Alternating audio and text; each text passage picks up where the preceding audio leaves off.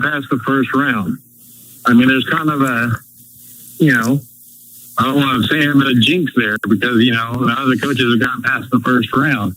What does Oklahoma have to actually, when they were in the Big 12, they said that they were too soft. Now they're in the SEC for a couple of years, and play with the big boys. They still didn't get past the first round. What does Oklahoma have to do to, get over Well, first of all, okay, I appreciate the call. First of all, let's not forget that they are in the SEC and they are getting better as far as being stronger, bigger, and stronger and can bang with people. They are going in that direction, okay? But you're right. Now, when they lost in the first round before, like Bob Stoops, when he lost in the first round, you say that was the championship game.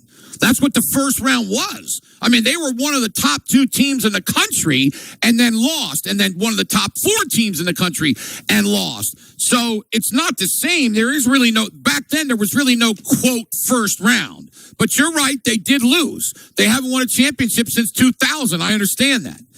But they got to get better on both sides of the ball. And look, I mean, last year their defense was one of the best in the country and their offense wasn't. Back when Baker Mayfield and all those guys were here, their offense was one of the best in the country, if not the best, and their defense wasn't any good. This coming year, I believe they have a chance to have the balance that maybe they haven't had in a long, long time. So let's see. We'll see what happens. I'm not picking OU to win a national championship.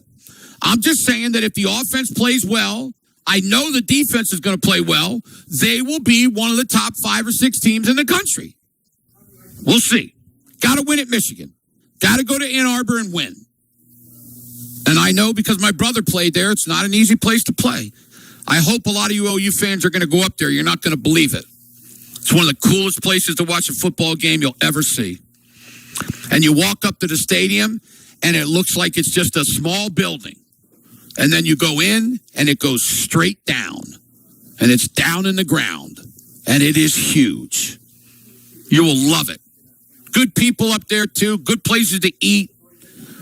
You'll like it. Back to the phones. You're on the Sports Animal. Go ahead, please. Hello? Yeah, who's this? My name is Slade. Hi, Slade. How are you? How old are you? How old are you? I am 11 years old. Outstanding. What's on your mind today? About the OKC Thunder against the Spurs. Yes. How do you think that's going to play out? Listen, Slade, I still think the Thunder are going to win, my man, but I'll tell you this, and I hate to say it to you, if they play the way they did last night, they're not winning the series, or 2 nights ago. They got to get stronger, and they got to play better. You know, it's one game, but they got to get it going. Right. You know? He hasn't been playing his best game. No, he has not. If you're going to be a 2-time MVP, you got to play great basketball. So yeah. I hope, my man, they play better, okay? Okay, we're actually boarding a plane right now. Oh, really? Where are you going? We're going to Orlando, and we're hoping we can watch the game on the plane. So, well, now let me ask you this: Are you will be able to watch it? What airline are you flying? We are at Southwest. Okay, you'll be able to, man. Just tell your dad to get the Wi-Fi, and the game's going to be on a station, NBC, that you'll be able to watch. I promise. Okay. All right. You going to Disney World? We are actually going to Orlando. I know, but Orlando, Universal. Oh, you're going to Universal. Okay, well, have a great time, my man, okay? Call me when you get back. Tell me how it was. All right. All right? Thank you, Jim. Thanks for the call, brother. Shaping the minds of America's youth. That's what I do here on the Afternoon Sports Beat. No need, ladies and gentlemen, to put your kids through the Super Nintendo, Sony PlayStation. No. Put them in front of the radio at 2 o'clock, and they will learn. And I might admit, from a very morally sound human being. You got to love the youngsters. You got to love the youngsters. Thank you, Slade, so much for calling in. All right. Calls are done for the day with me, but you know what? Guess what's coming up? Mr. Barry Trammell is going to be joining us here really, really soon. We'll get his thoughts on last night's game and what's going to happen tonight. Time for an OG&E break. OG&E's adding more reliable power to support everything you do. Visit OG.com/reliability. I'm here today at Carter Chevrolet and Ocarty, making friends, selling cars in that order. 2.9% right now for 72 months on new Silverado 1500s. What a great deal that is. They got more than 250 new Chevys to choose from. No big city gimmicks. Give them a call, 405-263-7252. Tell them Traber sent you. We'll be back. This is the home of the Oklahoma City Thunder, the sports animal. This is your Oklahoma City Thunder All Access Pass, sponsored by Social Capital. Now here's Gideon Hamilton on WWLS, the sports animal. The Thunder tried to draw even in the Western Conference Finals tonight. Mark Daignault on learning from Game 1. We played a really good game, good enough game for us to get to overtime and double overtime. I think there's a lot of pictures we can look at and learn from and acquire a taste for the opponent and for the series. So now we got to get into the process of improving as the series goes, and that would be the case if we had won in double overtime. That's how these series work. It's Thunder versus Spurs Game 2 tonight. Tip-off at 7:30. This has been your Oklahoma City Thunder All Access Pass on your Oklahoma City Thunder flagship station, WWLS, the sports animal. You know what's the biggest deal in town? Piccolos at Boomerang Diner. One bite of these original recipe fried pickles will have you in appetizer heaven. This crunchy, tangy combo is the perfect recipe for the ultimate appetizer. Get your very own Piccolos at Boomerang Diner. Between work, family, and everything in between, finding time to schedule a doctor's appointment isn't easy. That's why McBride Orthopedic Hospital gives you a better option, self-scheduling. It works around your life. No phone calls, no waiting on hold. Just visit mcboh.com. Pick your time. McBride does the rest. Self-scheduling is simple, flexible, and it puts you in control from the very first step. Self-scheduling is my favorite way to go at McBride. It can be yours too. Go to mcboh.com now to schedule an appointment. You'll love it. I do. Physician owned. Kendra Perkins here. When I'm back in Oklahoma supporting my team, you already know where I'm at. Lucky Star Casino. Great energy, great people, and always a great time. Come and get your look. Wesley Financial Group is not a law firm. I'm Chuck McDowell, founder of Wesley Financial Group. Did you buy a timeshare because they told you it was a great investment? That's a lie. Most timeshares can be bought online for $1. To find out what your timeshare is worth and to cancel it, call us today and we'll send you our timeshare exit kit free with all your options for cancellation. Call Wesley for your free exit info guide. 800-771-1300. That's 800-771-1300. This deer season, John Deere wants to give you the home field advantage. We're bringing you the best offers of the season, whether that's cash off on select new machines or a shot at the ultimate Major League Baseball prize package. Because right now, you can enter for a chance to win an MLB All-Star experience for you and 3 friends, complete with travel and lodging for All-Star Week this July. Deer season is going on now through June 3rd.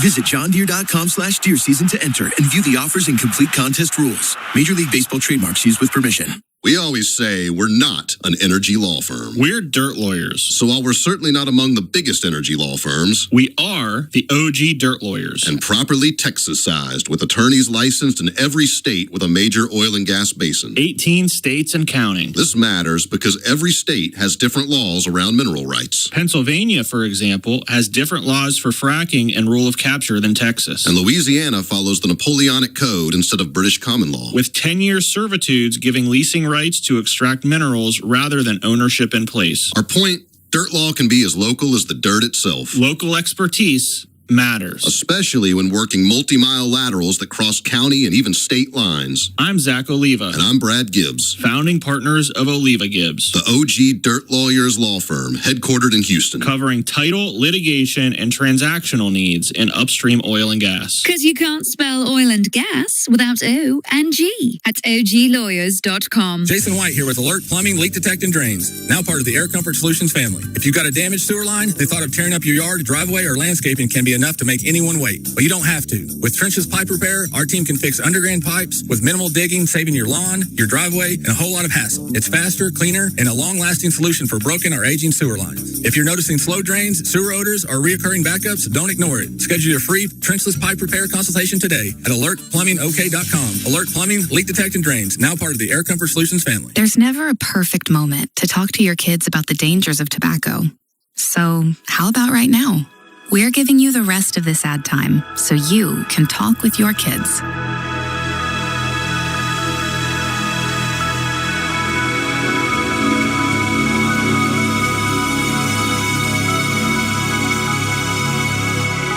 Not quite ready?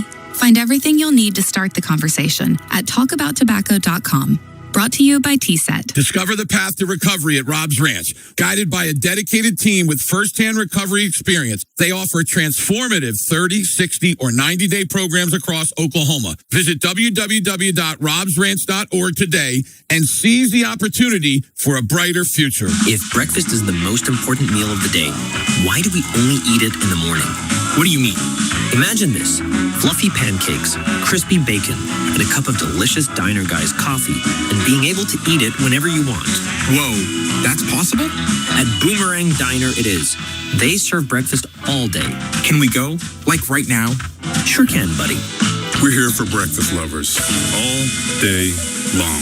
At Boomerang Diner, it all starts here. Now, Barry Trammell from the Tulsa World joins Jim Traber and Al Eschbach. Barry is furnished by Mathis Home, featuring the largest selection of stylish furniture with unbeatable prices. Visit a Mathis Home store or mathishome.com. This is Total Dominance on 98.1 FM, WWLS, The Sports Animal, thesportsanimal.com, and the Sports Animal app. We're back. I'm here today at Carter Chevrolet in Okarche, making friends, selling cars in that order. And I'm joined now by Mr. Barry Trammell of the Tulsa World, and this show's known as The Total Dominance Hour. Tram, how you doing today? Not too bad, really. Not too bad, Jim. How you doing? You going to the game tonight? I am here already. Okay, good. I'm here. Tram, I said earlier today that I think that this is the biggest game that the Thunder have played possibly ever. And the reason why, I think, is because, they lost to Indiana. They lost to Denver in game one. But I don't think that Denver team's as good as this San Antonio team. So I just think this game is just huge. They win tonight, they're about done. Lose tonight, I'm sorry. Yeah, I would agree. I would say, but, I mean, they had 2 Game 7s last year. Yeah, you're right. And, the one thing is, they did win. They won a championship that, flags fly forever. So, getting the one the first one's always the most important. But it is a huge game, I think, not just for this series or this season even, but, for the future of the league. If you want to win this series, I think you got to win tonight. And if you don't win this series, I mean, that's pretty much tells everybody, right? Oklahoma City, the whole NBA, San Antonio, whoever, that the age of victor has arrived. It took. Yeah. We knew LeBron was coming, but it took him a long time. It never did really come. We thought 60 years ago they thought it was coming with Wilt. Never did really arrive. And sometimes it arrives and then doesn't really, Kareem Abdul-Jabbar won one at year 2. He beat Victor by a year in terms of experience, not age. But then he didn't win another one until he got to L.A. Right. They won it 9 years later. So I think it's huge for the landscape of the NBA. It's huge for this season. Yeah, this is a game that tells us whether we have a series or not. Yeah, I agree. I said this, I don't know if you saw what Wembanyama was asked in French. Is there a big rivalry between him and Chet? And I'm not quoting exactly what he said, but he said, no. He goes, not on the basketball court. He really doesn't compare to me. Or there's something of that nature. And I'm going to tell you this, and I think you know me pretty well, Tram. If I was Chet Holmgren and I saw that, I would tell Coach Dagnall, first play down the floor, let's set up a play for me to set a pick, and I'm going to go right at Wembanyama, and I'm going to try to slam it right in his face. And I'm telling you, I don't care if it gets blocked. I don't care. There's many things. He could get a foul. The ball could, if he does block it, it could go to an offensive player who scores. Heck, you may break his finger in the daggone rim. But Chet, in my opinion, I'm not blaming everything on him, but if somebody were to say that about me as an all-star, I would want to do something back physically to show him, hey, here I am. Is that crazy? Well, I do think it's crazy because every possession matters. We saw that. Here's the thing. Of course, Wembanyama looks at it as a rivalry. We've seen him too much, get fired up about it for one thing.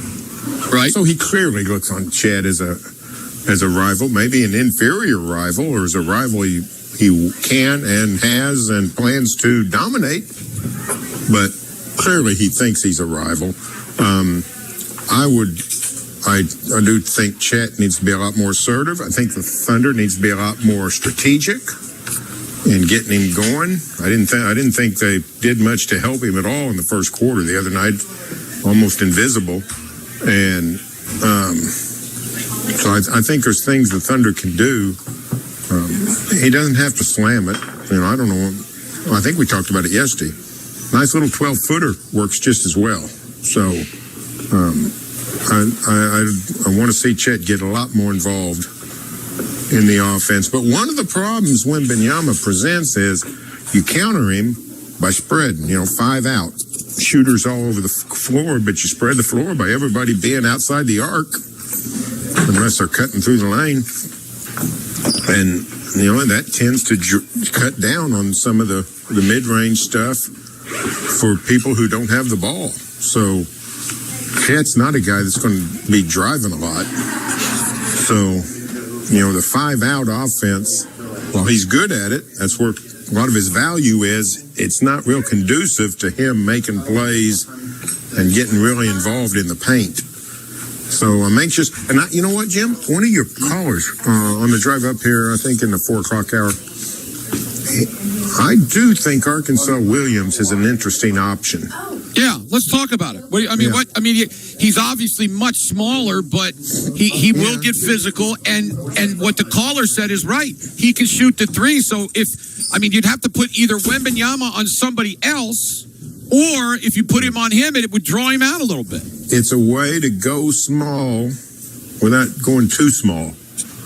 Because he can now. He's also capable of going on 4 for 5 from deep. But I do think it's a way to keep some size on the court while spreading the floor. I haven't looked. My impression is that Daigneault did not play a ton of lineups with Chet and Arkansas Williams. I don't know why. I haven't put my mind to it or pencil to it. But this is the time of year when you try new things and do new things. I think it's worth, I think it's worth a turn in the rotation.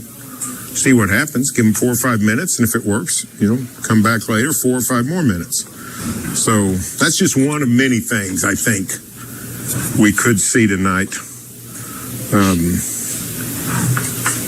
Who do you think's going to start? Think he'll go with the traditional and then just get out of it, or do you think he'll just from the start Caruso or maybe Case and Wallace or somebody? That's a great question, because it's pretty obvious that after those first 3 minutes that he did not put Hartenstein on the floor one time with Wembanyama. Right. So if you feel that way in that game, you would think you wouldn't start him tonight, right?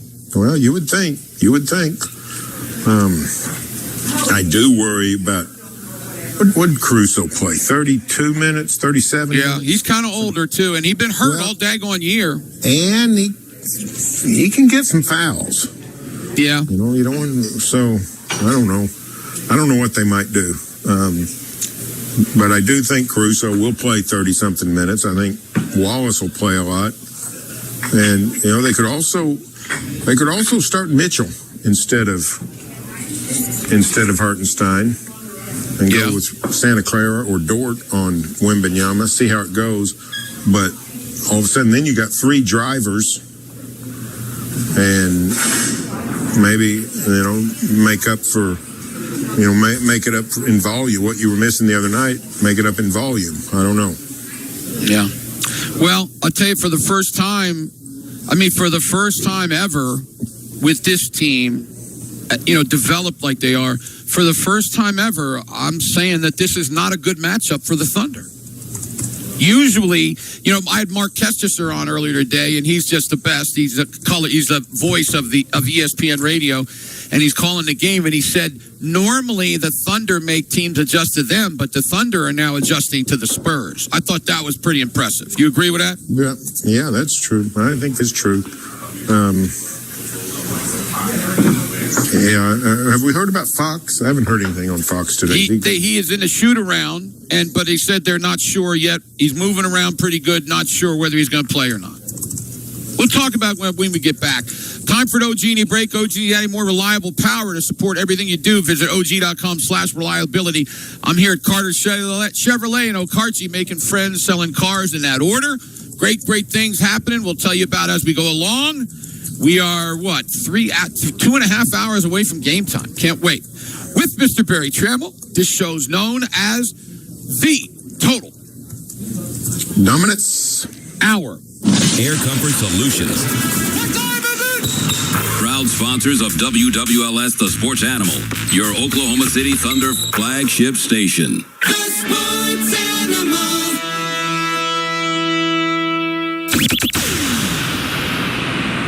Hurry in and shop Mathis Home today during the Memorial Day savings event for deals in every department.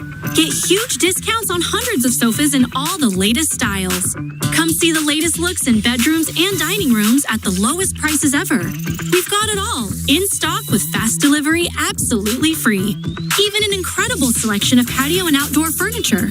For service, selection, and value, come to the Memorial Day savings event happening now at your furniture superstore, Mathis Home. Sounds like there's going to be a few UFO sightings in OKC. And needless to say, the boys out here at Carter Chevrolet in Okarche are more than a little nervous. But instead of chomping down on their well-manicured nails or yanking all their beard hairs out, they've been thinking of ways to stop a certain Texas-based alien, like luring him into a really big van with French food. There should be one of those somewhere here at Carter. What about booking him a room at that haunted hotel room downtown? Seems like ghosts should cancel aliens out. Regardless, I'm sure they'll think of something. And if they don't, we'll just have to leave it in the new watch-clad hands of the rightful MVP and the rest of the boys in blue. That'll give the boys out at Carter time to focus on what they're really good at, making friends and selling cars in that order. But if we have to pencil in kidnapping a 7'5" French guy into that tagline, we'll figure it out. Jackie Cooper Tent and Electronics is Oklahoma's leader in car audio, dash cams, and window tint for your home and car. Jackie Cooper Tent and Electronics.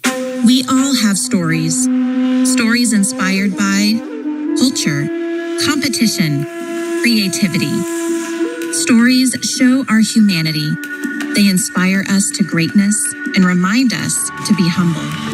Stories connect us to our communities and the rest of the world.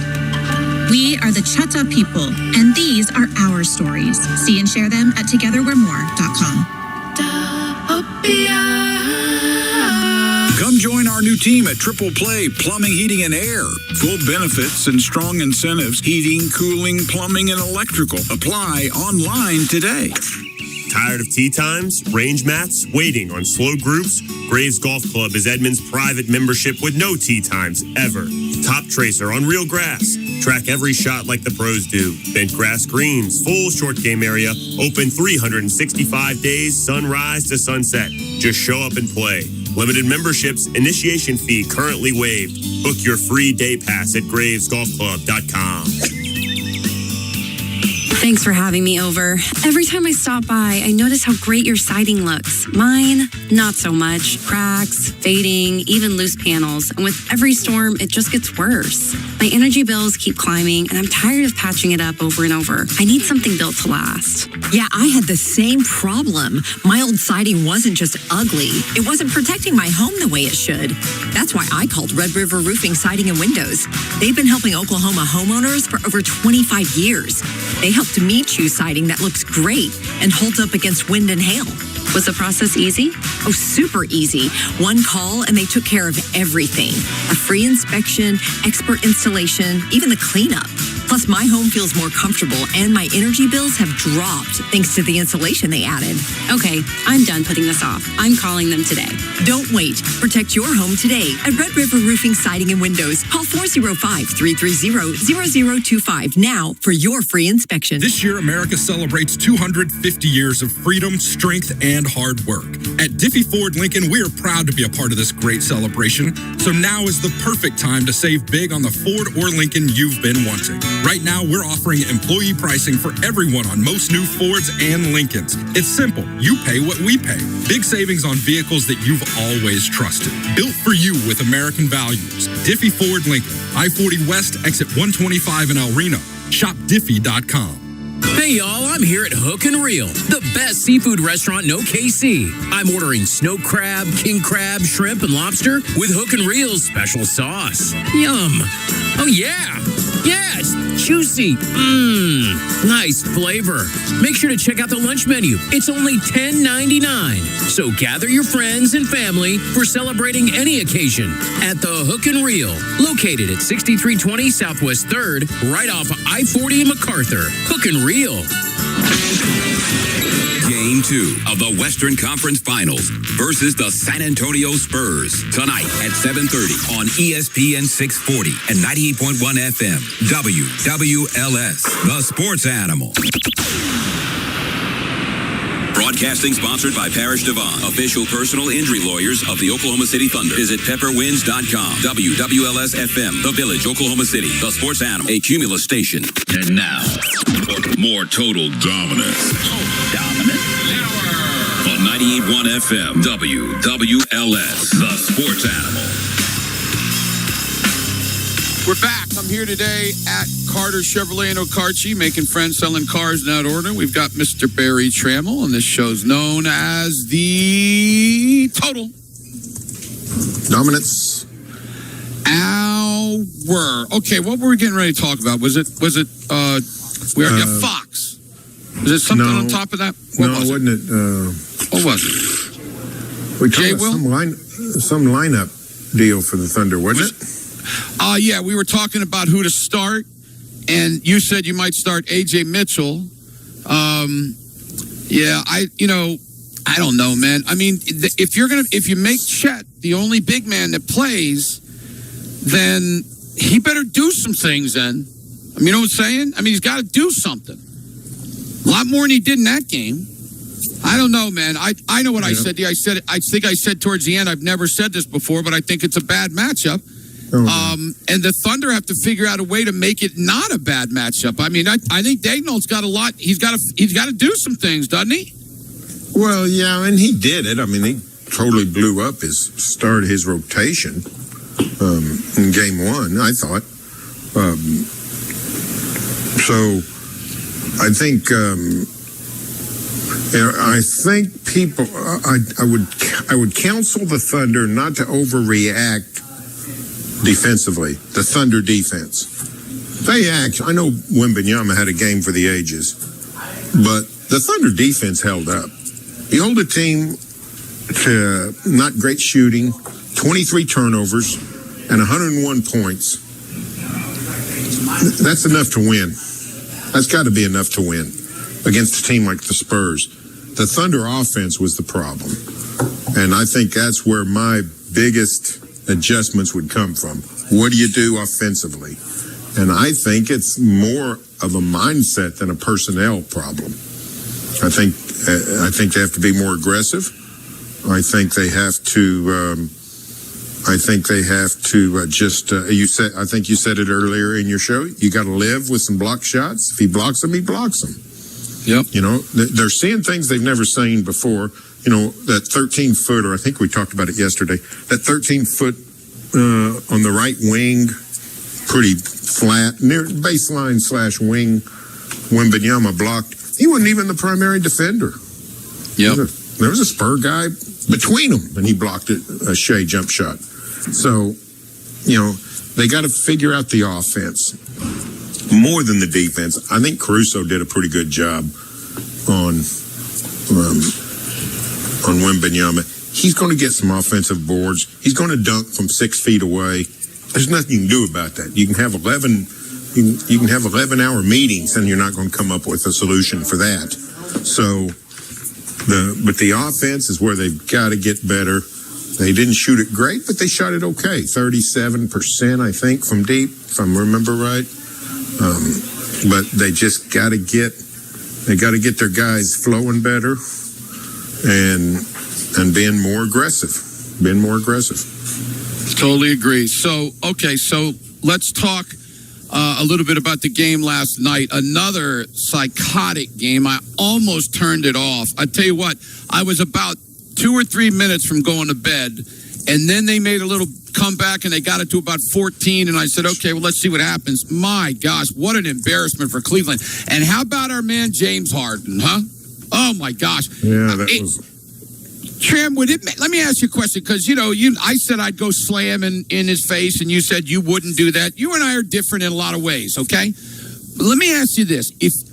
If you were a guy on a basketball court where the head coach of the other team says, we were searching you out, we wanted to go against you, would you take that personal, Tram? I mean, how would you feel about that? I would take it personal, but if I was James Harden, there's not a lot I can do about it. You could work harder. He just can't move anymore.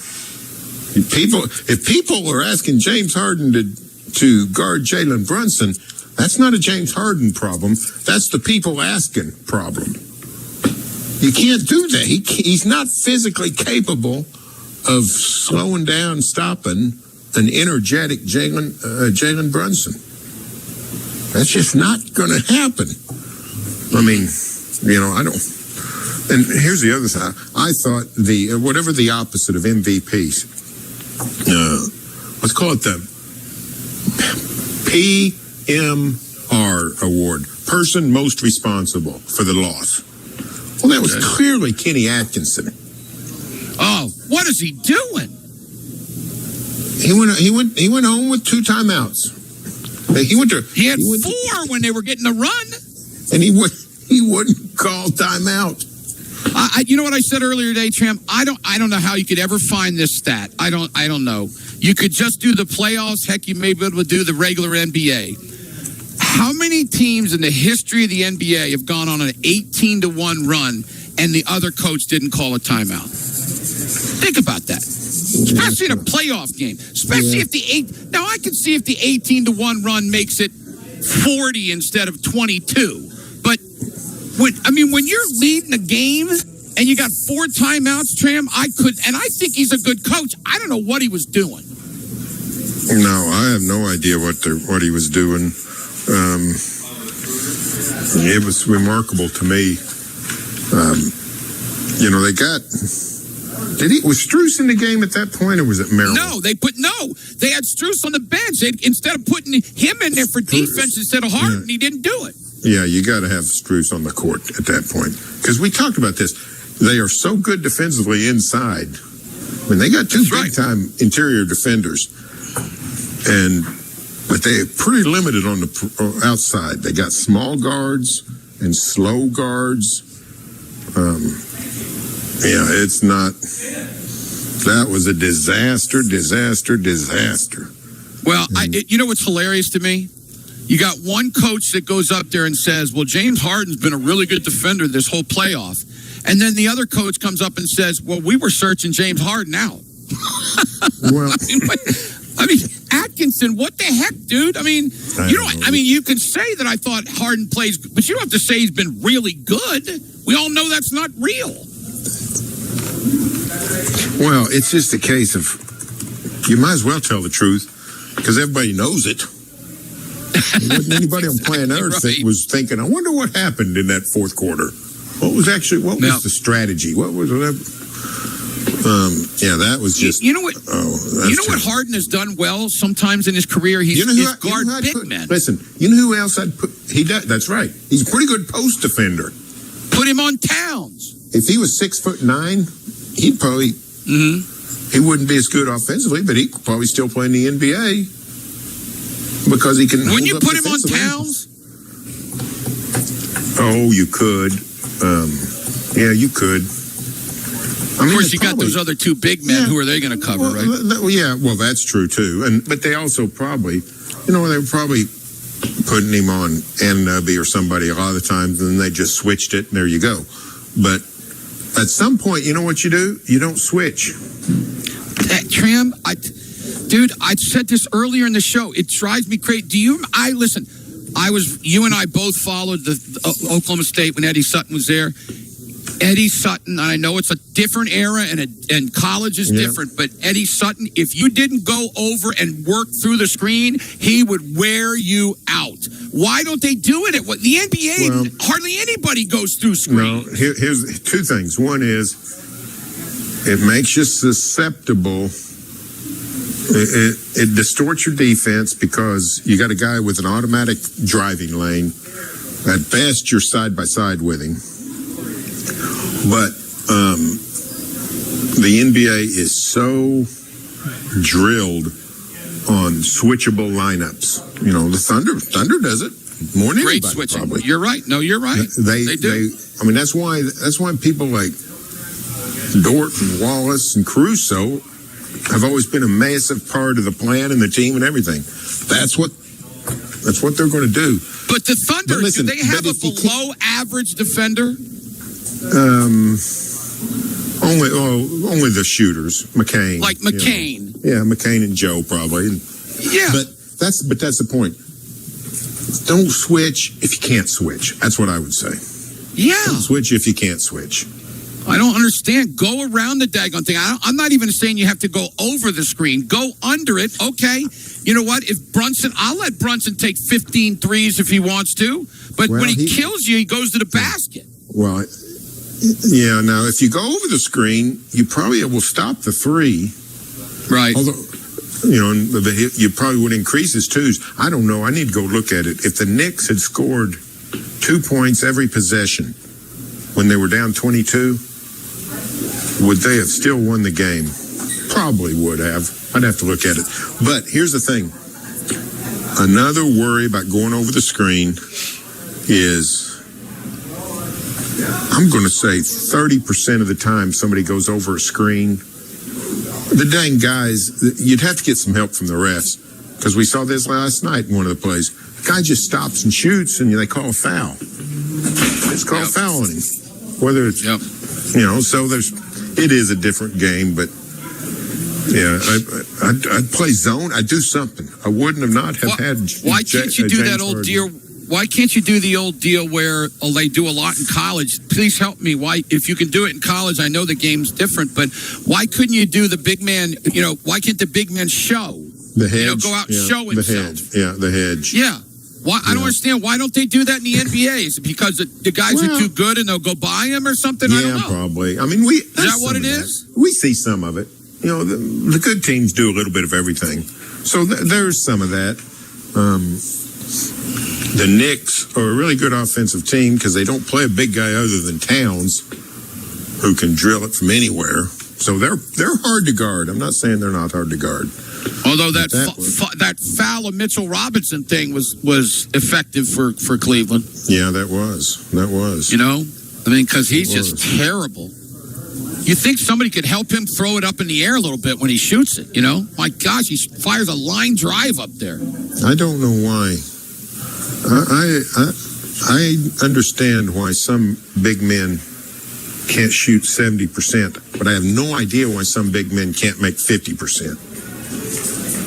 By the way, Wembanyama shoots 85%. Yeah, he wasn't in. Is that ridiculous?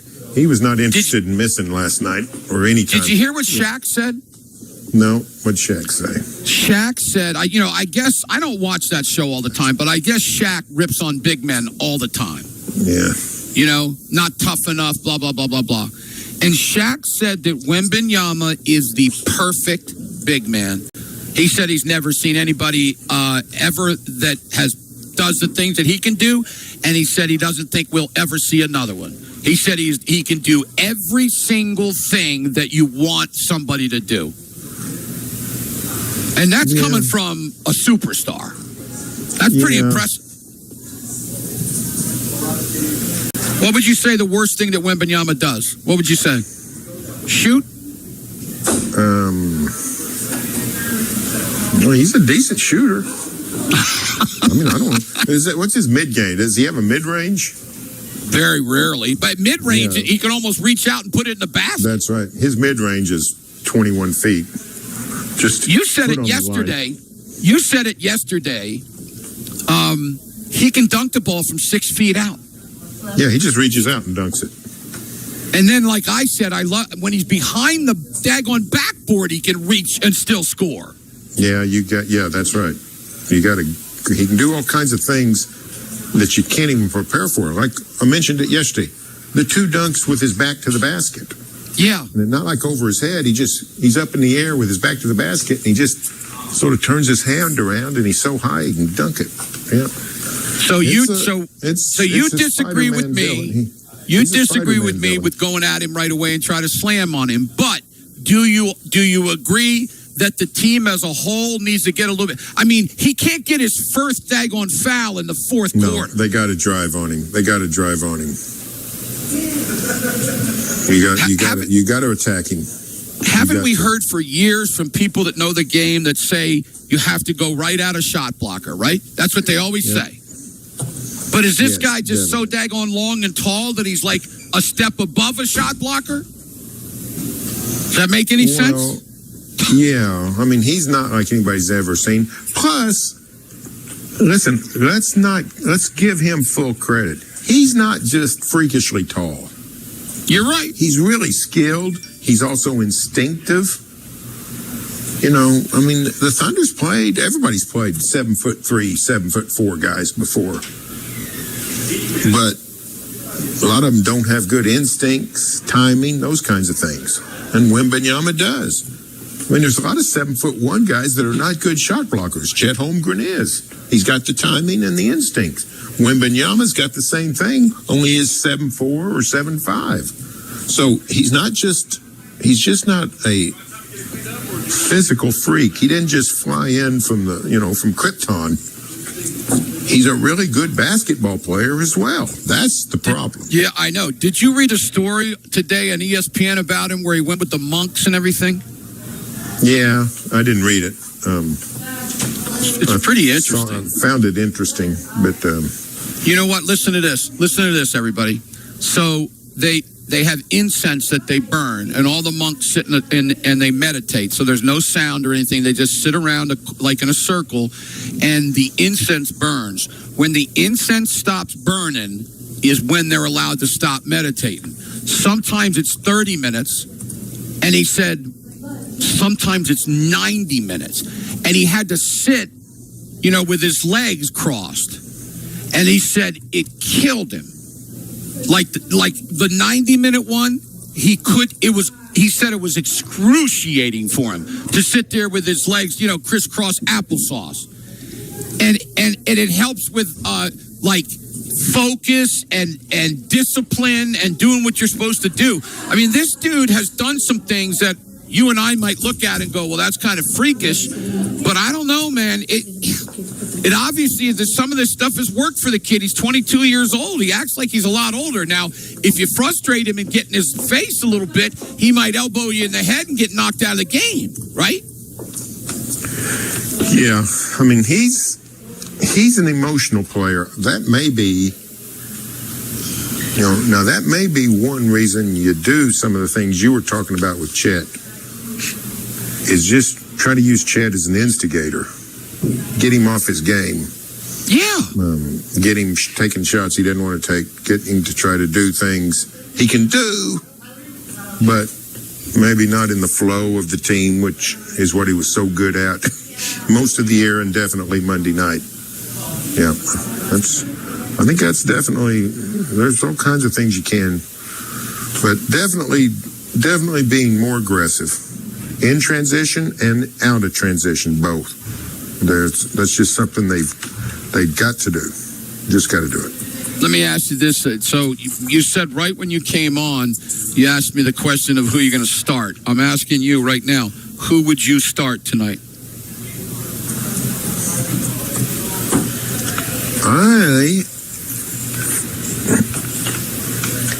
I think I would start.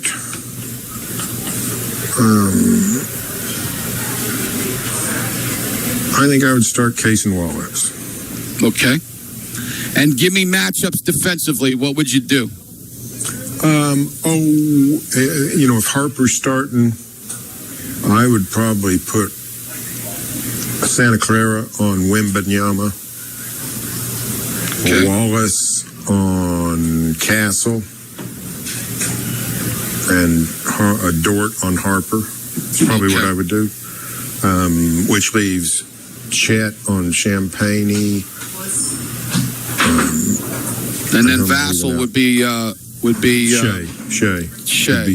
Yeah, maybe Shea on Champagne, and that's the problem. That's the problem, Tram, is that if you put Chet on either Champagne or Vassell, they both can flat out shoot. So Chet can't get anywhere near the basket. That's why Caruso made so many threes, because Wembanyama was covering him, right? Yeah, I might let Vassell show me he could make them a little bit like Caruso. That might be what I'd do. And then on the offensive side for the Thunder, you're going to be aggressive, right? And I would be aggressive, yeah. And I'd get Caruso in early. Very early. I think you agree with me. I think Mark Daigneault's a great coach, but I really think that tonight is a big game for him. I really do. I didn't think he had a great game in the first game. Not that he'd messed up or anything, but I just didn't really think that he did a lot of things. Because when you're having a hard time against somebody, I think you should keep on trying different things. But it ended up being close, so I guess it was okay. But I'm just wondering how he's going to handle this now, to the point where maybe somebody can at least mess with Wembanyama. Yeah, like I said, I thought the Thunder defense was not the problem at all. I'd still try new things on defense, but the general idea of putting a big wing on Wembanyama, that's tried and true is probably too strong, but everybody sort of believes that's the way to go. And I just think they got to get that offense running. You're not going to have a monster game with Wembanyama out there, but there are things you can do to score more points. They just had miserable offense. They had 44 points in the first half. Now the second half was a lot better, and then the overtimes were not good. They scored 14 points in 10 minutes of overtime. That's not going to win you any basketball games. Yeah, so, they had a really bad second overtime. Yeah, the offense is where, and here's the other thing. You got to go all out to win it. None of this, we'll set out Caruso and Jalen Williams at the start of the second overtime. I thought that was a disastrous decision, because you were clearly, it was all hands on deck at that point. And now you did say that Caruso's a little bit older, so I don't know if he was tired or what, because he worked his tail off in that game. He did, but I doubt it was his decision to sit out. So, I think Caruso would play every daggone minute. His tongue could drag on the ground. He probably would still play. Yeah, I would. Yeah, I think they got to play them all. Play. I mean, no worrying about Friday night. Yeah. How weird? Hey, how weird was it, Tram, that both games were 101-101 and went into overtime? Unbelievably strange, wasn't it? That was crazy. I thought that was really crazy. Really crazy.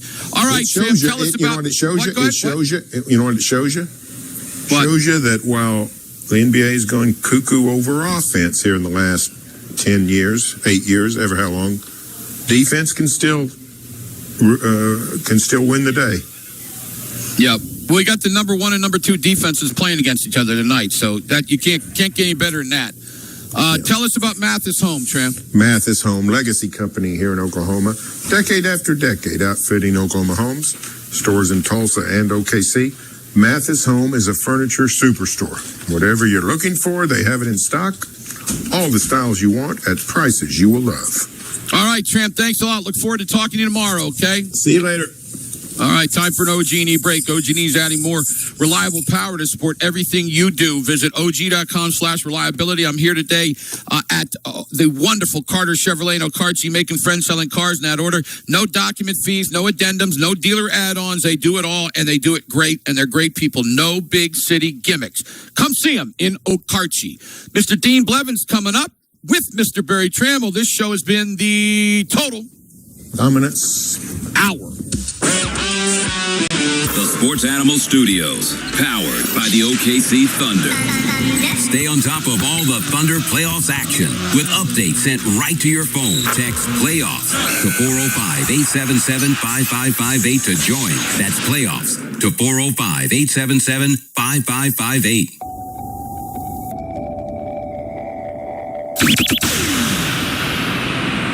Playoffs are here and your couch just got benched. Get to the HUD where every screen is locked on the action. The drinks are ice cold and the crowd is louder than your group chat. Henry Hudson's Pub. There's always one close by, and playoffs at the HUD is way more fun than yelling at your TV alone. Tractor Bob's Tractor Store ain't got no carpet on the floor. Tractor Bob's Tractor Store ain't got no expensive decor.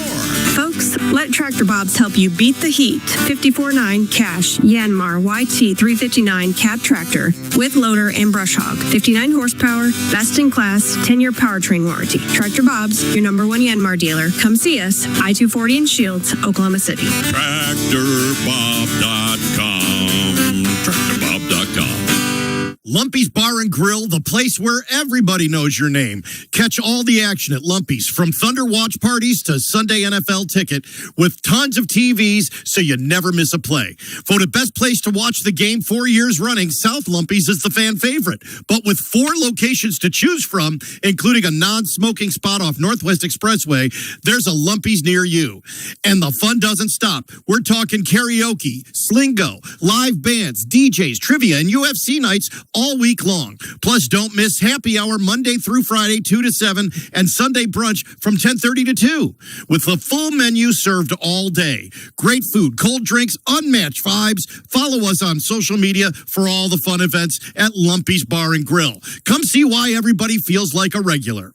This week's sweet deal of the week is Lumpy's Bar and Grill. Be on time Friday at 8:20 a.m. to thesportsanimal.com to get a $50 gift certificate for just $25. Hurry, Lumpy's will sell out fast. Lumpy's Bar and Grill, the best place to watch the game. If you have unfiled taxes or are in debt to the IRS, this is important news. Did you know the IRS has programs specifically designed to help people struggling with tax debt? Powerful tax assistance programs that can save you thousands if you qualify. No one knows these programs better than the experts at Optima Tax Relief, America's most trusted tax resolution firm, A-rated by the Better Business Bureau. Their award-winning tax attorneys and licensed professionals have resolved over $3 billion of tax debt for their clients. One call to Optima can start the process, helping to put an end to your worries about wage garnishment, asset seizure, and other aggressive IRS actions. Find the best options to solve your tax problems. Call the experts at Optima Tax Relief today for a free consultation. Call 800-746-1744. 800-746-1744. 800-746-1744.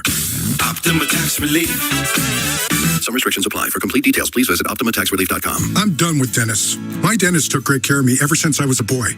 But as I got older, I got tired of the inconvenience, the trips, the pain, the cost. So I started looking for a better option. Doctor's Implants was the best solution for my health and my new smile. Thanks to modern medicine, their board-certified doctors put me in a new set of teeth in less than a day. I only wish I'd have done it sooner. Call now, 405-730-0000. All treatment led by board-certified oral surgeon Patrick Waters, owner.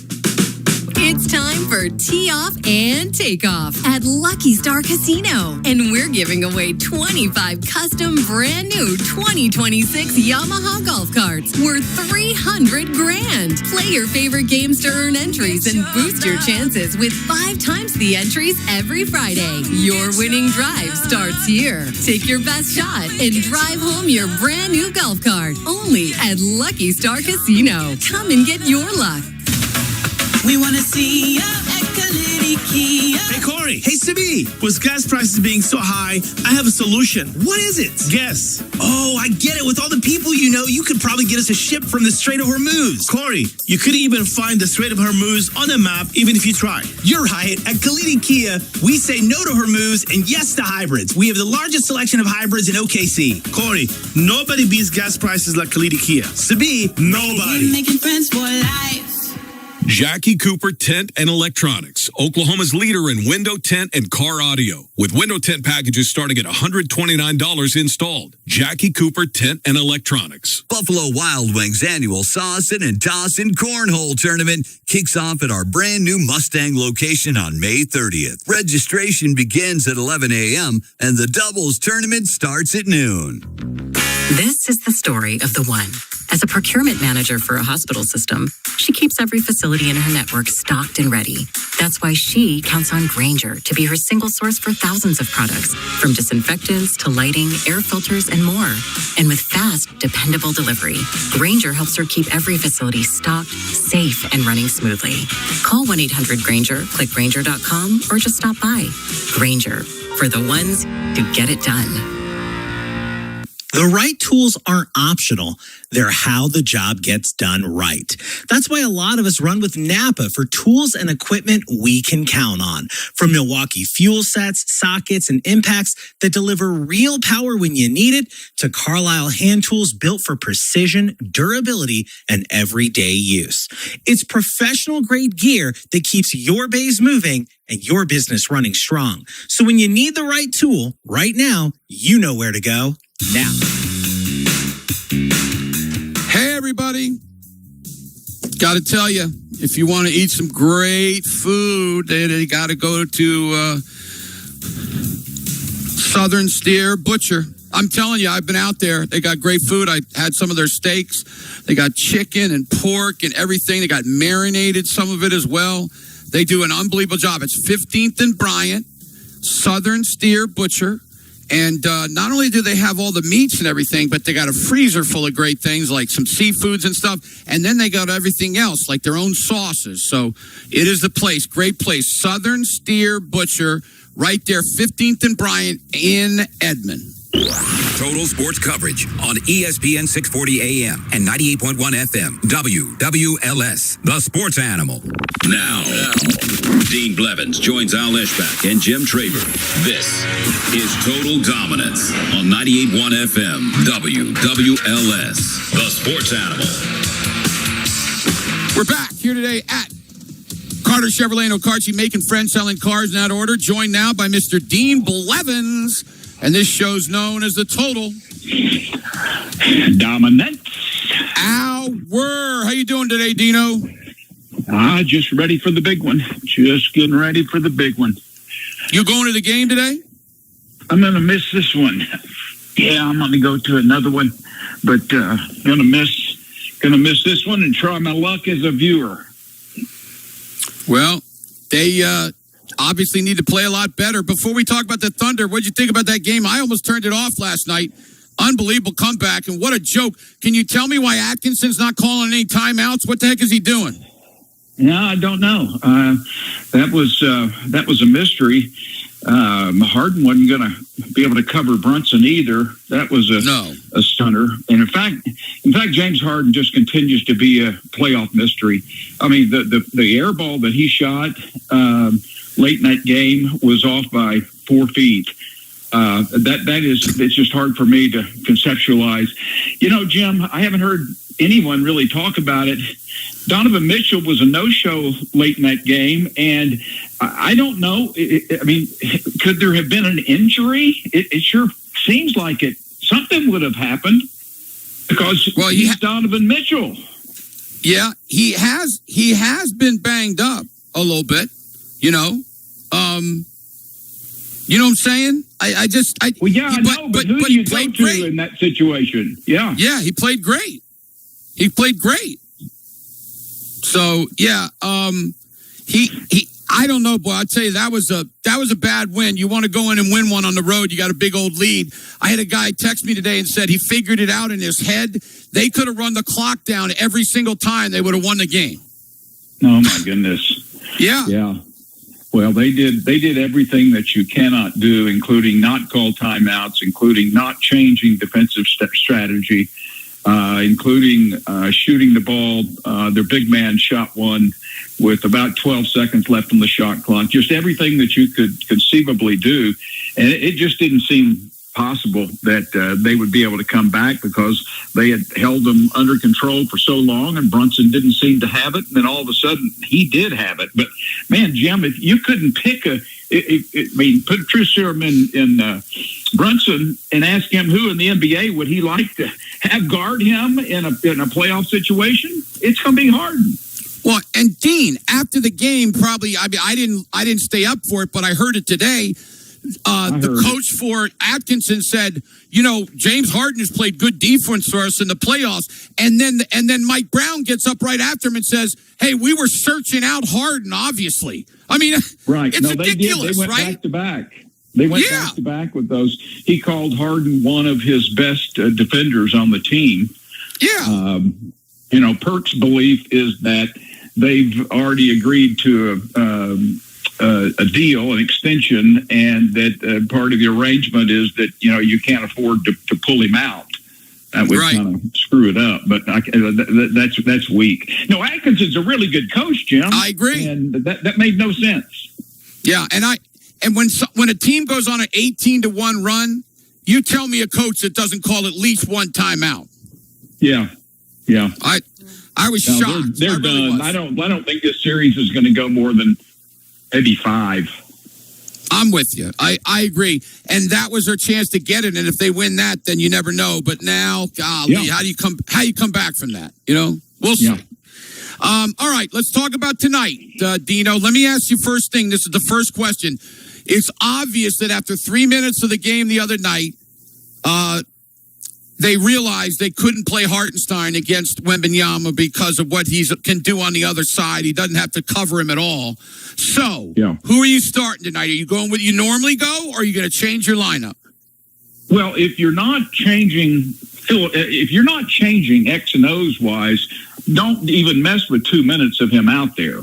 I mean, that was really odd for Daigneault to do.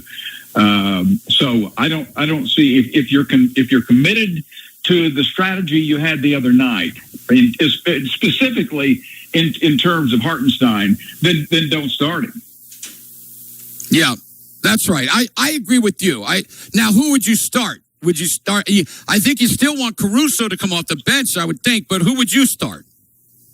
Oh, I would think they would start Caruso after the other night. The big question goes back to, Jim, are they going to ask Chet to do something that he just probably can't do?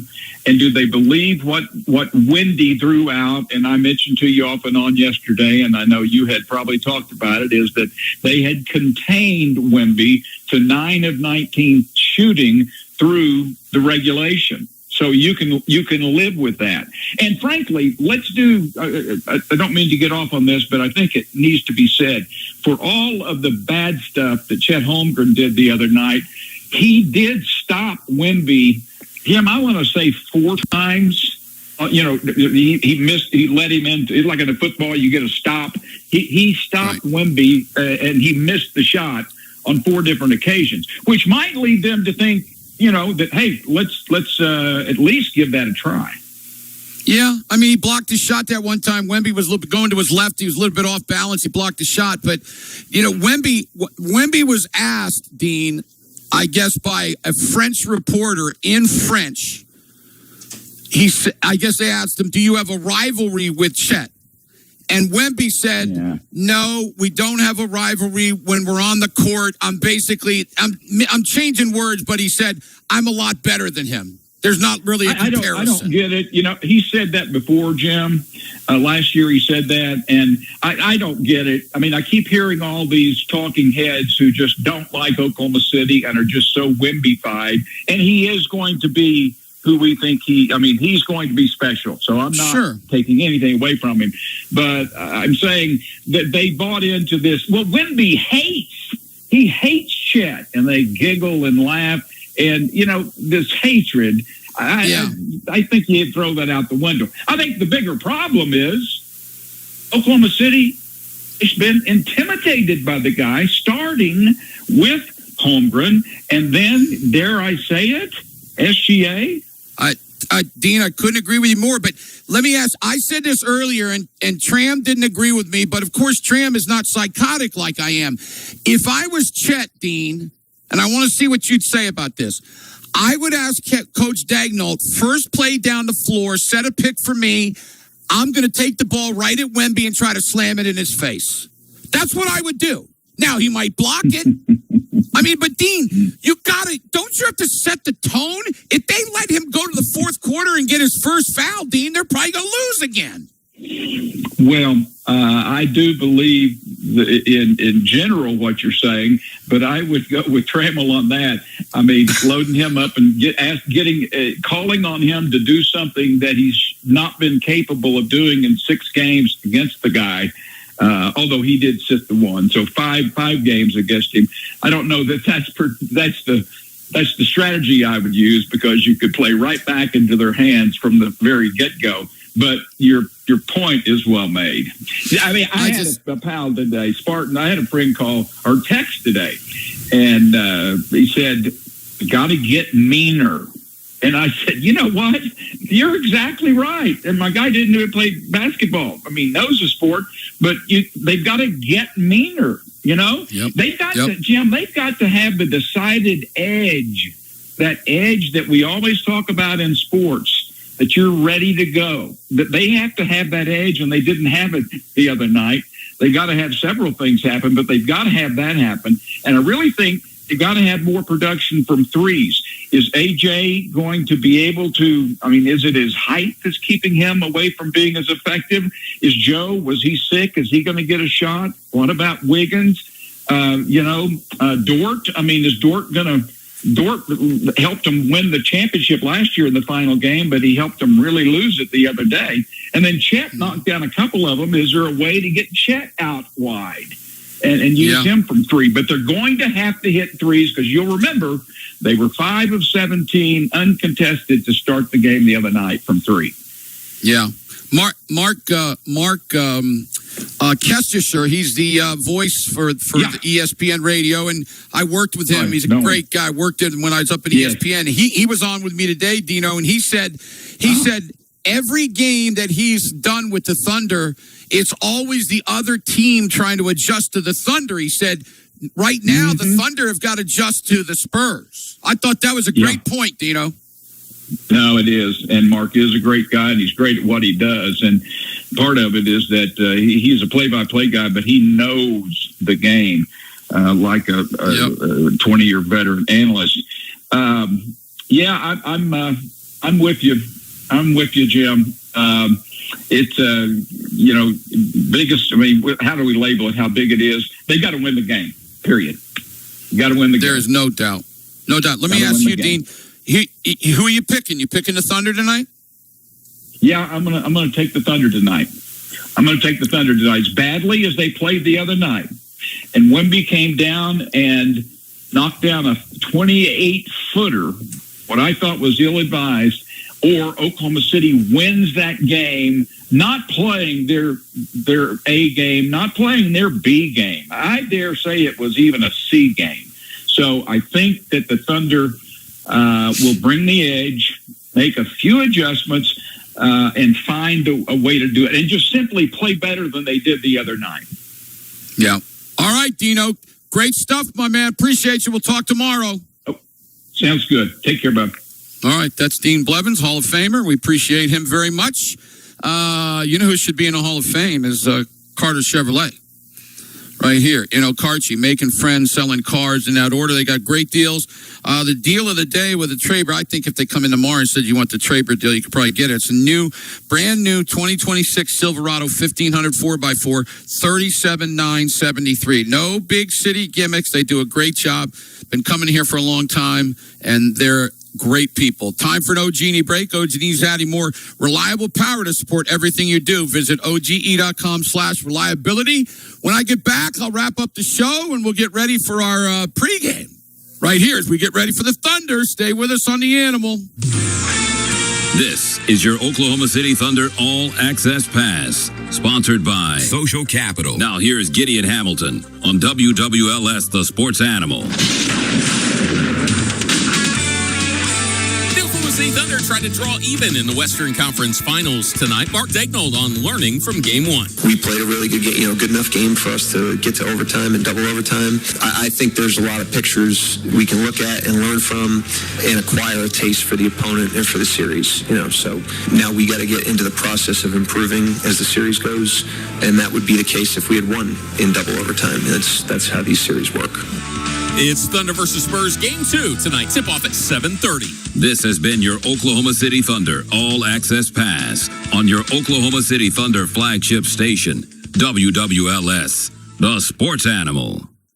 April showers bring May savings and the perfect time for something new. At Bob Howard Auto Group, you'll find great selection, simple financing, and a team ready to help. Start your search today at bobhoward.com. Bob Howard, a Group 1 dealer. Buffalo Wild Wings annual Saucin' and Tossin' Cornhole Tournament kicks off at our brand new Mustang location on May 30th. Registration begins at 11 a.m. and the doubles tournament starts at noon. There's nothing quite like the feeling of a fresh start. This spring, bring your driveway, deck, and boat back to life with a professional-grade pressure washer from Chapel Supply. They have the high-performance equipment and specialty soaps to make your outdoor spaces sparkle again. And because they know your time is valuable, they provide expert service after the sale to keep your machine in peak condition season after season. For the power to get the job done right, Chapel Supply. Because Chapel supplies you.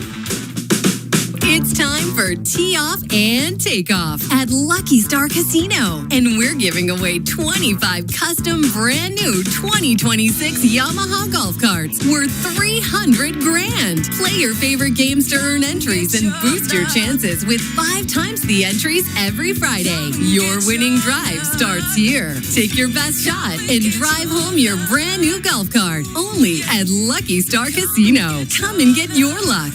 Lumpy's Bar and Grill, the place where everybody knows your name.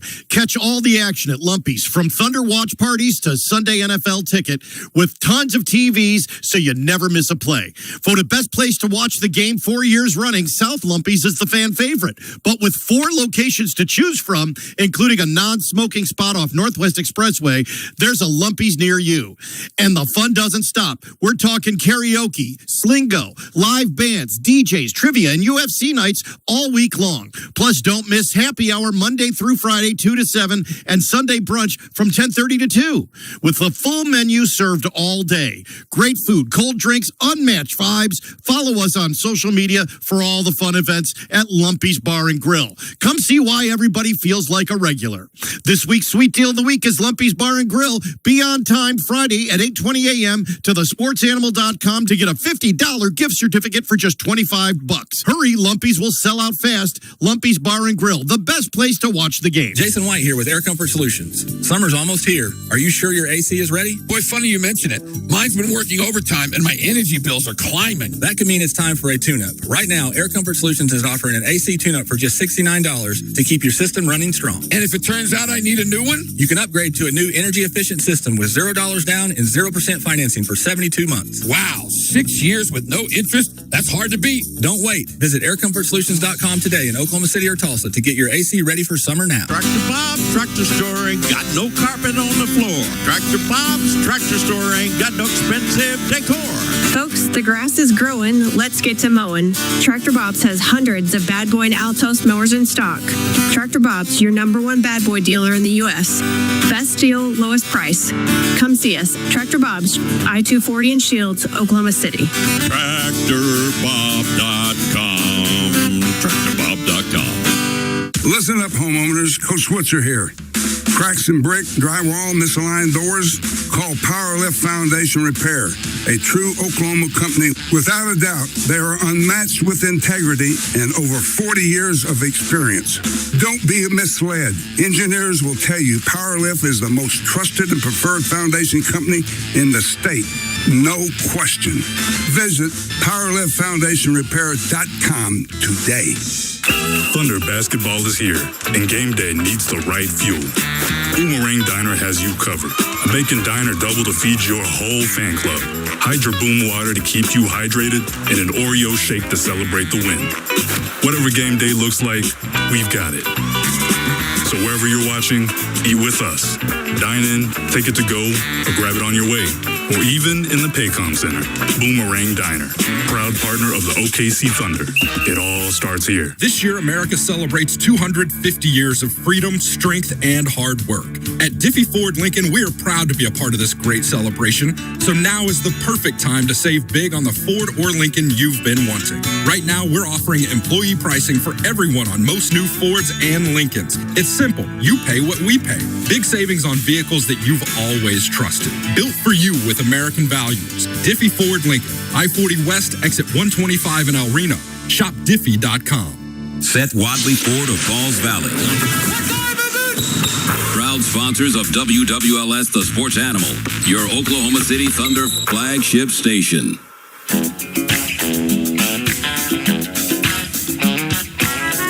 Golden years. Ding! David Bowie. Ding! I like David Bowie. You like David Bowie? Very much so, yes. I think Fame is just an unbelievable song, man. When he does that all the way from fame, fame, fame, fame, fame, fame, fame, fame, fame. That's it, huh? I love that, man. Oh, man. It's, I'm tired. I'm ready to go home. I'm ready to go home. Julie's got a nice meal. I'm going to watch some good basketball. It's going to be fun. Well, you made it. Yeah. It is close. Give me a text message. Did anybody rip me today? Find a couple. I want to end it with somebody ripping me today. What do you got? Anything good? Normally these are right here. Okay, I'm not sure what this means here, but so much for Traber not being a fanboy. He talks like Wemby is men. I'm not sure what that is. I talk like Wemby's what? Is men. I don't know what that means. I'm sorry. Is men? Yeah. Well, first of all, if you're going to come after me, learn how to spell and say what the heck you want to say. What? I mean, I don't know. I talk like Wemby is a men. Maybe he's trying to say like Wemby is a man. I don't know. I don't know. We can't. Give me one that we at least can. The guy's literate. We can understand what he said. Boy, there were a couple earlier here. Okay. And Jim wonders why the Thunder won't come on his show. There's one. Yeah. Why? Because I tell the truth? You're right. I will tell you this, my man. I will continue to tell the truth. If you think that I'm going to suck up like others do so that I can get somebody on the air, you're massively wrong. If you didn't learn that from the Mike Gundy situation, I don't know what in the world you would think. You're exactly right, man. You're exactly right. I will not have anybody on the air because I'm telling the truth. Thank you. Anything else? I could scroll through here. No, nothing else. Nothing stands out here. Okay. Very good. Well, I'm done. We got the pregame show coming up with Gideon, Matt Ravis. Where's Matt Ravis today? Taco Nation? Somewhere like that. Anyway, they're coming up. I want to thank the great people here at Carter Chevrolet. I want to thank J-Mo earlier today. I want to thank my man Tony, Louie out here for doing a great job. I will be at the Grand Casino tomorrow if you want to come out and see me. But can't wait for the game. We'll talk all about it tomorrow. Have a wonderful evening. I'll see ya. This is Matt Pinto. Check out the latest edition of the Thunder Full Court Press at the podcast page at thesportsanimal.com.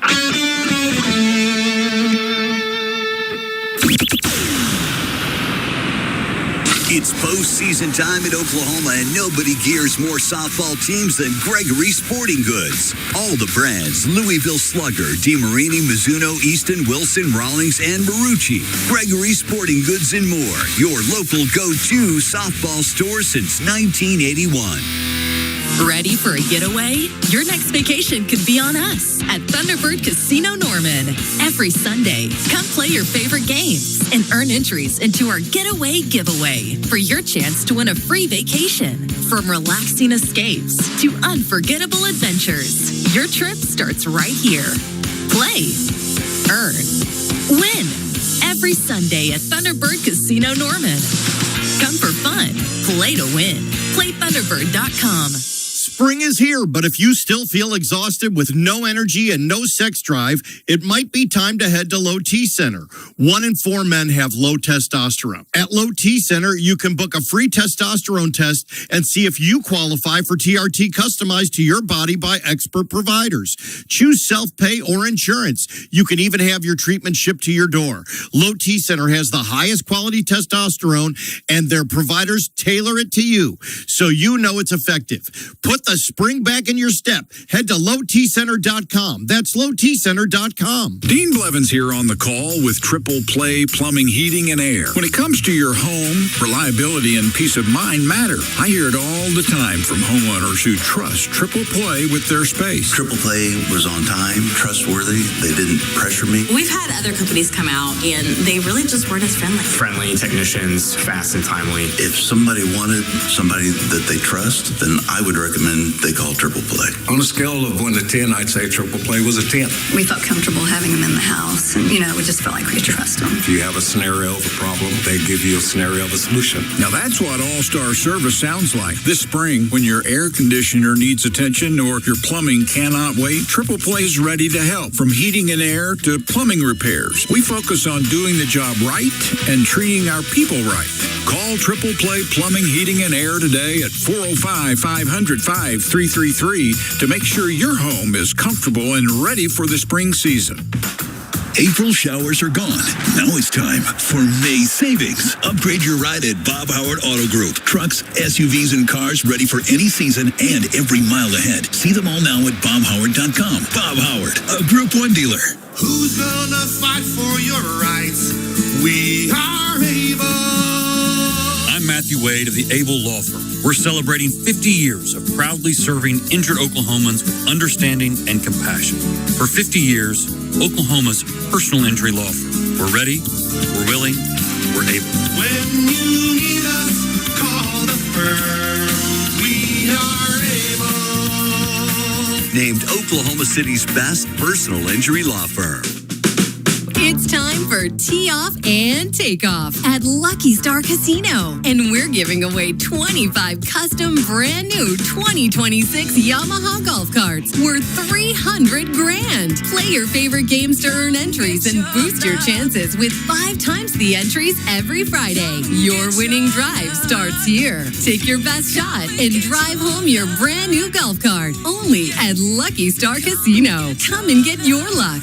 Truck Month continues at Lander Chevrolet of Norman with $8,500 off MSRP on select new Silverado HDs in stock. And get an additional $2,250 off when trading a qualifying vehicle. Plus, eligible military personnel get $1,000 off for Military Appreciation Month. Always straightforward internet pricing with no special add-ons when you get here. LanderChevroletNorman.com. Chevrolet, together, let's drive. HD stock number TF145293. Lumpy's Bar and Grill, the place where everybody knows your name. Catch all the action at Lumpy's, from Thunder watch parties to Sunday NFL ticket, with tons of TVs so you never miss a play.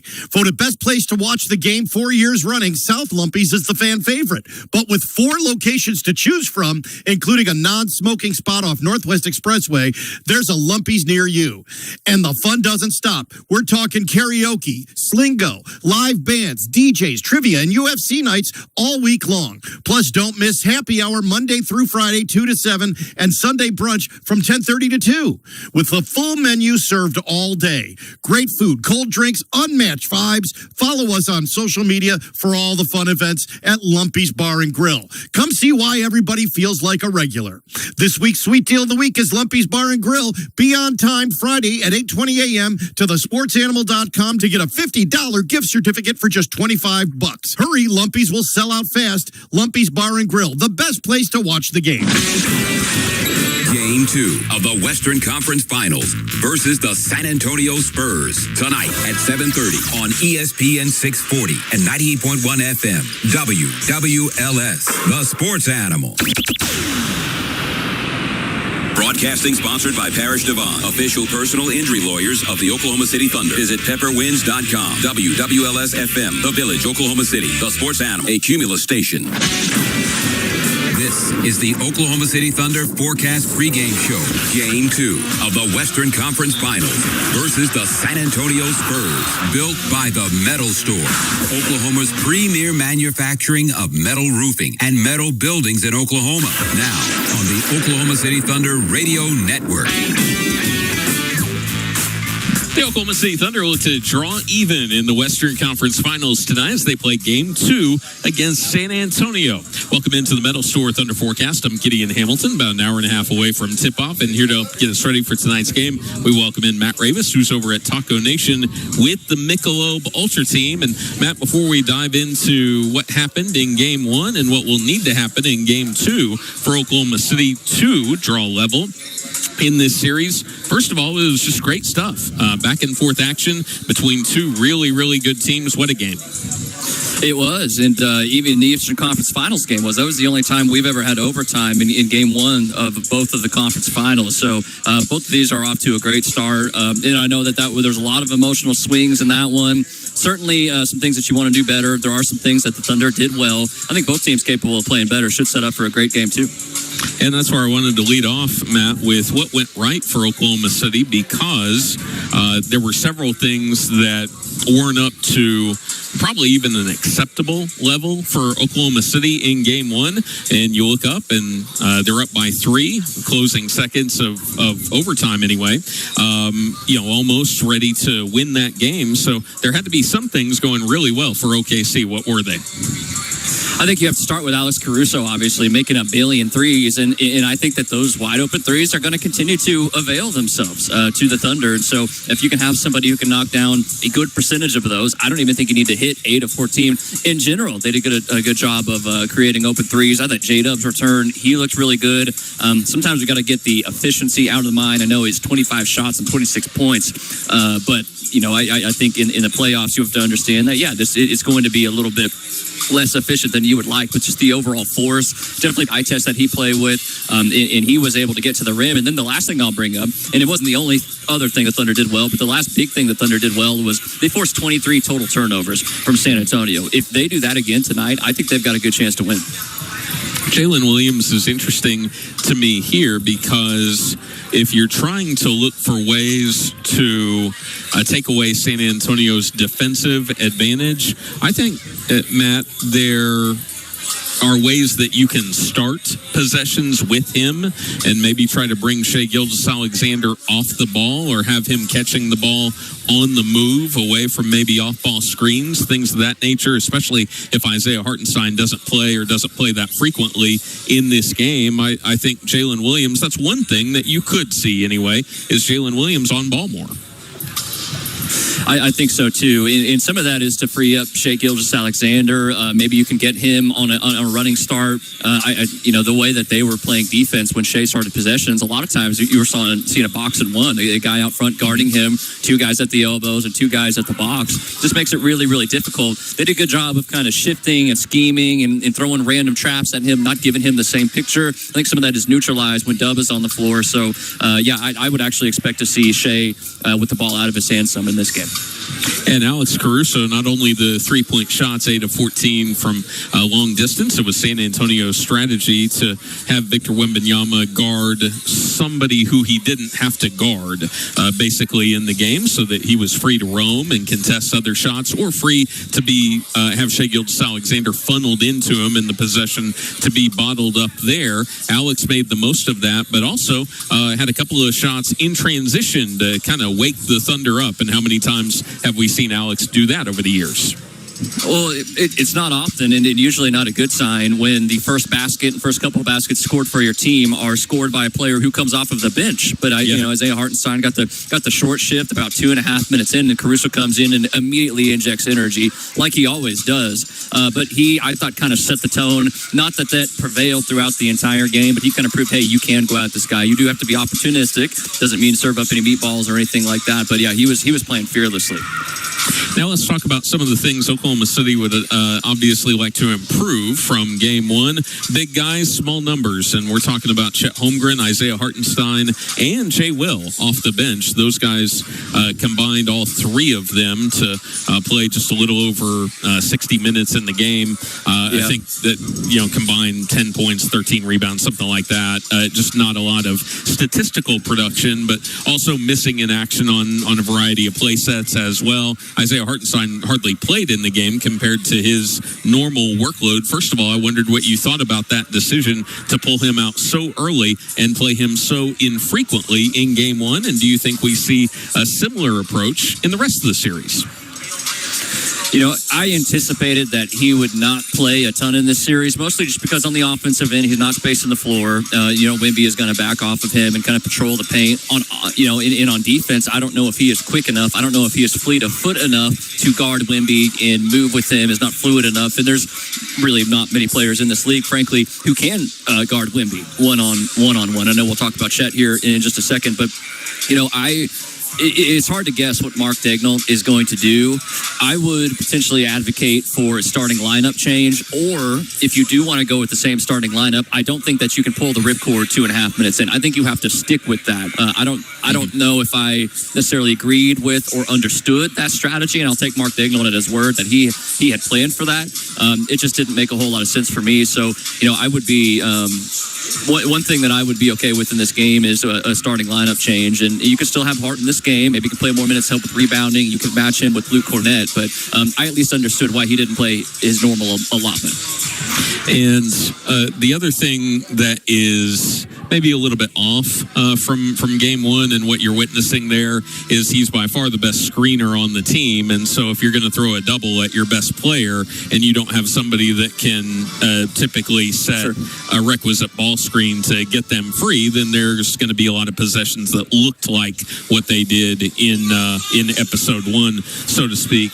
Chet Holmgren, this sets up perfectly for him, Matt, not to have any kind of physical impact in this game, but typically when Chet goes missing, he hits a bunch of threes early in the next game, and so that's what I fully anticipate, not for any reason, but just because we've seen it a lot before, that he will come out and hit multiple three-point shots in games after he's sort of on the sidelines.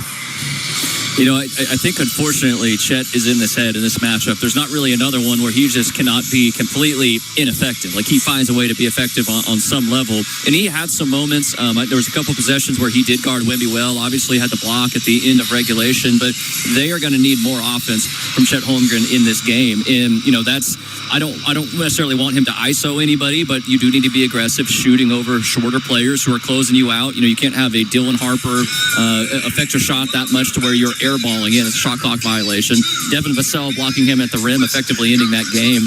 And then what I was most disappointed with is, okay, if you can't make an impact on the offensive end, you're doing something on the defensive end, but it needs to be much stronger rebounding. And that means going up strong with two hands, and that means not letting smaller players, tip the ball away from you and allow the Spurs to continue possession. So definitely need a much better performance from Chet tonight. All right, let's get to our injury report. That's brought to you by our partners over at Able Law Firm. This is the Thunder Injury Report, sponsored by the Able Law Firm.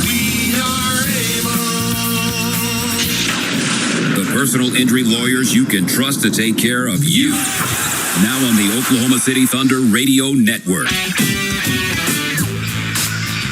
So we saw some footage from shoot-around earlier today during the publicly available portion of shoot-around, and De'Aaron Fox was not even getting any shots up. That doesn't necessarily mean that it's a guarantee that he is not going to play tonight, but everything that we've heard from San Antonio, Matt, is that it would be, as surprising as it was that he didn't suit up in Game 1, it would probably be as surprising if he did play here in Game 2. And we'll probably know here in the next, 20, 30 minutes, about an hour before tip-off is typically when you learn that, unless he's a true game-time decision. Weirdly, it did not impact the Spurs as much as you might think it was, and a lot of that was just because the 20-year-old Dylan Harper stepped up, but still a big piece of that team, and that's one thing that the Spurs could, if he does come back, you could look on and hey, that would actually be a boon for us. So yeah, like you said, we'll see on De'Aaron Fox. I do want to push back. I don't know if it necessarily impacted the result. I do want to push back gently on impacting the Spurs, though, because when De'Aaron Fox played against Oklahoma City this year, they had one of the lowest turnover rates against an opponent for really any team in the NBA, which is astonishing when you think about one team against the league's best defense in Oklahoma City when he did not play, a huge turnover rate, and then obviously they turned the ball over a zillion times, albeit in a double overtime game, so more minutes that skews a little bit. So I do think that played a role in some guys kind of forcing the issue a little bit. So I do think it hinders the Spurs that he's not going to play. No, I do disagree, or I do agree with you, actually. And another thing I could point out, too, is he does a better job of pushing the pace than those other guards do because he is so quick and finding passes ahead. So that was another element that was kind of missing, and they do like to get out and run. The Thunder had a bunch more opportunities. I do think, though, that helped them defensively because they were bigger. I thought Dylan Harper stepped up in a big way on that end of the floor. So, yeah, anytime you lose a guy like that, you're definitely going to be worse off.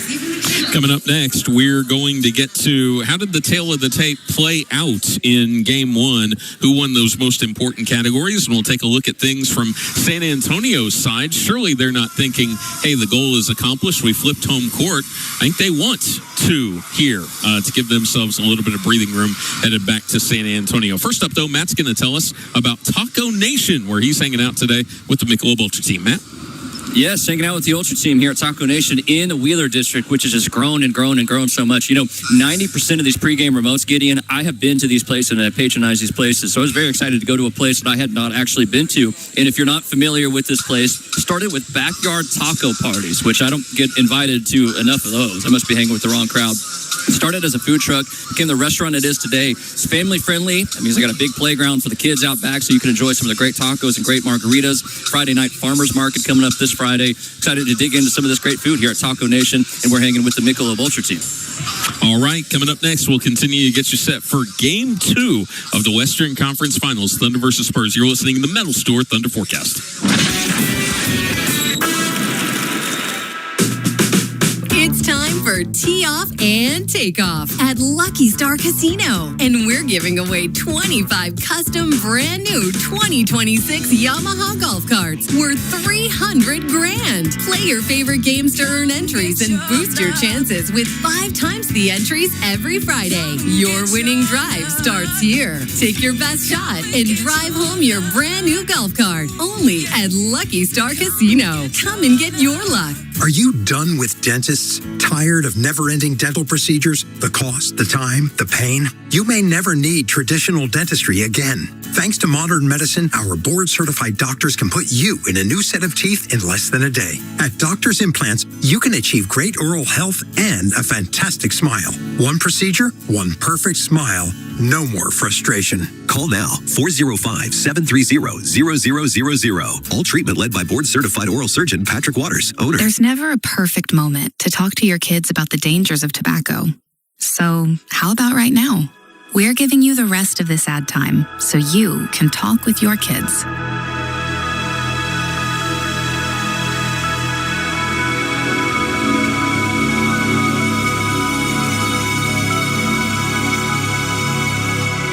Not quite ready? Find everything you'll need to start the conversation at talkabouttobacco.com. Brought to you by T-Set. Discover the path to recovery at Rob's Ranch, where hope, grace, and spiritual growth are at the heart of their Christ-centered mission. Guided by a dedicated team with firsthand recovery experience, they offer transformative 30, 60, or 90-day programs across Oklahoma. Their commitment extends beyond treatment with their complimentary continuing care for alumni and an outpatient option in Edmond. Expect a miracle on your journey to restoration. Visit www.robsranch.org today and seize the opportunity for a brighter future. Jim Rome takes on sports. Listen, it is not too late to stop this. Do not do this. Leave it alone. Don't touch it. It's damn near perfect. It's beautiful as it is. Stop trying to fix what ain't broke. And stop telling me that the tournament isn't the tournament unless the 15th place team in the SEC gets in. Stop jerking with the best event in all of sports, you pigs. The Jim Rome Show podcast. What's your beef? Follow and listen on your favorite platform. Who's gonna win big? Rainbow that comes down with a pot of gold at the bottom of it, baby. Sponsored by Lucky Star Casino, home of the most winners and the biggest payouts. Now on the Oklahoma City Thunder Radio Network. Back here on the Metal Store Thunder forecast, getting Hamilton inside Paycom Center as we get set for Game 2 of the Western Conference Finals. Matt Ravis over at Taco Nation with Michelob Ultra Team. Who's going to win big? The Thunder are favored by even more than they were in Game 1, 7.5-point favorite, and they're still favored to win this series. Watching De'Aaron Fox warm up right now and take some shots, lightly jogging out on the floor. So don't know what that portends in terms of his availability tonight. I still think it's a long shot, but he is out there working out for what it's worth, going through his pregame routine. Let's talk about Game 1 from the Spurs perspective, because, Matt, I think you can point out just as many things as you can for Oklahoma City where the Spurs would have liked to have done a little bit better. You talked about the incredible number of turnovers. 23 is almost never going to be good enough to win you a basketball game.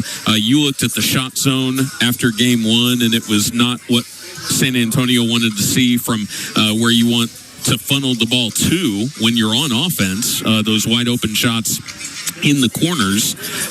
And also you let a little bit of a lead slip away. Not that that's anything that's too concerning against a team that's as great coming back as Oklahoma City is. But they're didn't make a lot of three-point shots total, didn't make a lot of open three-point shots, a lot of turnovers. There are some things that can still get the Spurs to a higher ceiling.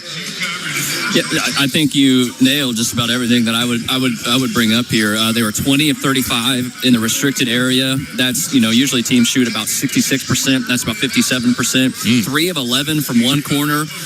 That's well below league average, and then 1 of 5 from the other. Obviously, well below league average as well. And then the turnovers. I mean, that's the big thing that they want to clean up, because anytime you give up 23 turnovers, I don't think you can expect Oklahoma City to finish as poorly as they did in their transition opportunities in another game as they did in the first. So those are definitely some areas in which they can play better. So I don't really feel like that was San Antonio's best punch. I don't know how that makes Thunder fans feel, but that underscores how much better the Thunder need to play in this one. Yep, completely agree with you. Now, does that mean that San Antonio is going to play better than they did in Game 1? Certainly not. And we've seen that happen before, even in the NBA Finals a year ago. It was said in the tunnel after the game, hey, we didn't even play our best game for Indiana, and they were blown out in Game 2, just like Denver was blown out in Game 2 of the round a couple of prior.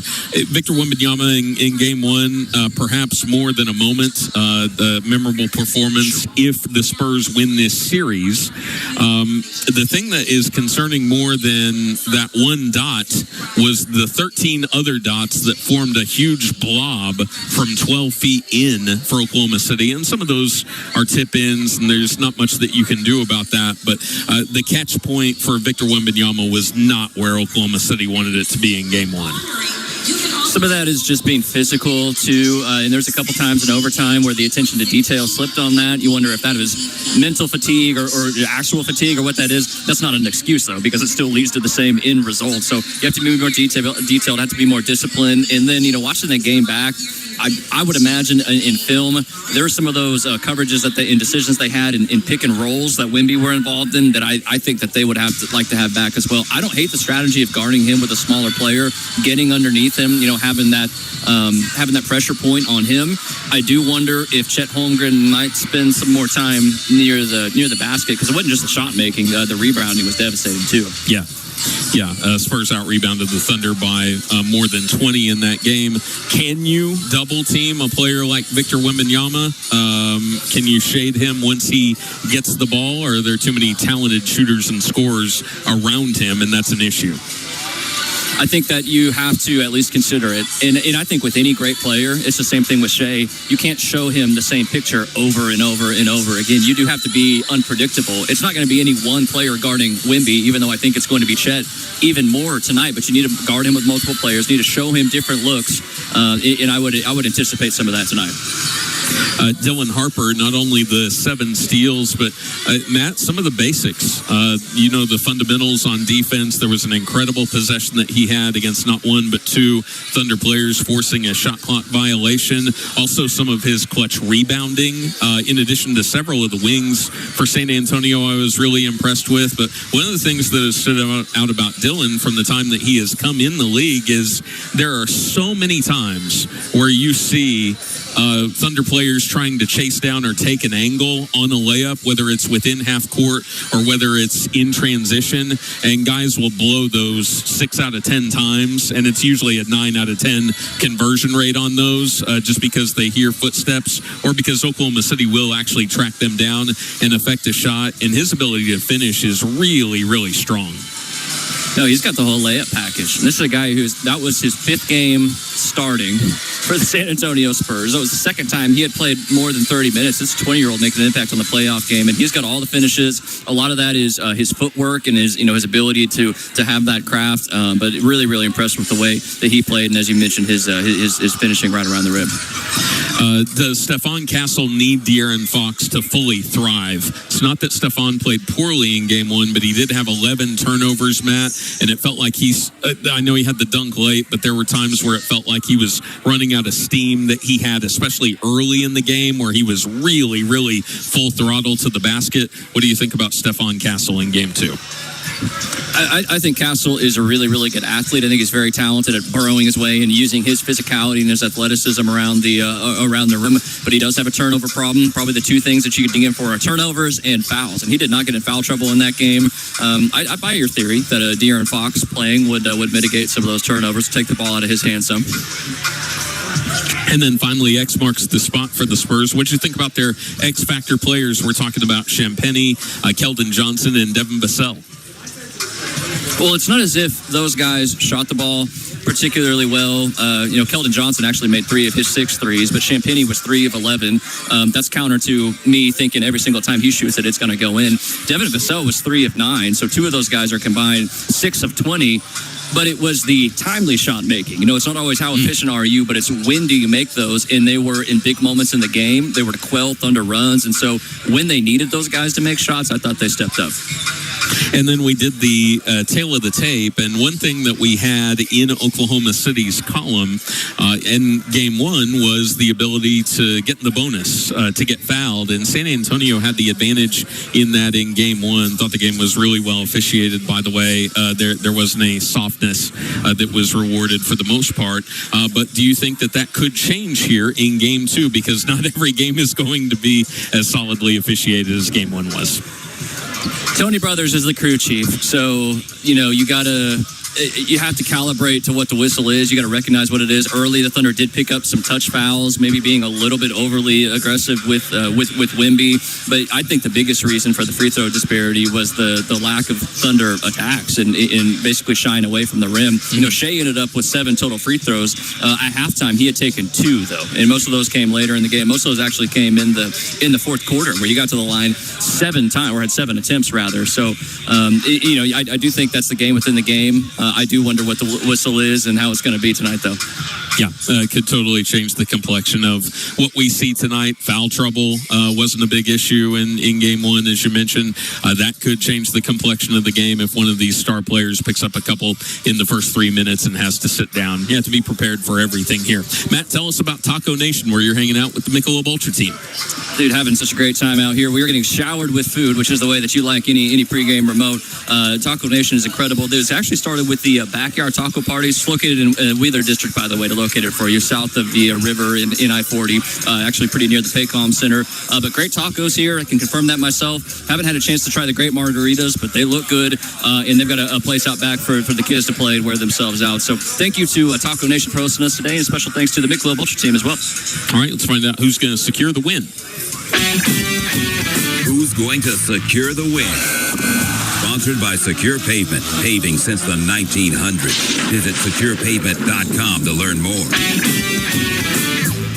Who's going to win the battle of the boards in this one, Matt? It's going to be much more difficult if Hartenstein doesn't play that much. Weird things happen all the time with Thunder basketball, so I wouldn't be surprised if they got out-rebounded by 21 and then actually won the rebounding battle in the very next game, even if their best rebounder doesn't play, just because that's kind of par for the course. But if he doesn't play, is that something that Oklahoma City has to mitigate and use their speed to make up for that, like they did in 2023, for example?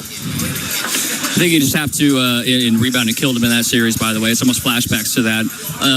Here's what I would say. I don't anticipate them to win the Battle of the Boards tonight because of what you're saying with the Hartenstein minutes. In the regular season, the Thunder were able to hang in there, but that was with Wemby playing limited minutes. But there's some fundamentals and just some want-to that come with rebounding, tracking the basketball, understanding that, hey, these guards and wings for the Spurs are actually going to try to rebound. And we talked about that before the game. So to me, that is just as much of a want-to thing and an effort thing, going up strong with two hands, and especially a guy like Chet, you can't let smaller guards beat you to some of these 50-50 balls. All right, coming up next, we'll talk about the Eastern Conference Finals, some other big news around the NBA as well. When we return, getting you set for Game 2 of the Western Conference Finals. This is the Metal Store Thunder Forecast. Hi. Sorry, did I startle you? When you're used to hearing a certain type of commercial, something like this can, well, take you by surprise. That's kind of how it is with the Lexus RX, a vehicle that has continued to defy expectations for over 25 years. From the first luxury vehicle of its kind, to the first hybrid luxury vehicle, to the only plug-in hybrid worthy of the RX name, we understand you want more than the everyday SUV. And isn't being understood an amazing feeling? See Eskridge Lexus of Oklahoma City, 700 West Memorial Road. Jane Dawson did something smart. She saved hundreds on auto insurance switching to Progressive. With the money she saved, she got herself a pricey bird feeder with an ultra-high-def camera. Should Jane have just bought a regular bird feeder? Yes. Is it hard for her to admire nature when the camera doubles as the bird's potty? Also, yes. But it's Jane's savings, and if she wants to spend her time watching the digestive habits of the white-breasted nuthatch, we say you go, girl. Switch and see if you could save with Progressive and treat yourself. Progressive Casualty Insurance Company and Affiliates. Pump up the volume. Business moves fast. Orders roll in, deadlines close in. When you ship with USPS Ground Advantage, you can keep up with confidence. Every package stays in our secure network from dock to door. And with nationwide reach, dependable tracking, and upfront affordable pricing, you get built-in peace of mind. You run the business. We run the routes. Visit USPS.com/Ground Advantage to learn more. Hi, I'm Luke Abel. The Abel Law Firm is now 50 years old. That's 5 decades of proudly serving injured Oklahomans. That's right, Luke. 50 years of representing our clients with understanding and compassion. 50 years of fighting for your rights. It's even in our jingle. Who's gonna fight for your rights? We are able. For 50 years, we've been Oklahoma's personal injury law firm. We're ready, we're willing, we're able. Named Oklahoma City's best personal injury law firm. It's that time of the year again here at Seth Wadley Chrysler Dodge Jeep Ram. What time of the year is that? It's time for the declaration of deals. And only the king of trucks in Pauls Valley can make it better. No games, no gimmicks, no hidden surprises. Just real people, real prices, and a team that treats you like neighbors. Right now until the end of the month, you can take $15,000 off MSRP on new 2026 Ram 1500 trucks. That's $15,000 off Bighorns, Laramie, Tradesman, and select limited models. Plus, make no payments until Labor Day. That also comes with America's best full-size truck powertrain warranty of 10 years and 100,000 miles. And as always, get more with Seth's promise of oil changes and engines for life on anything you buy, new or used. And no additional cost to you. So get to the store with more at Seth Wadley Chrysler Dodge Jeep Ram, where the truth costs less. I-35 exit 72 Pauls Valley, or click SethWadleyDodge.com. $15,000 off MSRP on select new 2026 Ram 1500 models. Stock number T213966. It's time to go inside the paint for tonight's game. Don't get caught watching a paint dry. Sponsored by Boomerang Diner. It all starts here. Visit boomerangdiner.com for a location near you. All right, welcome back to the Metal Store Thunder forecast as we get set for Game 2 of the Western Conference Finals. Gideon Hamilton here. Matt Ravis is over at Taco Nation with Michelob Ultra. And right now, let's find out who's going to have the ultimate performance. Who will deliver the ultimate performance in the game? It's time to find out. Brought to you by Ultimate Men's Clinic of OKC, helping men perform at their best when it matters most. Call 405-896-3000 or visit menofokc.com.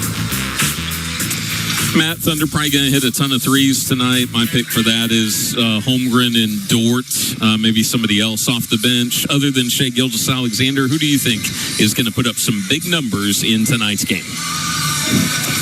It's hard to pick Caruso after a game in which he hit 8 threes. Even Curry didn't follow up performances in which he hit 8 threes with another game. I do think there's going to be plenty of opportunities, though, for a guy like Cason Wallace tonight. And if there is a starting lineup change. So with Dort, always difficult for me to predict if he's going to hit or not. You know, that's an all or nothing proposition typically. And I think I agree with you on Chet Holmgren. All right. So we had some big news in the NBA outside of these games that are being played. Jason Kidd being let go by the Dallas Mavericks. Matt, what were your thoughts on the move by the Mavs? Kind of an unceremonious exit. In full disclosure, Jason Kidd is not my favorite coach, but I can grant that they were pretty good on defense when he was there. Can also grant that he's a really good player developer. You know, he may or may not have been the answer for them moving forward, but I almost feel like, you know, based on his contract that he had, which had quite a bit of money and quite a few years remaining, that number one, Masai Ujiri has carte blanche to make the changes that he wants to. And number two, it almost has a feeling of like, all right, let's scrub the apartment of all of the photo frames that my ex put in there and all of the things that remind me of her. You know, that's what it feels like. And I think Kyrie Irving might be kind of the last bastion of that's the old era for the Dallas Mavericks. This is the new one. So that's kind of how I feel about it. How did you feel about it? Oh, I thought, I don't know if it was necessarily a long time coming because Jason has had some very talented players on his team, but he's also been dealt a tough hand with injuries and the trade that was made recently. So I didn't know if they were going to let him go. But, you know, when new leadership comes in, they typically want to install their guys that they feel comfortable with. So probably not too big of a surprise, even though coming off of that last year, he had to be disappointed he didn't get to do a lot with more. You got to feel like if they're making that move, then Masai Ujiri has a guy in mind or one or two guys in mind. I'd be curious to see who that is. Yeah. Probably not Kenny Atkinson after what happened last night. 93-71, and I was watching that, and the only thing I was like, I can't believe that the Thunder are not doing this right now, where another team is waiting until an 18-1 run to call a timeout. But that's what happened, and you know, it allowed New York to get back in the ball game and ultimately win it. And ended up being 44-11 or something crazy like that to end the game. The final 13 minutes or so. If you're talking about Cleveland, I mean, you just need 1 or 2 baskets during that time in order to secure the victory. But New York pulls it out. Wild game, and hopefully another wild series we'll be watching. That was really crazy, man. I mean, I hope Kenny Atkinson is enjoying those timeouts right now because he certainly left those in his pockets. It was nuts. And, you know, my other thought, too, watching that game is, like, I understand that these are two good teams, and the Knicks and the Cavs, you have to be to make it to the conference finals, but the difference in that game between the difference in game one of the Thunder Spurs was evident. Jalen Brunson was guarded one-on-one, was continually getting the switch that he wanted to onto James Harden, who had no chance to contain him. And Jalen had some really, really good shot making late in that game. You have to have that kind of comeback, not only from three, but different angles off the glass that were really, really impressive. But number one, I couldn't believe that they continue to allow Harden to get switched on to him. Number two, it's kind of surprising that Harden was allowed to remain in the game. Took over on the other end. I don't know if that's an injury concern for Donovan Mitchell, who people saw hobbling around after the game, but that was really, really surprising. Even though it's not surprising in a sense that, hey, team that came off of 2 7-game series blew a big lead in a game. Like that stuff happens. But the way that it went down was pretty shocking to me. No, really tough. 22 points with just about 7 minutes left to go. Their game 2 will be played tomorrow, and that atmosphere was obviously really exciting down the stretch in Madison Square Garden. All right, coming up next, we'll be joined by the voice of the Oklahoma City Thunder. Matt Pinto will tell us what the Thunder would like to do better in Game 2 to draw level in the Western Conference Finals with the San Antonio Spurs. Matt Ravis is over at Taco Nation with the Michelob Ultra team. You're listening to the Metal Store Thunder Forecast. Ready or not, summer is coming, and Wayfair's Memorial Day clearance is on now. Right now through May 25th, get up to 70% off everything home at Wayfair. Plus, score amazing doorbuster deals all sale long and surprise flash deals on Memorial Day. We're talking thousands of products at every style and budget. Now is the time to save big on must-haves for your patio, backyard, and beyond. These savings won't last, so don't wait. Shop Wayfair's Memorial Day clearance now through May 25th. Wayfair, every style, every home. Veterans and active duty service members, when your call to service ends, your mission doesn't have to. Go from GI to IT in just a few months at My Computer Career. Prepare for a high-demand career in cybersecurity, protecting people, systems, and institutions from real cyber threats. Cyber warriors are needed now. Will you answer the call? Go to mycomputercareer.edu/CWP to learn more. That's mycomputercareer.edu/CWP, an Elite CompTIA certification partner. VA education benefits are available to those who qualify.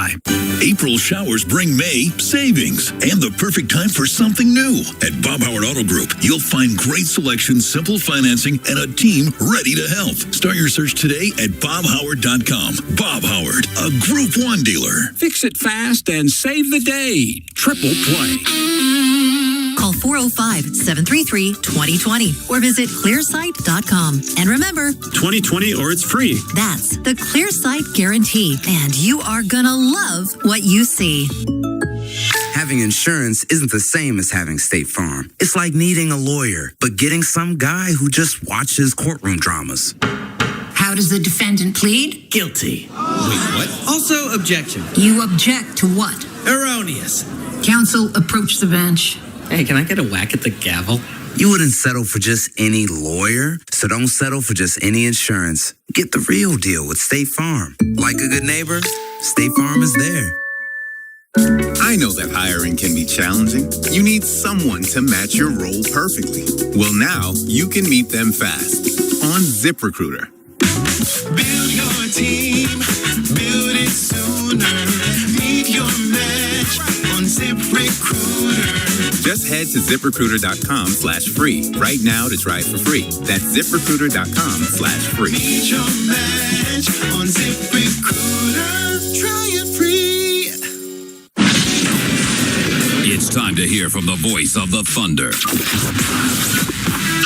Now, Matt Pinto joins Gideon Hamilton on the Oklahoma City Thunder Radio Network. We're back here on the Metal Store Thunder Forecast, just about an hour away from Game 2 of the Western Conference Finals. I'm Gideon Hamilton, about to be joined by Matt Pinto. Before that, though, let's check in again with Matt Ravis, who is at Taco Nation tonight with the Michelob Ultra team. Matt? Getting spoiled out here. Not only has Brandon, the owner here, lavished us with a bunch of tacos and chips and salsa, but the guys from Kai Sushi came over and gave us some wings, too. So we're living like kings, and you can, too, if you come here to Taco Nation. Inspired by backyard taco parties, started as a food truck, now a brick-and-mortar restaurant. Family-friendly, great tacos, great margaritas. We are here at Taco Nation, which is located in the Wheeler District, just south of where you are at the Paycom Center, and we're with the Michelob Ultra team.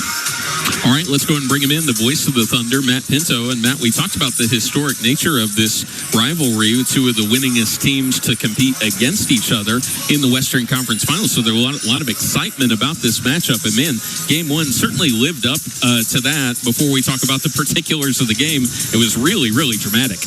Well, I think that both teams took stretches of the game to kind of calibrate for what the other was doing defensively, Gideon. So you saw the Thunder, I thought, start slow. They were a little trepidatious early in the game. I think ultimately that cost them. But as they got a sense of what San Antonio was doing well, especially defensively, I thought their effectiveness and efficiency picked up, putting themselves in position to potentially pull that game out late in regulation or certainly at the end of the first overtime. It didn't work out.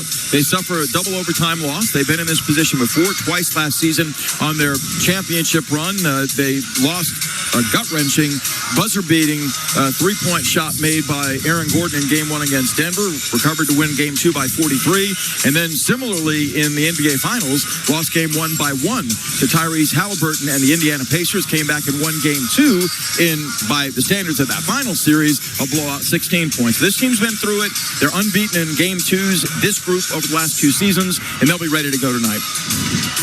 Man, a lot of people have a bad habit, and I'm certainly among them, have this bad habit as well, as talking only good things when Thunder win and only focusing on negative aspects when the Thunder lose. I kind of wanted to twist that around. I know you mentioned how they calibrated as the game went along. Anything else you can identify that they did particularly well in Game 1 that might hold over to the rest of the series and tonight?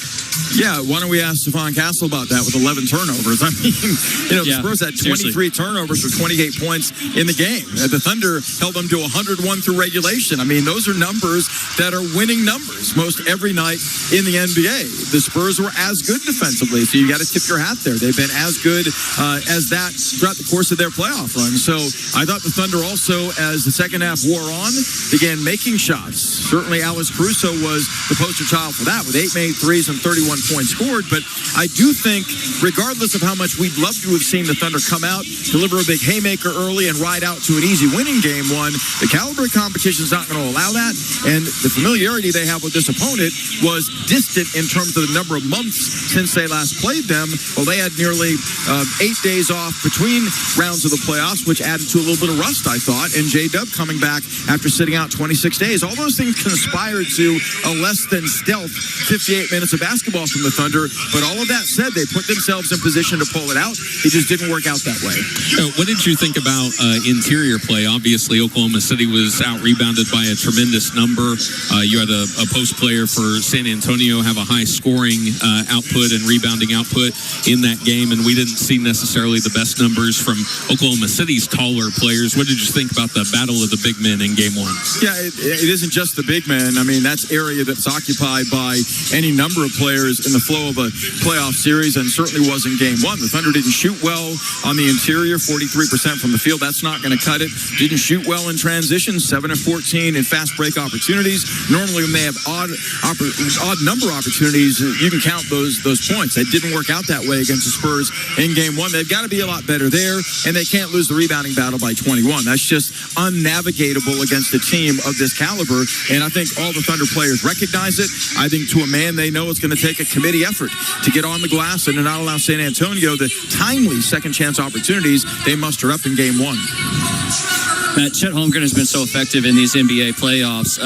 Game 1 in the Spurs in the series, we recognize was not his best effort. My question is, what can the Thunder do to make it easier for him to be more effective in this series, or what can he do?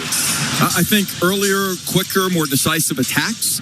I thought they permitted the game to slow at critical stages, which means the defense loads up. When Wemby's in there, he's the back line of the defense. They're gapping Shea, and suddenly it's tough for Chet to find shots when a defense is set that way. I think you've got to allow this team to get out and generate early in the shot clock with more frequency. I suspect we'll see that from them tonight. I'm not sure they call specific plays for Chet. That's just not the way they're wired. It's not the way he is either. He plays off of teammates really well with his three-point accuracy and his capacity to score in that mid-range area this season at an elevated level. Hey, we've been really impressed with the progression, especially in these critical games of A.J. Mitchell. A.J. played more than 30 minutes off the bench in Game 1. How do you think he performed? Not anywhere near as well as he has in the playoffs, to be just really honest and direct. I really thought the shot he pulled up and took with 33 seconds left in that first overtime was not wise. I get he was open, but at that stage, up a point, you're probably running the clock a little bit to put more pressure on San Antonio by grinding through a half-court set, putting them on their heels and potentially going up 3 the conventional way instead of the quick jack, which set the Spurs up for that stretch run three-pointer made by Victor Wembanyama when J-Dub, after the Thunder went up 3, couldn't knock down an off-balance tough shot early in the shot clock as well. So I thought the game management with the game in the balance at the end of the first overtime lacked, and AJ was part of that. But look, I mean, he readapted and readjusted to a different role than he had seen the previous 6 games. So I think there's something to be said for that as well. I know that his medal is indomitable, and he'll come out and bring full force tonight. We just got word a couple minutes ago that De'Aaron Fox, who missed game 1, will also miss game 2. How did you see his absence playing out in the game? Dylan Harper had 24 points and I think 11 rebounds and 7 steals. So that's how it played out. I mean, you know, it's like pick your poison, because De'Aaron Fox certainly is capable of going off with the quickness and his lightning ability to create off the dribble, and he's incredibly fast point A to B. He's an outstanding clutch player, but I'm not sure any guard will have the night Dylan Harper had in game 1 for the Spurs or the Thunder on either side, just in terms of the complete game that he played. So San Antonio's gifted and talented. They've got 3 guards that are all nails in Fox, in Stephon Castle, and in Dylan Harper. And if you add Devin Vassell to that triumvirate of guards, because he's a swingman, then that's 4. And they're all really, really difficult players to deal with. Is there anything, I know Shai Gilgeous-Alexander was frustrated at times with the inability to break free from a double team or being shaded into Victor Wembanyama? Are there things that you feel like Oklahoma City can do for him, whether it be ball screens or having him off ball and catch the ball on the run? Yeah, I think that more off ball tonight, just my hunch. I think quicker attacks at specific spots on the floor, the way that you're spacing the floor, the way you're personnelling the floor around the interior of San Antonio's defense, we can look for. I think the Thunder had a quiet confidence about some of the things they felt like they discovered against the way San Antonio was playing them defensively as game 1 wore on. I suspect we'll see some of that tonight. And you look at the 4 guys, Gideon and Matt, that the Thunder have to have score efficiently. Shai, Chet, AJ Mitchell, and J-Dub, they were a collaborative 36% shooting in the opening game. It's got to be better than that from here in the series for the Thunder to persevere and win it. Yeah, no question about it. This is the first time we have seen game 1 of East Finals and the West Finals go to overtime. I told Gideon this earlier. If you told me the Cavs are going to run out of steam and crater late in that game, coming off a 2-long series, I could understand that. But it was still shocking seeing the way that played out. Yeah, Stevie Wonder was kicking up his legs and stomping the wall. He saw everything that we're going to talk about, and unfortunately, the head coach of the Cavaliers didn't. So, I mean, it was plain as day. There were guard screening to get Harden on Brunson, and the Cavaliers never, ever adjusted. They've got 2 guys on their roster, one named Dennis Schroeder, the other Keon Ellis, that absolutely begged to be called on to preserve that lead and help win that game. And Atkinson was stubborn. He's riding with Harden. Harden, for what, the 6th time in this playoff run, had more turnovers than assists in game 1. I mean, you know, at some point you got to wake up and smell the reality of the situation in Cleveland shoes. And I think they have the personnel to win the series, but not that way. Matt, we appreciate the time as always. We're going to catch up with you again coming up here in just a few minutes. Sounds good. That's the voice of the Thunder, Matt Pinto, ready to bring you the call of game 2 of the Western Conference Finals tonight. And this one will be shortly after 7:30 tip-off. You're looking for what time to be in your seats, about 6 after. All right, coming up next, we'll get some final thoughts from Matt Ravis, who is out at Taco Nation with the Michelob Ultra team. You're listening to the Metal Store Thunder Forecast. Some things from the 90s we'd rather forget, like dial-up internet or frosted tips. But some things never go out of style, like Taco Mayo's classic value menu. Choose from 10 of your favorite value items for just $1.89 each when you get 4 or more, like tacos, bean burritos, locos, and more. Loads of flavor, no hammer pants required. The classic value menu only at Taco Mayo, Oklahoma owned and operated. Eat local. You wouldn't get a haircut from your lawn guy. You wouldn't get tax advice from a taxidermist. So if you want windows, talk to the window experts. Pella of Oklahoma has been selling and installing windows for more than 100 years. Check out the Pella showroom to shop hundreds of windows and doors in every price range. Transform your home with advice from the window connoisseurs. Visit your local Pella showroom in OKC or Tulsa, or shop now at PellaOK.com. Join Survive Thunderbird, a month-long challenge with over $100,000 in prizes up for grabs. Complete your punch card, earn entries, survive each week, and you could walk away with $50,000 cash in our grand finale. Weekly drawings, big rewards, and one ultimate survivor. Survive Thunderbird, all May long, only at Thunderbird Casino Norman. Come for fun, play to win. PlayThunderbird.com. Truck Month continues at Lander Chevrolet of Norman. Take $12,250 off MSRP on new 2026 light-duty crew cab Silverados in stock, equipped with a 5.3-liter V8 engine. And with Military Appreciation Month, take an additional $1,000 off for all eligible military personnel, plus another $1,000 trade assistance with a qualifying trade. Always straightforward internet pricing with no special add-ons when you get here. LanderChevroletNorman.com. Chevrolet, together let's drive. Light-duty Silverado stock number GG287643. Discover the path to recovery at Rob's Ranch, where hope, grace, and spiritual growth are at the heart of their Christ-centered mission. Guided by a dedicated team with firsthand recovery experience, they offer transformative 30, 60, or 90-day programs across Oklahoma. Their commitment extends beyond treatment with their complimentary continuing care for alumni and an outpatient option in Edmond. Expect a miracle on your journey to restoration. Visit www.robsranch.org today and seize the opportunity for a brighter future. Hurry in and shop Mathis Home today during the Memorial Day Savings Event for deals in every department. Get huge discounts on hundreds of sofas in all the latest styles. Come see the latest looks in bedrooms and dining rooms at the lowest prices ever. We've got it all in stock with fast delivery absolutely free. Even an incredible selection of patio and outdoor furniture. For service, selection, and value, come to the Memorial Day Savings Event happening now at your furniture superstore, Mathis Home. Tuning up for tonight's game. Sponsored by Amco Transmission and Total Car Care. Okay, come on, here we go, come on. Double A, MCO, Amco. Welcome back to the Metal Store Thunder Forecast. Gideon Hamilton here inside Paycom Center as we get set for the Western Conference Finals Game 2 between the Thunder and the Spurs. We're joined one final time by Matt Ravis. I know has had a great time over at Taco Nation with Michelob Ultra. Matt?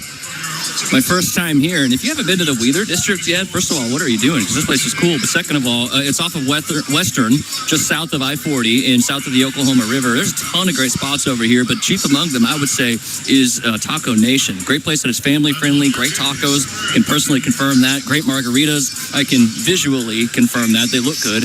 And a great playground for the kids. So also they got a Friday night farmers market coming up this Friday, so it might be a good time to come check out Taco Nation. And we are here in the Wheeler District with the Michelob Ultra team. All right, let's go and get you tuned up for Game 2. That's courtesy of AMCO. That's double A. MCO, and I'm not going to be of much value here, Matt, because genuinely, I think just everything is going to work out just because, but I am interested to see what some of these responses to what we saw in Game 1 are going to be, whether it be stylistically or strategically here in Game 2. Of those, what stand out to you the most? What adjustment are you looking for or looking forward to? Some of it has to be lineup based, and I don't know if that means there will be a starting lineup change. I don't have any intel on that. Maybe, maybe not. We know that Mark Daigneault has been willing to go there at times. I do think if you start Hartenstein, I don't think you can rip the cord 2.5 minutes in. I think you need to continue to play him. The Aaron Wiggins minutes, unfortunately, I don't see that happening again. I do think playing lineups that can space the floor is paramount in this game. The rebounding thing, of course, there's an art to boxing out. Some of that's just want to. Like, they got to go up and go up to a two-hand strong. Chet needs to be a whole lot better. In finding some of the angles and creases in this defense, which may be in some more like diagonal cuts, 45-degree cuts in from players in the perimeter, playing Shea off the ball some, getting him a running start. Those are a couple things that come to mind for me. And then finally getting, and maybe most importantly, if you're guarding Wemby, you have to be constantly fighting for position. You can't be looking over to cheat and help over rather. And if he catches it in his spot within 10 feet, it's almost assuredly a basket. It might be a dunk. So need to play better. And then I know I'm kind of going stream of consciousness here, but one more thing that sticks out too, Gideon, is have to finish fast breaks better. They may not get 14 opportunities tonight, but you do need to be effective with those opportunities winning if you get them. I wanted to drill down on one of the things you said, because it's something that the players said after the game, and it stood out to me. It wasn't so bold as to, hey, we figured something out in the fourth quarter, but it was getting toward that. And I don't know if you can depend upon trying to, quote-unquote, figure something out when you're taking on a fatigued team who already at that point had played a ton of minutes in that game, and having that translate to the rest of the game. That being said, did you see anything in the fourth quarter and in overtime where Oklahoma City was able to get to their spots maybe a little bit easier than the rest of the game? I just think being more aggressive, less afraid of going into the interior, and I thought Shea finally, because of his aggression, started to pick up some more foul calls and had 12 in that quarter. Thunder had 9 paint opportunities and outscored the Spurs in the paint in the fourth quarter, and so that's one big thing I think. And then hitting 3-pointers, keeping the Spurs off the free throw line, that's very important too. The Spurs only shot 2 free throw attempts in the fourth quarter, despite taking 29 overall. And defensively, I really thought they sunk their teeth into the game in the second half, and that was evident in the fourth quarter of that game. Now, I know the Spurs won that game, so we, the collective, we look at these series and we go, well, the other team has to do something different. Is there anything that you think the Spurs need to adjust to? We talked about how poor they were from the corners. That's not an adjustment. That's just execution, and that's something that our listeners need to be aware of. That doesn't guarantee that they're going to be better than the dreadful number that they were in game 1. They could be even worse. We don't know that. But that being said, are there some things that you think the Spurs would like to do a little bit better than they did in game 1? It's a great question. It felt like they, with the exception of shot making and turnovers, really did exactly what they wanted to. So I think the adjustments more so come within the flow of the game, reacting, because Oklahoma City is going to try to do things differently, and that's where Mitch Johnson has to keep his thumb on the pulse. But there's probably some things that they can do to mitigate the fact that Stephon Castle had 11 of their 23 turnovers, and whatever that looks like, I'll be very interested to see. But yeah, just shot making, that's, like you said, that's not much of an adjustment, but they need to be better around the rim and in the corners. What individuals are you going to be keeping an eye on for Oklahoma City to be those difference makers, so to speak, tonight? Chet Holmgren, Shai Gilgeous-Alexander, those are a couple guys who are capable of playing a whole lot better than they did in game 1, because I felt like Caruso and J-Dub were the only two who played consistently well enough to give the Thunder a chance to win, because you can't count on 8 3-point makes again from Alex Caruso. For all I know, he's going to come out and do that again, but it's not something you can necessarily bank on. And then these players that are called on when Shai goes to the bench, and in some of these lineups also where I think the Thunder are going to try to space the floor. Is it a Jared McCain? Is it potentially an Isaiah Joe, who didn't play much in game 1? Not sure about his potential availability here in game 2 as far as, I'm not talking injury related, just getting into the game. Interested to see what those guys do. And then Hartenstein needs to be ultra effective in whatever minutes that he is getting. Matt, great job as always. We'll talk to you again at halftime. Thanks, brother. All right, coming up next, it's the Thunder Radio Network pregame show. I'm Gideon Hamilton. You've been listening to the Metal Store Thunder Forecast right here, 98.1 FM, WWLS, the Sports Animal.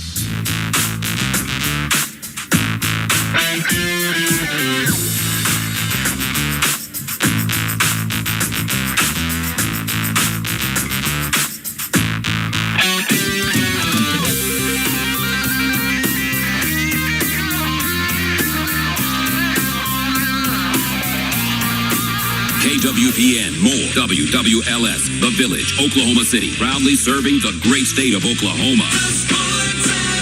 A Cumulus media station. I'm done with dentists. My dentist took great care of me, but as I aged, I found myself going to him all the time. More crowns, root canals, constant cleanings. It never stopped, and the costs were adding up. Doctor's Implants was the best solution for my health and new smile. Thanks to modern medicine, their board-certified doctors put me in a new set of teeth in less than a day. I only wish I would have done it sooner. Call now, 405-730-0000. All treatment led by board-certified oral surgeon Patrick Waters, owner. April showers are gone. Now it's time for May savings. Upgrade your ride at Bob Howard Auto Group. Trucks, SUVs, and cars ready for any season and every mile ahead. See them all now at BobHoward.com. Bob Howard, a Group 1 dealer. Hey, how about lunch at Louis Grill and Bar? Because you are going to love this. Choose 2 items for just $10. Salad, sandwiches, pizza, all seriously great food. The Choose 2 for 10 lunch runs Monday through Friday, 11 to 2. What a deal. Louis Grill and Bar. Hey, Mom, now that I have an after-school job, I think I want to buy a drum kit. Okay, Rockstar. Let's look at your account. When kids start making money, Chase has easy-to-use tools and expert bankers to help them learn how to manage it. And next month, I'll buy the bass drum and the cymbals. Oh, and maybe some noise-canceling headphones for you. Aw, you've thought of everything. Help kids save, budget, and build financial independence, all with Chase. That's good for kids and good for parents. Visit your local Chase branch and get started. Account subject to approval. JP Morgan Chase Bank and a member FDIC.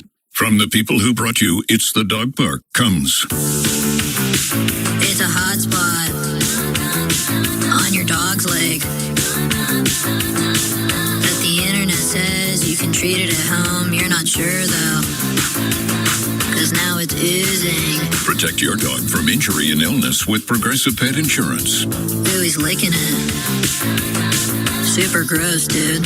Progressive Casualty Insurance Company and affiliates. Not available in all states or situations. Coverage subject to policy terms. This is the Oklahoma City Thunder pregame show. Game 2 of the Western Conference Finals versus the San Antonio Spurs. Now on the Oklahoma City Thunder Radio Network. The Oklahoma City Thunder look to draw even in the Western Conference Finals tonight as they play Game 2 against San Antonio. It's Thunder versus Spurs, and it's right here on the Thunder Radio Network. Welcome to Thunder Basketball, everyone. I'm Gideon Hamilton. Before we get you set for the game, checking with the voice of the Thunder, Matt Pinto, to see what's coming up on tonight's pregame show. Matt? Well, Gideon, after being on the debit side by 21 rebounds in that double overtime Game 1 loss Monday, Thunder players, including the bigs, and Jay will add comments to this, know they must rebound better in Game 2 for the Thunder break into this series in the win column. Jay will join Nick Gallo to preview the matchup for us. And learning from the lessons of Game 1 Monday, did OKC discover different, more effective ways to attack the Spurs on the defensive end? Mark Daigneault has the answer to that question. Matt, we appreciate that. We'll preview the game with you coming up here in just a few minutes. All right. And right now, let's hear from some Thunder players. Lou Gensdort and Cason Wallace. We'll start things off, though, with the head coach of the Oklahoma City Thunder, Mark Daigneault, on keeping the Spurs out of the paint early. When you're looking at a game like that, you're trying to find what's sustainable for you and the opponent. Certainly, Wembanyama getting around the basket, being able to dunk the ball, or us having to foul out of weakness, to prevent a layup, is sustainable. The more you give those up, those are very predictably efficient shots. So clearly we need to do a better job there. We did a better job early. Credit them. I thought they calibrated to the game well, attacked us well down the stretch. Got to their spots, put us in some tough dilemmas, so they did a nice job. And no panic mode here for Oklahoma City based on their past experience. Mark Daigneault talks about the Game 1 losses, multiple, in last year's postseason that the Thunder bounced back from. The cumulative experience, it just teaches you that it's a series. Game 1's a starting point, not an end point.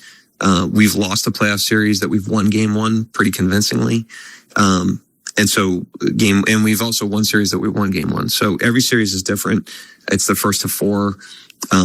They're 25% of the way there, and we're at 0 right now. But there's a lot of basketball left to be played. But I think this team kind of understands the length of a series, the length of a playoff run, the length of a playoff game.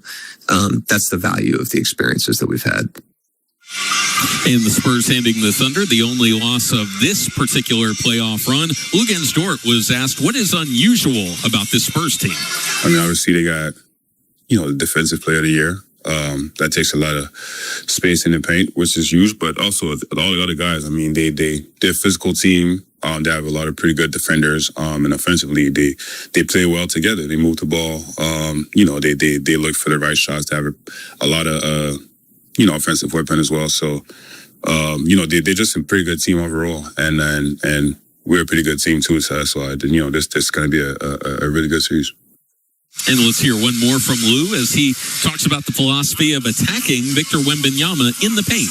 Yeah, obviously, it's like you said, he's a tall guy. He's in there taking a lot of space. So, it's tough, but there's ways to do it. We just gotta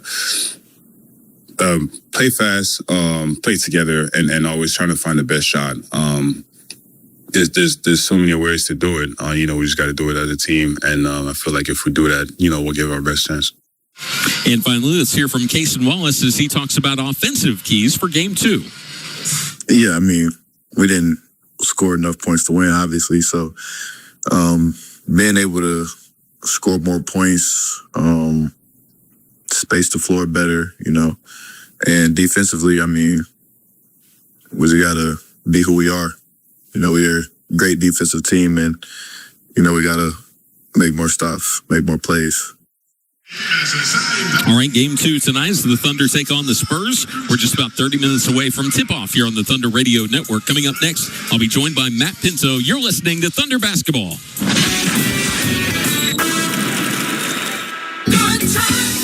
It's your lucky day every day here at Riverwind Casino. With nearly 3,000 of your favorite games. Hedge your bets on the biggest wins and unbeatable entertainment. Play your best hand yet on blackjack or roulette. Get rewarded like the VIP you are when you use your wild card. And enjoy the best food, drinks, and service in the metro. Win with the best. And we'll see you at Riverwind.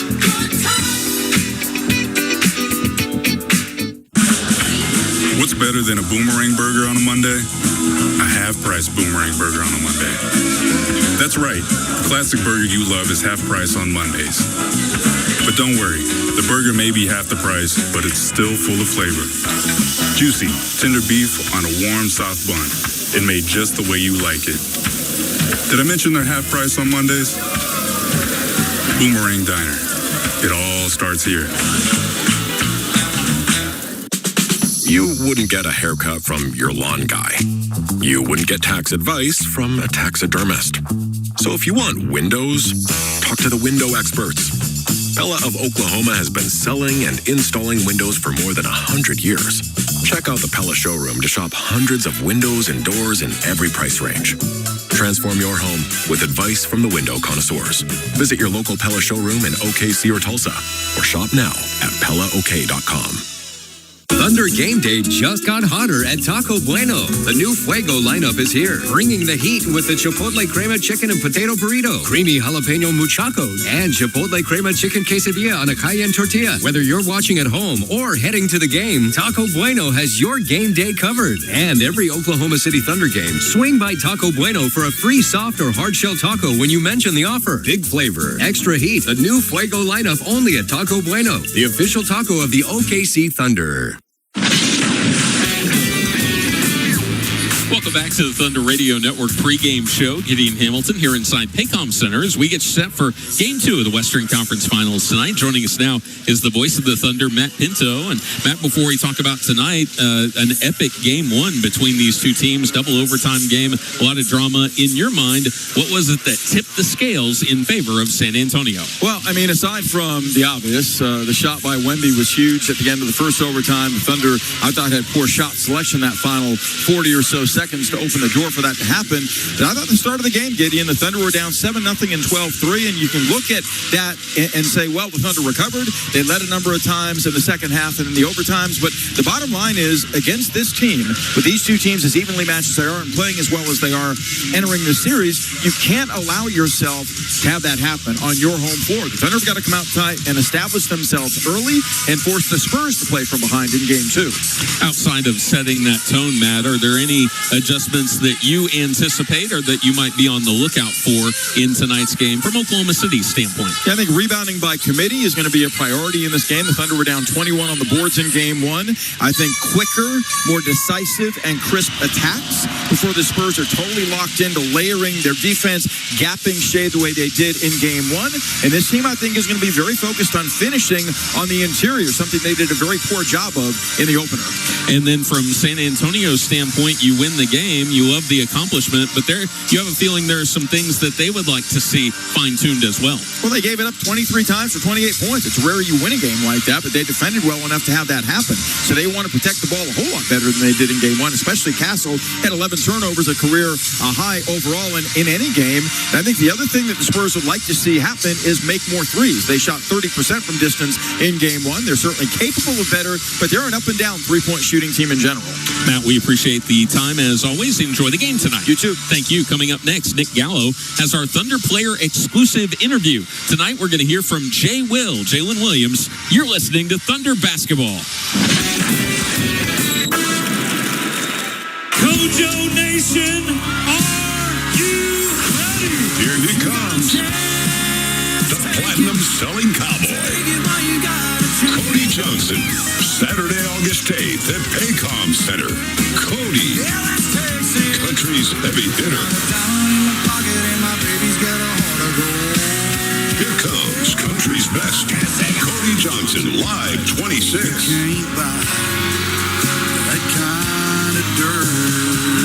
The hits, the new music. Cody Johnson. Special guests, Scotty McCreery and Chase Beckham. Saturday, August 8th at Paycom Center. Tickets are on sale right now. Available at Ticketmaster.com. Oklahoma City. Don't miss Cody Johnson, live 26. With just seconds on the clock, I'm chomping at the bit here, Frank. I'm telling you, this is a moment in basketball history to really relish in. Back at the offensive end, Ken Chubb musterds up all his strength and squeezes down into the paint. He breaks through the screen, posts up with buns out, catches the ball, and he's called for the double drizzle. Dude, just get your hot dog and let's get back to our seats. Eat Squad, the official hot dog of the Oklahoma City Thunder.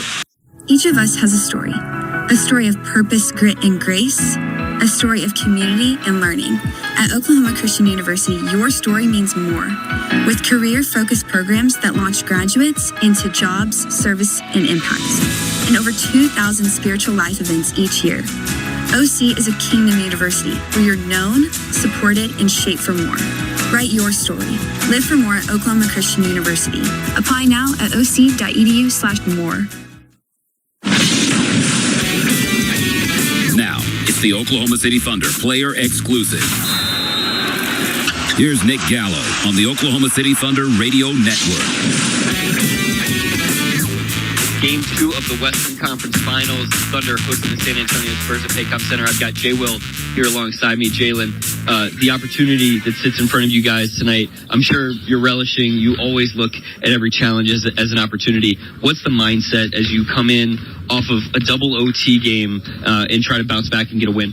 Yeah, just attacking the game the same way we would if we were at 1-0 or if it was 0-0, regardless of the series. It's just being our best selves, going out there, controlling the things that we can control and putting ourselves in the best position we can. Yeah, you guys have done for years an amazing job of getting back to neutral emotionally, that 0-0 mindset, and just sort of letting the film tell you the truth about the game. What was shown to you all here over the last couple of days that's going to matter here tonight?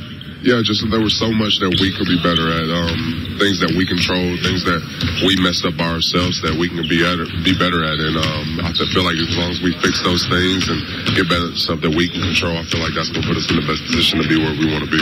Those controllables are the things that matter every single night. Can you pinpoint anything that's like, okay, if we can do this at a higher level, we'll definitely put ourselves in a better position?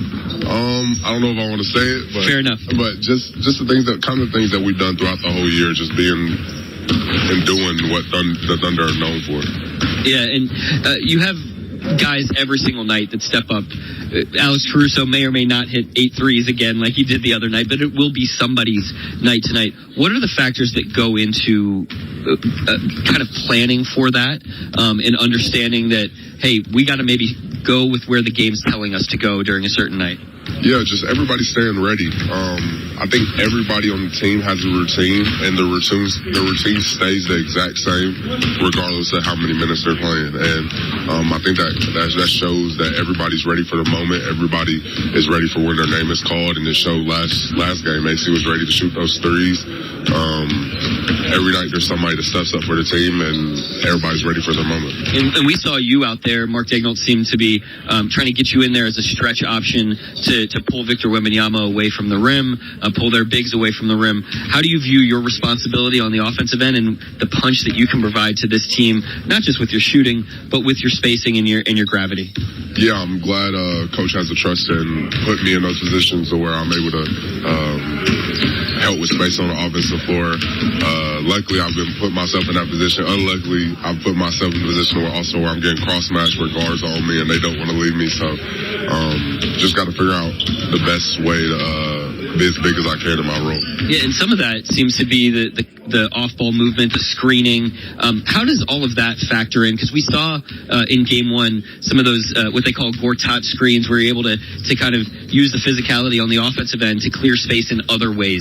Yeah, with them cross-matching and them always trying to keep Wemby low. Of course, there's going to be times where there's going to be a smaller guy on me or Chet or whoever it is in the moment. And when there's a smaller guy on me, those are times when I'm able to use my physicality and do things like that. So just trying to figure out areas of the game where I can provide my strengths into it. And then just lastly, defense is where you all hang your hat. You forced a bunch of turnovers in Game 1. This raucous crowd is definitely going to help amplify the noise. What are some keys on the defensive end in terms of just generating that fervor like you've been able to do?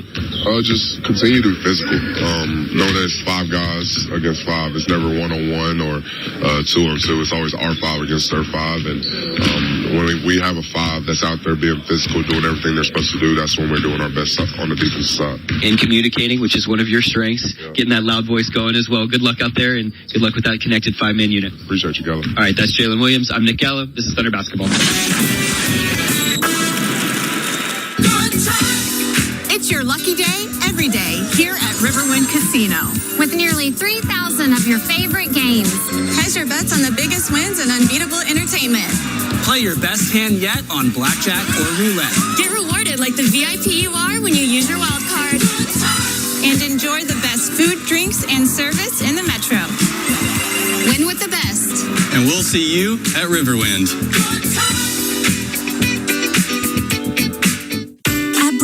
We offer more than just burgers, shakes, and fries. We have an entire fresh market for your everyday grocery needs, from farm fresh milk to meats, freshly baked breads, and produce. We also carry a wide variety of our premium ice cream, frozen yogurt, and sherbet. And with Brahms delivery trucks running 7 days a week, our items are always fresh. Stop by your neighborhood Brahms Fresh Market for an incredibly fast, incredibly convenient grocery shopping experience, so you can spend more time on things that matter most. Well, that's it. We are going to save money this summer. What's that, hon? We're signing up for OG&E's Smart Hours to get discounted electricity for 19 hours every weekday. Oh, and all weekend long. Oh, well, how's that work? Well, we just do our laundry, run the dishwasher, stuff like that in the morning or evenings, and pre-cool our house before 2. OG&E has savings tips on their website. Saving money is good. What's that address? OGE.com/smart hours. Some things from the 90s we'd rather forget, like dial-up internet or frosted tips. But some things never go out of style, like Taco Mayo's classic value menu. Choose from 10 of your favorite value items for just $1.89 each when you get 4 or more, like tacos, bean burritos, locos, and more. Loads of flavor, no hammer pants required. The classic value menu only at Taco Mayo, Oklahoma owned and operated. Eat local. This is the Oklahoma City Thunder Radio Network pregame show. What time is it? Now live from Paycom Center. The Rise is won at Paycom Center. Game 2 of the Western Conference Finals versus the San Antonio Spurs.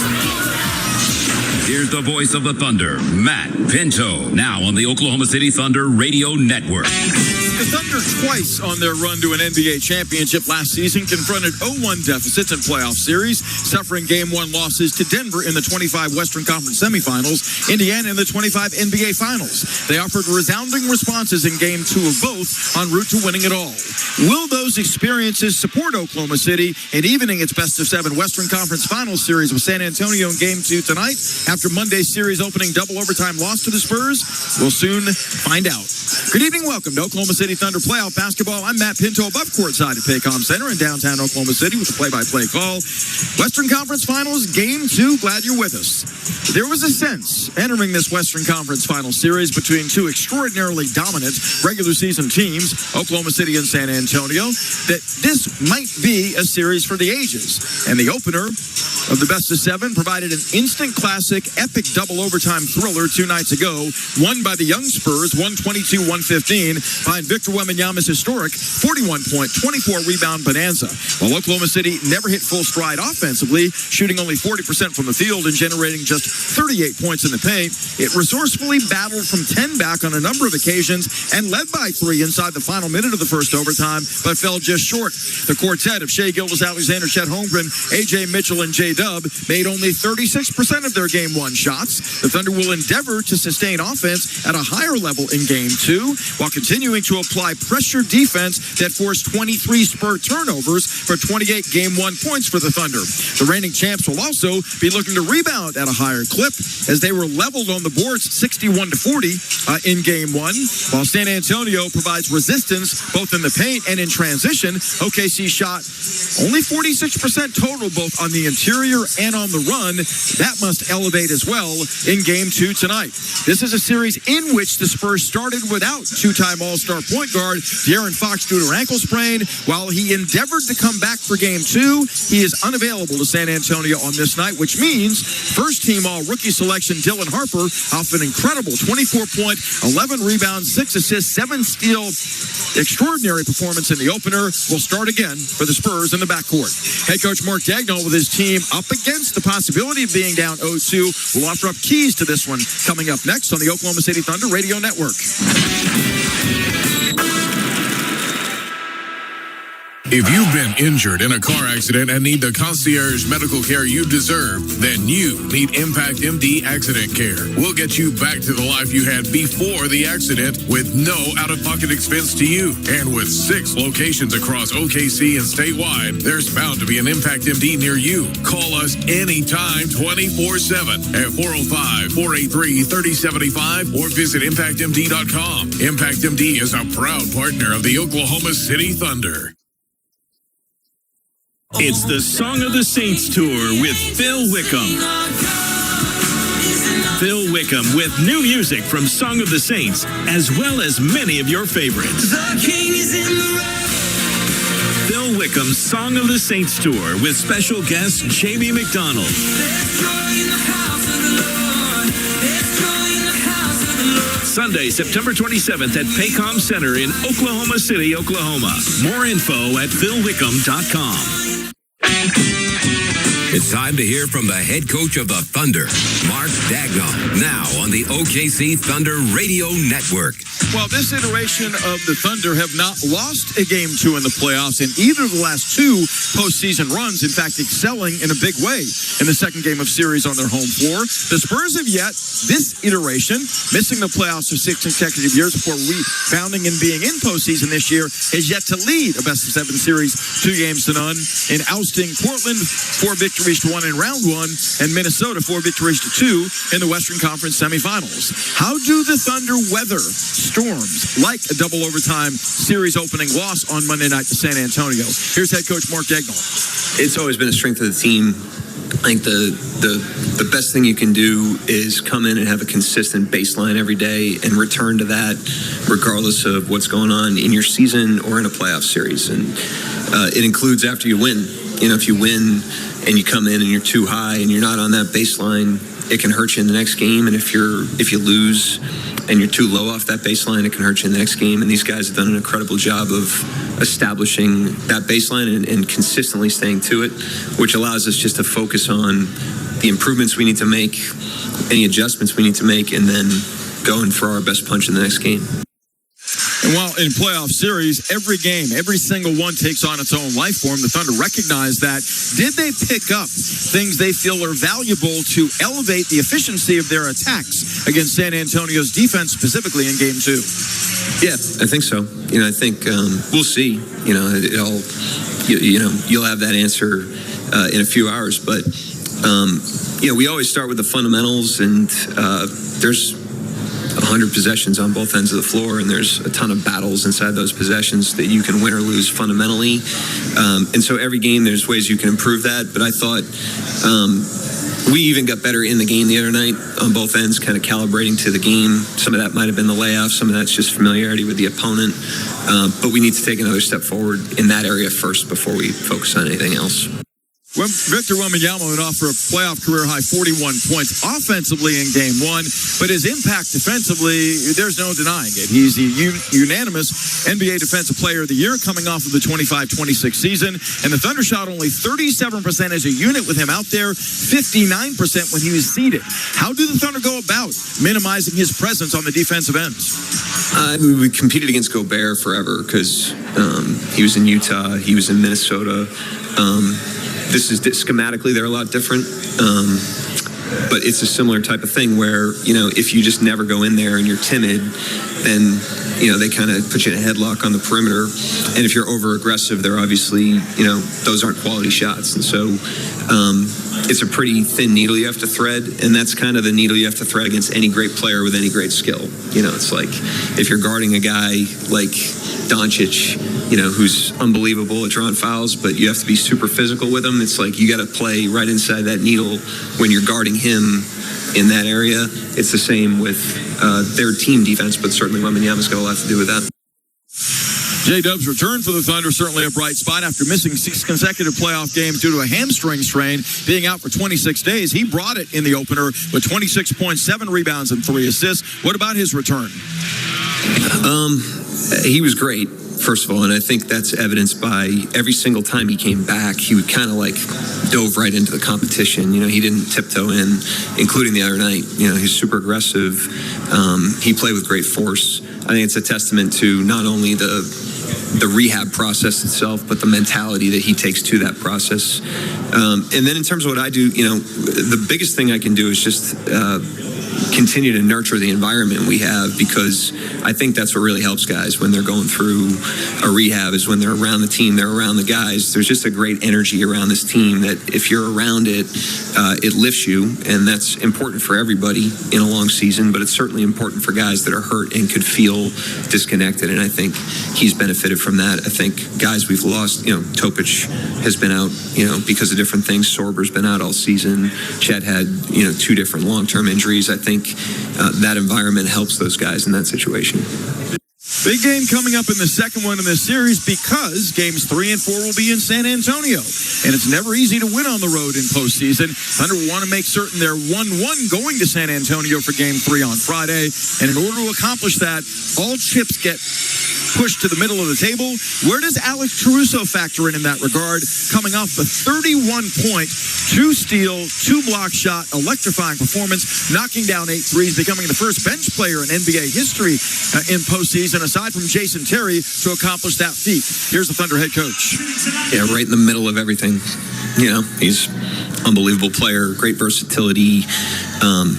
As we saw the other night, just a complete gamer. So, he's huge. But, going back to some of the themes I've already hit, it's the adjustments get a lot of attention, but the invisible value is really in the corrections. Can you get your fundamentals, lifted just a little bit better every single night that you play against the team? That's the goal. We'll make the adjustments also. We're not afraid to do that. But if you rely too heavily on that, correct the fundamentals, then, the foundation of your house isn't going to hold up. It's the fundamentals, the focus, the physicality, I think the attention to detail, and absolutely the execution that oftentimes determine which team finds a way to win. The Spurs were better in many facets of Game 1, thus winning in double overtime by 7. The Thunder are mounting a response that they'll unleash a few minutes from now in the second game, looking to draw even at 1-1 before the season shifts to San Antonio's Frostbank Arena on Friday night for Game 3. Starting lineups both ways for the Thunder and the Spurs entering the second of this best-of-7 Western Conference Finals. Coming up next, this is Thunder Basketball. Kojo Nation, are you ready? Here he comes. The platinum-selling cowboy. Cody Johnson. Saturday, August 8th at Paycom Center. Cody. Country country's heavy hitter. Here comes country's best, Cody Johnson, live 26.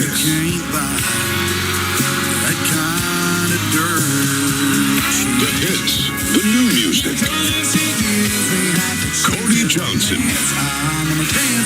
Special guests Scotty McCreery and Chase Beckham. Saturday, August 8th at Paycom Center. Tickets are on sale right now. Available at Ticketmaster.com. Oklahoma City. Don't miss Cody Johnson, live 26.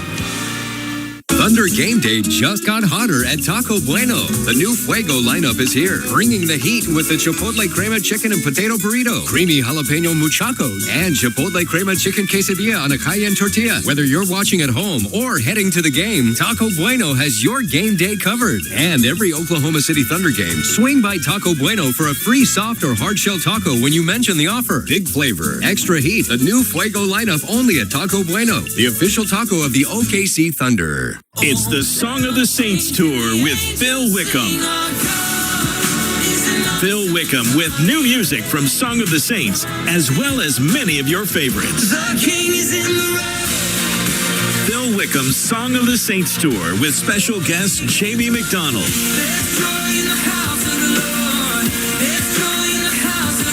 Sunday, September 27th at Paycom Center in Oklahoma City, Oklahoma. More info at philwickham.com. With just seconds on the clock, I'm chomping at the bit here, Frank. I'm telling you, this is a moment in basketball history to really relish in. Back at the offensive end, Ken Chubb musters up all his strength and squeezes down into the paint. He breaks through the screen, posts up with buns out, catches the ball, and he's called for the double drizzle. Dude, just get your hot dog and let's get back to our seats. Eat Squab, the official hot dog of the Oklahoma City Thunder. Each of us has a story of purpose, grit, and grace, a story of community and learning. At Oklahoma Christian University, your story means more. With career-focused programs that launch graduates into jobs, service, and impact, and over 2,000 spiritual life events each year. OC is a kingdom university where you're known, supported, and shaped for more. Write your story. Live for more at Oklahoma Christian University. Apply now at oc.edu/more. Some things from the 90s we'd rather forget, like dial-up internet or frosted tips. But some things never go out of style, like Taco Mayo's classic value menu. Choose from 10 of your favorite value items for just $1.89 each when you get 4 or more, like tacos, bean burritos, locos, and more. Loads of flavor, no hammer pants required. The classic value menu only at Taco Mayo, Oklahoma owned and operated. Eat local. MidFirst Bank is proud to be the official bank of the Oklahoma City Thunder and the exclusive provider of the Thunder and Rumble debit cards. As the largest privately owned bank in the nation, MidFirst Bank has the strength, stability, and expertise to help you prepare for the now and the future. So no matter where your financial journey takes you, MidFirst Bank is the partner to help you get there. MidFirst Bank, true to you. Member FDIC. Well, that's it. We are going to save money this summer. What's that, hon? We're signing up for OG&E's Smart Hours to get discounted electricity for 19 hours every weekday. Oh, and all weekend long. Oh, well, how's that work? We just do our laundry, run the dishwasher, stuff like that in the morning or evenings, and pre-cool our house before 2. OG&E has savings tips on their website. Saving money is good.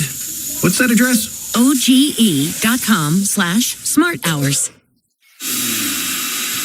You smell that? Spring. Hibernation's over. It's time to run it. Run it until the grass becomes long and the hedges duck and cover. Then, run it again. Still, get up to $50 off select AK battery tool sets.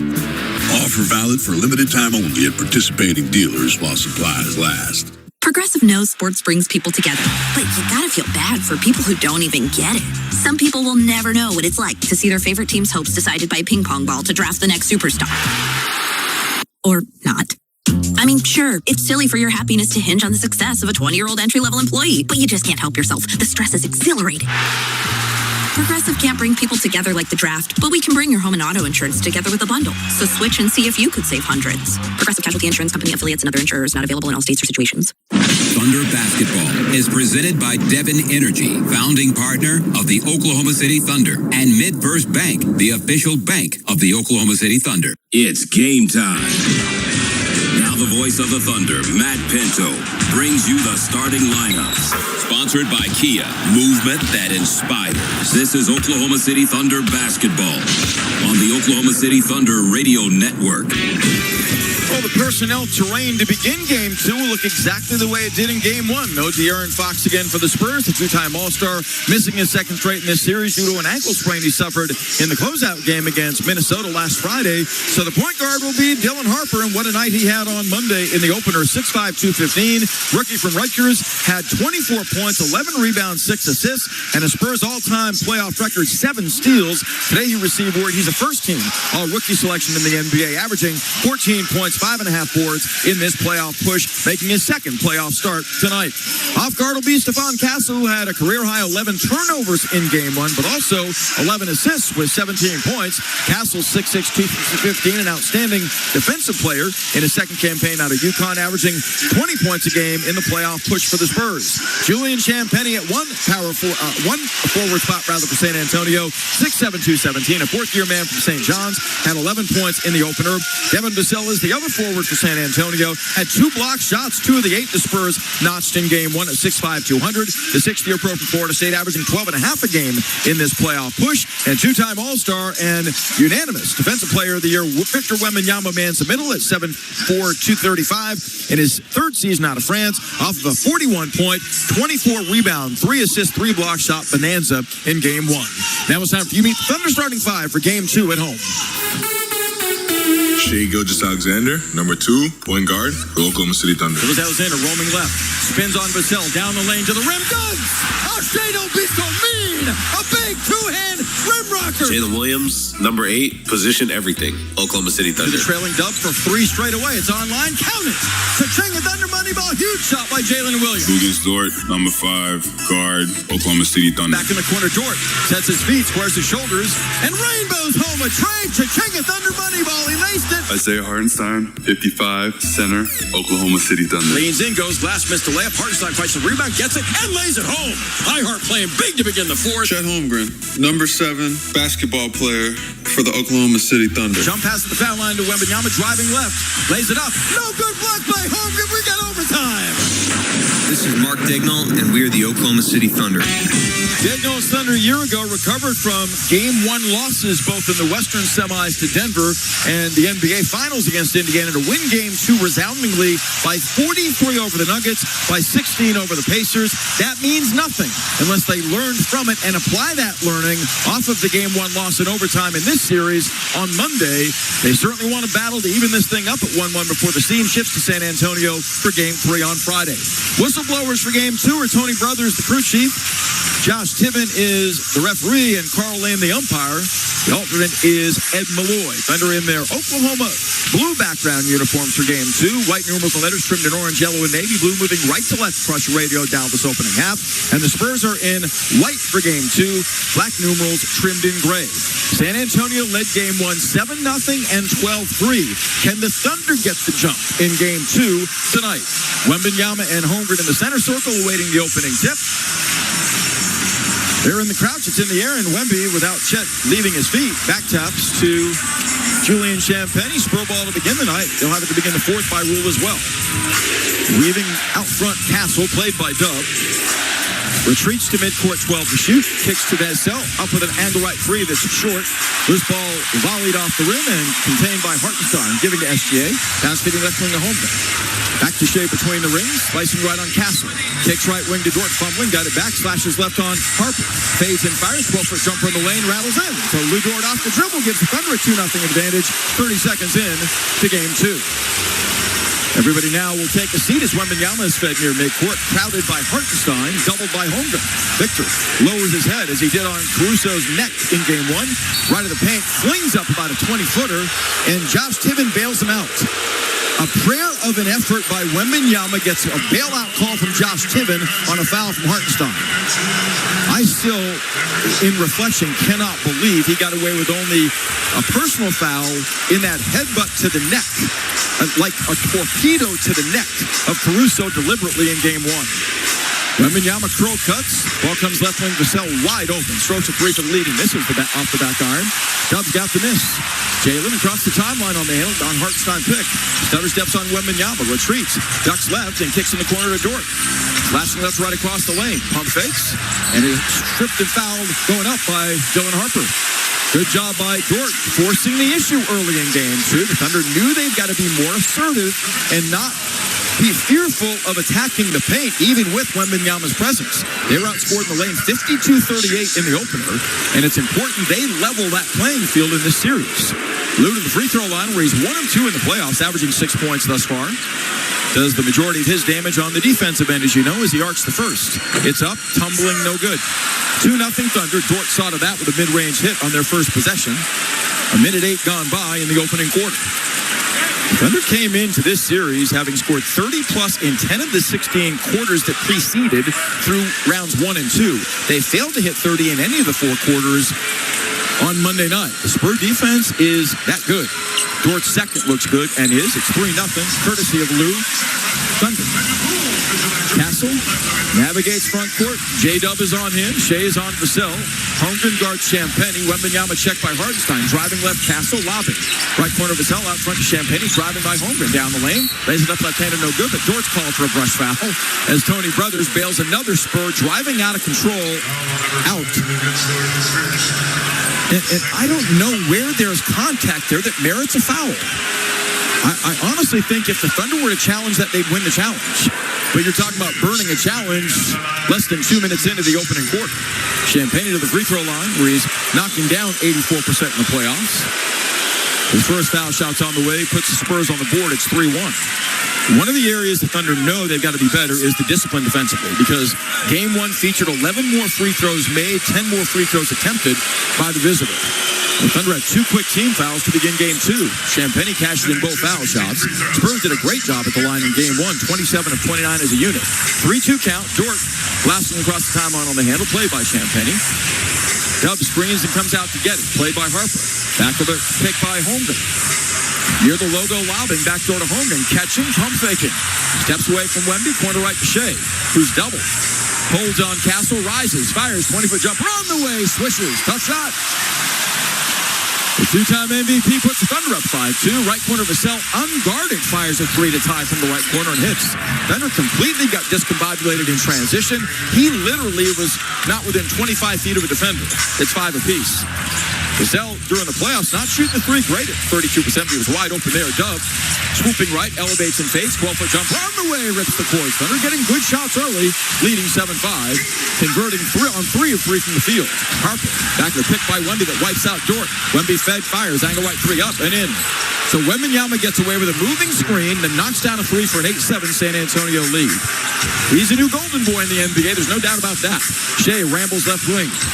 Draws 2. Bump by Castle. Steps away and tried to hit the left sideline to Holmgren. It's deflected out by Stephon Castle. You only want equal calls. That's all. And San Antonio is imposing its physical will early without repercussion. The Thunder have 2 team fouls already. Hartenstein comes in the ball beyond the arc. Looking left. Shea cuts to it. Navigates right. Castle again all over him. He scrambles left. Jump stop face on. Arcs a fadeaway 13-foot jumper. That's string music. Gildas Alexander's knocked down his first 2 shots after going 7 of 23 in game 1. Thunder 9, the Spurs 8, nearly 3 minutes in. Harper behind the back spins in the lane on Dort. Lays it up and lays it in. Shedding Dort on that. In essence, throttling down for the easy one. He is incredible around the rim. It's 10-9 Spurs. Right baseline Dub. Weaves his way across the paint. Arcs a fadeaway floater. No good, but he's hit and fouled going up by either Castle or Harper. If it's Harper, it's going to be his second. Excellent job by Hartenstein. Actually, they get Wembanyama for the foul. Excellent job by Hartenstein screening Wembanyama from getting to the shot by J-Dub. 10-9 Spurs, 8:59 left to play in the first quarter. Thunder yet to miss, 4-4 from the floor. And I think Mitch Johnson's going to challenge this call. So he's challenging with 8:59 left in the opening quarter, a call he believes is going to reverse this foul call on Wembanyama inside. Support your support youth, that is, throughout Oklahoma by visiting the Oklahoma Community Foundation's in-game auction. Don't miss your shot to bid on one-of-a-kind autographed items you won't find anywhere else. Here's Tony Brothers. This is about San Antonio. The player's been challenged by San Antonio. Visit OKCThunder.com/auction. That's OKCThunder.com/auction. We'll take time. Thunder down 10-9. 8:59 left to play in the first. The Spurs challenging Wembanyama's first foul. You can't call a foul on him. This is Thunder basketball.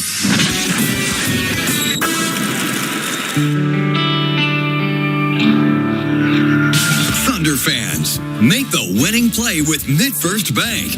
Score $300 when you open a new checking account. Plus, you can get your exclusive Thunder or Rumble debit card to show off your Thunder fandom. That's a game day win from the official bank of the Oklahoma City Thunder. Visit midfirst.com for more details. MidFirst Bank. Member FDIC. Welcome to basketball's biggest stage. Somebody will reach basketball immortality. Welcome to the NBA Finals. That's basketball at its finest. This is about more than a game, more than a series. This is about legacy. You are watching what greatness is all about. Tune in to see who performs under the brightest lights and who writes their way into history. The 2026 NBA Finals begin Wednesday, June 3rd on ABC. If you've been injured in a car accident and need the concierge medical care you deserve, then you need Impact MD Accident Care. We'll get you back to the life you had before the accident with no out-of-pocket expense to you. And with 6 locations across OKC and statewide, there's bound to be an Impact MD near you. Call us anytime, 24/7 at 405-483-3075 or visit ImpactMD.com. Impact MD is a proud partner of the Oklahoma City Thunder. You know what's the biggest deal in town? Piccolos at Boomerang Diner. One bite of these original recipe fried pickles paired with our famous Boomerang Ranch will have you in appetizer heaven. What is appetizer heaven, you ask? It looks something like this. Piccolo, ranch. Piccolo, ranch. Repeat. This crunchy, tangy combo is the perfect recipe for the ultimate appetizer. Get your very own Piccolos at Boomerang Diner. It all starts here. Back inside Paycom Center at this juncture of Game 1, the first stoppage. Oklahoma City trailed San Antonio 9-2 on the glass. Oklahoma City up by 2 in that regard here. It helps that they've made every field goal attempt a perfect 4 for 4 to start for the Thunder. Here's Matt Pinto. Thunder have yet to shoot a 3. They've allowed the Spurs 2 successes from 3, and as a result, trail by 1, despite shooting it well to start Game 2. And the call against Wembanyama wiped out. He was being grabbed on the arm by Hartenstein as those two locked arms. So the challenge successful for the Spurs. They maintain 1 more should they choose to use it at some point down the road. They get the ball back with 8:59 to play. Hartenstein now has 2 fouls, and the Thunder have the night's first turnover. Ihart played only 12 minutes in Game 1 and stays on the floor right now guarding Wembanyama. Holmgren is on Champagny. J-Dub picks up Stephon Castle. Dort draws Harper, and SGA is on the inbounds passer, Devin Vassell. Spur ball up 1, 3 minutes into the second game. Harper behind interference run by Vassell, crossing the timeline. The left out of Rutgers. Bounce feeds off the left side to Castle to the baseline. Castle terminates the bounce. Inside finds Harper. Challenging Holmgren. Pump faking. Can't shoot. To Vassell baseline. He does. A fadeaway 16-foot jumper that's short. Well defended. Hartenstein grabs his second rebound. Up the right side to Doug. Jalen probes, spurs her back, finds SGA between the rings. Find Hartenstein pick, scrambling right, now left. Spins in the paint, lost the ball. Hartenstein bails out the possession, grabs it on the right flank. Overplayed by Castle, back to Shea. Shea pinned to the sideline, draws 2. Sweeping left with 5 to shoot. Left wing finds Holmgren, pump faking, driving. 1 to shoot, spins. Elevates and fires at the shot clock buzzer, nails a 10-footer, but it comes after the horn. He fumbled the dribble, and that wiped out the possession to the Thunder's second consecutive turnover. 10-9 San Antonio, 8:13 left to play in the opening quarter of Game 2. Harper again on the handle, across the timeline with a couple of assists already, navigates right. Banged baseline by Hart, slap the sideline to Vassell. Slot left to Champagne, driving by Dort. Corner right kick to Harper, touch pass to Vassell. Wide open again, his angle right unguarded three-pointer short this time. Leaping rebound, Dort his third, giving to Shea up the right side to Dub. Jalen probing, played on the flank by Vassell, into the paint. Contained, elevates anyway and fades and misses a 12-foot jumper. Said he was hit on the hand by Vassell, right in front of Josh Tiven, who has no right being in this game as an official. Castle the rebound, dishing to Wemby, spinning on Dub, toss it up, and Shea rakes it away from him. Shea gallops by Victor. Comes to the left baseline where Vassell awaits him. He pump fakes. On the wing finds Dort to the trailing Hartstein, driving for a push shot from 12 in the paint. It's on the way and beautiful over Wemby. And the Thunder lead 11-10. I heard only 2 points in the opener as his first bucket tonight. Castle across the timeline, crossing over on Dub. Snakes his way down the lane. His dunk blocked by Shea, but they call a foul on SGA. Oh, that's the Thunder's 13th foul. 7:11 left to play in the quarter. Hartenstein will exit. Caruso will enter for OKC between free throws. Stephon Castle toes the line for two as a 80% foul shooter during the playoff run. He had an up-and-down game. He scored 13 in the first quarter of his 17 overall on the night with 11 assists, also 11 turnovers in Game 1 Monday. Castle's first free throw is up. Good. And that ties the game at 11. The Spurs have one giveaway in this game. Luke Cornett in. Victor Wembanyama, after logging a career-high 48 minutes in that double overtime marathon Monday, takes his first rest as Jay Will replaces Chet Holmgren for OKC. Chet yet to get a shot off, is scoreless with no rebounds to begin Game 2, nearly 5 minutes in. Spurs are quick on the attack, scoring in 9 seconds, 11 seconds, 13 seconds, and 12 seconds. They've got to do a better job denying them their initial thrust. And they've not done a good job of that to begin this game. Castle looks to give the Spurs the lead in the game that's featured 4 lead changes 2 times already. It tumbles in after hitting the front of the rim. Stephon Castle has his first 2, and the Thunder are down a digit. Dub skips across timeline, crowded by Harper. Double, giving Jay Will up top, veering left. Shea now handles left wing, grinding baseline, spinning. Contained on the bounce by Harper, up the sideline to Jay Will. Shea wants it back and gets the baseline. Crowded on a double, 5 to shoot, cross-court right to Dort, blasting. Finding Jay Will wide open, he strokes a 3 straight away. Count it! Sing the Thunder money ball. That was well done. OKC's got 3 assists now. Jay Will puts the Thunder up 14-12 on a 6-7 shooting start. Castle midcourt, crowded by Caruso. Moving screen set by Vassell, not called. A throwaway. Castle picks up his first turnover as Shea down the lane, pass fakes, lays it up. No good. Knocked down by Vassell, no whistle. Harper back as Carl Lane swallows his beat in the whistle. Right baseline Castle with a trailing Keldon Johnson wide open. Left wing 3 up for the lead. It's short. Castle rebounds, pump fakes, floats it up on Jay Will, misses the layup, fights for it again and gets it. Pump fakes again, is stripped going up, but a foul's called on the Thunder inside. Thunder can't get a call. They're at the foul limit now, while the Spurs have been called for a single team foul in Game 1. 6:13 left in the first. And Stephon Castle, with hustle inside off of misses, gets to the free throw line for the second time on the night.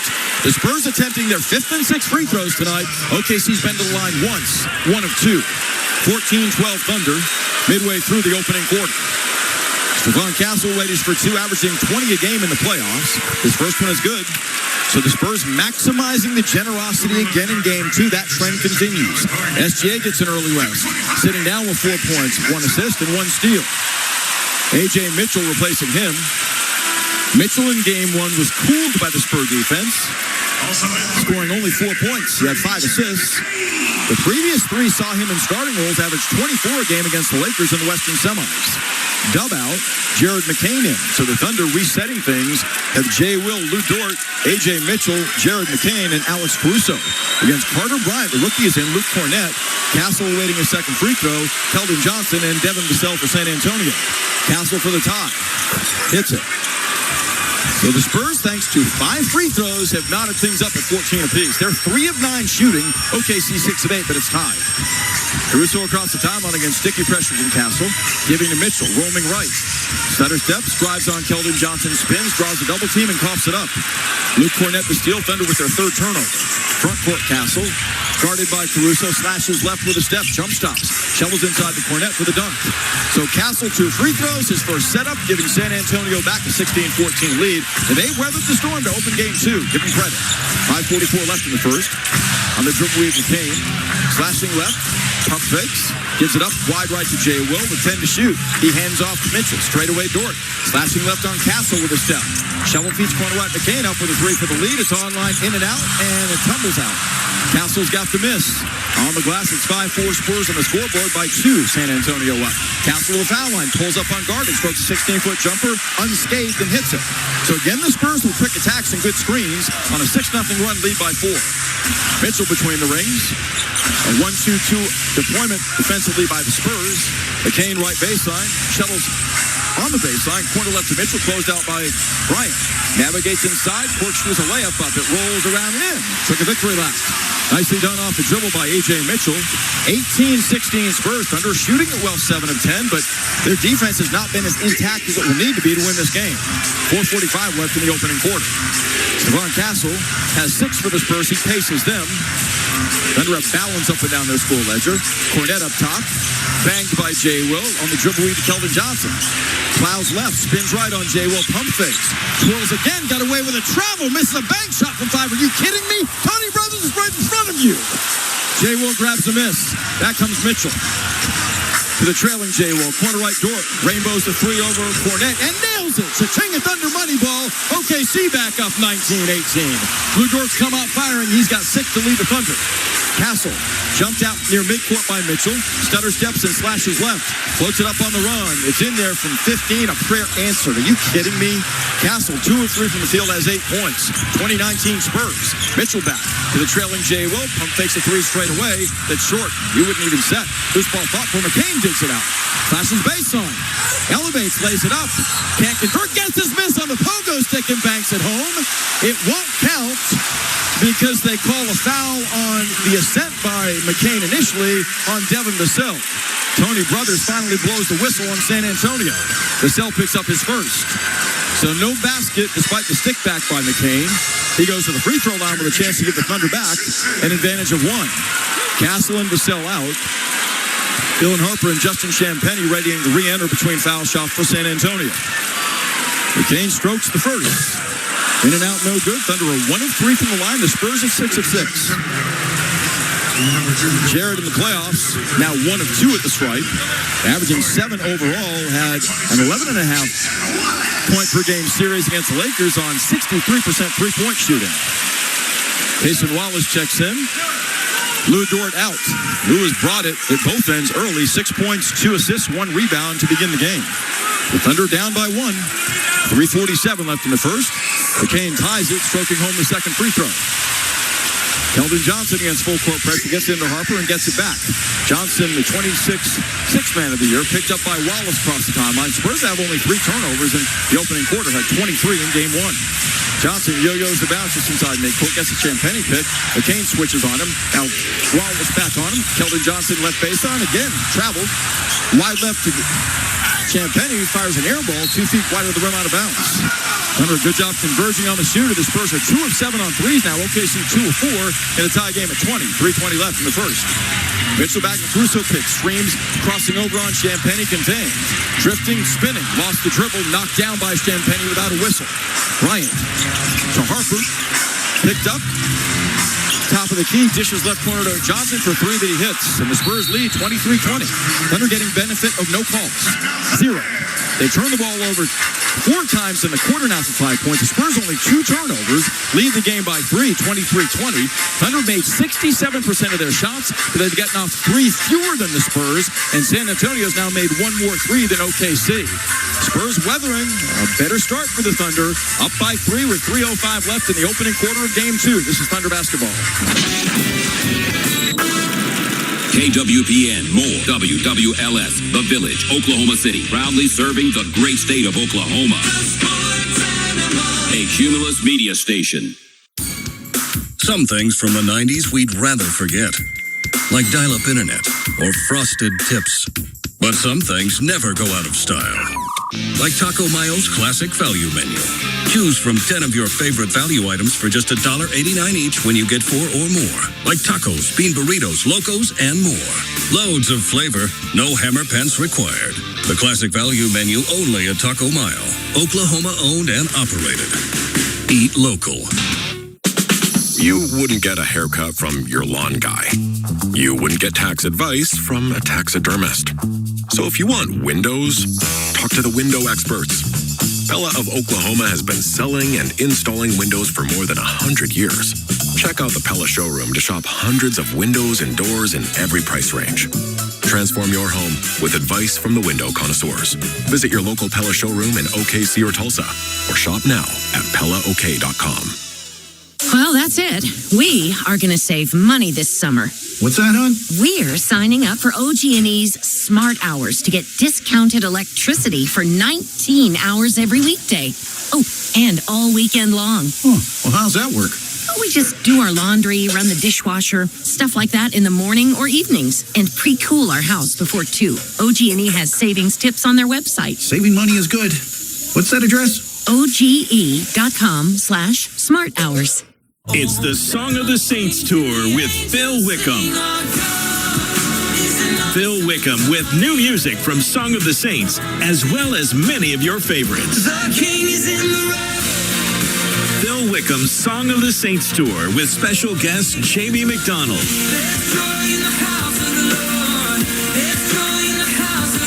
Sunday, September 27th at Paycom Center in Oklahoma City, Oklahoma. More info at philwickham.com. Welcome back inside Paycom Center. Winner of this series, of course, plays the winner of the Eastern Conference Finals. The New York Knicks have a 1-0 lead there. New York trailed Cleveland by 22 points with only about 7 minutes left to go in Game 1, ending the game on a 44-11 run over the course of regulation and overtime. Jalen Brunson led the way with 38 points. Game 2 is tomorrow. Here's Matt Pinto. Stay on top of all Thunder playoff action with updates sent right to your phone. Join playoffs text alerts for exclusive content, prizes, events, up-to-date information, and more. Text playoffs to 405-877-5558 to join. That's playoffs 405-877-5558. If there was any notion of San Antonio being satisfied getting only one here, that's been dispelled to begin this game. Despite the Thunder making 67% of their shots, they trail right now by 3, as the Spurs have gotten 8 from Stephon Castle and 3-pointers from Devin Vassell. Keldon Johnson, 3 of 8 from distance, getting to the free throw line 2 more times than the Thunder, converting 4 more for a lead of 3 at this stoppage. Game 1, despite going double overtime, feature only 10 lead changes, 9 lead changes thus far in the opening quarter of Game 2. McCain gets it into Cason Wallace. That tandem joined by Mitchell, Dub, and Holmgren. Thunder down 3 inside the 3-minute mark of the first. They're out of fouls. Spurs have 2 to give. What a shot. Mitchell. Wide right to McCain, crossing over, snaking by Champagne. He lays it up on the run, and it rolls off. He blows the bunny. Champagne's got the loose ball up the left side to Keldon Johnson. Crossing over away from Mitchell. Double pumps the layup, try that rolls off. Tips it up, no good. Tips it up again, can't convert. Cornette gets it back and lays it in. Thunder again being dominated on the backboard. They've allowed 4 second chance points and trail by 5 now. Largest deficit of the game, 25-20. Patty cake being played by the Spurs that time on misses. Right of the paint, J-Dub. Floats it up. Thought he was hit on a reach-in by Keldon Johnson and just flails and misses the shot. Bryant back, high steps. Whips the ball baseline, throws it away. McCain the steal, 2-on-1 with Dub. Jared lobs. Dub has it and Thunder's down. The 2-hand rim rocker in transition off the 3rd square turnover. OKC back within 3 at 25-22. Wembanyama readying to re-enter when given a chance. 2:12 left in the first. Spurs getting up 3 more to the rim than the Thunder. Winning the rebounding battle 9-6. Won the rebounding battle in Game 1 by 21. Harper tested out front by Wallace. Stutter steps. Slides right of the lane with a steps to the baseline unguarded. Strokes a 16-foot jumper that he blows. And Holmgren has his first rebound of Game 2. Shuttling left to McCain. Thunder down 3. Jared dancing. Probes and jump passes to Dub. Cross court left to Wallace. Whips it to Holmgren. Open, snaps off an angle left three-pointer for the tie-in. Splashes. Ching the Thunder money ball. Chet Holmgren. Lofting and sticking his first shot of the night. It's 25 all. Johnson probes. Contained by Mitchell. Retreats. Mitchell knocked it away up the left sideline. Couldn't come and get it because Johnson was shading him from the ball. It stays Spur possession. 16 to shoot. Jordan McLaughlin, in the absence of De'Aaron Fox for a second straight game, steps on the floor for the Spurs. McLaughlin is a 7-year vet, mid-age 30. Played his college ball at Southern Cal, playing only his 6th game in this playoff run for San Antonio. Has logged only 4 minutes on average when he's been out there. Harper gets a Wembanyama pick. Grinding right. Behind the back dribbles. Loses the ball at 3. Diving to get it. McCain shovels to Holmgren. 1-on-3. Chet waits for some friends. One of them is Shea. He swoops left in the corner. Finds Wallace for 3. It's online. In there. Ching a Thunder money ball. The Spurs turning it over now. An 8-0 Thunder blitz for a lead at 3. As Wallace strokes at home, he's made 45% of his threes in the playoffs. McLaughlin steps to the right side at an angle, strokes a 3 behind a Wembanyama pick and knocks that down. It's 28 all. A minute left in the opening quarter. Spurs have knocked down 4 threes to Thunder 4. SJ on the handle. Harper on him as he tried to split. Defenders can't. Whips it out wide right to McCain. Slicing left in the lane. Elevation fires. Fadeaway 12-foot jumper. String music. Jared McCain off the bounce. Has his first bucket. The right side Johnson. Fouls based on Mitchell. Jump shots. Lays it up. Blocked by Shea. Free in the lane. McLaughlin has it. To the trailing Harper. Behind the back finds Champagnie up top. He's closed out by Mitchell. Thunder by 2. 30-28. 10 to shoot. 34 seconds left in the first quarter. Harper dancing left. Steps back. Finds Champagnie for a straightaway 3 in the lead. It rattles in. Spurs have made 5 threes and are making it happen with offense, scoring 31 in the opening quarter against the Thunder of Game 2. 4-second difference game to shot clock. Shea doubled out front. Wide right McCain open. The wing 3 is up for the lead. It's no good. Loose ball back tap by Holman. Chased down by Mitchell. Last shot time. Mitchell to the baseline. On the run floats it. Counts if it goes. It won't go. He's knocked down by Johnson. And again, that's a good attack. But the shot clock's off. And you allow the Spurs now 10.8 seconds the other way, even if you knock these free throws down. 31-30 Spurs in a quarter that's featured 11 lead changes and 6 ties.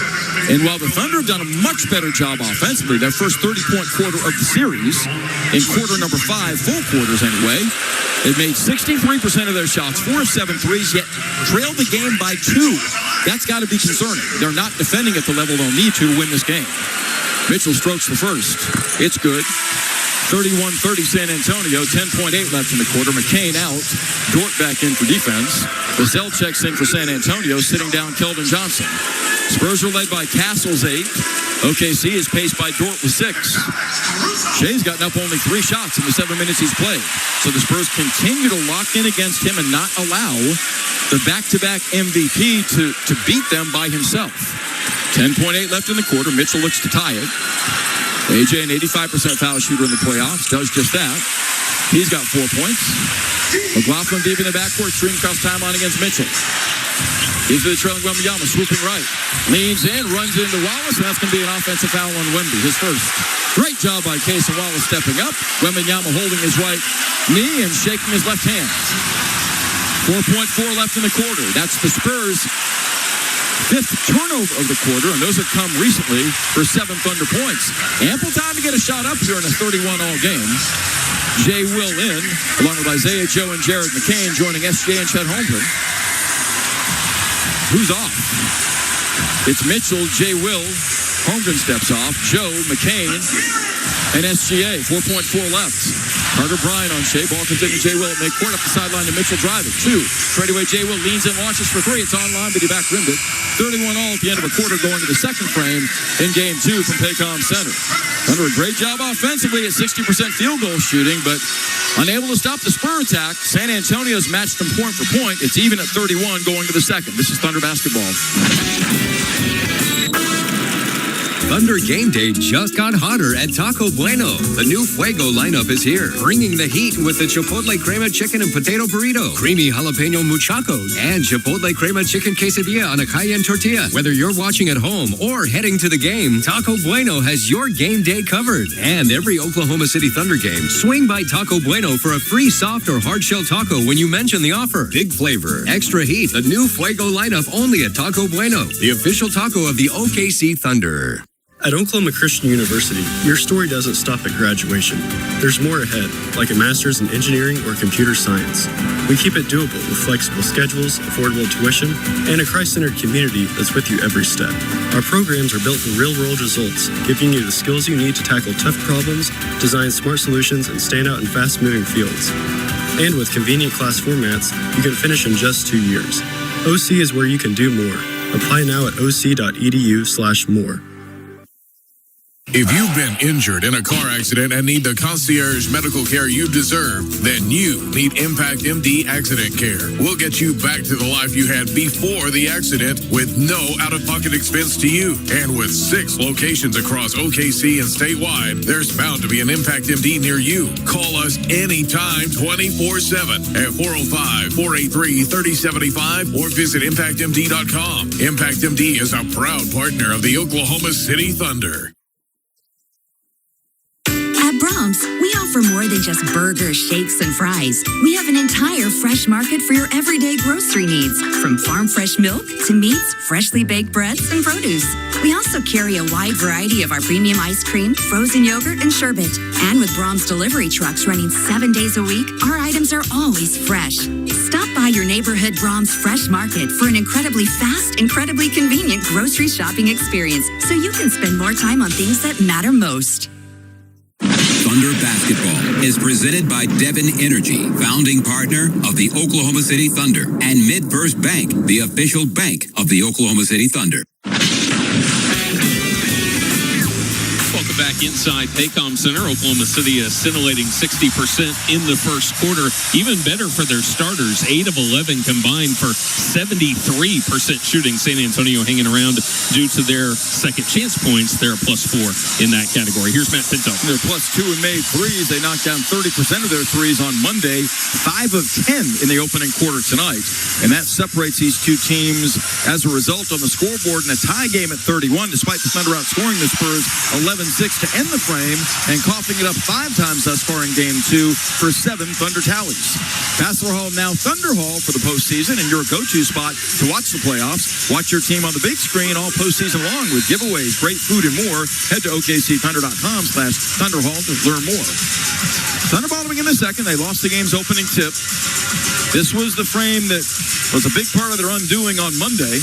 They were outscored 24-17 in the second. And after a tie game at the end of one on Monday, they trailed by 7 at the break. Jordan McLaughlin stays in to begin the second, made a 3-pointer in the first. Thunder coming with Hartenstein playing through 2 fouls. A.J. Mitchell, Alex Caruso, Isaiah Joe, and SGA. So Joe getting more run in Game 2. Hartenstein top if he looks to facilitate. Joe swirls to it out front, draws a double, drives. Spins on McLaughlin, can't shoot. Giving to Mitchell. Slashing left, probing. Floats it up across his body, errantly from 12. Loose ball fought for. Claimed by Caruso into the paint on Wemby. Floats it up, no good. He's fouled by Wemby, and Wemby's got 2. There's Alex Caruso again. Challenging Wemby to the body before he unleashed the shot. It's the way you have to attack a shot blocker. And Wembanyama has 2. 11:38 left to play in the second quarter. Caruso played a flat, spectacular opening game with 31 points, a playoff career high. He also had 2 steals, 2 blocks, and knocked down 8 3-pointers. Joining Jason Terry is the only players in NBA history to put up numbers like that in threes made and points scored coming off the bench. AC's got his first point tonight, but every game in the playoffs takes on its own life form. We don't know if Caruso will be left open in the ways he was in Game 1, given the shooting prowess he displayed. Caruso looks to give the Thunder a 2-point lead and does, despite Wembanyama entering the lane a good 4 seconds before the shot was released. It's 33-31 OKC. McLaughlin is scored across the timeline by Isaiah Joe. Motioning cutters. The veteran who's played with Minnesota previously. Picks up the bounce, feeds Wemby, high post right against Hartenstein. Wembanyama back to the basket, 8 to shoot, holding. Dribbles out front.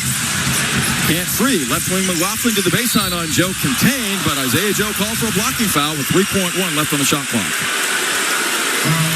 McLaughlin logged 4 seasons collegiately at USC. In addition to Minnesota, also had a stop in Sacramento. He was brought to San Antonio from Sacramento in a trade February 3rd, 2 seasons back. 14 to shoot. Ball lobbed inbound to Castle, who in essence punches Caruso in the face. Then he's stripping the ball in the lane. The basketball gods smile. Shea the loose ball. Up the sideline on Vassell. Wemby looms as a double-team defender. Back at the sideline, Shea fed by Caruso. Grinding left, kicks Caruso open. Left corner three is on the way. Count it! Cha-ching, it's under money ball. You can't do it any better than that two-man game collaboration. SJ and Caruso making a 5-point Thunder lead on a 7-0 push, 36-31. Castle at the top of key lobbing. Ball knocked away from Wemby by Caruso. Hartenstein the loose ball, giving to SGA. Shea barreling down the lane. Floats it up on the round, counts it, it goes, it will not go. Got hit by two defenders. First of all, Vassell, and then McLaughlin came over to finish him off and knock him down. Vassell the foul. OKC's run can continue. They've run off 7 straight, dating back to the latter stages of the opening quarter. They've been relentless in their attacks, making 59% of their shots, assisting on 10 of their 13 conversions, and they're 4 of 8 from 3. Get to the free throw line where they're 6 of 8 on the night. Leading by 5, their largest lead of this series. Led by no more than 3 in game 1. Shea's first foul shot. Nothing but net. Thunder 37, San Antonio 31. Outstanding start for the second by a Thunder team that in the playoffs has outscored its opponents by only 1.5 points in the second quarter, tallying 29+ in the second, allowing nearly 28. Spurs 5 turnovers in the game's last 3 minutes, 7 on the night. Shea good on the second, giving him 6 points. He also has 4 assists, distributing beautifully as Joe picks up McLaughlin deep in the backcourt. 9 straight Thunder tallies are up 7. McLaughlin between the rings. Looking. Down squeeze to Vassell. Stripped to the ball by Caruso. Vassell fights to get back and does. Touch passing it near midcourt to McLaughlin. Wemby now comes to the right wing with 7 shoot. Holds.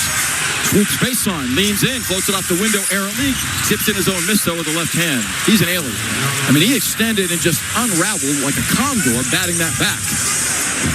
It's his second bucket. That ends the Thunder run. OKC by 5 as Shea leaps and leans. Straight away knocks down a 13-footer, and he's hacked in the act by McLaughlin. And one coming. Shea finding his cracks. He's got 9, 4 in the quarter. He's done that in 9 game minutes. It's 40-33 Thunder with 10:09 left in the second. Thunder, a great job adjusting to what San Antonio did to lock them up offensively in game 1. And credit Hartenstein. Hartenstein's done a really good job on Wembanyama, who's gotten up only 3 shots. Mitchell out, Tayson Wallace in. You know attrition's a factor in a series that's going to go every other day, given the intensity and the combativeness and the length of game 1. 58 minutes worth in the double overtime Spur victory. Gilgeous-Alexander completes a 3-point play. Thunder by 8 on an 11-2 burst the last 2 minutes. Harper in the backcourt picked up by Wallace. Slices left down the lane on Hartenstein. Spins in a left-hand reverse. A running start because Wemby got away with another moving screen. It's 41-35 Thunder. 2 minutes elapsed in the second. SJ jumped at by Vassell at midcourt. Angles right behind a Hartenstein pick. Stutter steps on Wemby. Pushes off. Vassell knocks his shot away from behind. Hartenstein gets it. Corner left finds Joe. Slicing baseline on Wemby to the trailing Wallace. Kaysen steps to the left line. 5 to shoot. Bounce feeds low left to Caruso. 3 to shoot. In the corner. Behind the back dribbles and pulls. The baseline 16-foot jumper. He strokes it home on Wembanyama. Beautifully done. 43-35 Thunder continuing to attack. 9:24 left till halftime. Wembanyama wants it. Ball knocked away in the lane by Wallace. Intended from Castle to Harper. Shea's got it. Left wing to Joe. Catch and shoot rainbow 3 is up and short. Wemby clears his 3rd rebound of game 2 up the left side to Castle. 1-on-2. Slicing on Hartenstein lays it up and lays it in. Ihart playing with 2 fouls. I think that deterred him from really attacking that shot. And Castle, the first double-figure point man of the game with 10. 43-37 Thunder. Spurs show a half-court trap. Gilgeous-Alexander to the foul line, pulls up, pops. 13-foot jumper won't drop. He's knocked down from behind by Harper without a whistle. Wembanyama back to the trailing Vassell. Down the lane on Joe. Slashes into Isaiah Joe. And free throws are coming. Joe gets there late and is called for a block. San Antonio is weathering the Thunder's big burst. And successes at the free throw line make this a 4-point game with 8:44 left in the second quarter. Thunder have 2 team fouls in the second. The Spurs 3.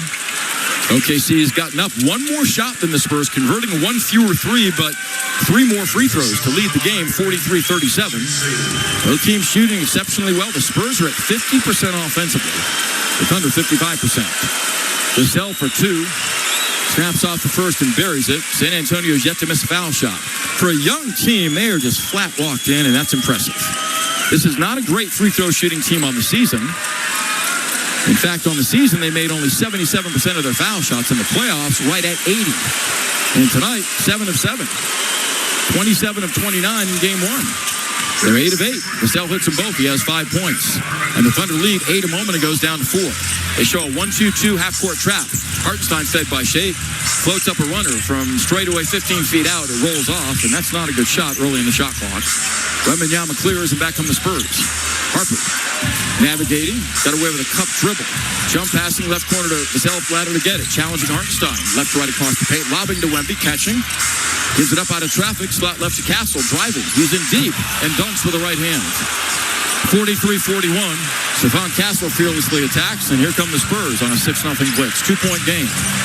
Gildas Alexander right wing to the baseline on Harper, doubled. Who's open? Shovels baseline to Wallace, steps to the corner, strokes a 3. It's online and in there. Cha-ching is under money ball. Queso rips the cords. He's knocked down 2 threes, has 6 points. Thunder from 3 and now 5 of 9 and go back up 5. Caruso knocks the ball away from Harper. It's free at the middle of the floor and wrapped up by Keldon Johnson. Left wing ball intended from Castle to Wemby, knocked away by Wallace to Caruso. No look feed. Shea to the rim for the 2-hand send down. That's a nice boomerang diner. Boom in the game. Timeout Spurs. Timeout Spurs. Thunder by 7. Attacking San Antonio in every way. They've taken it away 9 times for 14 points. Caruso and Wallace central in that. OKC's back up 7 at 48-41 with 7:34 left in the half. We'll take time. This is Thunder basketball. Pump up the volume. Business moves fast. Orders roll in, deadlines close in. When you ship with USPS Ground Advantage, you can keep up with confidence. Every package stays in our secure network from dock to door. And with nationwide reach, dependable tracking, and upfront affordable pricing, you get built-in peace of mind. You run the business. We run the routes. Visit USPS.com/Ground Advantage to learn more. Thunder Game Day just got hotter at Taco Bueno. The new Fuego lineup is here, bringing the heat with the Chipotle Crema Chicken and Potato Burrito, Creamy Jalapeno Muchacho, and Chipotle Crema Chicken Quesadilla on a Cayenne tortilla. Whether you're watching at home or heading to the game, Taco Bueno has your game day covered. And every Oklahoma City Thunder game, swing by Taco Bueno for a free soft or hard shell taco when you mention the offer. Big flavor, extra heat, the new Fuego lineup only at Taco Bueno, the official taco of the OKC Thunder. Each of us has a story of purpose, grit, and grace, a story of community and learning. At Oklahoma Christian University, your story means more.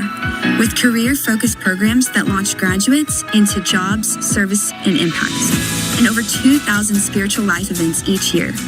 OC is a kingdom university where you're known, supported, and shaped for more. Write your story. Live for more at Oklahoma Christian University. Apply now at oc.edu/more. Well, that's it. We are going to save money this summer. What's that, hon? We're signing up for OG&E's Smart Hours to get discounted electricity for 19 hours every weekday. Oh, and all weekend long. Oh, well, how's that work? Oh, we just do our laundry, run the dishwasher, stuff like that in the morning or evenings, and pre-cool our house before 2. OG&E has savings tips on their website. Saving money is good. What's that address? OGE.com/smarthours. Welcome back inside Paycom Center, as it usually is, all about creating turnovers for Oklahoma City. The San Antonio Spurs have given it up 7 times for 12 points in just the last 7.5 minutes. Stephon Castle has 4 just by himself in the last 4.5 minutes. Here's Matt Pinto. Had 11 in game 1, a career high, but he's done damage offensively that doesn't, including a resounding dunk over Hartenstein moments ago. Playoff Central is your home for playoffs action. Shop exclusive drops, plan your watch party, and stay up to date on events across OKC. Put playoffs in the palm of your hand. Head to OKCThunder.com/playoffs central for more information.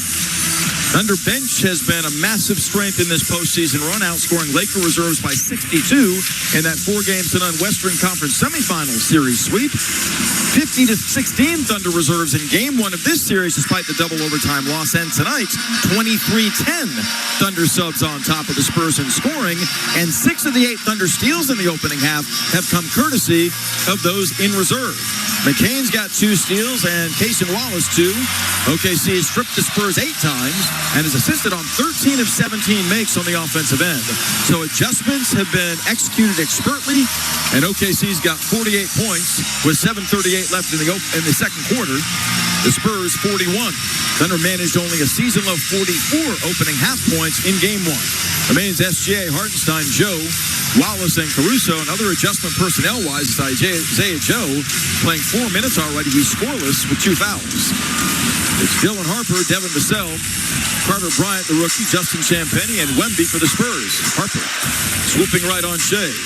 Comes to the baseline, contained, steps to the rim, lays it up and lays it in. Just too easy. A step-through move by Harper gives him a layup. He's got 6.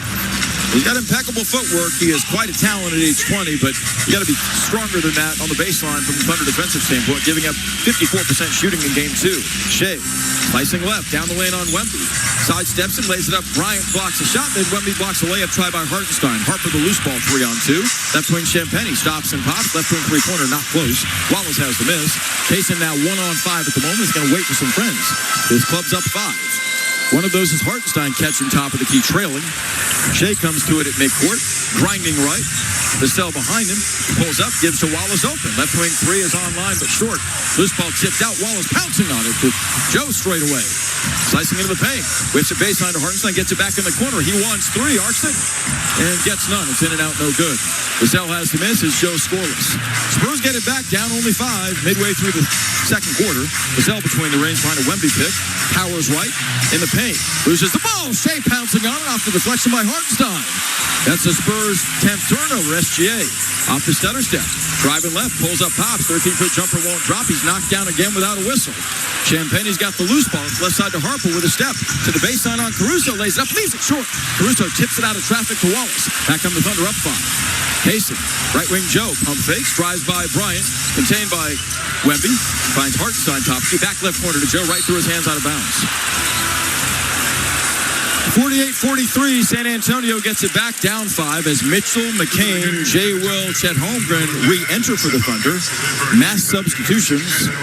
Casey Wallace the only holdover for OKC as the Spurs, after the double overtime exhaustive thriller on Monday, go deeper into their bench as Harrison Barnes checks in. Barnes, an owner of an NBA title ring in 2015 with Golden State, now in his 14th season out of North Carolina. Elder statesman on his roster at 33. Thunder by only 5. The Spurs have made 50% of their shots and 50% of their threes to hang in, despite 10 turnovers. Castle across the timeline, hounded by Wallace, gets a Cornette pick. Slashes right. Kicks to Vassell for a lean and angle F3 that barely grazes the rim. Loose ball dug out by Carter Bryant. Another second chance for the Spurs. Castle wants 3, a long straightaway hoist short. And Jay Will clears this time. Wrestles it away from Carter Bryant. Mitchell up the right side on the outlet. Picked up in transition by Vassell. Picks up the dribble up top. Slings the ball right corner to Wallace. Lobbing inside Chet. Out of a double, corner left to Jay Will. Pump fakes. Drives and kicks to Mitchell. Right wing Wallace open. Strokes the 3. It's online. Counted. Cha-ching, Thunder money ball. It's spurt ball movement. Thunder have 14 assists, and Wallace is hot. 3 of 4 on threes for 9. Thunder back up 8. Their largest lead. Castle driving right into the paint. Contained by Wallace. Comes baseline. Pump fakes Jay Will. Nothing there. Corner right, Carter Bryant. Flashing right to left on Holmgren. Can't get a shot up. Throws the ball into the backboard. Over and back violation against the Spurs. Another turnover against San Antonio. The 11th of the first half. That involved a second-year man and a rookie. Bryant and Castle not collaborating effectively. The Thunder bid for their first double-digit lead of this series right now. Up 8, 51-43 with 4:58 left to play in the second quarter. McCain underneath will trigger Champagnie on him. Jarrett looks. Feeds the baseline to Jay Will, gets it back. Streaming left. Corner right to Jay Will, sets his feet, squares the shoulders, misses the 3 off the back of the rim. Harrison Barnes clears. Thunder from three-point range, 6 of 13. The Spurs are 5 of 12. Castle dancing, played by McCain. Crosses over. Powers, jump stops, leans in, double pumps the layup try that he hits. It's just too easy. 51-45, the Spurs within 6. And Castle having his way with 14. Corner left Holmgren, wide open, tries by Cornette. Swoops to the baseline, banks the layup in, but they will not, Carl Lane will not give him continuation. It's sucked out Thunder on the foul by Cornette. My goodness. 4th Spur team foul. And Holmgren is incensed. Tony Brothers comes over to chat with Carl Lane, and they're counting the basket. They should. There's no question he had gathered to go up. An and one coming for Chet. OKC back up 8. Can extend to their largest lead of this game, 9, if Chet converts. Holmgren still not a massive participant in this game with 2 rebounds and 4 points. Doing that in 9 minutes. Spurs out of fouls. Thunder still have 2 to give as right now the Spurs are hemorrhaging turnovers. That's the bane of their existence in game 2 as they're down 8. Chet eyes the rim. Bends his knees, dips, shoots, swishes. 5 for Holmgren. OKC from the line is now 10 of 12 and leads by 9, largest lead of the series for the home team. 54-45. Castle back in the pick by Cornette. A step driving into the paint, pushing off. Elevates and fades unguarded and knocks down a 12-footer. 16 for Castle. Thunder's got to find a way to remedy that. He's made 6 of 8 shots. 7-point Thunder lead. Mitchell out front, spinning. Off the stutter steps with defenders. Corner left to Wallace. Closed out by Castle up the sideline to Holmgren. Barreling baseline. Lost the ball in traffic. Cornette's got the steal. To Castle, one-on-one on Jay Will. Into the lane. Sidesteps defenders as Wallace knocks the ball away from Castle out of bounds. 18 to shoot. Stephon Castle, one-man gang right now. The Thunder got to find an answer to. He has 16 points. And despite the Thunder making 50% of their shots, turning the Spurs over 11 times for 14 points, the lead is only 7. 3:57 left till intermission. Dylan Harper in. Devin Vassell out. SGA returns for the Thunder, having walked 13 minutes thus far with 11 points and 5 assists. 3:57 left in the second. 18 to shoot. Is that ball off of Castle? It sure is. But I don't think the Thunder are going to challenge that. It's off of his right hand. Corner right, Champagnie. Pump fakes, fires, hits for 3 unguarded. No good. Rebound snagged by SGA's first. Dribbling head up. Probing. Pulls up. Strokes a 12-foot jumper that's online and in there over Cornette. Well done by Shea. Surveying the entire court before rising and ripping the boards. Thunder by 9 again. Champagnie front court to the trailing Harper. Harper shadowed by SGA with 3:35 left in the half. Cornette screens high left. Harper behind him. Swooping right. Steps back, fires. 16-foot jumper is online but short. Jay Will plucks the rebound, giving McCain. Thunder seek a double-digit edge this time. Jarrett up the right sideline on Barnes. Probes the middle. Lost the dribble, gets it back. Out of control. Sends it to midcourt to A.J. Mitchell. Mitchell back of a Jay Will pick. Swirls left wing. Now to the foul line. To the paint. Knocked down by Cornette, no whistle. From his wallet finds Holmgren. 3 to shoot. Shot's got to go. Elevates and fires. The jumper from 13 short. And the loose ball tipped. Castle has it spinning away from Chet. 3-on-2. Jump passing. Left baseline Champagnie. To the trailing Castle. Bobbles. Knocked down and fouled by Jay Will. Side out Spurs. 56-47, Thunder by 9, playing assertively, playing focused, playing physically, and as a result, they've taken it away 11 times for 14 points and holding advantage with 2:56 left till halftime. Pivotal remaining time between now and the break with the Thunder on top, 56-47. We'll take time as the timeout's been called. This is Thunder basketball. Devon Energy and the Oklahoma City Thunder have launched Devon Sports Lab, a STEM-based program designed to help students improve their game and become excited about STEM through the science behind basketball drills. Our goal is for students to discover how to improve their athletic performance with a better understanding of fundamental science and math concepts. If you have a student in elementary or middle school, visit www.okcthunder.com/sportslab to learn more.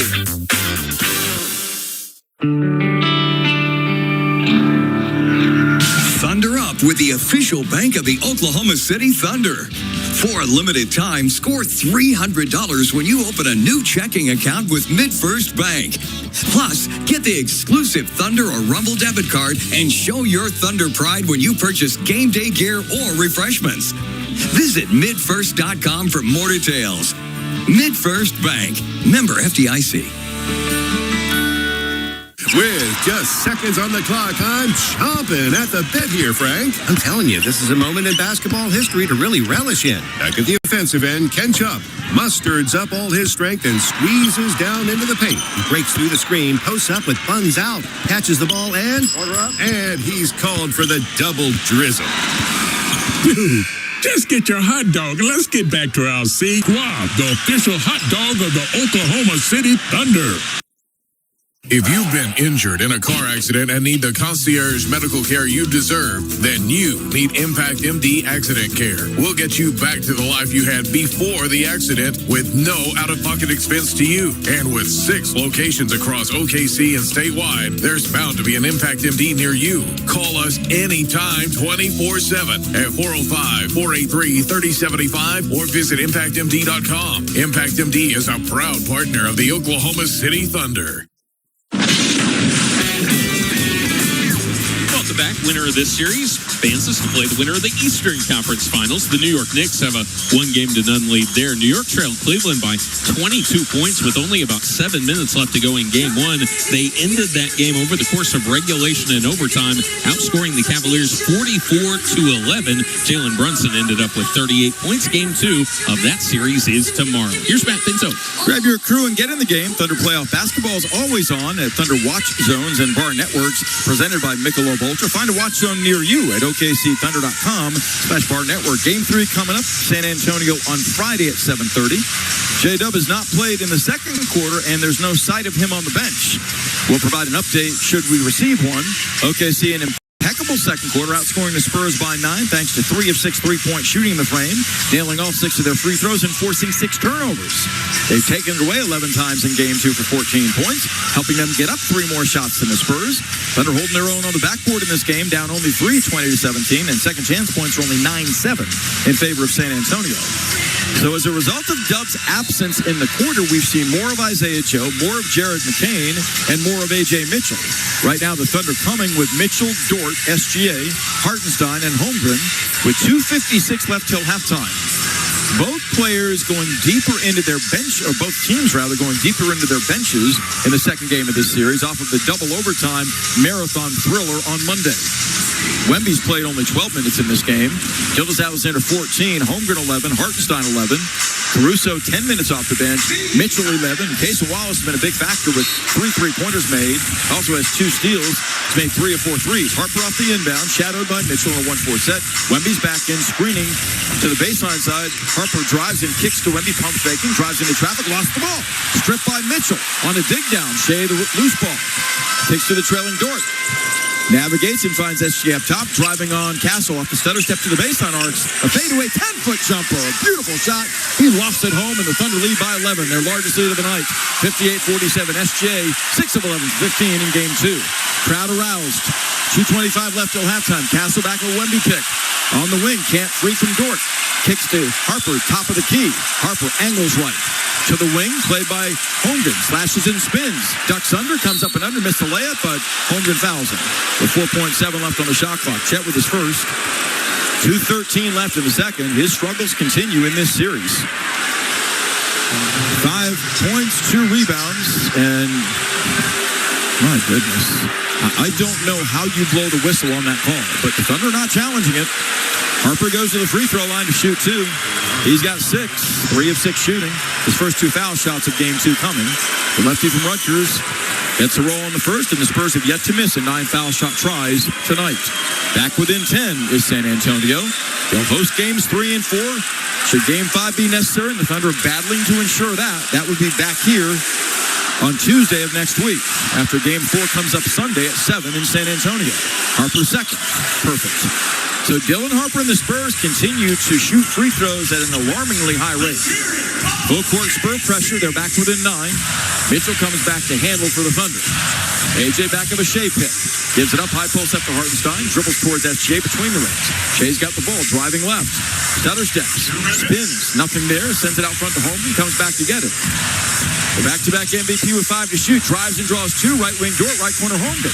Lost a 3 over Wemby. That's blocked going up. Burns saves the ball inside to Castle with 1:45 to play. Driving by Mitchell down the lane. Leads in. It's blocked from behind by Mitchell. He smothered the shot. What a play. Gilgeous-Alexander pounced on the loose ball. Drives it to the paint. Contained by Barnes in the lane. Hartenstein feeds inside to Holmgren. His foul going up by Wembanyama. Victor picks up his 3rd. And he motions to the bench to challenge that. 3 fouls for Wemby in 14 minutes. He's been held to 5 points, 4 rebounds, and 2 assists tonight. 1:34 left in the second. Thunder attacking him in the solar plexus. They've got 18 of their 58 points on the interior and established themselves in the lane as Mitch Johnson's going to challenge this, his last challenge of the night, challenging the Wembanyama foul call on Chet. If this is reversed, I'm going to lose it. Chet got hit on the arm going up, the left arm by Wembanyama. If they're going to allow that to go, then we're in big trouble, folks. 58-49, Thunder by 9, 134 left in the second. Here's Tony Brothers letting us know of the challenge. We'll take time to let you know the verdict. This is Thunder basketball. At Brahms, we offer more than just burgers, shakes, and fries. We have an entire fresh market for your everyday grocery needs, from farm fresh milk to meats, freshly baked breads, and produce. We also carry a wide variety of our premium ice cream, frozen yogurt, and sherbet. And with Brahms delivery trucks running 7 days a week, our items are always fresh. Stop by your neighborhood Brahms Fresh Market for an incredibly fast, incredibly convenient grocery shopping experience so you can spend more time on things that matter most. Get up and get loud this postseason. Official 2026 playoff merch is now available. Get fit for the occasion at the official Thunder shop at Paycom Center or online at okcthunder.com/shop. Spurs have won one challenge in this game involving Wembanyama, bidding to win a second right now. And on headset downstairs are the crew chief Tony Brothers, along with his referee Josh Tiven, who they aid from Secaucus, New Jersey's NBA Replay Center. If the call stands, and on replay looks to me like it should, Wembanyama is on the left arm of Chet going up, and his body hit his shoulder before he contacted the ball. The foul should stand. We'll see what the verdict is, and it's being determined right now. Tony Brothers is going to alert us to what it is. Either it's 3 fouls on Wemby, Chet at the foul line, or they overturn the call, and it's going to be Wemby with 2 fouls, and the Spurs will gain possession, I think. I think they had imminent possession after the exchange. Here's Tony Brothers. After review, the ball is blocked clean by San Antonio. Therefore, there is no foul on the play. San Antonio had imminent possession. Therefore, they will receive the ball on the sideline. Because it was their second challenge, they lose their timeout, and they have no more challenges for the game. You heard Tony Brothers. I have nothing additional to say, other than this team's being officiated differently than the Thunder and differently than any team in the NBA. I recall Game 1, Monday, Wembanyama drives his head into the neck and chest area, torpedoing Alex Caruso. No flagrant foul, simply a common foul. And here, Wembanyama clearly hits the left shoulder of Chet going up before he contacts the ball. No whistle. Spurs get it down 9, 1:30 left till halftime. We'll see if the Thunder can close the half strong. They played really well in this quarter, outscoring the Spurs by 9. Wemby screens for Harper, barreling right, spinning left between defenders, sets up Wemby for a three-pointer straightaway that's online, no good. He side-rimmed it. Holmgren reels in the miss, his third board back from the Thunder. Gildas Alexander with a team-high 15 in back pocket. Flashes left, now right into the paint, spins, contained, finds Holmgren sliding left. Whips it inside, Hartenstein to the rim for the big two-hand rim rocker. Wemby a bystander. Thunder by 11, 60-49. One done by Chet. His first assist. Thunder up 16 dimes in the half. And it made 50% of their shots. Harper between the rings. Challenged by Mitchell. Nearly lost the dribble. Gets it back. Drives and kicks. Corner right. Barnes wide open. Strokes a three. That's short. Rebound offside. Wemby. Grabbed it over Hartenstein. Left corner to Champagny on the pass. Thunder called for a reach-in foul by Hartenstein. His third. And they're over the foul limit. Free throws coming for Wemby. After the play was scrambled and Wembanyama had no choice but to pass. He goes to the foul line for the first time in Game 2 after knocking down 12 of 13 in Game 1. 47.1 left till halftime. OKC outscoring the Spurs after a deadlocked first quarter by 11 in the second, leading 60-49. Wembanyama readying for free throws, converting 85% in the postseason. Bends his knees and arcs it. That one's good. So San Antonio, 11 of 11 foul shooting in Game 2. Spurs are 5-1 on the road in the playoffs. The only loss coming in Game 3 when Wemby flung a vicious elbow into the neck of Naz Reid and was ejected. But no fine and no suspension after. Let any other player go through those histrionics, and you think you see a fine and a suspension? You bet you do. Wembanyama readies for the second. He's got 6 for the Spurs in the half. Castle leads them in scoring with 16. Victor's second is up and good. San Antonio down 9. Thunder in attack mode. Want to go 2-for-1 in possessions here with 47.1 left in the quarter with SGA, Caruso, Mitchell on the handle, Isaiah Joe, and Chet Holmgren. Mitchell a low crouching bounce at the Thunder logo. The difference of 23 game to shot clock. Mitchell drives and leans in, throws a left-handed runner up and in over Wemby. That was beautiful from 7 feet out. He got tripped up without a whistle, but Mitchell off the bench has 6. 62-51 Thunder. 10 seconds separate the game in shot clock. Roaming out front, Harper lobs the ball to Champagny. Closed out by Joe. Back to Harper at midcourt. Double team. Retreats. 8 to shoot. Off the stutter step. Sliding right. Pulls up pop. 16-foot fadeaway. Won't drop. Loose ball tipped. Barnes has it. Shot clock off Champagny. Knocked down by Barnes. Offensive foul on the moving screen. Thunder get it back. 10.5 left in the half. And what has been their best quarter of this playoff series in the Western Conference Finals could culminate after a 31-point first with their 32nd and 33rd points of the second. They put 31 on the board against San Antonio to lead by 11. Carter Bryant and Stephon Castle enter. Wembanyama and Barnes exit. The middle will be open. Still 10.5 left till intermission. The Spurs out of fouls. Thunder coming with McCain, Mitchell, SGA, Aaron Wiggins, and Isaiah Joe. 5 guards. Mitchell picked up at midcourt by Vassell. 7 seconds. Between the rings, veers right. Kicks to Shea. Straightaway 3. Spins into a double. Falls down. Loses the ball. Gets it back. And that's how the half will end. 62-51 Thunder. Bidding to even it up at 1 apiece. 15 for Shea. Thunder 62. The Spurs 51 at the break in Game 2. This is Thunder basketball. At Brahms, we offer more than just burgers, shakes, and fries. We have an entire fresh market for your everyday grocery needs, from farm fresh milk to meats, freshly baked breads, and produce. We also carry a wide variety of our premium ice cream, frozen yogurt, and sherbet. And with Brahms delivery trucks running 7 days a week, our items are always fresh. Stop by your neighborhood Brahms Fresh Market for an incredibly fast, incredibly convenient grocery shopping experience, so you can spend more time on things that matter most. You wouldn't get a haircut from your lawn guy. You wouldn't get tax advice from a taxidermist. So if you want windows, talk to the window experts. Bella of Oklahoma has been selling and installing windows for more than 100 years. Check out the Pella showroom to shop hundreds of windows and doors in every price range. Transform your home with advice from the window connoisseurs. Visit your local Pella showroom in OKC or Tulsa, or shop now at PellaOK.com. It's the Song of the Saints Tour with Phil Wickham. Phil Wickham with new music from Song of the Saints, as well as many of your favorites. The King is in the road. Phil Wickham's Song of the Saints Tour with special guest Jamie McDonald.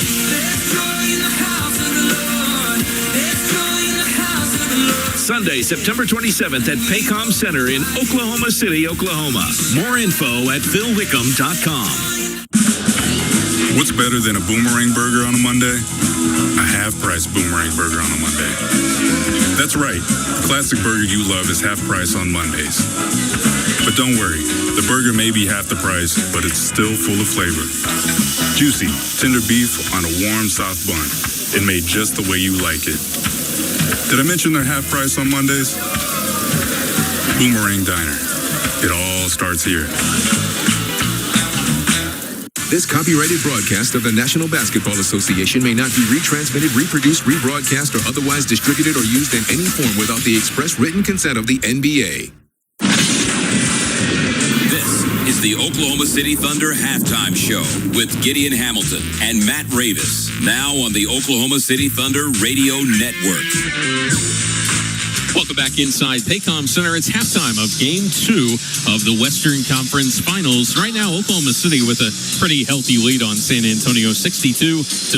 I'm Gideon Hamilton. I'm joined by Matt Ravis. And Matt, Game 1, not a lot of Isaiah Hartenstein. Game 2, a bunch of Isaiah Hartenstein, and that's had an impact on what San Antonio wants to do on the other end. That's one adjustment that we saw, but it's hard to account for anything in this game outside of San Antonio miscues. And of course, Oklahoma City always plays with immense defensive pressure, but a lot of these turnovers have been unforced by either playing too fast or just some poor decision making by San Antonio. It's completely disrupted what looked like it was going to be another great game. I think they've done a great job of playing the passing lanes, hurrying, harassing the ball handlers, getting out, and at least making San Antonio not get comfortable, not dig into this game. So I do give the Thunder a lot of credit for forcing forcing those turnovers. They were plus 11 on forcing turnovers in the second quarter. And typically not a team that sinks its teeth into the opponent in the second quarter. Usually the third quarter is where they do so, but because of all the turnovers they forced there, they were able to take a big lead. And as far as what you said about Isaiah Hartenstein, he picked up 2 fouls early. You wondered, okay, what is that going to look like? And I do think Stephon Castle had just a gnarly dunk. That's the only way I know how to describe it. Over Hartenstein, smartly attacking him because he picked up that second foul. Really been the only time I've seen that affect him, but he's done a great job of hemming in Wemby in particular. And Oklahoma City got off to a really hot shooting start. They're still at 51%, which is a great number for a playoff game, and plenty of wealth to be shared here. Lugens Dort scored all 6 of his points relatively early here in this game, and then you had Cason Wallace come off the bench and knock down 3 3-point shots. They've got 5 reserves, or 5 off the bench, I should say, in terms of that category for OKC. I'm tallying up 28 bench points for the Thunder in the first half, and you knew off of that double overtime game in only one day in between that both teams would lean on their depth. I mean, we saw Jordan McLaughlin play in the first half for the Spurs, which I don't think either of us would have predicted that would happen, but both these teams, I mean, the Thunder went really 10 deep effectively off the bench, even though Isaiah Joe got in for 4 seconds in the first quarter and really made it 11 deep. But the guys who have come in have done a good job, and what I really like about it is even with the shifting lineups and even with guys in and out of the game, the offense has still flowed extremely well to the point where the Thunder have 16 assists on 23 made baskets. And why this game looks a lot different than game 2, where eventually we saw a lot of turnovers for San Antonio, and Oklahoma City was able to use that to reel them back in. All of these turnovers already in this game have made it to where San Antonio cannot set up the defensive alignment that they want to. And even though Oklahoma City only officially has 8 fast break points, you've got guys that are getting back, pass out to the corner, fly by to contest, and all of a sudden you've got numbers within the 3-point line where you can go in and score. Not that there was only one fast break that they would like to have back, where I thought Shea kind of forced a shot. And a lot of times he draws fouls on those 2-on-1 situations, just keeping the ball. So I didn't even have a big problem with that. That definitely plagued the Thunder in the previous game. They only converted on half of their 14 fast break opportunities. Thunder have done a much better job of finishing on those, and we know that that's one of their strengths has been for the past couple years. And so you're right. I mean, the San Antonio defense just hasn't had a chance to get back, and they've kind of running ragged with that. There's one thing to monitor for Oklahoma City, and Tim McMahon, who is in the building from ESPN, is reporting on this. Eventually people noticed, hey, Jalen Williams is not in the game, and then people in the arena started to notice, hey, Jalen Williams is not even on the bench. Jalen was the recipient of an alley-oop dunk, looked pretty nondescript at that time, but apparently something happened on that play because he subbed out relatively quickly thereafter, and Tim McMahon from ESPN is reporting that Jalen Williams is receiving treatment on his left hamstring. That's the hamstring he strained in game 2 of the first round, Matt. And obviously we don't have all the answers right now, but it'll be interesting to see if Jalen comes back out for the second half. Yeah, checked out about the 1:30 mark of the first quarter, never came back in. It's just certainly something you don't want to see. I think the Thunder did a great job of setting the pace and setting the tone without him. He's a great pace generator himself. I thought the Thunder still were able to play downhill and with force, but he's such a unique chess piece for them, not only because of what he could do offensively and as a ball handler, but defensively, very rangy, very long wingspan, is able to guard multiple positions that even some of the good perimeter defenders for the Thunder aren't as adept as doing. So definitely going to monitor that in the second half. Unfortunately, no more information than that to pass along at this point. Thunder up by their biggest lead of the first half right now, 62-51. Coming up next, we'll talk to you about the Spurs' perspective on things headed into the second half. You're listening to Thunder Basketball. At Brahms, we offer more than just burgers, shakes, and fries. We have an entire fresh market for your everyday grocery needs, from farm fresh milk to meats, freshly baked breads, and produce. We also carry a wide variety of our premium ice cream, frozen yogurt, and sherbet. And with Brahms delivery trucks running 7 days a week, our items are always fresh. Stop by your neighborhood Brahms Fresh Market for an incredibly fast, incredibly convenient grocery shopping experience, so you can spend more time on things that matter most. If you've been injured in a car accident and need the concierge medical care you deserve, then you need Impact MD Accident Care. We'll get you back to the life you had before the accident with no out-of-pocket expense to you. And with 6 locations across OKC and statewide, there's bound to be an Impact MD near you. Call us anytime, 24/7 at 405-483-3075 or visit ImpactMD.com. Impact MD is a proud partner of the Oklahoma City Thunder.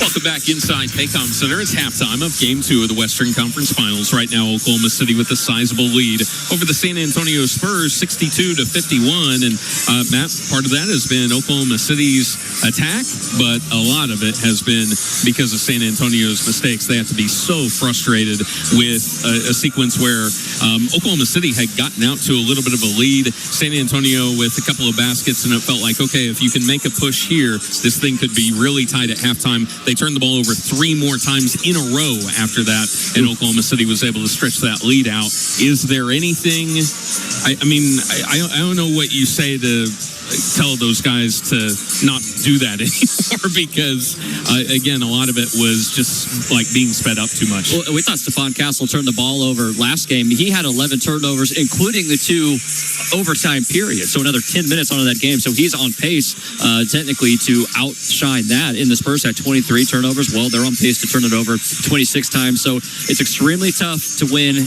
any basketball game in which if we're extrapolating this, you are going to turn it over 20-plus times. However, if you can hem in some of those, and I do think Stephon Castle is good for a couple more, some of those other ones I agree are completely unforced, you know that your defense is going to keep you around in this game. You're just making the margin for error for yourself extremely thin. And couple that with, San Antonio got off to a good start shooting the 3-ball. They made 5 in the first quarter. Didn't make another one in the second. Yeah. Well, we talked about it for their X factors. X marks the spot, and in this case, it's all of those X's on the shot chart when you're talking about Keldon Johnson and Devin Vassell, a combined 2 of 12 in the first half. That's brutal. We had talked about this pregame, and I'll give you some credit here. You had mentioned that De'Aaron Fox can be kind of a steadying presence with the turnovers and able to get them set in the half court. These guys, although they have had opportunities, you feel like the energy is so helter-skelter that they hadn't had an opportunity to get these guys into a rhythm, because as soon as you know it, they're back on their heels and having to run the opposite direction. So turnovers is kind of where that all flows down through, but they haven't felt very comfortable on offense this entire game. And obviously you give the Thunder a ton of credit for that, but some mistakes that they would like to have back, to your point. Yeah, you throw in Julian Champagny. Those guys are combined 3 of 16, so about 30% between the 3 of them in the first half. Untenable if you want to have an opportunity to win. Victor Wembanyama, 7 points, 5 rebounds, and 3 blocks. It's a shame that Stephon Castle turned the ball over so much because his shot making was really impressive in the first half and some tough shots through contact. He's the only Spurs player in double figures with 16. So what are we looking at here in the third quarter? Oklahoma City would obviously love to blow this thing wide open, as is their custom in Game 2. I think Shea's in a good rhythm. No idea about J-Dub's availability. If he's not there, then A.J. Mitchell is going to have to step up in terms of his playmaking. And Wemby, I have a feeling he's going to take more than 4 shots. He only got up 4 shots, was able to get the free throw line once in the first half. So I'm not sure if that is a fatigue factor or what, but you have to feel like he is going to be more aggressive offensively. And Stephon Castle, you got to cut him off at the pass, because when he gets going downhill, he's such a physical force and such an athlete that he's difficult to stop. All right, Matt, we'll talk to you after the game. Thunder lead at 62-51 at the break. Matt Pinto has the call coming up next. You're listening to Thunder Basketball.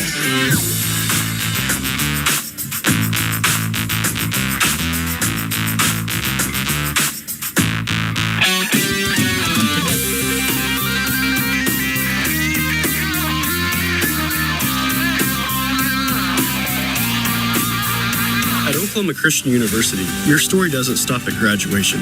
There's more ahead, like a master's in engineering or computer science. We keep it doable with flexible schedules, affordable tuition, and a Christ-centered community that's with you every step. Our programs are built for real-world results, giving you the skills you need to tackle tough problems, design smart solutions, and stand out in fast-moving fields. And with convenient class formats, you can finish in just 2 years. OC is where you can do more. Apply now at oc.edu/more. It's the Song of the Saints Tour with Phil Wickham. Phil Wickham with new music from Song of the Saints, as well as many of your favorites. The King is in the room. Phil Wickham's Song of the Saints Tour with special guest Jamie McDonald. There's joy in the house of the Lord. There's joy in the house of the Lord. Sunday, September 27th at Paycom Center in Oklahoma City, Oklahoma. More info at philwickham.com. With just seconds on the clock, I'm chomping at the bit here, Frank. I'm telling you, this is a moment in basketball history to really relish in. Back at the offensive end, Ken Chubb musterds up all his strength and squeezes down into the paint. He breaks through the screen, posts up with buns out, catches the ball, and he's called for the double drizzle. Dude, just get your hot dog and let's get back to our seats. Eat Schwab, the official hot dog of the Oklahoma City Thunder. Welcome back inside Paycom Center, where the Thunder have a 62-51 lead over the Spurs. Here what's called the second half is Matt Pinto. Symmetrical first half offensively, 31 in the first, 31 in the second, 62 total. The Thunder at 51% shooting, making 6 of 14 threes. Back in half, 43% of their three-pointers now the last 7 playoff games. Got to the foul line 12 times, doled out 16 assists, and turned it over only 6 times for 5 points, while taking it away 13 times for 16 points, generating 10 first half steals, 8 of those from reserves, 3 courtesy of Cason Wallace, 2 each from A.J. Mitchell and Jared McCain. Thunder are basking in an 11-point lead in large part because they've got 11 more points off takeaways than San Antonio. And the Spurs down to 42% shooting in the game, 5 of 16 from 3. They're led by Stephon Castle with 16, but Victor Wembanyama is -7 in the raw plus-minus in 15 first-half minutes, generating only 7 points on 4 shots. He has 5 rebounds with 3 blocks. Thunder getting 15 from SJ. He's +10 tonight. Best player by that metric for the Thunder is A.J. Mitchell, +14 in the raw plus-minus. But Shea efficient, 6 of 11 shooting, 3 of 3 from the foul line with 5 assists. That's a team high, as OKC's out assisting the Spurs by double, 16-8, and outscoring them in the paint after being beaten in the paint by 14 in Game 1, 22-20. Tim McMahon of ESPN reporting, and there's no official word as yet, that J-Dub sitting out since the 134 mark of the first quarter, not playing at all in the second, receiving treatment on his left hamstring, and we did not see him come out of the locker room to partake in what goes on to ready for the third quarter for the Thunder. So we'll provide word as soon as we receive it. Cason Wallace is starting the third quarter for the Thunder, along with Chet Holmgren, Isaiah Hartenstein, Lou Dort, and SGA. So Dub logging 7 minutes in which he contributed 2 steals and 4 points in Game 2 thus far. If we get an update on his status, we'll certainly provide it. Thunderball shooting the basket to my right against Dylan Harper, Victor Wembanyama, Kevin Vassell, Stephon Castle, and Justin Champagnie. Shea doubled, swings the ball right corner to Dort, closed out by Champagnie, driving right to left in lane for a fadeaway 12-footer on Wembanyama that he splashes. So Lou Dort continues his parade to the mid-range area. He's got 8 on 3 of 3 shooting in Game 2, and the Thunder have a 13-point lead, their largest. Castle on the handle, hounded by Dort. Works between the rings, gets a Vassell pick high left. Nothing materializing. Castle still pounds it. 12 to shoot. Angling right, jump passing to Wemby. Backdrops on Hartenstein and fades away and hits a 12-footer in the lane. You know he'll get more involved here in the third quarter. That'll be the design of the Spurs anyway. Thunder by 11, 64-53. The Spurs have knocked down 44% of their shots. Shea draws a double, lobs inside Hartenstein, kicks out the Holmgren open. Angle right 3 is on the way short, an air ball by 2 feet. Dort tried to save it, lunging and does, but it sails out of bounds. As Chet's struggles continue in this series. No confidence on that shot at all. He's 2 of 6 tonight for 5 points. Spurs get it back down 11, a minute gone by in the third. They won the opening tip. They'll have it to begin the fourth quarter of Game 2. Castle screens high left for Harper, who drives that way. Inside of Dort to the rim, double pumps the layup try that he hits, and it's just too easy. A straight line drive allowed Harper. He's now in double figures with 10. Castle's got 16. They're quite a tandem, known as the Slash Brothers. Shea drives to the foul line, contained by a double team. Feeds Hartenstein top of the key, handing to Dort. Back left flank to Shea. Dort screen. Shea can't navigate away from Castle yet. 7 to shoot, roaming from 30. Slides right, splits defenders, whips it inside to Wallace. Shovels across the lane. Hartenstein for a floating push shot up and in, lofting it home over Wemby. Well done by Wallace, deep in the shot clock for the Thunder's 18th assist. And Hartenstein's played brilliantly with 6 points, 4 rebounds, and he's stymied Wemby to this point. Castle probing right. Nearly double-teamed and stripped, but they call Wallace for a reach-in foul. That'll be Cason's first. Side-out Spurs. I'm laughing because what's allowed at one end is just not permitted at the other. And that's been the case the entire series to this point. 66-55 Thunder. A game they believe they've got to win. They've got to even this thing at 1-1 before they head to San Antonio for game number 3 on Friday. Castle back of a Wembanyama pick. Powers right, contained. Right wing Champagny open. Strokes a three-pointer that he back rims. Wemby over the back of Hartenstein. No whistle. Steps out of traffic. Begged for a foul. Cranks the left wing three that he hits. Unguarded. 66-58.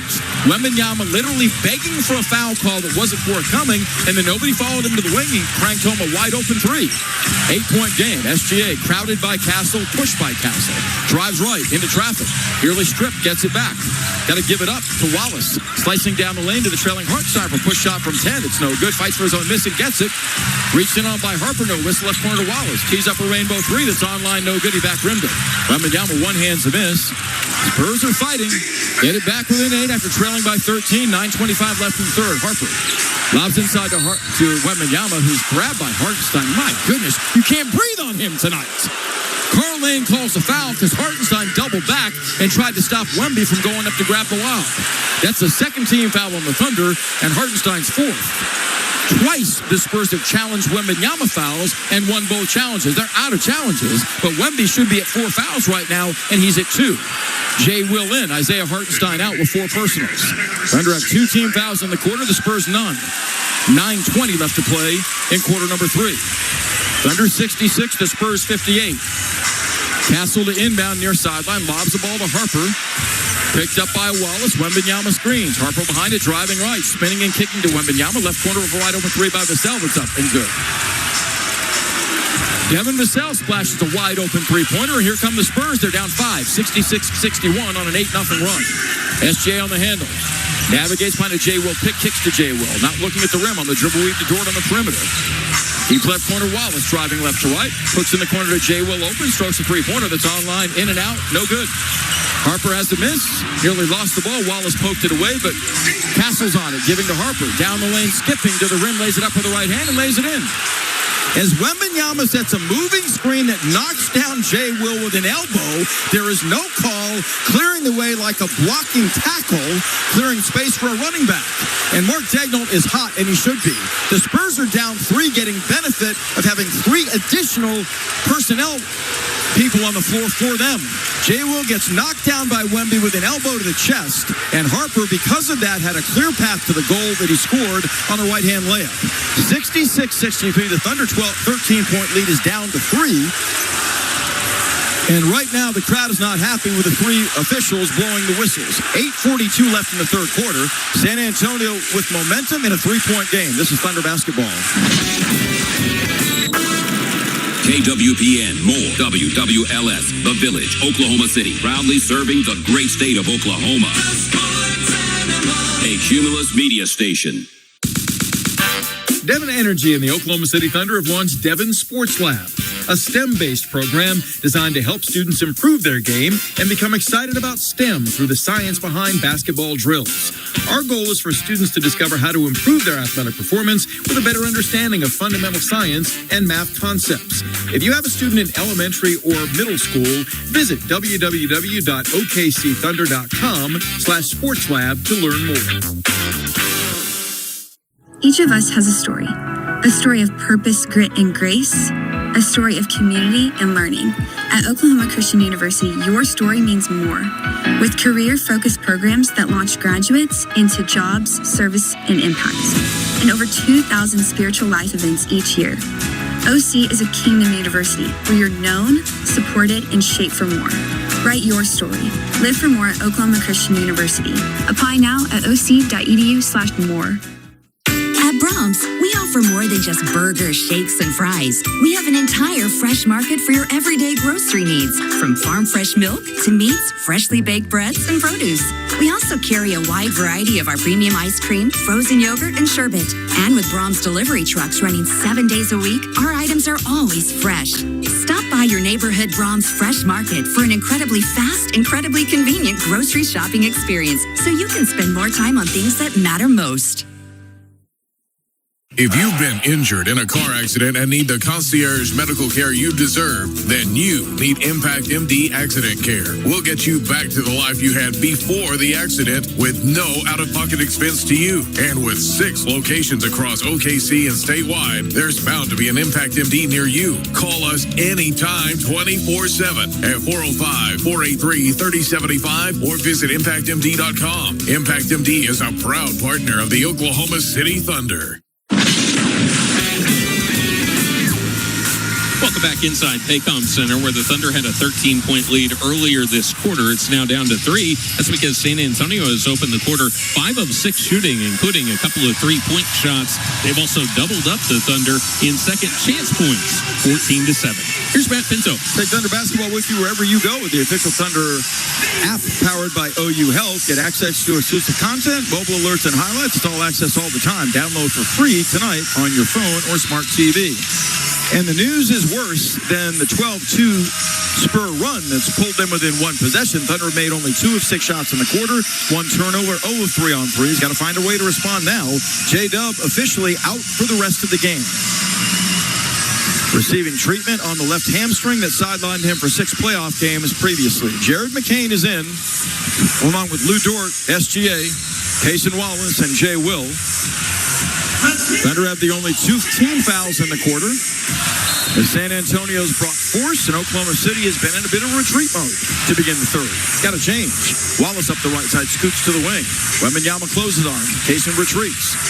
Slad left, nothing there. Kicks the ball high left to Jay Will. On the wing to McCain. Knocked off the ball, no whistle. Drives the paint, lays it up. It's blocked by Wemby. Dort pounced on the loose ball, spinning.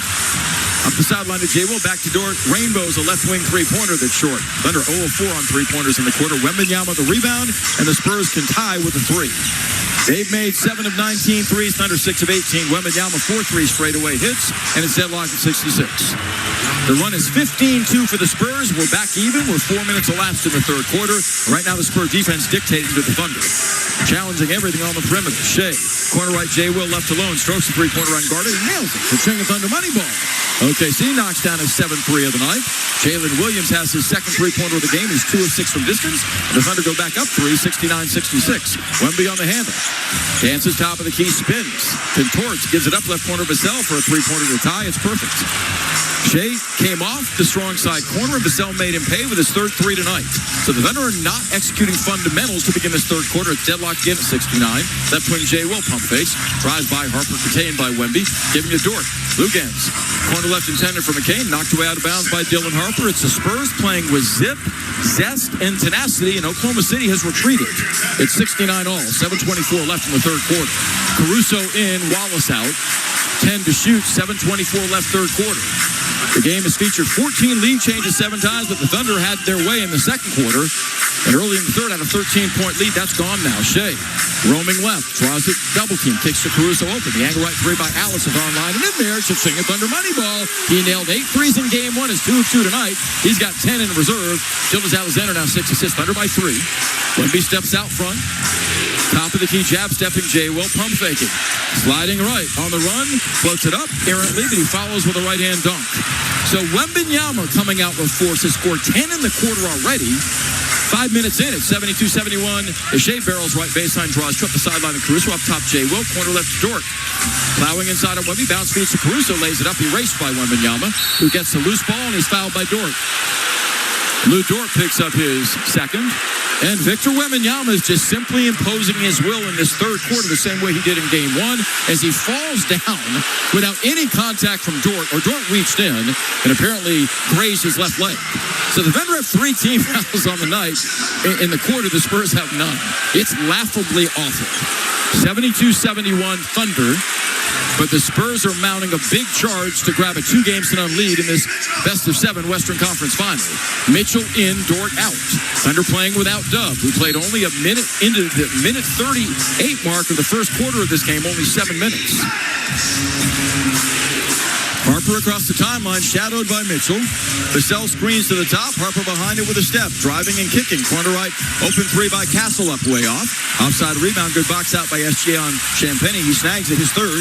Shea barreling back top of the key. tripped up by Champagny, knocked down the lane as Justin Champagny acknowledges the indiscretion. The Spurs have their first team foul in the quarter. Comes with 6:24 left in the third. So in Dub's absence, who asserts offensive will for Oklahoma City? It's SGA, Chet Holmgren, A.J. Mitchell, Jared McCain, and Alex Caruso on the floor. Champagny sits down with 5 points and 1 foul. 18 to shoot. Shea cuts to the ball, gets it, slot left. Castle undressing him. Shea tries to do a double, gives it up straight away to Holmgren, whips it corner right Caruso, rainbows another three. This one looks good. It is. Cha-ching, another Thunder money ball. AC for 3. 3 of 3 tonight. He's got 13 points in 12 minutes. 75-71 Thunder. Caruso to the rescue again as Holmgren is guarding Wembanyama. Castle spins by Caruso down the lane and lays it in, powering home the right-hand layup. He's got 18 now. Russo's behind the play. Shea front court double, bounce feeds to AC. Glides top of the key and hooks it left corner to Mitchell. Runs it down on Wembanyama. Steps to the wing. Now near midcourt with 10 to shoot. Thunder space the floor up by 2. 75-73. Shea on the handle. Dances right on Wemby. Steps back, fires. The 20-foot jumper looks good. It is. He splashes it. Gildas Alexander on his game tonight. 7 of 12 shooting. He's got 17. Thunder needs stops. Spurs up to 50% shooting on the night, trailing by only 4 after being down 13. Vassell, left corner Harper, jab steps on Mitchell. Slices right, in deep, lays it up on Shea, who knocks away that shot. Big time rejection by the MVP. McCain down the lane to the rim, floats a runner. He lifts short. Fight for the rebound. Wembanyama fights with Holmgren for it and gets the loose ball.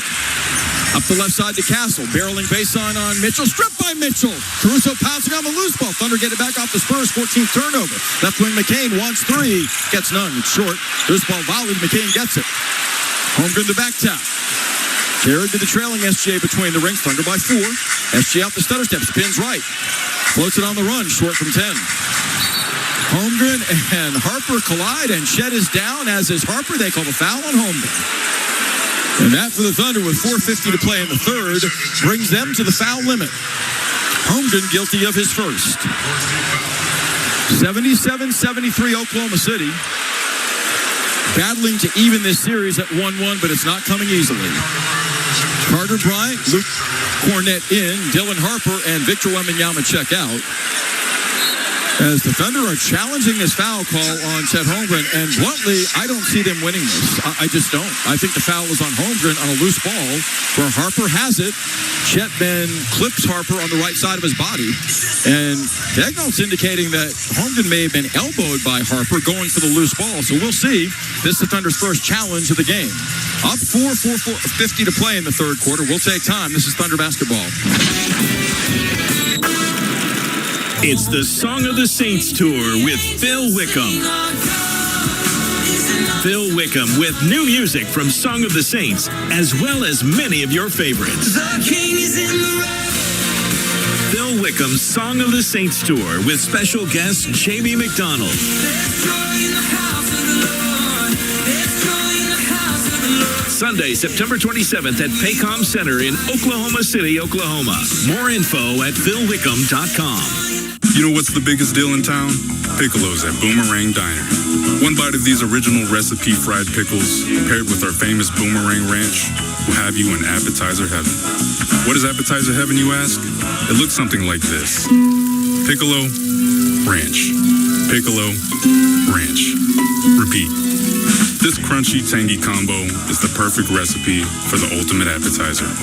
Get your very own Piccolos at Boomerang Diner. It all starts here. Well, that's it. We are going to save money this summer. What's that, hon? We're signing up for OG&E's Smart Hours to get discounted electricity for 19 hours every weekday. Oh, and all weekend long. Oh, well, how's that work? We just do our laundry, run the dishwasher, stuff like that in the morning or evenings, and pre-cool our house before 2. OG&E has savings tips on their website. Saving money is good. What's that address? OGE.com/smart hours. Thunder Game Day just got hotter at Taco Bueno. The new Fuego lineup is here, bringing the heat with the Chipotle Crema Chicken and Potato Burrito, Creamy Jalapeno Muchachos, and Chipotle Crema Chicken Quesadilla on a Cayenne tortilla. Whether you're watching at home or heading to the game, Taco Bueno has your game day covered. And every Oklahoma City Thunder game, swing by Taco Bueno for a free soft or hard shell taco when you mention the offer. Big flavor, extra heat, the new Fuego lineup only at Taco Bueno, the official taco of the OKC Thunder.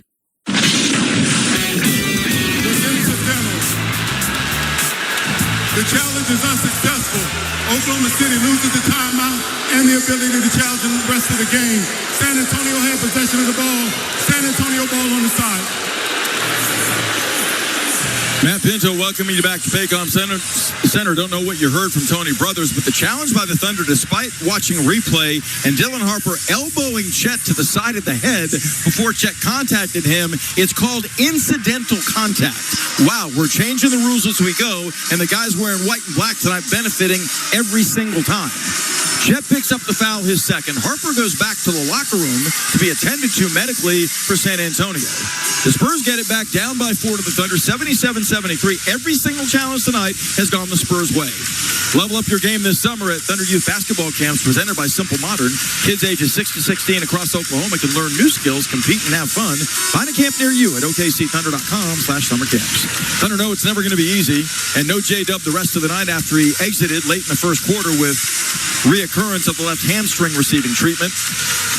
The Spurs now have 5 in double figures, led by Wembanyama's double-double of 17 points, 11 boards. Thunder have 2 in doubles, SGA 17 and Caruso 13. It's Luke Cornett, Carter Bryant, Stephon Castle, Devin Vassell, and Keldon Johnson for the Spurs against Caruso, Holmgren, Mitchell, SGA, and Jared McCain. Castle near midcourt, bounce fees to curl cutting Vassell, splitting defenders. Sifts out front, chased down by SGA, near midcourt to Castle. On the handle against Caruso, gets a Vassell pick. 3 to shoot he does, an angle left 3 that's up, and not close. Well defended, Caruso doubles back and snags his third rebound, giving to Shea, driving by Castle to the foul line. In deep, floats a runner off the backboard that rolls in. He's knocked down by Castle for the and one. He couldn't play it any better. Shea learned that move from Chris Paul.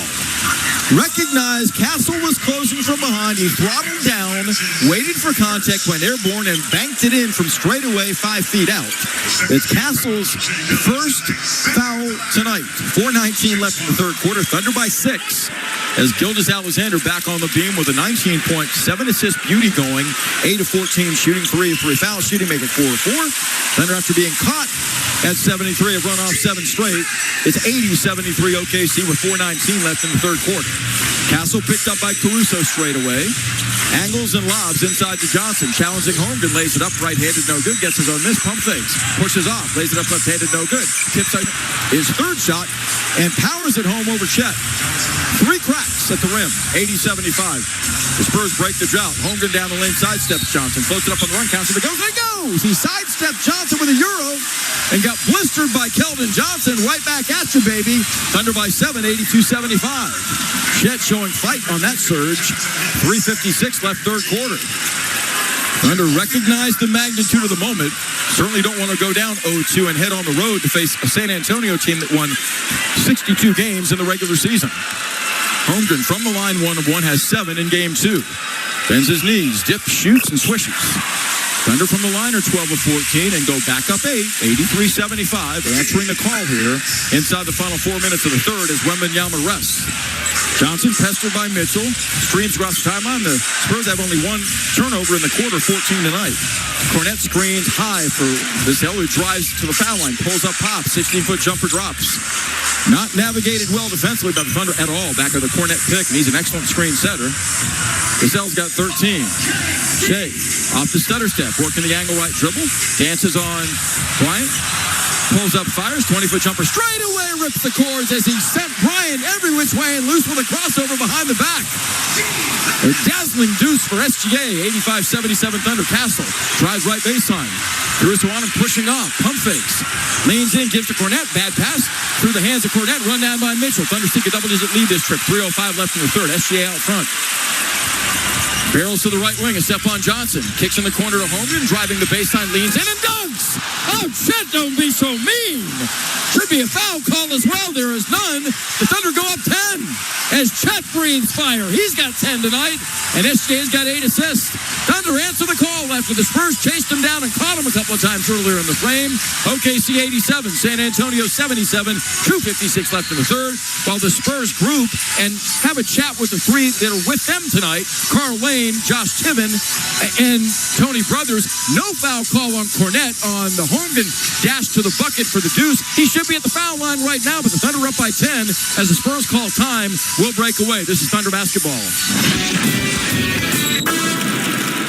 If breakfast is the most important meal of the day, why do we only eat it in the morning? What do you mean? Imagine this: fluffy pancakes, crispy bacon, and a cup of delicious Diner Guys coffee, and being able to eat it whenever you want. Whoa, that's possible? At Boomerang Diner it is. They serve breakfast all day. Can we go? Like right now? Sure can, buddy. We're here for breakfast lovers all day long. At Boomerang Diner, it all starts here.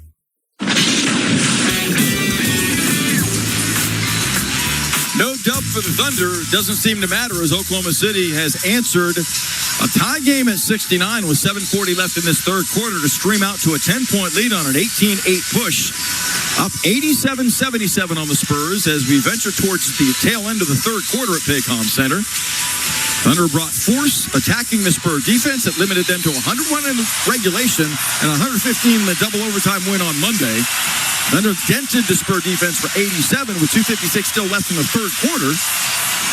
As the crowd's aroused at Paycom Center. Loud City getting louder with McCain, Mitchell, Caruso, SGA, and Holmgren defending against Harrison Barnes, Victor Wembanyama returning, Justin Champagnie, Jordan McLaughlin, who played some in the first half for the Spurs, and Devin Vassell have not seen Harper return from the locker room for the Spurs. Up the right sideline, McLaughlin tested full court by Mitchell. Angles left to activate for the Spurs under heavy duress. McLaughlin back to the basket. Bounce feeds wide right to Harper. Squeezed by Caruso. 10 to shoot. Or Barnes, rather. Sliding left in deep. Lays it up with the right hand. Lays it off. Can't convert, but they call Caruso for a touch foul. Does Carl Lane. All you ask is that you officiate the game the same way one end the other. And it's just not happening. Holmgren got contacted worse than Barnes just did, and Barnes to the foul line. Chet denied a three-point opportunity, the last possession for the Thunder. Barnes' first free throw is up. Good. Spurs have yet to miss in 13 free throw tries. They're back within 9, 2:40 left in the third quarter. This is a critical juncture of this game because the Spurs will have the ball to begin the fourth. Barnes, a veteran, readies for the second. His first point of this series. Now he has his second as he knocks down that free throw as Wembanyama just shoves Chet out of the way, going for a loose ball without repercussion. 87-79 Thunder. SJ handles. He has 22 points, 8 assists tonight. Down speeds to Caruso. Into the paint. Lobbing. Chet gathers up high, down hard, baby. Over Wembanyama. Holmgren rocks the rim with two hands on a gorgeous setup by Caruso for the Thunder's 24th assist. His third. Thunder by 10 again. McLaughlin back of a Wembanyama pick that levels Mitchell. McLaughlin drives and kicks to Wemby on the right wing. Flashing left on Chet. Barreling inside. Spins. Corner right McLaughlin. Rainbow three up and in. Over SGA. Are you kidding me? Jordan McLaughlin knocks down his second three of the night. 89-82. The Spurs down 7 as Caruso looks to attack. Wide left. 1:55 left in the third. SGA fed the ball near midcourt. Vassell on him. Foul line to Caruso. Whips it back toward Mitchell for the driving left-hand layup. Gorgeously done by AC. As Wembanyama shaded towards Caruso, not wanting him to shoot a three, and Caruso threaded the needle for his fourth assist to Mitchell, who has 8. McLaughlin, right corner Vassell to the baseline. Pulls up the sideline to Champagnie. Slides baseline, lays it up on McCain, and lays it in. Too easy. A straight line drive allowed. The Spurs are down 7, 91-84. They've made 50% of their shots in this game. Thunder have not been as intact defensively as we're accustomed to. Mitchell, pass fakes, drives. Kicks right corner McCain, sets his feet, squares his shoulders, and misses a three short in a vacant lot. Wembanyama has the loose ball. 7-point Thunder lead. Wemby across the timeline, guarded by Caruso. Right wing Champagnie driving. He's in deep, lays it up on Shea. Can't convert. They call Shea for a foul because he dared meet Champagnie at the rim. He dared do that. Josh Tibbin blows the whistle. Gilgeous-Alexander has 3, and the Spurs are coming right back. From 10 down within 7 and possibly 5 with 1:11 left in the quarter. And the Thunder out of challenges. It's Champagnie that fended off with the left arm there as Shea went vertical and challenged him going up. 1:11 left third quarter. Champagnie at the line, arcs the first. And finally, the Spurs miss. He back rimmed it. 14 of 15 free throwing for San Antonio in game 2. Spurs have won the rebounding battle 33-26. Thunder big in assists 25-14, and they forced the Spurs into 15 turnovers for only 2 since halftime. And those are the counters for 18 points. Champagne's second free throw is perfect. San Antonio's down 2 possessions after trailing by as many as 13. Minute 5 left in the third. Spurs have a foul to give. The Thunder out. Right corner wide open. Mitchell strokes a 3, no good. This ball volleyed off the backboard and taken by Vassell. Up the left side, McLaughlin to the trailing Vassell. Pulls up, pops, angle right, three-pointer drops. One side's making threes right now, the other is not. The Spurs have knocked down 11 threes in 25 tries. Vassell has 4 of those for 16 points. San Antonio closing 11-4 to within 3 after being down 10 moments ago. Shea being undressed by Vassell without repercussion. Working to get free high right. Mitchell drives into traffic, coughs it up. Champagne to steal. To Wembanyama. Stripped by Wallace. Shea undercut by Victor, who picks up his 4th. Actually acknowledges it. You're going to give the Spurs another challenge? Maybe make up another rule for San Antonio tonight. Wembanyama picks up his 3rd. 36.6 left in the quarter. San Antonio down 10 moments ago has closed strong to within 3 at 91-88. They belie all the talk about how inexperienced they are. They are well coached and tough and out shooting the Thunder right now from the field. They've made 2 more threes than the Thunder in game 2 as well. A difference of 13 game to shot clock. Shea barreling right. Pulls up, pops, the fadeaway right of the paint. Rains and drains at 13 feet away. Thunder get their 2 for 1 in possessions. 29.5 left in the quarter. Gilgeous-Alexander, 10 of 16 shooting as 24. Now from McLaughlin. Feeds inside the Barnes bad. Pass knocked away, stolen by McCain. Shot clock off. Thunder can get the final salvo up here, up 93-88. Shea doubled. Down squeeze McCain out front. Jared with 12 on the game clock. Retreats on McLaughlin. Shea wants it. Gets it between the rings on Vassell. Crowds it. Right wing McCain open. Long wing 3 is up and in. Cha-ching and Thunder money ball. It comes to 4.7 left in the quarter. Thunder back up 8. They scored the last 5. McLaughlin to midcourt. Behind the back dribbles with 1. Driving left, pulls up, fires the rainbow 20-foot jumper. An air ball because Shea and McCain wouldn't allow it. Jared McCain off the bench. A big tray. His second tonight, and the Thunder lead by 8 going to the 4th, closing that third frame with a critical 5-0 burst. We go to the final 12-minute stanza in game 2. Spur ball to begin it. We'll get there next. This is Thunder basketball. It's your lucky day every day here at Riverwind Casino. With nearly 3,000 of your favorite games. Hedge your bets on the biggest wins and unbeatable entertainment. Play your best hand yet on blackjack or roulette. Get rewarded like the VIP you are when you use your wild card. And enjoy the best food, drinks, and service in the Metro. Win with the best. And we'll see you at Riverwind.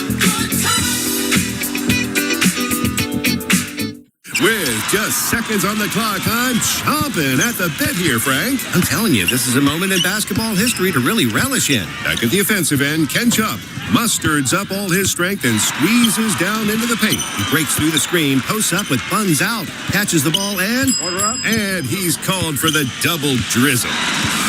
Dude, just get your hot dog and let's get back to our seats. Eat Schwab, the official hot dog of the Oklahoma City Thunder. At Oklahoma Christian University, your story doesn't stop at graduation. There's more ahead, like a master's in engineering or computer science. We keep it doable with flexible schedules, affordable tuition, and a Christ-centered community that's with you every step. Our programs are built for real-world results, giving you the skills you need to tackle tough problems, design smart solutions, and stand out in fast-moving fields. And with convenient class formats, you can finish in just 2 years. OC is where you can do more. Apply now at oc.edu/more. Sherwin-Williams Memorial Day sale and get 30% off paints and stains May 15th through the 28th. Whether you're refreshing your interior or exterior, we've got the colors to bring your vision to life. And with delivery, getting everything to your door is easier than ever. Shop online to have it delivered or visit your neighborhood Sherwin-Williams store. Retail sales only. Some exclusions apply. See store for details. Delivery available on qualifying orders.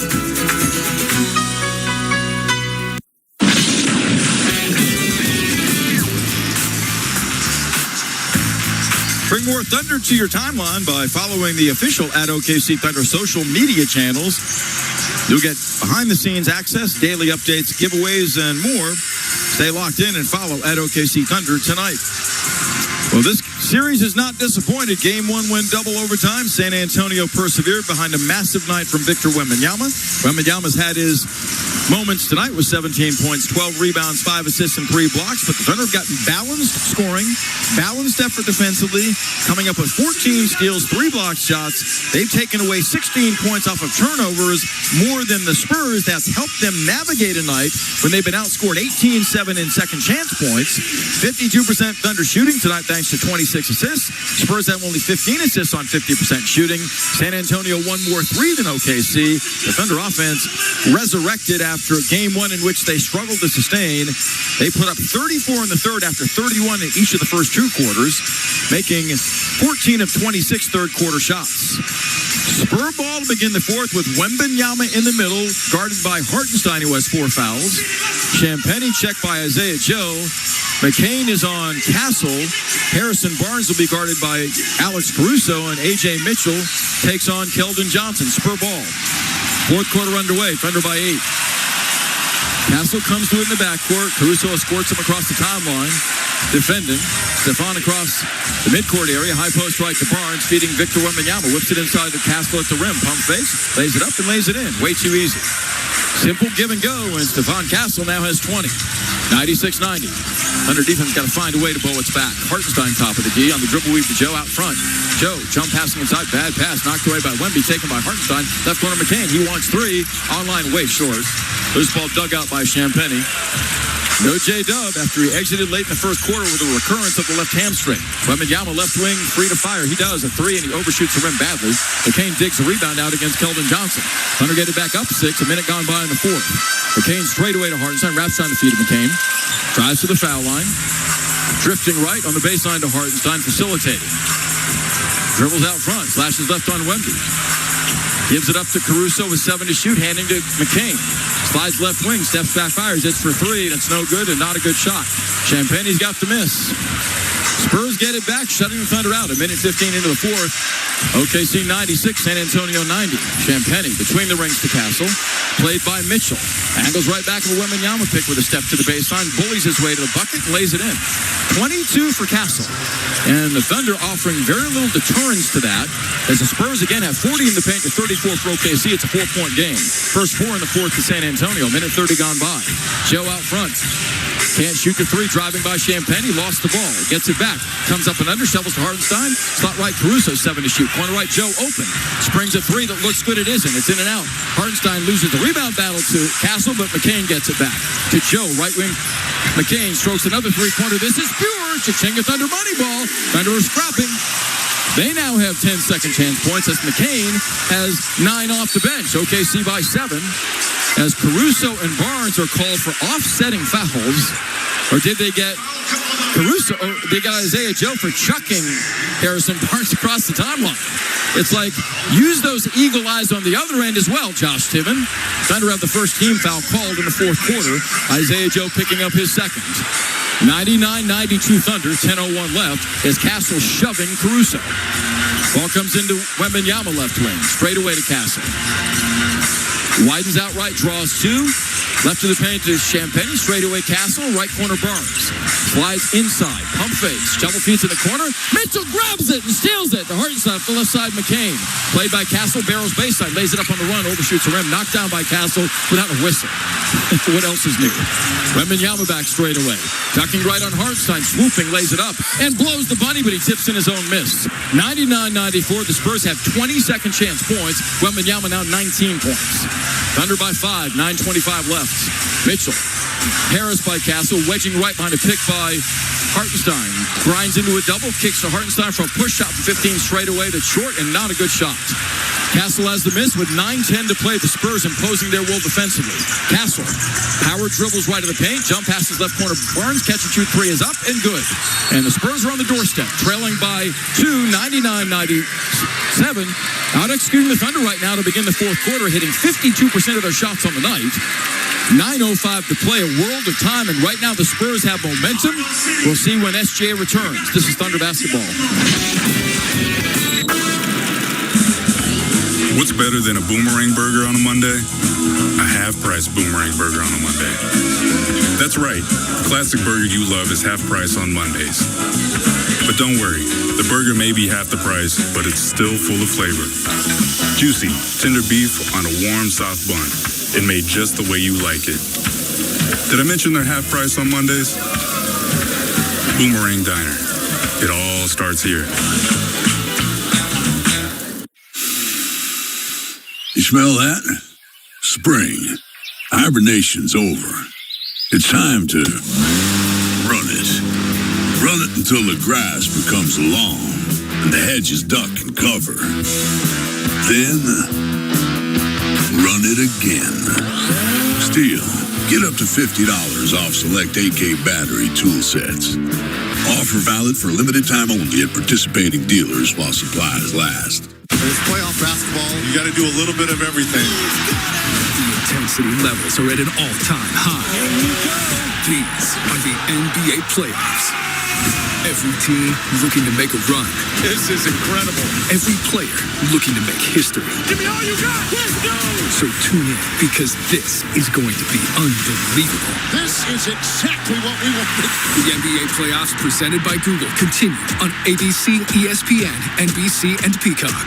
With just seconds on the clock, I'm chomping at the bit here, Frank. I'm telling you, this is a moment in basketball history to really relish in. Back at the offensive end, Ken Chupp musterds up all his strength and squeezes down into the paint. He breaks through the screen, posts up with buns out, catches the ball, and he's called for the double drizzle. Dude, just get your hot dog and let's get back to our seats. Eat Schwab, the official hot dog of the Oklahoma City Thunder.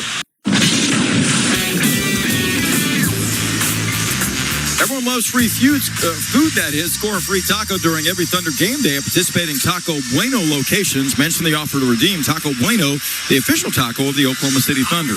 Thunder compromised in the absence of J-Dub in Game 2, exited late in the first quarter with a recurrence of that left hamstring that he's received treatment on since. He's not returned. And the San Antonio Spurs are getting a boost from the bench, courtesy of Jordan McLaughlin with 2 3-pointers, and Harrison Barnes just knocked down a 3. That tandem has combined for 11 points. And the Spurs are beating a path back from 13 down to within 2. San Antonio's got momentum, and Oklahoma City's got to find some answers on the defensive end. They've allowed 51.5% field goal shooting tonight, and when the Spurs haven't turned it over, they've been incredibly efficient with their shot making. 12 of 27 on threes, 44%, and the Spurs again have gone to town on the backboard, out-rebounding Oklahoma City 39-28 in the game, including 14 on the offensive board for a 20-10 second chance point advantage. Thunder are a bit short-handed in Dub's absence and come with Hartenstein, McCain, SGA, Case and Wallace, and who's the 5th Thunder player? Alex Caruso. Thunder's 13-point third quarter lead has been dwindled to 2. The Spurs have 4 in double figures, led by Wembanyama with 19 points and 14 rebounds. Castle has 22. San Antonio again has won the points in the paint battle by 8, 42-34. Full court pressure. Shea will be escorted across the timeline by Castle. Spurs, no team fouls. The Thunder have 1. Shea knocked down by Castle is called for a second foul at midcourt. Carl Lane finally had the guts to blow the whistle. 99-97 Thunder. OKC going with an unaccustomed unit in terms of minutes they played together this season, but the way this team is wired and the depth on the roster and the quality of their competitive fire, we'll see if they can bring this thing home. Up by only 2. Early fourth quarter, trailing the series 0-1. McCain in the backcourt, pestered by Champagny. Scoots up the right sideline to activate. Crossing over, snaking between the rings. Castle jumps at him as McCain's at midcourt. 12 to shoot, knocked down by Castle, no whistle, and Castle ties him up, basically tackling him. Stephon Castle like a bull in a china shop, and they just refuse to blow the whistle against him. 10 to shoot for the Thunder, 8:46 left in the game.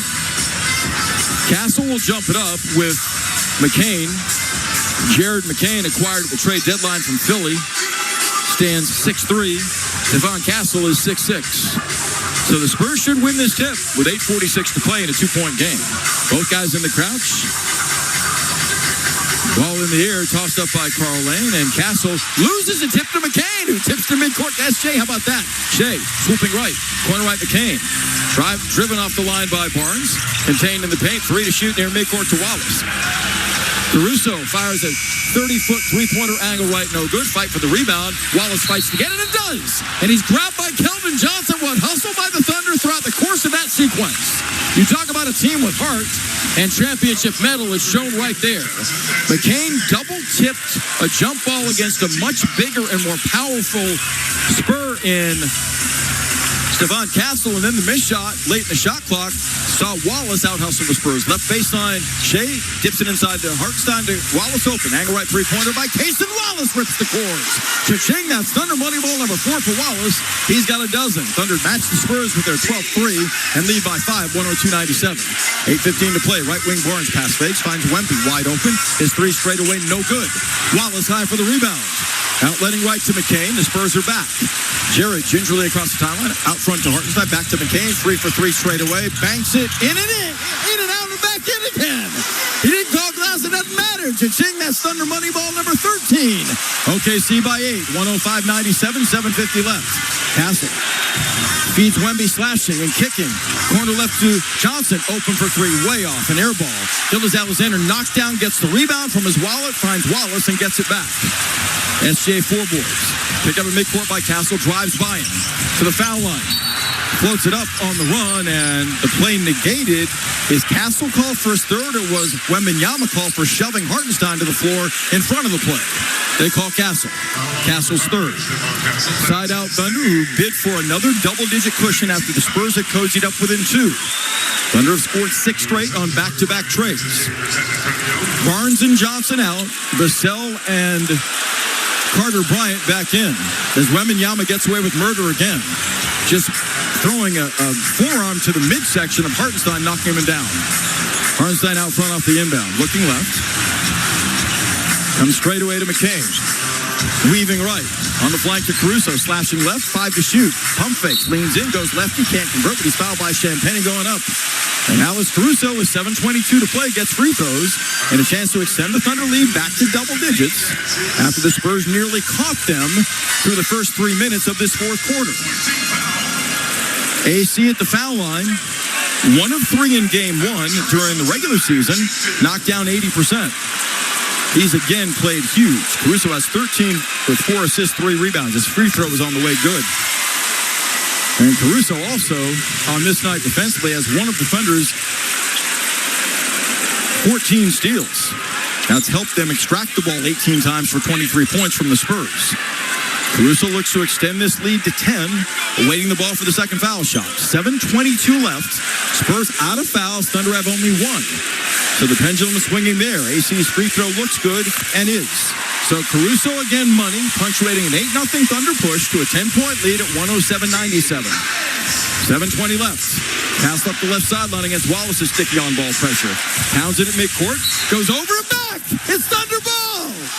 Castle fell asleep because of Wallace's on-ball pressure. It was outstanding. And Stephon Castle commits his 8th turnover of game 2 after 11 in game 1. That's the Thunder's 19th takeaway. Loud City, louder than it's been all night. Thunder up 10, scoring 8 in a row. 7:15 left. Caruso gets it into McCain, playing big minutes in Dub's absence. Jared at the logo. Shea fights to it, comes to get it near midcourt against Castle, swooping left. Steps out front, cranks a 3 that's online, in and out, no good. Loose ball, McCain took it away from Wemby. Back to Shea, leaps and leans, 3-pointer straight away short. Hartenstein gets it and is stripped and fouled hard going up by Vassell as Oklahoma City right now wants it more, and Alex Caruso's playing the crowd. Listen.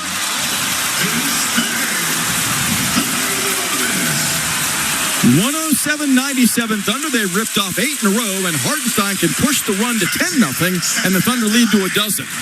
This is taking grit and just straight out effort.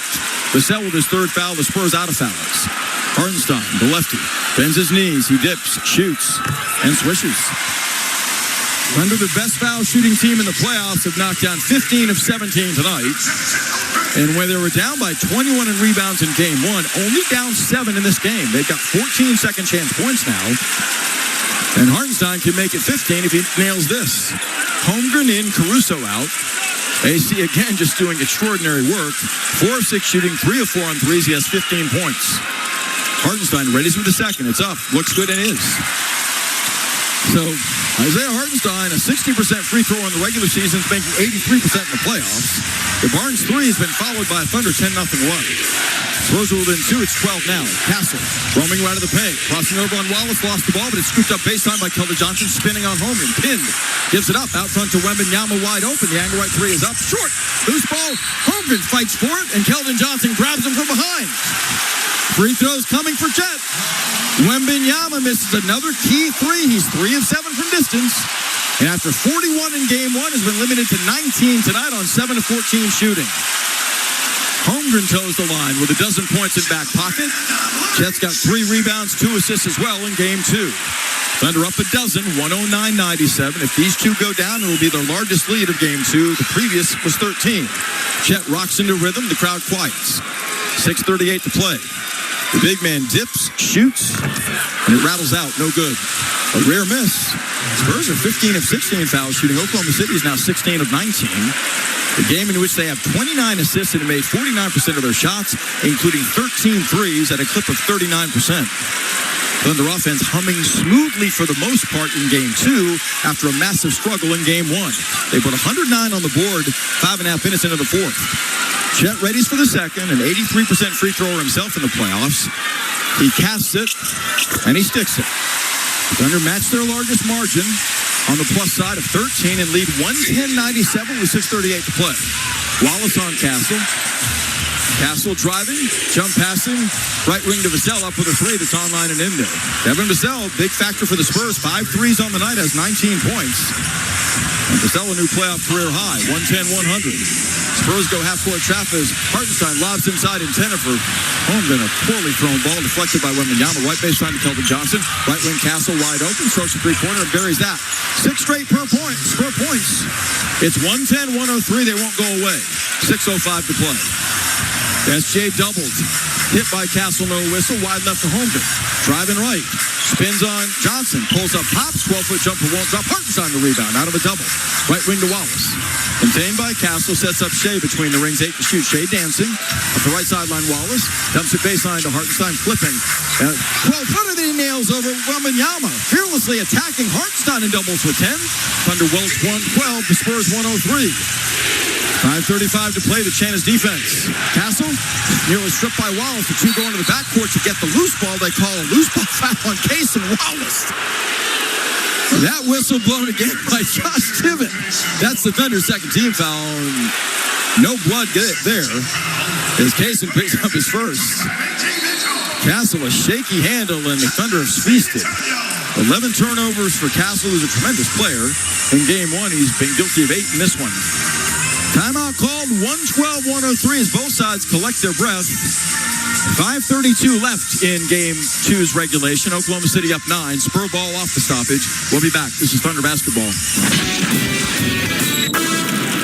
Attention teachers, create Thunder fun in your classroom by joining the Devon Thunder Explorers program. Teach your students STEM-based lesson plans, and you can even win cash for your classroom by sharing photos each month. Enroll today by visiting okcthunder.com/explorers. Each of us has a story of purpose, grit, and grace, a story of community and learning. At Oklahoma Christian University, your story means more. With career-focused programs that launch graduates into jobs, service, and impact, and over 2,000 spiritual life events each year. OC is a kingdom university where you're known, supported, and shaped for more. Write your story. Live for more at Oklahoma Christian University. Apply now at oc.edu/more. MidFirst Bank is proud to be the official bank of the Oklahoma City Thunder and the exclusive provider of the Thunder and Rumble debit cards. As the largest privately owned bank in the nation, MidFirst Bank has the strength, stability, and expertise to help you prepare for the now and the future. So no matter where your financial journey takes you, MidFirst Bank is the partner to help you get there. MidFirst Bank, true to you. Member FDIC. You wouldn't get a haircut from your lawn guy. You wouldn't get tax advice from a taxidermist. So if you want windows, talk to the window experts. Pella of Oklahoma has been selling and installing windows for more than 100 years. Check out the Pella showroom to shop hundreds of windows and doors in every price range. Transform your home with advice from the window connoisseurs. Visit your local Pella showroom in OKC or Tulsa, or shop now at PellaOK.com. Attention teachers, create Thunder fun in your classroom by joining the Devon Thunder Explorers program. Teach your students STEM-based lesson plans, and you can even win cash for your classroom by sharing photos each month. Enroll today by visiting OKCThunder.com/explorers.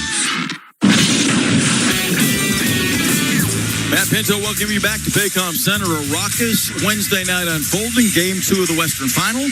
Thunder trying to battle back to even at 1-1. Losing Game 1 in double overtime by 7 on Monday. Up 9 right now with 5:32 left in the fourth quarter. Tonight's OG&E power play of the game comes courtesy of the same guy that offered it for the Thunder on Monday, Alex Caruso. Caruso has scored 46 points in the first 2 games in this series, converting 11 of 18 threes, including 3 of 4 trays tonight. He's accounted for 15 of the Thunder's 112 points, doing phenomenal work. Right leg hamstring for Dylan Harper. He's out for the remainder of the game. Thunder have lost J-Dub to a left hamstring that sidelined him the first 6 games of the playoffs tonight. They have forged ahead without him and found ways to build the lead to 9 because they've really gone to town on the backboard. Really good job of extending possessions with 17 second chance points on the night. They have 14 offensive rebounds, tying the Spurs in that column. The Thunder are plus 15 in points off turnovers, forcing 19 miscues by San Antonio for 25 points while giving up 9 times themselves for 10 Spur tallies. Thunder getting off 11 more shots than San Antonio. Defending right now with Hartenstein, SGA, Kaysen Wallace, Chet Holmgren, and A.J. Mitchell. Against Justin Champagnie, Stephon Castle, Devin Vassell, Victor Wembanyama, and Keldon Johnson. Wembanyama screens for Castle, swirling right of the paint on the dribble weave to Keldon Johnson, guarded by Wallace. Gives it up on the dribble weave to Champagnie. Straight away. Wide right to Castle against Holmgren. Dancing, stepping back, cranking. Angle right three is going to be short. Loose ball volley. Keldon Johnson gets it, lays it up and lays it in. He's fouled doing so by Wallace. So the Spurs again are within 6 points, 2 possessions, and they can make it a 5-point game if Keldon Johnson, utilizing sheer muscle to grab that one over Wallace, can convert the foul shot. His first of the night. He has 7 points in 21 minutes with 4 rebounds, including a big retrieval of a miss there. Johnson only a 67% foul shooter during the playoffs. Thunder by 6. Johnson's free throw is up. No good. He back rimmed it. Hartenstein one hands the rebound away from Wembanyama. His 8th, and the Thunder get it back, leading 112-106 with a world of time on the clock, 5:10. Mitchell between the ring surveys. Kicks to Shea off the left elbow. Crowded by Cassell, drives. Floats a runner on Wemby. Lost it home from 7.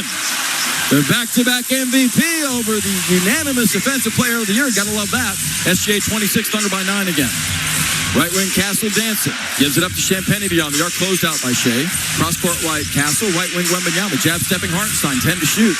Wembanyama slips the ball to Champagnie. Works an angle left 3 that's up way off. Loose ball gathered by Holmgren, his 4th board. Thunder get it back up 9 with 4:37 to play. Big stop. Mitchell, greeted by Vassell across the timeline. The low crouching right-hand dribble has Mitchell at the logo. Kicking off the left elbow to Shea. Facing up on Castle, holding around his ankles. 8 to shoot. Shea kicks it. Right wing Wallace up the ladder to get it. 5 to shoot. Near midcourt to Mitchell. Dishing to Shea with 30 feet away. Slot right Mitchell. Leans in, launches. Angle right three-pointer. Not close. Loose ball. Hartenstein out hustles Wembanyama again for it. Thunder get a second crack with 4:10 to play. Shea. Stutter step. Pulls up pops. Angle right three-pointer is short. Inside Hartenstein grabs the rebound again from Wembanyama. Steps up the left sideline. Ihart invaluable. Left corner Shea draws a double. Spins. Crosses over, pulls up, leans in, launches. 21-foot jumper, rings the rim and flies out. Heartbreak. Champagnie gets it. 3:50 to play. Spurs run. Castle down the lane. Jump stops. Kicks left corner Johnson. Rainbow 3 is up. And good. Keldon Johnson, huge 3-point shot. 114-108. The Spurs not dying. 6-point game. 3:39 left. Mitchell across the timeline. Hartenstein a double-double. 10 points, 10 rebounds tonight. Mitchell. Back of a Shea pick. Gilgeous Alexander wants it. Vassell is grabbing him without a whistle. 8 to shoot. Mitchell, 30 feet straight away. Looking left. Slides right. Spins left in the lane. Lays it up on the run. Can't convert. Hartenstein's tip won't go, but he's fouled by Champagnie. Ihart, sheer will and physicality wearing down San Antonio. What a night he's had. Gets to the free throw line on the Champagnie foul at the cup. 3rd on Champagnie. Penalty situation. 3:19 left. 7 Thunder offensive rebounds in the 4th quarter. as they are grappling even after misses to within 3 on the glass of the Spurs on the night. And Hartenstein responsible for 11 of those 38 rebounds as a team. Eilhart going to take his time. Eye the rim. Sends the free throw up. It tumbles short. No good. 114-108. An enormous amount of time left in game 2. 3 minutes and 19 seconds as Caruso brings energy in off the bench. Holmgren sits down with 13 points, 4 rebounds, and 2 assists on the night. Eilhart hunched over, grabbing the bottom of the shorts to collect his breath. He's logged 24 minutes in this game, double the amount of minutes he played on Monday in game 1. The lefty sends a second free throw up, looks good, but it isn't. In and out. Wembanyama has the miss. Back come the Spurs, an empty possession with the Thunder. 3:15 remains. Wallace guards Castle, who handles the dribble. Lobs to Johnson at the foul line, hooking left corner Champagnie, wide open for 3, misses. Loose ball Vassell climbs the ladder of SJ and is called for a loose ball foul. Gilgeous-Alexander gets foul shots with an excellent box out, and the Thunder breathe a sigh of relief because Champagnie was in a vacant lot. He's a 42% three-point shooter on the season. Tonight, 1 of 7. 114-108 Thunder. Hearts and throats on every shot both ways, as this series has been an absolute beauty between 2 62 or more win teams in the regular season. It's been rare that's happened in the conference finals in NBA history. SGA from the line 4-4 has 26 points in game 2. Dribbles once, bends his knees, dips, shoots, and rattles in the first. Under 115, the point total they got to in double overtime in game 1. It's 7 better than the Spurs right now, 115-108.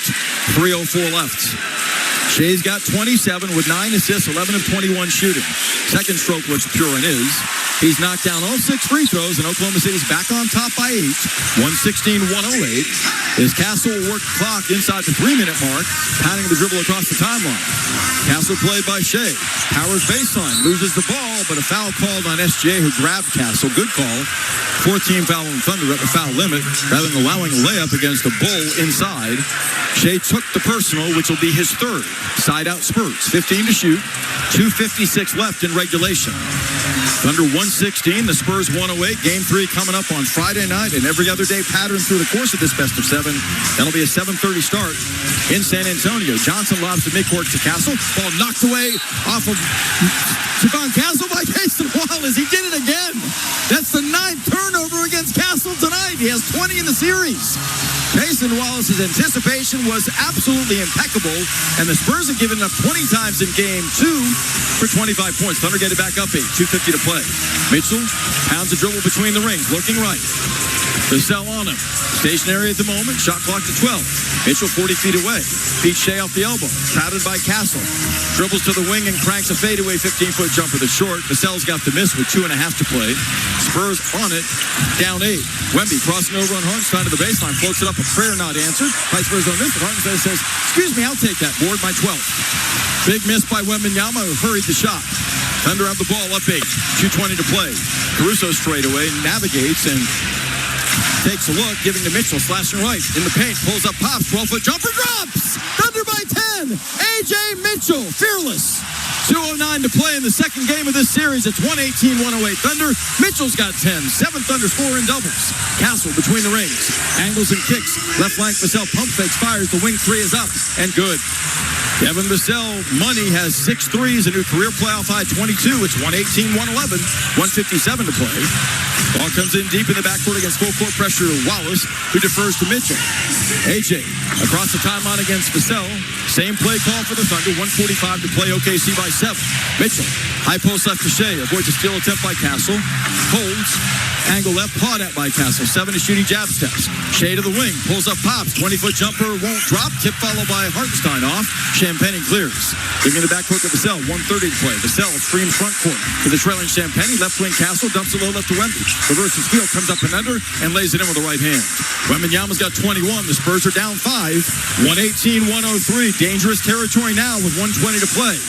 Thunder need a good shot. Mitchell gives to SGA just inside midcourt. His shirt is untucked fully. Crowded by Cassell, drives by him, but he's called for an offensive foul. His left hand hit the face of Castle after he drove by him. Shea has his 5th foul. 1:15 to play. That is an enormous turn of events. The Thunder lead 10 a moment ago, goes down to 5 at 118-113 with a minute 15 to play. Castle's going to get a running start, greeted at midcourt by Wallace. Feeds the right wing to Johnson, gets it back, plows baseline. Hooks in the corner to Vassell, catches through Rainbow three, is up off the top of the backboard. Johnson gets the missed ball down and shovels to Castle out front, a minute left. Baseline throws it away, intended for Champagny, who drifted to the corner, and the ball was thrown as if he was going to cut back door. Mitchell is slow getting up. He's holding his upper right leg with the Thunder in front by 5 and a minute 1 left. Mitchell is yet to get up, seated under the basket. And his right leg right now, he's not moving it much. Dort comes over. Jay will come over to help him up, as does Cason Wallace as he tries to walk it off. An absolute battle of attrition. I think he took a knee to the thigh. Will AJ stay in? It doesn't look like it. Looks like he's coming to the bench to receive treatment from the Thunder medical staff. So Mark Daigneault burns one of the 2 remaining Thunder timeouts with a minute 1 to play. OKC leading 118-113 in a wild one at Paycom Center, the same way that game 1 was. And what happened is Johnson, going for the loose ball, kicked Mitchell just right of his midsection in his upper right leg. A minute 1 to play. Game 3 coming up on Friday at 7:30 at Frostbank Arena in San Antonio. These 2 teams were the best by the record in the regular season. Spurs 62-20, the Thunder 64-18, and it's shown itself in this series so far. OKC is really groveling to score, but converting 7 of 10 free throws here in the fourth quarter, converting only 6 of 21 shots from the field and 3 of 11 threes. Meanwhile, the Spurs are at 50% shooting for the game, being outscored by 5 in large part because they're minus 15 in points off turnovers. And Stephon Castle has 9 again tonight after 11 in game 1. He's minus 7 on the raw plus minus. The Thunder group down to my left, on top by 5 in a game they've led by as many as 13. The Spurs' largest lead was 5 on a night that's featured 14 lead changes and 7 ties. 9 of those came, by the way, in the opening quarter. A quarter that saw the 2 teams even at 31 apiece. Thunder outscored the Spurs 31-20 in the second. Were outscored 37-34 in the third, and have been outscored 26-22 here in the fourth. Jared McCain in, good foul shooter. SGA, Isaiah Hartenstein, Alex Caruso, Cason Wallace, the other 4. Mitchell is out. 1:01 to play, a fresh 24 on the shot clock. Spurs out of fouls, as are the Thunder. Caruso will inbound, far sideline, front court against Keldon Johnson's on-ball pressure. Wembanyama, Vassell, Castle, and Champagny out there as well. McCain comes to it at midcourt. Inside the final minute, Thunder by 5, 118-113. McCain at the logo. Working the bounce, stationary. Pawed at by Vassell. Squares up, 12 on the shot clock, 40 feet away. Shea wants it and gets it. Lifted high left on Castle to the baseline. Steps back, fires from the wing. An 18-foot jumper, nothing but net. Gilgeous Alexander rips the cords. He has 30 in game 2. Thunder by 7, 120-113. The NBA's clutch player of the year shows his stuff right there. 42.5 to play, Thunder by 7. Castle, right wing Johnson, back to Castle. Roaming baseline on Shea. On the wing, Champagny, crowded by Wallace. Corner right, Castle, pump fakes and fires it for 3, and it's off. Loose ball fought for. Hartenstein has it. His 13th board. OKC is in good shape now. 25 seconds to play. Thunder by 7. Shea across the timeline draws a double. Left wing Wallace. Down the lane, Caruso to the rim for finishing touches, baby. AC lays it in with the left hand. Thunder 122, the Spurs 113. We're on the brink of getting this thing even at Paycom Center. 19.7 to play. San Antonio burns its final timeout. 4 straight Thunder points. A bucket by SGA, 2 by the veteran Caruso. And the Thunder placing 7 in double figures tonight with 122 points scored against the Spurs' mighty defense. Lead the game by 9 with 19.7 to play. Hartenstein huge with 13 rebounds and 10 points. Caruso big with 17 points and 5 assists. And the Thunder have gotten lifts from McCain with a dozen, 10 from A.J. Mitchell. Cason Wallace has scored 12 on 4 threes, and the Thunder have knocked down 13 three-pointers in this game with 34 assists on 45 makes. They've been outstanding attacking San Antonio's league-leading and top-rated defense in the playoffs throughout the course of this night. They scored 31 in the first, 31 in the second, 34 in the third, and they put up 26 here in the fourth quarter to lead by 9 with 19.7 to play. It has taken everything the reigning champs have, but they have found a way to position themselves to even this series at 1-1. And the Spurs will not yet raise the white flag, down by 3 possessions. They are now down to 1 timeout. Thunder have 1 timeout as well. Victor Wembanyama in the fourth quarter, so dominant in the overtimes with outscoring the Thunder in the second overtime. In fact, Monday in game 1, 9-7 himself. He's been held to 4 points in the fourth quarter, 2 of 7 shooting. Credit Hartenstein and the Thunder front line for getting after it with Wembanyama. Canada's OKC, as the reigning champs are on the brink of evening this gauntlet of a best-of-7 series in the Western Final against the Spurs. Keldon Johnson will inbound, has Vassell, Castle, Wembanyama, and Champagnie with him. Lobbing right of the paint to Castle, stepping out, kicking right wing Vassell, up with a double pump three-pointer, no good. Rebound Wallace, it's over. 14 seconds to play, the shot clock's off. Pacing across the timeline, chased down by Champagnie. The Spurs won't foul. Gilgeous-Alexander fed the ball, will dribble it out. Loud City, the loudest it's been in memory. The final horn sounds and the Thunder tied as Western Conference best-of-7 with San Antonio with a hard-earned 122-113 conquest to the Spurs. Sans J-Dub over the final 3 quarters. Thunder dug deep.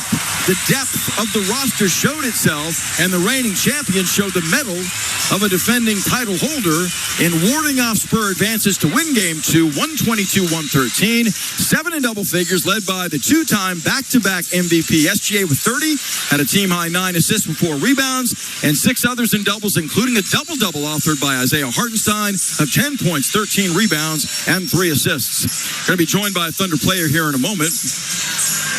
As it appears, Cason Wallace putting on the headset for me.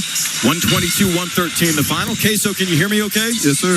You're one of 7 that scoring double figures in this game. Your attacks were crisper. They were more decisive and focused. You put up 122 against the Spurs defense, which has been number 1 in the NBA in the playoffs. What was different tonight? We got the rust off. You know, we got back in the gym after the loss, and we corrected some things and we executed. You guys are supremely confident always, but what did it take to dig down when you recognize no J-Dub after going out late in the first quarter in this game, which certainly presents you a challenge? What did it take from all of you guys with 7 in double figures to persevere and win this thing? Definitely a challenge.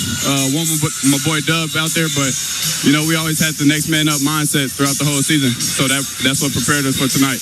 Do you have any doubt SGA would bounce back strong from what he deemed to be a subpar game in Game 1? I don't think anybody had a doubt. You know, he's the MVP of the league for a reason. You forced Castle into 9 turnovers again tonight in this game, and A.J. Mitchell has 4 steals. You have 4 steals of the 14 you guys corralled, forcing 21 turnovers. How important is it to keep that pressure on this young Spur team with the scene shifting for Game 3 to San Antonio? It's big. You know, they're good at getting downhill and finishing at the rim, so the more we can keep them from there, the better for us. Caruso big, Isaiah Hartenstein, 2 guys that joined you guys through one in free agency, 1 through trade before last season, come up mammoth late in this game. What can you say about the vets, Queso? They're big time. You know, they're vets. They're not new to this, so we just listening to them as much as we can and just keep getting wins. Hey, congrats on a hard-earned Game 2 win. On to San Antonio now for Game 3 on Friday. Your thoughts on facing that team on the road? Got to steal one on the road. Good luck in it. Thank you, Cason. Thank you.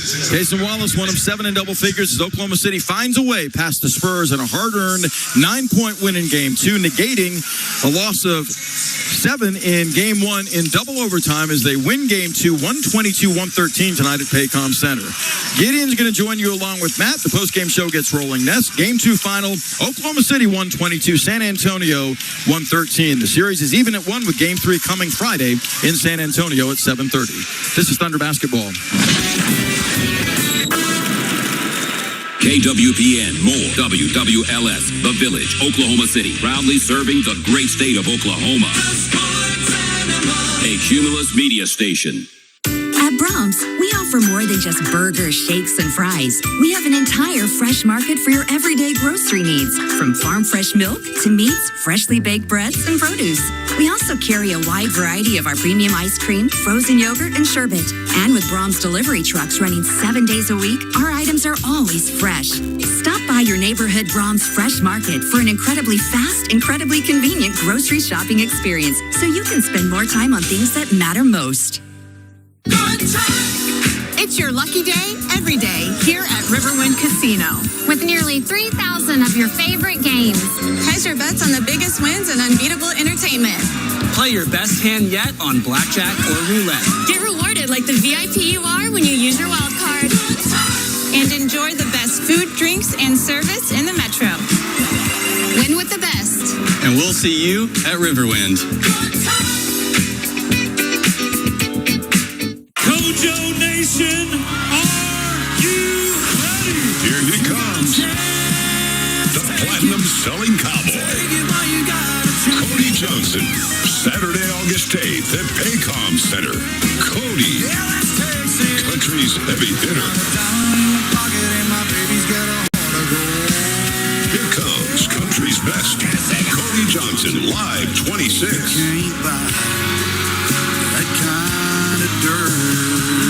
The hits, the new music. Cody Johnson. Special guests Scotty McCreery and Chase Beckham. Saturday, August 8th at Paycom Center. Tickets are on sale right now. Available at Ticketmaster.com. Oklahoma City. Don't miss Cody Johnson, live 26. Thunder Basketball is presented by Devon Energy, founding partner of the Oklahoma City Thunder, and MidFirst Bank, the official bank of the Oklahoma City Thunder. Time to break down the game. This is the Oklahoma City Thunder postgame show, sponsored by Riverwind Casino. Now here's the voice of the Thunder, Matt Pinto, on the Oklahoma City Thunder Radio Network.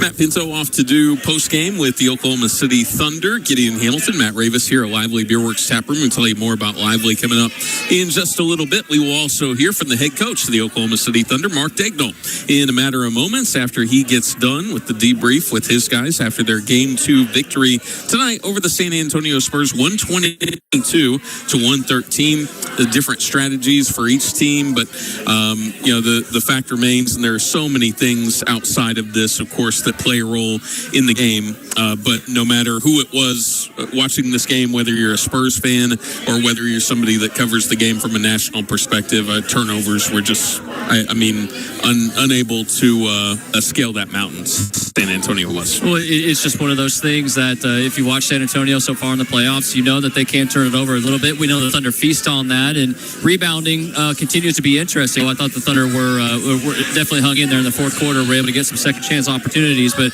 that'll always sway things for the Thunder. They were able to get out and run as a result of that, and had 27 points off of 21 Spurs turnovers. And the problem there is not only is that a horrible number for the postseason, but Oklahoma City was not under duress defensively in this game tonight, because I think they had a lot more rhythm and flow offensively, and that really fed into what they were able to do on the other end. 10 turnovers for 10 points. So you've got more than twice as many turnovers, almost 3 times as many points off of turnovers. And when you're talking about a game where Oklahoma City was in control of this thing for the most part, really throughout the game, but mainly during times of the second half. But when you're talking about a 17-point gap in a game that's decided at the end by single digits, you're talking about the most important thing in that game. How did we get there? It's because Oklahoma City elected to go with a little bit of a different alignment in this game today. They played more of Isaiah Hartenstein, and that gave San Antonio a little bit less leeway on the boards on really both sides. And you talked about the rebounding advantage that the Spurs still had, but it was egregious the way that game one was. And also Isaiah Hartenstein was attached to Victor Wembanyama, trying to push him out a little bit further, but at least holding on to him as the possession began and allowing him a lot less freedom offensively. No, he did a great job and really allowed Wemby to never get ultra comfortable. You know he's going to get his. Still amazing every time I see him put up a shot, gets off the rim, and he gets on his pogo stick, and with those long arms can get that thing back through the basket. That's not only the ability to be long and tall, but also to have that second jump. So he's going to get you sometimes. I thought Wemby, or rather Hartenstein, was integral to the Thunder. I wasn't sure how much he could play in this series After tonight, though, this was that was a big showing from him, and I thought he was in some very specific regards the most important Thunder player tonight. Even whenever he did pick up some fouls, was able to still have some integrity on the defensive end, and I thought really set the tone. But the rebounding I thought was a committee effort in terms of getting a body on a body, especially down the stretch. There are things that he is going to provide to be positive, and I'm so sorry to go back to this, but if you're playing a conventional game where Oklahoma City is not able to get out in front of the pack, and I don't know, their fast break numbers weren't tremendous tonight, but there were so many possessions where they're ahead of whatever matchup the Spurs want to get into in the half court, and that's where you can really, you're not missing anything by playing him. And again, you gain rebounding, you gain a screener for Shai Gilgeous-Alexander, but when you've got a lot of unconventional offensive possessions for Oklahoma City, and there were a ton of them tonight, then you'd identify, if you're San Antonio, where he is, where you need to play off of, and things like that were seen as big disadvantages by Mark Daigneault in game number one. And then the other thing that happened tonight is the bench went nuts from three. I mean, absolutely nuts. Played extremely well. You got 17 from Caruso. I thought Jared McCain had 12 points. His rebounding, sounds weird to say down the stretch, I thought was huge. He had 4 offensive rebounds. Most of those came in the fourth quarter. He didn't shoot the ball extremely well, but in the playoffs, it's just about making timely plays. He got 10 points from A.J. Mitchell, who I hope is okay. He came up a little bit lame at the end of the game. And then Casey Wallace had some big moments as well. So every one of those guys on the bench, I thought played really well. And you needed to get performances on the bench from a night like tonight where you went double overtime the previous game. Like, there's still definitely some tired legs. The Thunder played effectively 10 guys in the first quarter of this game, needed to lean on their depth, and San Antonio did what they could. They had one injury coming into this game and another player leave the game, and Dylan Harper, and so they had to play Jordan McLaughlin some minutes in this game. They had to play Harrison Barnes 12 minutes. We've not seen that yet in this series. So I thought the Thunder's depth was another big factor for them tonight. The bench hit 12 3-point shots combined of Oklahoma City's 13 3-point makes. So those guys were really, really big when they were in the game. Caruso was a plus 18 in 25 minutes in this game. So again, those guys came in and made a big impact. San Antonio's bench, little to no impact, depending on who was called upon in this game. That's when Oklahoma City was really, really able to make some headway in this contest. All right, we're going to step aside. When we return, we're going to hear from the head coach of the Oklahoma City Thunder, Mark Daigneault. His post-game comments are coming up next. You're listening to Thunder Basketball. It's your lucky day every day here at Riverwind Casino. With nearly 3,000 of your favorite games. Hedge your bets on the biggest wins and unbeatable entertainment. Play your best hand yet on blackjack or roulette. Get rewarded like the VIP you are when you use your wild card. And enjoy the best food, drinks, and service in the Metro. Win with the best. And we'll see you at Riverwind.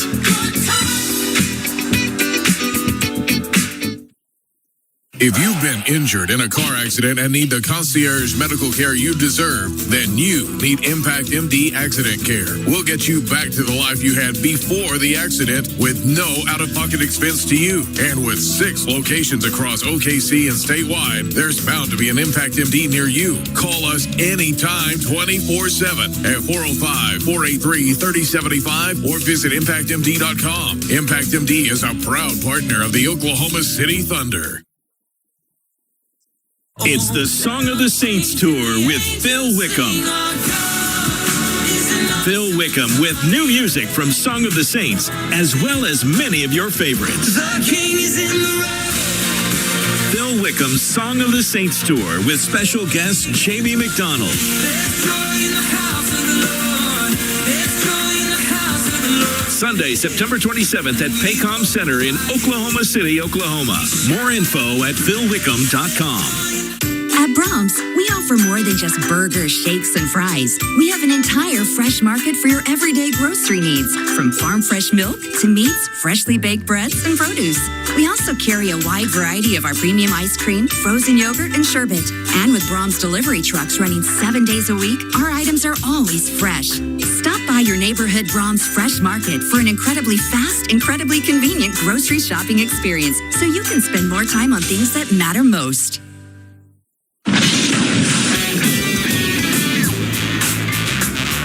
We're back here on the Oklahoma City Thunder post-game show. Gideon Hamilton, Matt Ravis at Lively Beerworks Tap Room will tell you more about Lively coming up in just a minute. We're also going to hear from the head coach of the Oklahoma City Thunder, Mark Dell. Well, no update here, but commentary from Mitch Johnson. No word on Dylan Harper. Looks like a hamstring as well, and he's a vitally important player for San Antonio if they want to win this series. So that was just so unfortunate. Yeah, no, a couple of big injuries tonight, and that was one of them. I feel like that really impacted the way that the Spurs played the rest of this game. So he's been so big for them as a 20-year-old. So that was after he goes up for a layup, left-hand side of the basket. Shea pins it against the backboard. He kind of just came down lame on his leg. So I didn't see what happened to J-Dub, but obviously he never returned to the game. And then that's the other big story that Thunder fans are, of course, concerned about, especially because Jalen Williams has had so many issues with his hamstring this season, causing him to miss almost 2/3 of the regular season and most of the playoffs as well. Jalen Williams, there was a play with about 2 minutes left to go in the first quarter where that's the only play that I can think of that might have caused something, where he grabbed an alley-oop dunk, threw it down. Looked pretty nonchalant to me, but it was after that play and after the next two trips down the floor that he was taken out of the game. The cameras did catch him walking through the corridor back to the locker room holding a towel or something on his left hamstring, which is the hamstring that he just injured in the postseason. And for Oklahoma City, you never want to have one of your best players out, but this is a player in Jalen Williams who, although quite valuable, Oklahoma City has kind of gotten used to playing without this season. Well, in a lot of ways, the playoffs are a war of attrition. Like, everybody's dealing with something on some level. Of course, there are a lot of guys who are able to play. Obviously don't want to speculate on how long that injury could keep him out or what even the severity of it is, because they don't know at this point in time if they were to move on without him in this postseason. Yeah, they've got a blueprint. I would still be extremely concerned about that with the role that he plays. But fortunately, they have a guy in A.J. Mitchell who can have the ball in his hands, so you feel very comfortable about. A.J. did take, it looked to me like a knee in the quad, so didn't come back at the end of the game. Hopefully that's just a Charlie horse or something like that. But we'll head back to the Paycom Center where the head coach of the Oklahoma City Thunder, Mark Daigneault, is addressing the media. What do you make of the efficiency you had on offense generally tonight? Yeah, we're a lot better, obviously. I thought some of that was just us playing better. We just didn't play a great game there tonight. Some of that stuff, just watching on film, you're sitting there like, if we say nothing and do nothing, we'll just play better. And then I did think we got some fundamentals in the game that are critical against this team, and it gave us some cracks. I just thought the overall flow tonight, rhythm, was really good. Put everybody at advantages. We had our foot on the gas. It was a real positive game in that respect. Mark, can you talk about the decision to have Isaiah on Wemby? And it worked great. He was good on both ends. But just what did you see out of that, and how did you see that defensive assignment lining up for you guys? Well, I thought the other night and in the regular season, having wings on him was effective in the macro. The other night he just had way too much at the restricted. But if you zoom out, they turned the ball over a ton.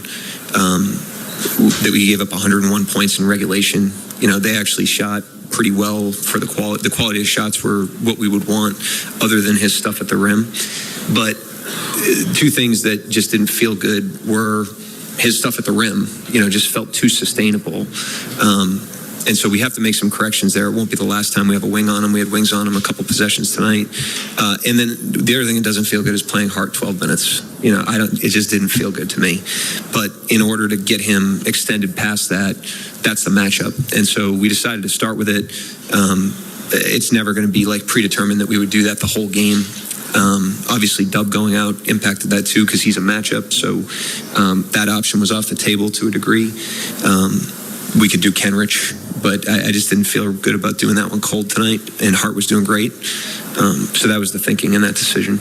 With Wemby, seemed like you guys put him in a lot more actions tonight. How much of the game plan was to just make him work a lot more than the other night? It wasn't a primary thing. I think the bigger emphasis was just like our tempo on offense generally. And if we play with a good tempo, then we're going to get, multiple people in actions on multiple possessions, and they're going to have to work harder collectively. And I thought that's what we got going tonight. So the guys did a great job. We had great juice, great bounce back from a game that was obviously a very emotional, tough game, tough way to lose in game one, and did a great job tonight. Mark, right here. Obviously, Dub played 38 minutes the other night. You had a month off. You lose him tonight after the first quarter. Is him not playing the rest of the series, is that on the table? Like, what's your concern level right now? He's going to get checked out. I don't deal in like hypotheticals, especially when like doctors are involved. I just let them tell us what's going on. So he'll get checked out in the morning. We'll see where he's at. We'll update accordingly. Just a quick second one. These are my words, not yours, but it's starting to feel like Shea's game ones are kind of just feel out games. What do you see change for him tonight in terms of processing, and how much of that was just him recognizing what happened the other night? Yeah, as a build on what we talked about last game, with him and everybody, I thought globally if our offense was better, everybody would benefit from that, and I thought he benefited from that tonight. That's when you were the one that asked the question the other night about him, and I was saying, like, we have to do a better job of getting him in advantageous situations, and I thought we did that tonight with the way we ran offense. And then he played better, and there's that part too. So I thought we all played better, and I had a quiet confidence about that. I didn't know if we'd win or lose the game, but I was pretty sure after watching game one and knowing our team that we were going to come out and play better tonight. Mark, you obviously had Dub leave early. They had Harper leave early. You had guys limping off when it was over. They had guys limping off, it felt like, when it was over. Are we already at that game 5 sort of level of attrition in this series? And is that what we all kind of probably should have expected? No, we're at game 2, and game 3 is coming up next. And game 5 will be after game 4. And because the team's split, there will be a game 5.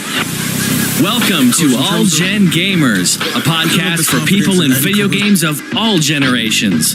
Starring Pete Dorr, Happy Console Gamer, Gamester81, and Jason Heine.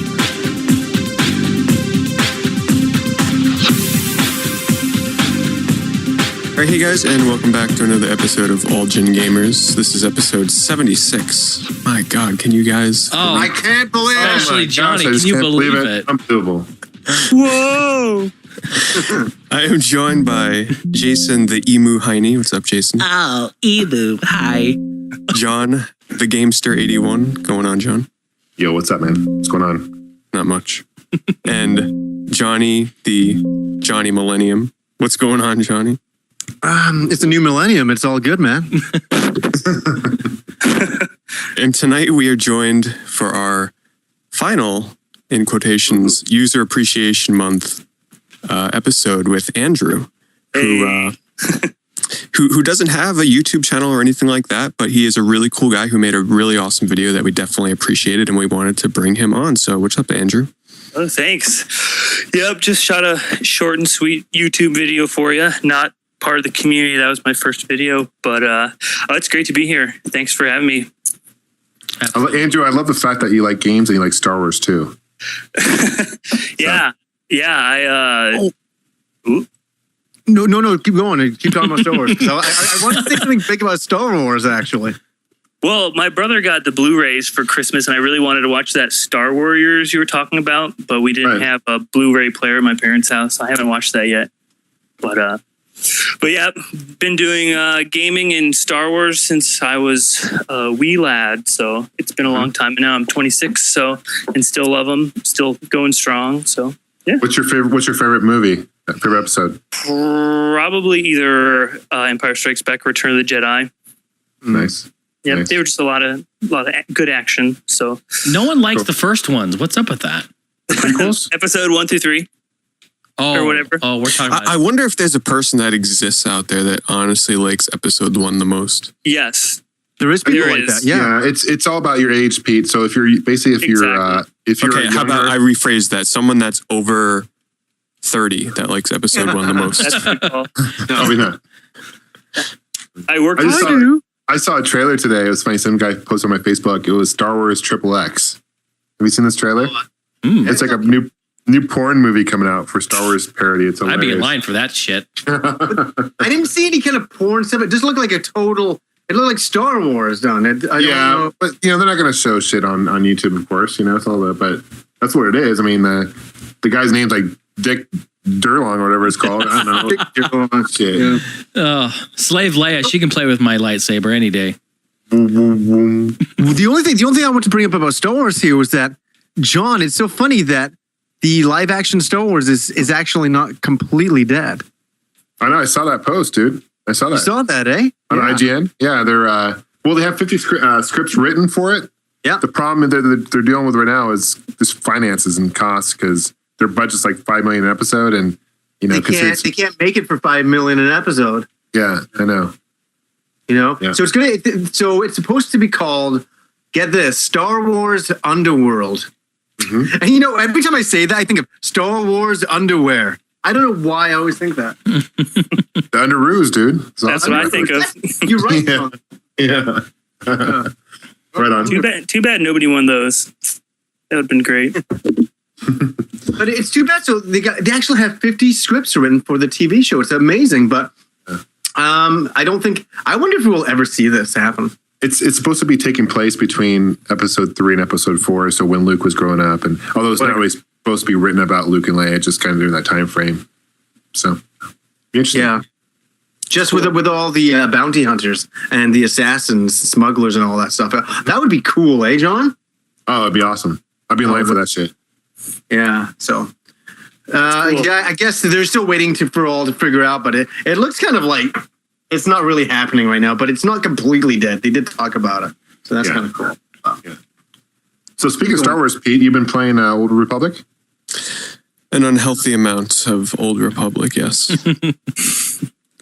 It's, I started the first character, the Commando, and I think I've basically ended up retiring him because this game invests so much time in trying to put you as the character because, this is an MMO where there's full-on cutscenes with voice acting with your character with 3 different choices for each interaction with an NPC. So you really get invested with your character. So when I'm playing some trooper and the way that they want you to play him, it's like he obeys commands all the time and is always like the right officer in command, like stuff like that. So you always have to pick the really good option. So anytime you try and deviate from the path, you don't get your light side points, which I'm working on to get like high tier items. So I didn't really like the way the Commando story was playing out. So I switched to the Smuggler and I've been enjoying that immensely. I'm starting to notice some of my one-liners, like for replies, are starting to repeat. But other than that, it's a world of a difference. Smuggler's storyline is awesome. A lot of people really like the dark side stories, though, supposedly. But I'm just not a dark side kind of guy, Like, John, if you play, would you go light side or dark side? I'll probably do dark side. Supposedly they are really evil in this, though. Like, you can kill NPCs and stuff, so it's full on dark side. But I've been playing the game since like December 28th, I think. And right now I'm about 65 hours in between both characters. Wow. About to hit level 23 on my Smuggler, who I spec'd into a Scoundrel, and I respec myself to play as a healer.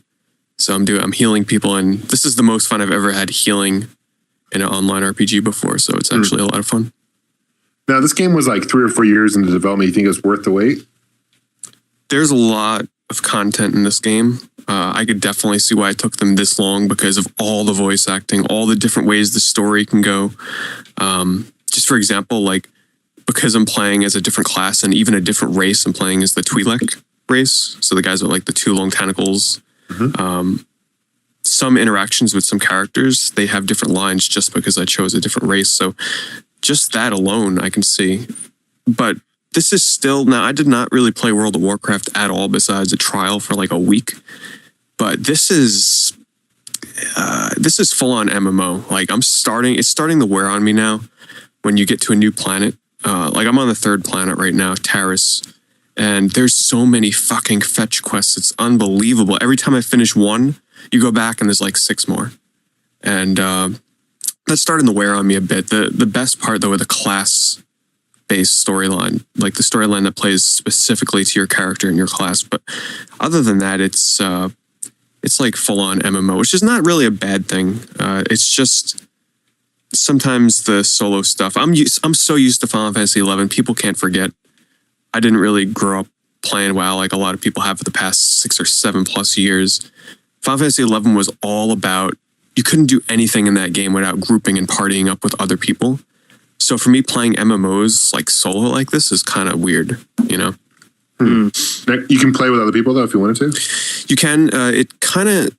You're kind of forced into playing solo for the most part because most people won't group up on the quests that you're supposed to play by yourself. But they have flashpoints, which are basically in the beginning of the game, it's 4-man groups, which the first flashpoint in the game, it's awesome because it's story driven and the people that you group up with can have an influence on how the story plays out. It's like an hour to hour and a half mission that you play that takes place on a ship that's getting attacked. And depending on their choices, you know, will change. It'll alter the course of what happens. In the end, though, you end up still fighting all the same bosses, but some characters may die, some characters might live. But the main problem is after you get done with that one awesome mission, the other ones that follow after that I've seen so far don't really follow that same awesome story narrative. It's more of like go into a dungeon, kill some bosses, kill some enemies, you know, get to this one interaction where it's like, do we kill this guy? Yes. Okay, let's kill him. And then that's it. There's no like nice story narrative to it. But one thing I'll say though, I can't wait to see the other planets in this game. Like I've been to Ord Mantell, which is the starting planet, and then Coruscant, which is an awesome like main hub city, obviously. And then right now I'm on Taris, which is like a ruined jungle forest kind of area.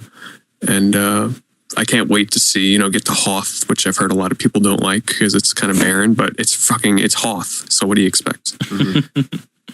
But so far I'm really enjoying it. You know, I'm not addicted to it because I can easily put that game down and just play a different game, which I did a few times.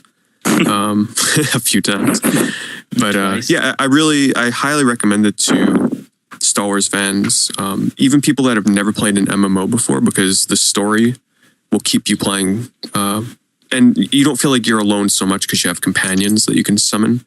So think of it as KOTOR, only just one party member at a time. I still have to play Knights of the Old Republic. Yes, you do. We had that growing up on Xbox, but my brothers were really the console gamers. I was more the handheld, staying classic. But I hear those games are awesome. And fans of KOTOR, there's a lot of story and characters supposedly in this that carry over from those games, like the lore from it. So. Yeah, Knights of the Republic is classic. It's funny. I picked it up again a bunch of months back because we were talking about on the podcast with the Maids and Balloons guy, and I was like, "Oh yeah, I got to find my copy." And I ordered another copy of the game, and I put it in, and it holds up reasonably well. If you're a Star Wars fan, you're gonna like it. To me, it's a classic, but I hate recommending classics, and somebody goes and plays it and goes, "Man, these graphics suck," you know. So. It's cheap. You can really pick it up for like $10. So yeah, it's definitely a game you want to check out for sure. Yeah, give it a shot. You can't lose for $10. Like, yeah, I mean, I think it's in our basement somewhere. So, go digging in the basement. It'll be worth it. Yeah, for sure. May find some other gems in there too. Oh, I just did the other week. I found a whole bag of like N64 and Super Nintendo boxes from back in the day that I hadn't realized my parents kept. So, got my Earthbound and my Harvest Moon, Super Nintendo. How good condition is your Earthbound box in? Earthbound is faded. It came faded. I got it from a Blockbuster when when I guess that game, didn't really do well when it was out, so they were selling it and picked that up. I don't have the scratch and sniff player's guide or the box, but the game in the box, I think I probably got for like $7 or something. Now, Harvest Moon, do you have the manual for that too? Yep. That game's gone up a lot in value. I'm still kicking myself when I went to the Too Many Games convention a few years ago. One of the sellers there was selling a complete copy of Harvest Moon on Super Nintendo for like $70. And it was literally like just as I'd walked in. So I'm like, nah, I'll save my money just in case I see anything else I want. And I went back like later on and it was gone. But that's because it's now on eBay. That game complete now goes for like $200. Wow, I think I saw the manual or the box itself were like $50 alone. So the only problem with Harvest Moon on Super Nintendo though is that game, compared to others in the series, has not aged well at all, in my opinion. Because the tool swapping mechanic is just, oh man, I can't bear it. Like the new Harvest Moons, you can just press a button to swap between tools. This one, you have to go run back to your shed, into your toolbox and pull out a different tool and then go back out. And then when you need another one, two at the same time or something like that. I can't remember exactly because I don't really like to play that one because of that reason. So, can I ask you what your favorite Harvest Moon in the series is? I'm not really like a Harvest Moon expert. I haven't played all of them in the series, but based on the ones I've played, I'd probably still have to say it's Save the Homeland. I really liked the N64 one, and then I hadn't played one until I got Sunshine Islands for the DS, and was not a fan of that. Sold that one back. So yeah, I haven't played any of the ones on the regular DS because for the most part I heard they weren't that good. I just didn't feel like doing touch control motion bullshit to like pet my cow and shit. Like I just don't feel like doing it. Oh, but it's so cute. Yeah, I didn't do that either. And one of them, I think, was it the one you mentioned that has touch controls only, where everything you have to do is touch control? No, I think this one was the one after that. You can use the D-pad, but the controls really were stupid. That was one thing that really frustrated me about it too. And you could like water plants 4 times and then pass out. So I really didn't feel like investing into that. But the N64 one was just classic. I loved the relationships you could build with everybody in the town and the big party at the end. And I don't know, it was just a great game. The 64 one's really good. I should boot it back up. You've played it recently, Pete. Yeah, remember I was talking about that for like a couple episodes. Yeah. There was a time I was in a fraternity in college. There was a time when I lived in the house that I plugged the N64 version in on the big screen TV in the main room, and all of them were like, "What's this game? Farming? That can't be fun." A week later, different members of the house had it on their PS2, whatever one that was. We're all playing it and getting into it. So, oh man, I mean, it's the same type of. It's the same type of phenomenon like with The Sims or like Animal Crossing. You just have to experience it. Yeah, it's something about that whole kind of sim thing. It really gets people. It's one of those series, Harvest Moon, like taking care of crops and raising animals, which sounds boring to a lot of people, but I'm telling you, like anybody out there that's addicted to those Facebook games, Farmville. give Harvest Moon a try, because it's got that same kind of reward where it all began. Yeah. Guys, I've never ever played a Harvest Moon game ever, and I don't think I ever will. I haven't either. I'm not against them. Anybody who plays them and enjoys them, that's cool. I'm never against that kind of stuff, but I just never been drawn to them. And I can tell, Johnny, I really don't think you would like them. It's not that I don't think I probably would get some form of enjoyment. I'm not going to go, God, I hate this. I'm dying, but I don't know. It's not my thing, I don't think. I don't know what drew me to it in the first place. I remember seeing it featured in Nintendo Power. I think I was like 6th grade or something like that. And for some reason, it was just like, whoa, that looks really cool. And showed it to people, and people were like, how is that going to be fun? So I got that on the same day I got my Virtual Boy, and still have them both. Yep. Virtual Boy for $25 when it was pretty much going out of style. So yeah, man, they were unloading those things. Yep. I remember Blockbuster, they were basically giving them away, the rental units they had. And now I have 2 games. Oh, come on, you need more Can Virtual you Boy guess? games than that. I bet you can guess one of them. Mario Tennis, of course. Yep. Now, did the other one, did you buy it yourself? Yeah, I had as soon as I got the Virtual Boy, of course, it came with Mario Tennis, and then I got the AC adapter through eBay maybe a couple years later, and I just got the other Wario game. Land? No. Mario Clash? No, but those are ones I was thinking about. I wanted one that I really felt like, virtual reality. Like it was 3D. Oh, well, then you probably went with Red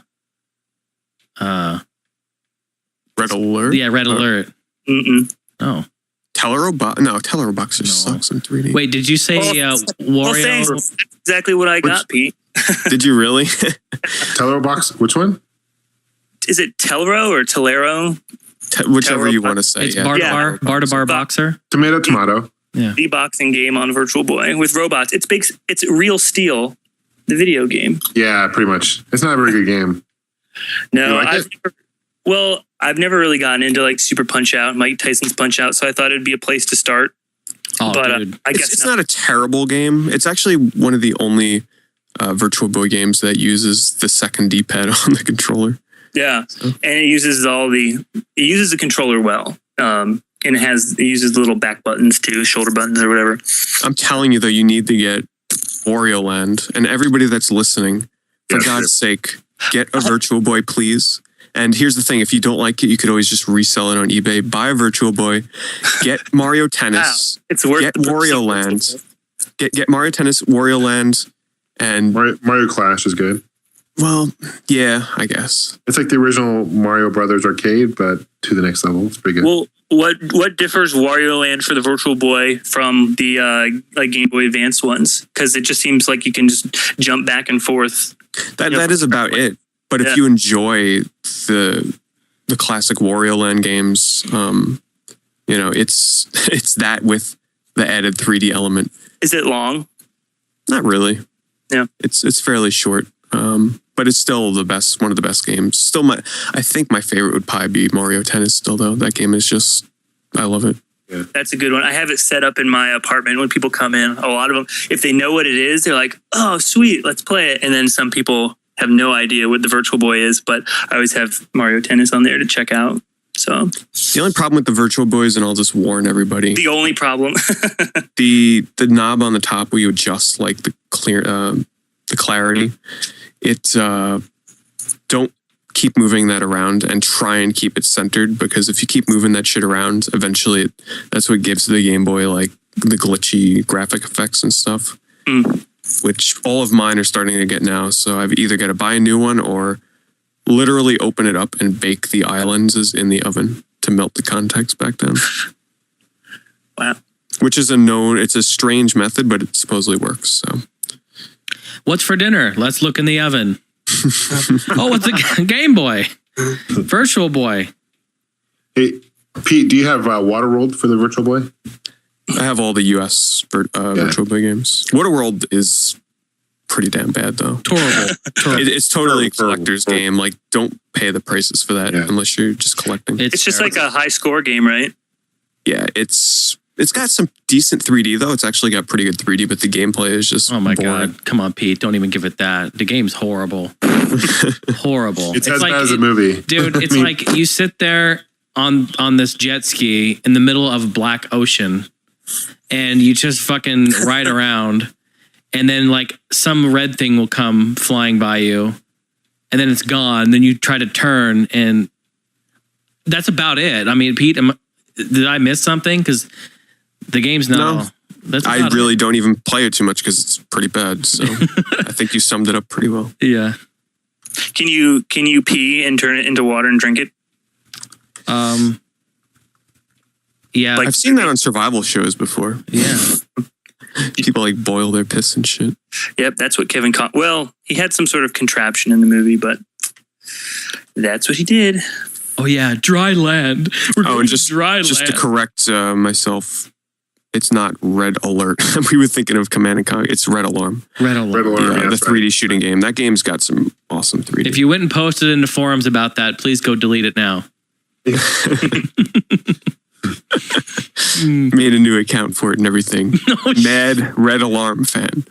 I haven't even been on the forums, so are they pretty wild? No, I think people are pretty respectful. For the most part. They're good. It's good. It's good. It gets kind of crazy in there sometimes. We have to watch what we say sometimes because if we have some uncorrect information, some people get pretty mad sometimes. Can I? I know I'm being kind of quiet here. It's kind of funny. I was just looking at my YouTube inbox and I got sent a message. I won't get into the details of the message, but it's kind of interesting because it has to do with the podcast. And some person, and I know they listen to the podcast, so I'm going to say hi, person. I guess they took it that I was bashing being a Final Fantasy VII basher. What, in your game fan video or something? No. I've never said anything. So the podcast. In the podcast, yeah. I guess. Well, there was a time when you said Final Fantasy VII fucking sucks. Yeah. The worst movie. Don't you remember saying that, Johnny? I think it was episode. I don't know where he'd get that. He's reading it now. Well, I saw on my Facebook today that it's Splatter Trigger's birthday. Oh, yeah. It will not be when this podcast is released, but it is today. So nice. Happy birthday. Ed. Happy birthday. We'll be running birthday. into Ed up at PAX East. He will be there Friday, I believe, with Spider 1A, which would be a lot of fun. Which I don't know, have we mentioned on the podcast, John, that we're both definitely going to PAX East now? We probably have. We are. Well, I think I was like 99% sure before. Now I'm 100% sure I'll be there. Cool to get that hotel room. Sweet. Yeah, I already paid for it. Yeah. So might as well use it, right? So. Oh, that's terrible. So, John, and then your weekly segment of the show, Pandora, any news? Oh, no. No news. No news, unfortunately. No. I'm thinking the Vita is going to be out sooner. Oh, yeah. I think probably the Vita 2 will be out before, this shit comes out. No update, Pete, unfortunately. So, but I do want to throw out there, though, if you guys are going to PAX, on Monday after PAX, I'll be going down to Fun Spot, New Hampshire. So hope you guys enjoy me down there. That'll be fun. Nice. Yeah. And Fun Spot's like the world's largest arcade. So in case you guys don't know that. Yep. From King of Kong, right? Oh, yeah. Yep. Hey, I watched Rockafire Explosion. Oh, yeah. Oh, yeah? What'd you think? Yeah. It was good. I actually recalled Showtime Pizza. I didn't think I had ever been there, but as soon as I saw those bears, right? Bear, I was like, it came back to me. Yeah, that's a crazy movie. That guy drank a lot of Mountain Dew. Yeah. Oh, yeah. Jesus. Yeah. Mountain Dew. Those things would be kind of cool to have, but like kind of creepy to have too. Like they're just, I don't know. They're kind of creepy. There's still one left. I know, right? Do you know how much do you think he charged for that? Oh, probably $20,000-$30,000 or more. I bet you. Easy. Yeah, that's crazy. Easy. That was on a good Netflix night where I watched 3 movies in a row. It was nice. Awesome. Yeah. Cool. Well, what else, guys? What else is going on? I moved. Yeah, that's cool. And a lot of people probably have no idea because we're not missing an episode this time. Right. But it's like I'm going to do a little modified version of Love Talk, Jason Heine style, I guess, right? But you have the love doctor to chip in and give you some advice. Yeah, no doubt. No, I broke up with my girlfriend and I moved out and got my own place. And it's a little further south from John, from where we were. So, but it's great. I love it. I'm setting everything up here. I've got, my arcade games all out of the storage unit. They're all here in the living room along with my whole studio and my DJ stuff and all my PCs. And, it's great to have the space and set everything up the way that I've always wanted it. And, it's got to work a certain way, and I'm just really glad that it has. But so here I am, living the dream, having a good time, So, just want to give a big shout out to all my gamer girls out there, or them kids that got them MILFs, you know what I mean? Jason, you still got the context for that Xbox Live girl? Yeah, I keep her on the side, But you know, a lot of these girls. You see, the thing with these girls, Johnny, you love Doctor over there. You know what I'm talking about. A lot of these girls, they want to go. They want to go see Chip and Dale's dancers. They want to go do all that. And I'm like, you don't want to go do that. You got to just come hang out with the Jay Hine, because I'm working on my dance. And I call this dance. I call it the whip and nail. It's really simple. I whip it out and I nail them.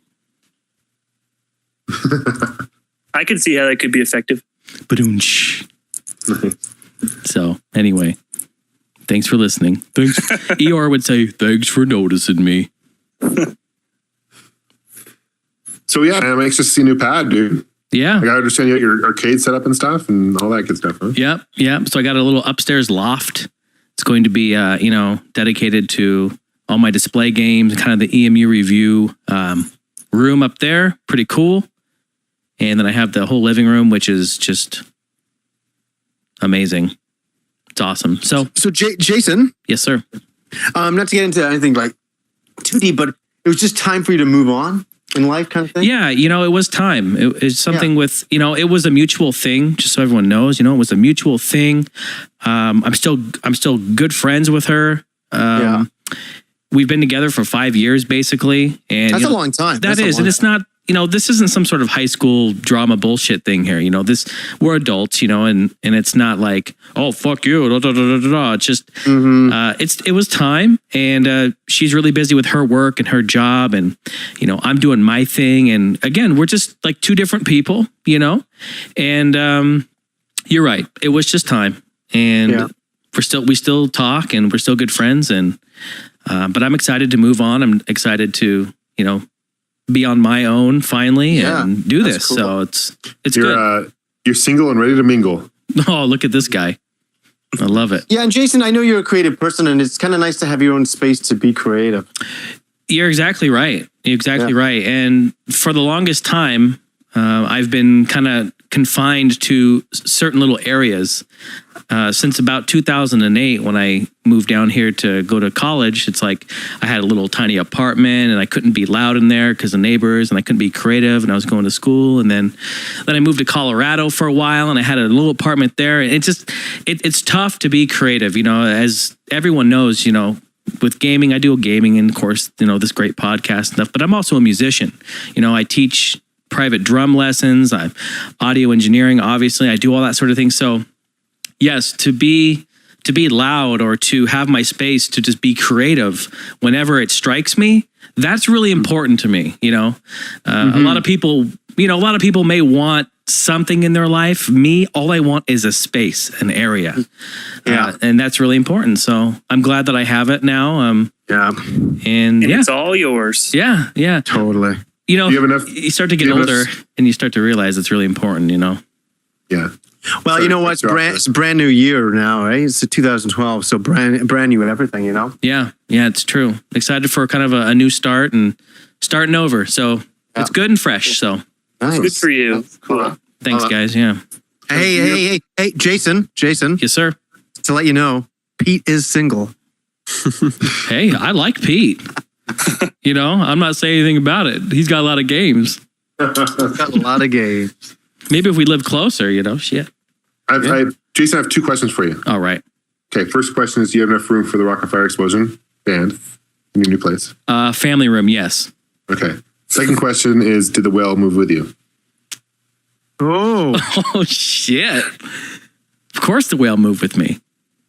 He's getting his whale on. But there's a problem. There's one problem. I don't know how long the whale will be here. What? I know. I'm just saying, I don't have a pool. I don't have a pool, you guys. Andrew, take the whale away from a couple of days ago. Whales don't need water. Look, this whole week I've been moving in here, and I went out back to see if he was out there, just chilling, whatever. And he wasn't there. And I was like, where the fuck is this whale? I started looking over the fences. He was a couple homes down, splashing around in the neighbor's pool. So I thought, I don't have a pool. You can't provide. I mean, you know what they say? You know what they say? They say, a fish and a bird can fall in love, but where the hell are they going to live? Yeah. Who the fuck says that? I like it. That's what I always say. That's what somebody said. That's what I Jason, honestly, that kind of sounds a little fishy to me. Oh, Look at this guy. Happy 2012. It's a new you. You guys really didn't like my whip and nail joke? You guys are fucking tough. I thought that up. I was like, I'm going to, whatever. How late were you up writing that? It was good. Oh. I'll laugh now, and then you can edit it into after the joke. No, I can't do that. I can't do that. Right on. Well, we wish you the best success, Jason, in your single adventures there. Yeah, it's just one of those things. It's more time to masturbate. I actually have to put loud as you want. The tough thing I'm going to have to overcome is I have to actually put the frozen meal in the microwave now. So I'm not sure. There's a lot of buttons on the microwave. They say different numbers and they beep, and I don't know.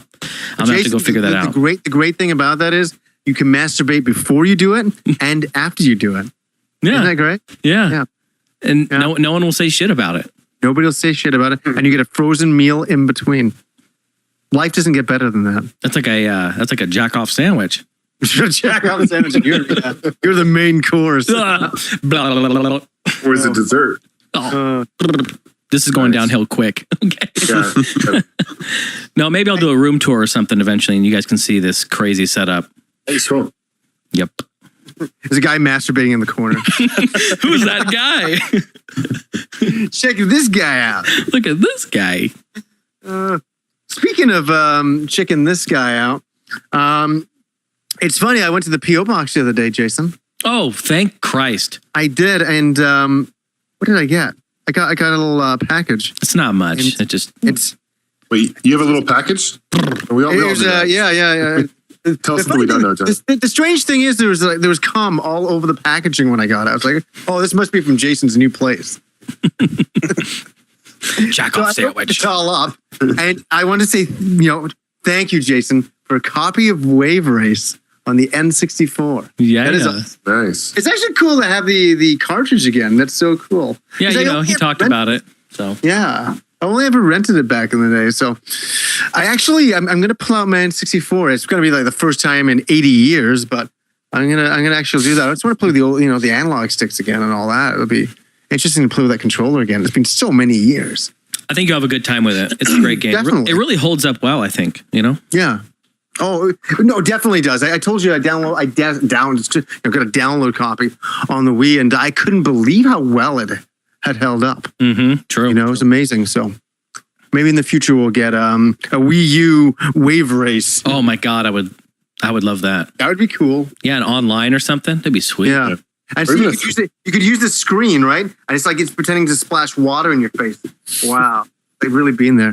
I'm kidding. We turn on the webcams. I'm sitting there in just like my swim trunks. I'm like, I'm going to play Wave Race. I think a 3DS version would be sweet. They could do a lot with that on the 3DS. Yeah. They really could. With the depth perception, Mm-hmm. It'd be like Pilot Wings, it'd look kind of like that, I'm sure. We were a Nintendo family growing up, and we never had a Wave Race game. Oh, man. Have you Never played Have you it. played No, Wave Race?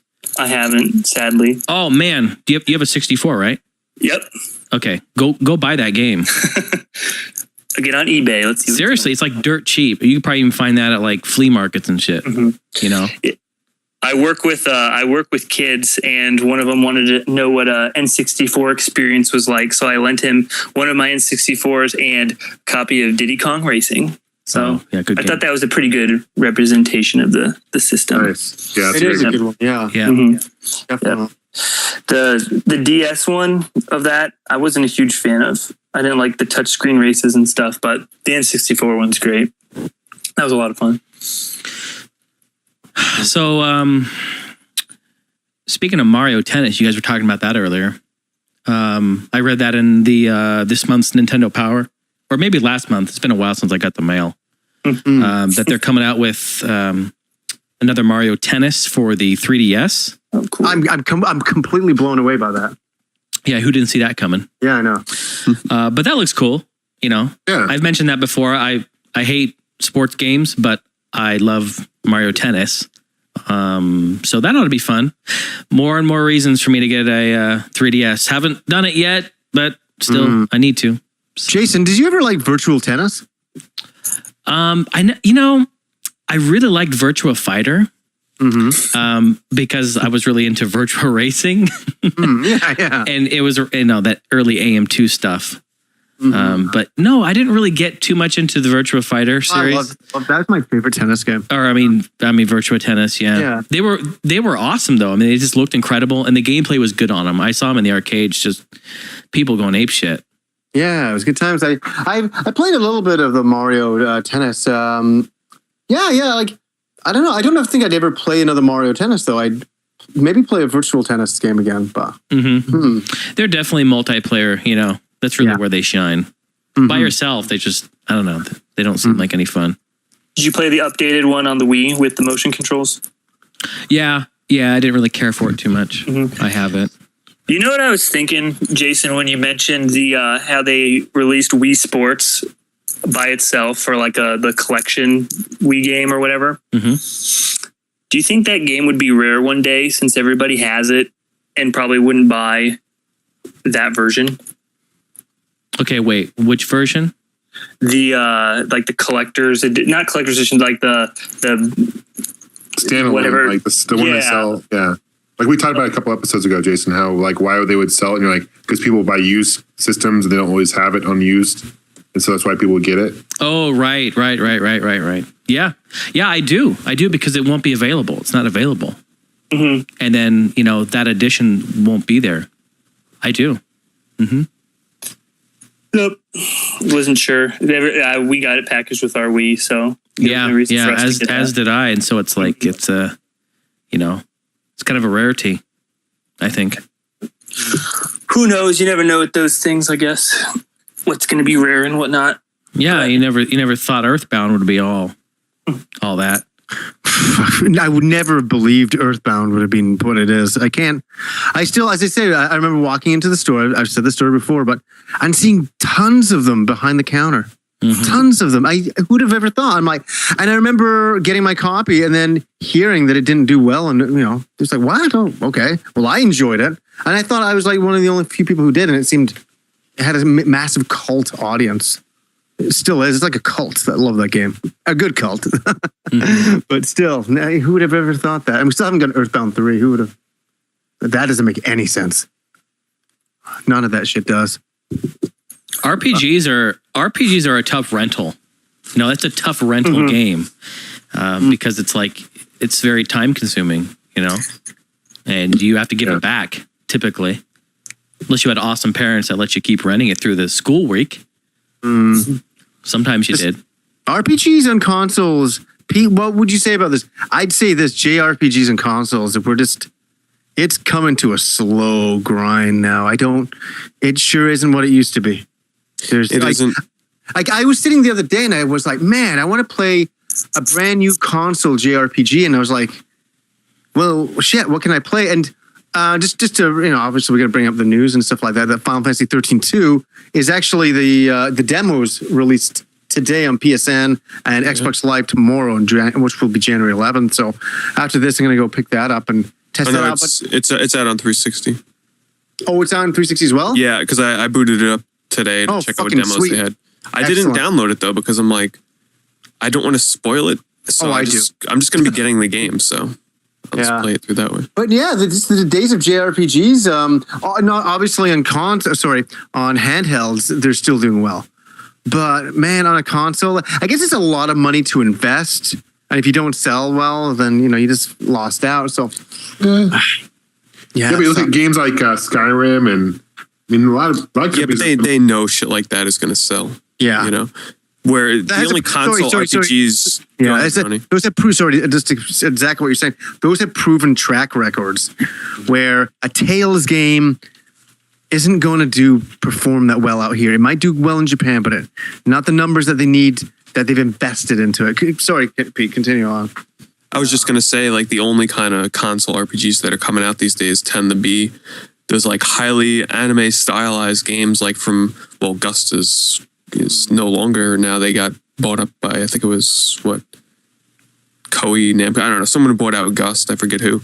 But just like the Disgaea games and the Atelier games and stuff like that. That seems like it's the only Yeah. console RPGs coming out at a steady pace anymore. I mean, when was the last time? I can't even really think of one.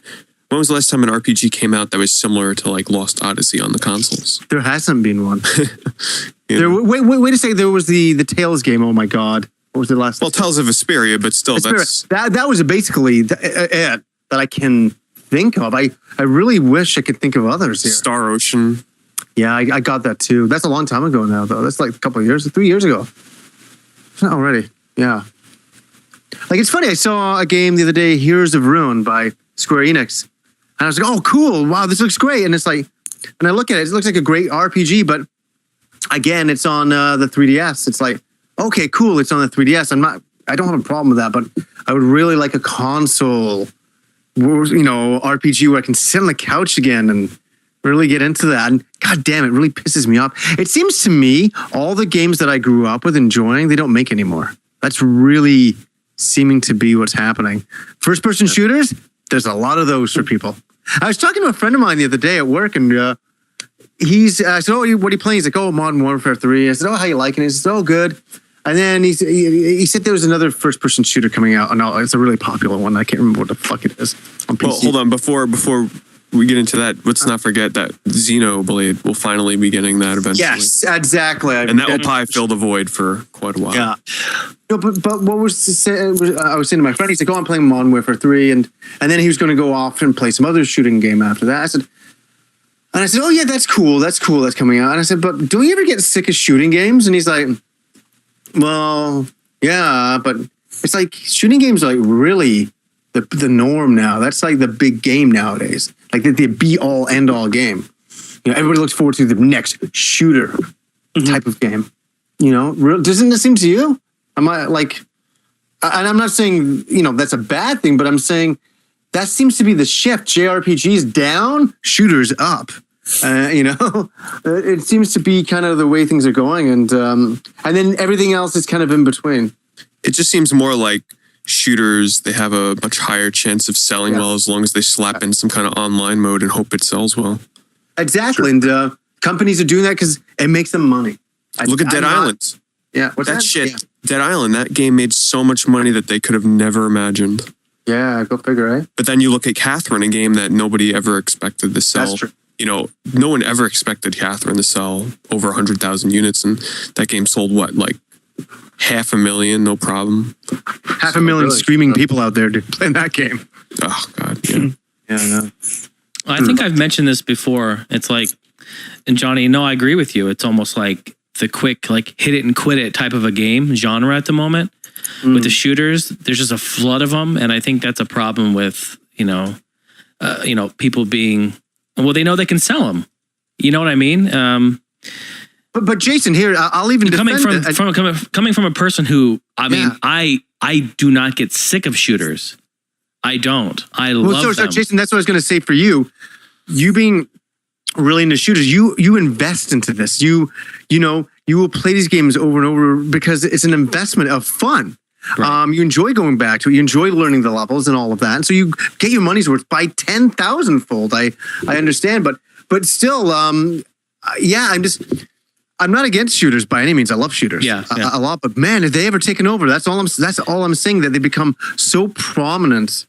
I completely agree with you. And I honestly, I wish they weren't as high up on the food chain as they are, like in that way. I wish they weren't. I mean, I remember when there was a game and it was a shooter, and then there was a game, it was an action game, and then there was an RPG, and then there was an arcade game. Like they were all separate. They all were equal as it felt. But now it's flooded. And you have the people out there who say, a shooter is a shooter. They're all the same. A person says you point a gun and you shoot it, and it all does the same thing. And then you have a person who says, the shooters are different because they have a different story, or the different weapons, or there's a different, play mechanics. Yeah, the gameplay is different. They all do different things. And that's how I look at it. I mean, I think every shooter, even in the Modern Warfare series, even in the Call of Duty series, I think they're all... that's kind of tough. Yeah. A lot of them are the same, but they all have a different, they all have different stories and different tactics to them in a way. So I will always pick up every Halo game that comes out. I love Halo. Yeah. That's a great comparison. You know, as some people would argue that all the Halos are the same, and I just think that's the furthest from the truth. I know a Halo game you don't have. Who, me? 2600? Yep, Halo 2600. Yeah, I absolutely know that. Yeah. I will live somehow. John has it for all of us, so I'm happy about that. Yeah, John's got it. Speaking of Classic Gaming Expo, it's back this year. I bring that up because that's where I got it last time in 2010. That's where the only place they sold it was Classic Gaming Expo. So it's in Vegas and it's in August. So I'm hipping that up. Jason, you want to go? I'm down, dude. Let's do it. Let's do it. Do you go overnight or do you go for the day or what? I'll go for the weekend, just like for a day or so. Okay. One night, and just up and down, and we're good to go. Party. You guys are lucky you live so close. That'd be so cool. But it's a good time. It's a nice little community, and it's a good time. I love Vegas, I would go if I wasn't going to so many other conventions this year. What are you going to, Pete? Well, I mentioned it on the other shows, but Disney is the big thing. Oh, Disney, exactly. Yeah. At the end of May, June. And of course, PAX East, PAX Prime, and New York Comic Con. So it's quite a bit. John, you know, I was thinking about it the other day, and I really want to see this Disney Connect game. Okay, right on. I know we've mentioned it like every episode for the past 4 episodes, but I want to see it. Yeah, right on. Come on over, dude. I'll side of it. Get your corn dogs. Hell yeah. Let me get the churros, dude. Dude, the people who have been to the park, you guys know what I'm talking about. Those corn dogs, it's in like a little wagon wheel cart. Okay, you go walk down Main Street. Okay, well, maybe this was a few years ago. You go down Main Street and it's on the right. This Magic Kingdom. Right around the little circle, the little loop-de-loop thing. Yeah. You walk to the right, just before Tomorrowland. And these corn dogs, they're a fucking foot long.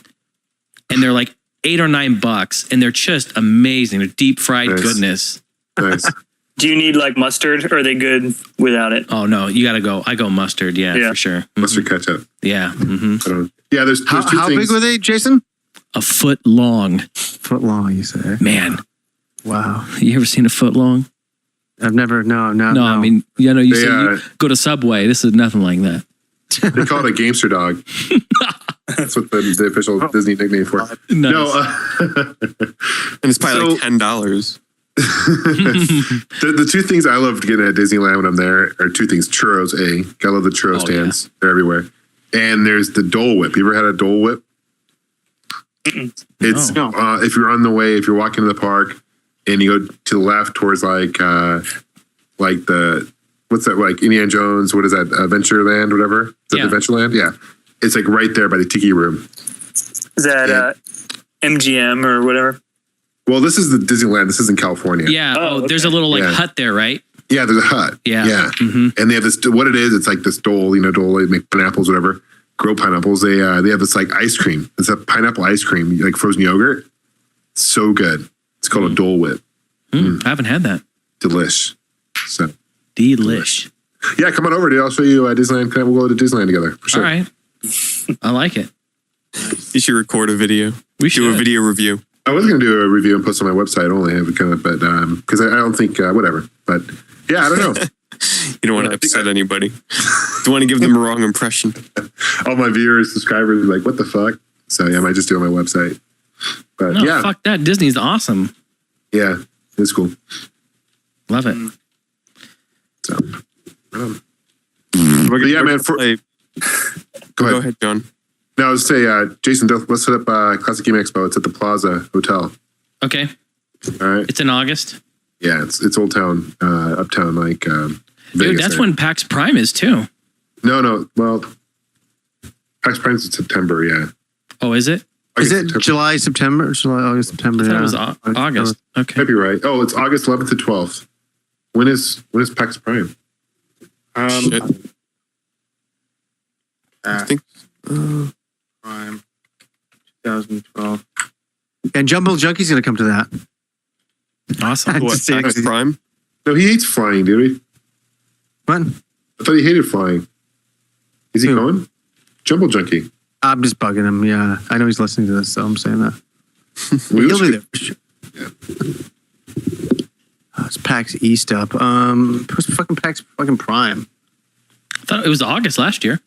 Yeah, be honest. I'm done again. Party. What about PAX East? What are the plans, guys? Oh yeah. Oh, Labor Day weekend. When is Labor Day? That's September. First weekend of September. Oh dude. yeah. Well, either way, I'm definitely booking it through PAX, their website this time. God, that was such a freaking disaster last year. Wow, we've learned. PAX East is sold out 3 days too, by the way. So if you're listening, You still have a chance to just buy 3 one-day tickets. Like Pete did last year. For PAX. Yeah, for Prime, that fucking sucked. I should have just applied for the media. Save me $100. You should. Yeah. Yeah, we should try to get something like that this year. Press passes or something like that. You need a business business number. Like you have to own your own business to do it. Yeah, they can phone me at home. I'll be like, What do you have to hello, give this them? is Just like a Johnny's phone business. No, like not a phone number, like a business license number. Yeah. Yeah, Like I'll when make you up a register number. for LLC. 5, 7, 2. Like, they really won't accept you unless you have a business number. I don't know if they're not going to accept you or not. I'm just saying what their site's requesting. Hello, this is Johnny's Porn Shack. You have a business card. You have to have a cover letter with your written head, with your logo and your letterhead on it. Do the Game Chasers have that? I don't know. Because I don't know. Didn't they have passes or something? Well, this was last year. This is new. These are new rules. Oh, okay. Yeah. So I thought they got it because of Retroware TV got them the. yeah, I think Retroware TV to get them. Right. Yeah. Are you guys having a meetup at PAX East? What's the whole deal? I remember you guys were doing it outside. You did it outside last year. You're doing it like inside this year. I want to do it inside this year. Yeah. Have it inside, nice, quiet corner. Intimate. Yeah. With candle lights, we light some candles and maybe bring some poutine and have a little. That sounds really nice. Yeah, I don't know. Maybe Friday or Saturday we can meet up. I really don't know, but I can't wait, dude. I'm so stoked. Well, I would say Friday only because Saturday, if someone's going Saturday, most likely they're probably doing the 3 days anyway. I know there's some people that are only going Friday. And that's like the first, I don't know. Well, then again, Friday, it would suck if we held it right when PAX opened, because then it's everybody's looking to do something in there because it's the first day. Yeah. That's too bad. Spider Trigger can only make it for him and Spider 1A for Friday. Eh? That's We're busy. 1 day is not enough. It's not enough. I don't get it. Even for East? Yeah, smaller? East is. Yeah. I actually prefer East, the layout compared to PAX. It's a lot easier to navigate, but you have to go at least 2 days. But that's not even that's waiting on 1 or 2 lines. The place is just so massive. I can't wait for it though. I'm pretty damn excited. It's just a nice mini vacation, just 3 days of video games. I mean, how can you ask for more? No other worries. I mean, at least this time I'm not going to get trapped in a fucking hurricane, and be stranded there for 2 Oh, that makes things exciting, Pete. Come on, you loved it. Yeah, you got to hang out with Metal Jesus Rocks, right? An extra $700 that I didn't. Yeah, but that was awesome. Metal Jesus Rocks taking me around to the game stores. I mean, that was a lot of fun. Also, once again, made me spend more money. So I kind of overspent myself because of those extra days I was stranded there. But and it was a lot of fun. It was an interesting experience, to say the least. I think it'll be cool next year when we're up there again. We'll have to do another live recording of All Gen Gamers if we can, and we'll have to figure out where to do that though. So, Definitely. Cool.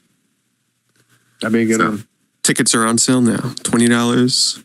Kids go free. Hey, Johnny, when is the Vancouver Classic Gaming Expo? Am I going to get this wrong? It's March 17th, I believe. Nice. And Brian is fully in the planning stages of it right now. He's got everything organized, and now he's fine tuning it and getting a lot more vendors there and stuff like that. So it's quite a big thing to put on. But the one cool thing is they serve beer all day. Nice. It's a fully licensed, huge place. It's actually like a giant auditorium for a comedy club, which may sound small, but this place is massively big. Cool. type of thing. About so, how do you know, Johnny? Like about how many booths are going to be there? I know that the place can hold 300 people. Now you have to understand this is the very first one, right? But right now we believe that it'll be sold out in like a day or two. Type of thing. So, and people are going to come all day. The booths. Brian's talking to a lot of people, type of thing. So remember, this is like one of those grassroots things. This is the first one.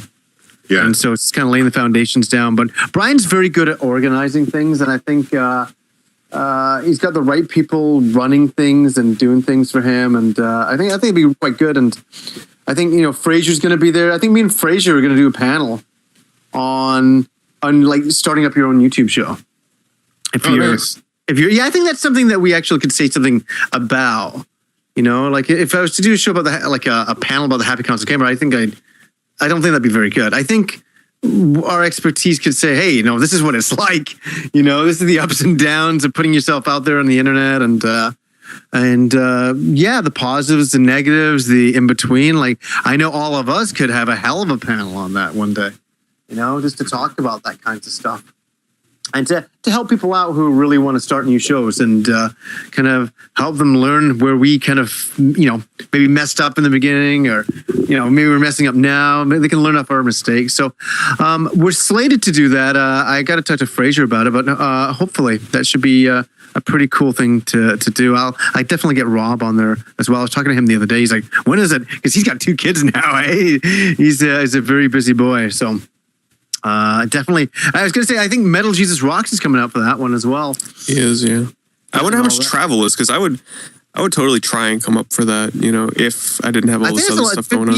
Pete, I think it's the first one. I think it's a big expense for you to do. And I think everything else you're doing this year, stick to everything else you're doing this year first. That does kind of seem like something for the locals only, because it's like you said, it's going to be small scale, And that's the thing. It's small scale. There's no big vendors by EA there. There won't be. It's a bunch of local video game stores selling their merchandise, a bunch of panels, video game trivia, video game contests, video games, this and that. There'll be a lot of stuff going on. Like there's something from 12 o'clock till 10 o'clock planned. Like there's like 4 or 5 events going on all the time. Is it just one day, Johnny? One day. Yeah. Okay. One day. So, is there a website you can refer people to or information? I'm going to type this in right now because I'm fully unprepared for your question. Vancouver Retro Gaming Expo. That's the first thing that shows up. Isn't that cool? If anybody wants to type in Google Vancouver Retro Gaming Expo, simple as that. Just type that in and boom. You'll see everything in there. And March 17th, it is correct. And all that. And also, Retro City Rampage is going to be there. Brian's going to be showing his game, Retro City Rampage. It's really, really cool. A bunch of filmmakers in town. Mega Steak Man. They actually have a show on YouTube, and they did a live action version of Pokemon, like a dark Pokemon short on YouTube, and it went huge. It went totally viral a few years back. Did you ever see that, Pete? I did not, I don't think. Jeez, I'll try to remember it later. But yeah, they do a lot of stuff for YouTube. They're going to be there. And we're actually in the evening. This is cool. This is very exciting. They're actually having a nerd burlesque show. I'm reading this. Geeks After Dark. Geeks After, we actually go. It's run by a couple of friends of ours, and they're bringing that event to this one. And so a bunch of cute girls come up dressed up as video game characters and all that, and do a whole striptease to music and all that. Very well done. Really nice lighting. Jason would have a boner. He'd really enjoy it. So it's going to be something kind of cool. What's that? Boner. He'd have a good time. And so that's happening in the evening. And that's the cool thing is like after all that kind of stuff, I can just have a beer and sit down and watch some burlesque women, dressed up as video game characters. That's a great way to end an evening, type of thing. So I'm excited for it. It's the first one. I think there's going to be some ups and downs with that, but that's like anything starting up brand new. But I think it'll be a fun day for anybody in town in Vancouver. You'll have a good time with it. But flying in from all over the country, maybe next year. Let's look up the kinks this year, and then we'll be good to go after that type of thing. So sounds like fun. Very cool stuff. Yeah, it's cool. A lot of events this year, eh, guys? Like all of us are going to God. different events. Yeah. I want to go to the Portland Retro Gaming Expo too. That'd be sweet. Jason, you down for that? Because I know you have family up there. Yeah, I couldn't do it last year, but I'm definitely doing it this year. The one in Portland? Yeah, in Portland. When is that? Because I could drive down to that. Is that? Hold on, let me look. Yeah, because if you guys go to that, I will drive down. Yeah. Yeah, totally. Yeah, I can get a hotel for like a night or two. That's doable for me. I got my whole family that live there now, so it's like. Oh, good. We'll stay with them, Jason. That'll be fine. Yeah, just shack on up. Yeah, I will. Party. Yeah, just bring your wave race. Shit. Yeah, exactly. That'd be good. John's looking up dates. I wanted to go to E3, but it's literally happening the week that I'm in Disney. Well, So I'm gonna when I get back to my hotel room at night, I'll be streaming like the E3 press conferences at Disney. That should be interesting. That'll be the first year ever where I'm not going to be like watching live coverage of E3. You know what? Do you know what I'm going to do? I'm going to book those days off for E3. I love the press conferences. I love them. Last year I thought it was really lame though. I wasn't that blown away. Last year it was so overhyped that I was really let down. You know what? I blame myself for that because I hyped myself up so much. And I was just like, oh, yeah, I guess I was disappointed with the Wii U. I guess I was disappointed with Nintendo showing. I think that was what a lot of people were mad about. I know I was. I was really let down. Hell no, Microsoft's. That was such a boring E3. Yeah, that E3 was just very underwhelming overall. Yeah, I hate to be a basher of it, but I think I went in with so many expectations that E3 could not fulfill, and that's my fault. I even said that with my thoughts on Nintendo. I had read so much bullshit. I had made so many status updates going, oh my God, I think they're announcing the newest Mario on their next generation platform. I was so excited about it, all these rumors, and then, yeah, we just got this machine, an interesting machine. A novelty at best at this point because we haven't seen any games or anything for it. So yeah, my fault, definitely. Hey, John, it looks like it's going to be the end of September. Do you know? Damn, is that September? The end of September. That's when it hasn't been officially announced yet. That's when the last time was. It was September 24th and 25th, 26th. Yeah. So it's a couple weeks after PAX. It's kind of hard timing in that regard. Oh shit! Is it really? Yeah. That was the problem last year. That's why I didn't make it. It was too close, and I couldn't do it. I wish they would do it like in the middle of summer. I'd love to go. Did you know what I want to do, guys? And Jason, you've probably fucking done this. I really want to talk to you guys about this. What I would love to do is go down to Oregon. This is one of my fantasies, to go down to Oregon and go and visit the fucking Goonie House. The Goonie House, yeah. Oh, yeah. Mm-hmm. You're like, yeah, I've still been there, done that. Yeah. Mm-hmm. Yeah, damn it. Give me that. Dude, there's some good shit to do in Portland. There really is. There's awesome ground control arcade. There's a lot of cool retro shops. There's some stuff to do there. I want to go down to, the Oregon coast. I'd love to go down this summer.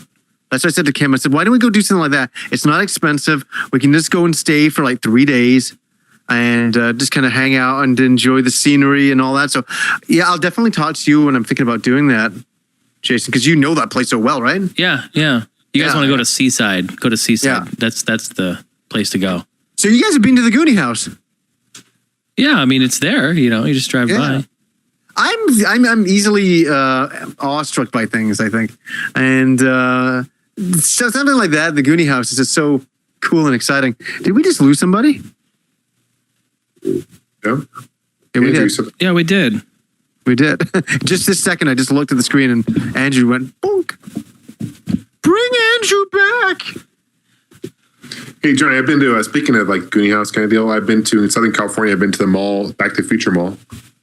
Oh, nice. That's cool. Where they filmed Back to the Future. Yeah, it's still standing. Still there. Is JCPenney still there? Yeah. Oh, gee. Yeah. Well, it might be... JCPenney. I think it's JCPenney in the back there? Yeah, there's JCPenney and there's another department store at Gold's Gym now. But like the signs are still there and stuff. It's pretty crazy. Like the barriers are still there. And it's pretty cool. Yeah. I wanted to ask Andrew. Like that.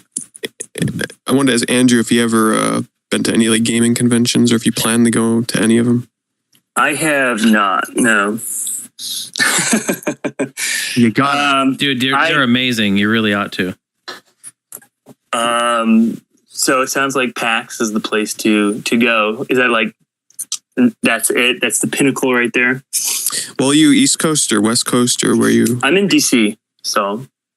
Oh, okay. So East is pretty reasonable. Yep, go up to Boston. I think the pinnacle is probably E3 because it's E3. But I would still argue. I have not been to E3, but I would still argue that PAX would be the thing to go to because E3 is just, it's more of like invite stuff. You're not going to make it into the press conferences. You're not going to be able to play any games because all the press are going to be getting in line before you because they have to talk to the media. PAX is more for like us, you know, where you get to just be with gamers instead of like all the journalists and the media and just play the games. I think PAX would be better to go to than E3 personally. Yeah, totally. Yeah. I would agree. There's more interaction at PAX, I think. I mean, like I said, I have not been to E3. I plan on going next year as long as I don't have any plans around that time.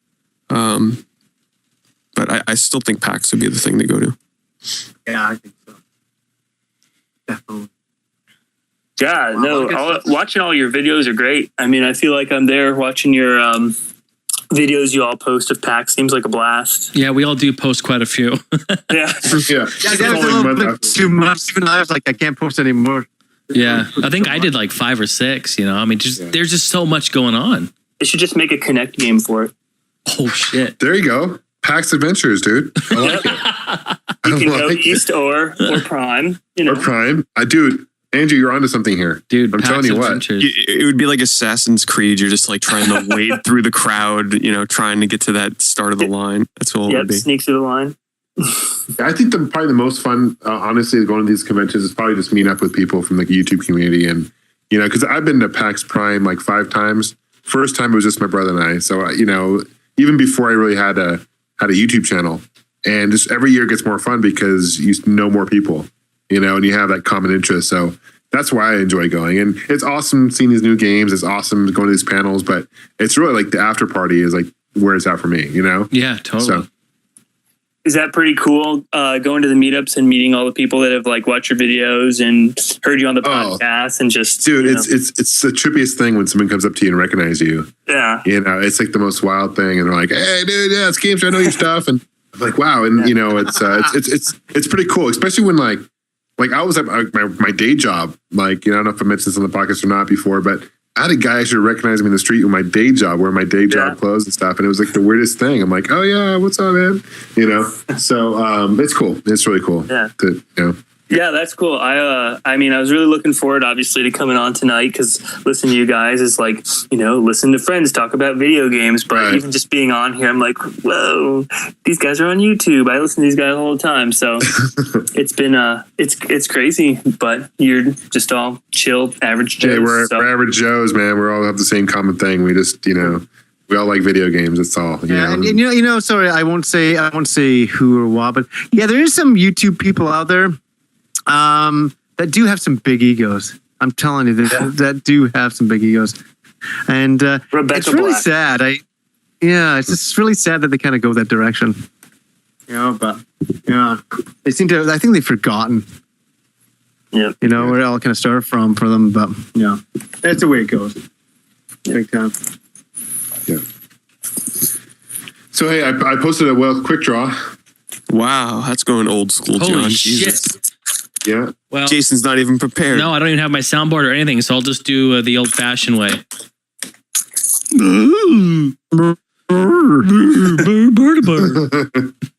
And we have, dude, get this, guys. I posted it 34 minutes ago. We got 36 questions. Holy shit, that's like a question a minute. Oh, I see it. We are now recording episode 76. Awesome. Nice.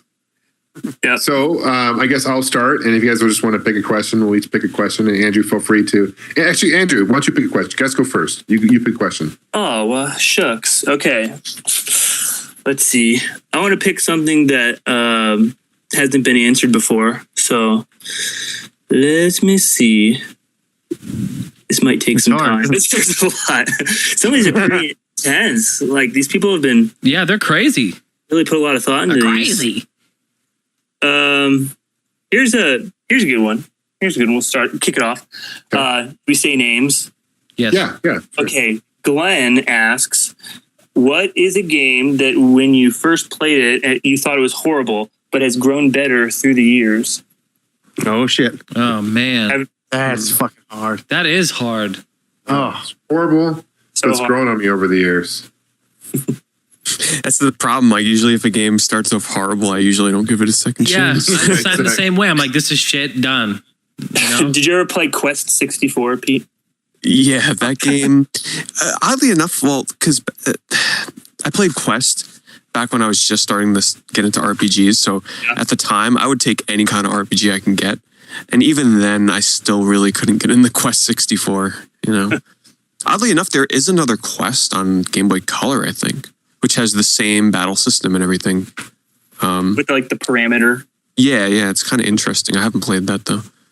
Jeez, Okay. Terrible. I gotta say, this is gonna be such a cop-out answer. Please forgive me because I have an excellent answer for this, but it's coming up in a video I'm gonna put up in about a month, and it's such a fucking legendary story that I really don't want to. Beyond the Beyond. Fucking guy. Double It's Beyond the Beyond. Yeah. Yes, it is Beyond the Beyond. I remember playing that game. Oh, really? Wow. I was gonna say. Yeah, thanks, Pete. Thanks a fucking lot. I didn't even mean to guess the correct answer. Yeah. That's the story. Actually, You know like what? that game now. What's that? Like, I'm not getting into it, but I made a video talking about many things, and don't say a damn thing anymore because you know all the stuff I'm working on. So in the future, it's a good video. Yeah, I think it shows some of my madness. So we'll leave it at that. But anyways, Jason, what is your choice? I don't even know. Like, Jason, make a choice now. Okay. Well, this is probably going to sound like a cop out. Oh, what a fucking guy. You know, I will say, oh God, Adventure Island. You didn't like it to begin with? Screw you. I mean, it was okay, but that actually kind of, I liked the music more than I liked anything about the game, to be honest with you. Is that bad? Yeah, it is. Yeah, we don't like shit, that is bad. Worst guy ever. I mean, I like it, I guess, but it's Island. just not very fun. Like, the controls are really sluggish, I remember, and I thought the music was great. I remember just pausing the game, listening to the music in each level. Because I couldn't really like play the game all that much. So does that work? I mean, that's half and half. I love the music, don't really care for the game all that much. Oh, sure. All right, whatever. Oh, I got the perfect answer. And this is going to sound strange to people. My answer would be Final Fantasy VII because when I first played that game, I couldn't understand what the hell was going on because it was one of my. Pete? I don't remember exactly how old I was, but let's just say it was my first RPG besides Pokemon. So I'm you like were 6 years old? No. I was probably about 10 or 11. 10 or 11. Wow. Yeah. So I was playing and I'm like, what the hell's going on?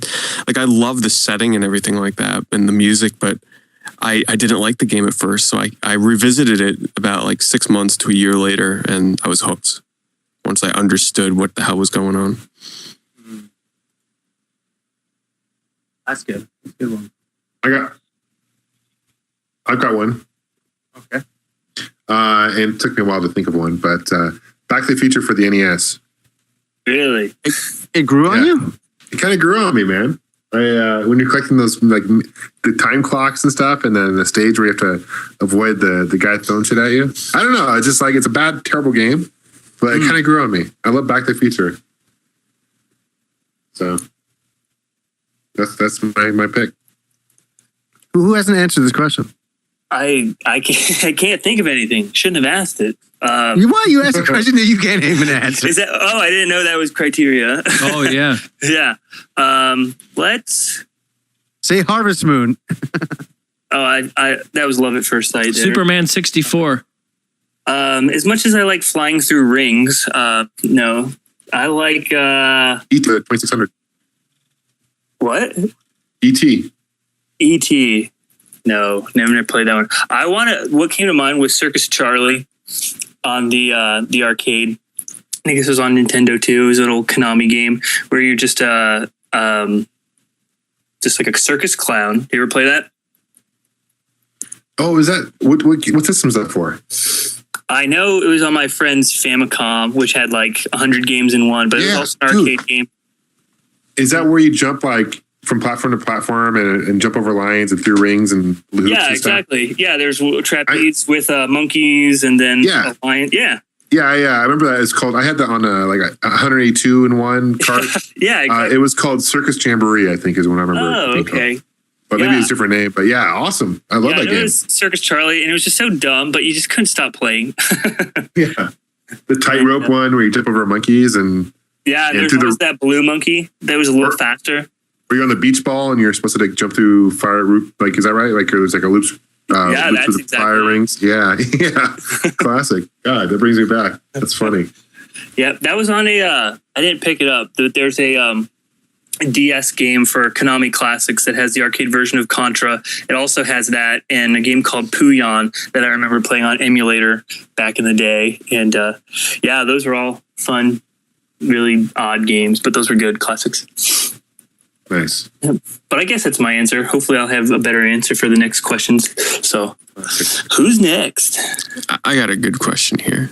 This is from Joe Minnick. He has 2 questions, but this is his first one.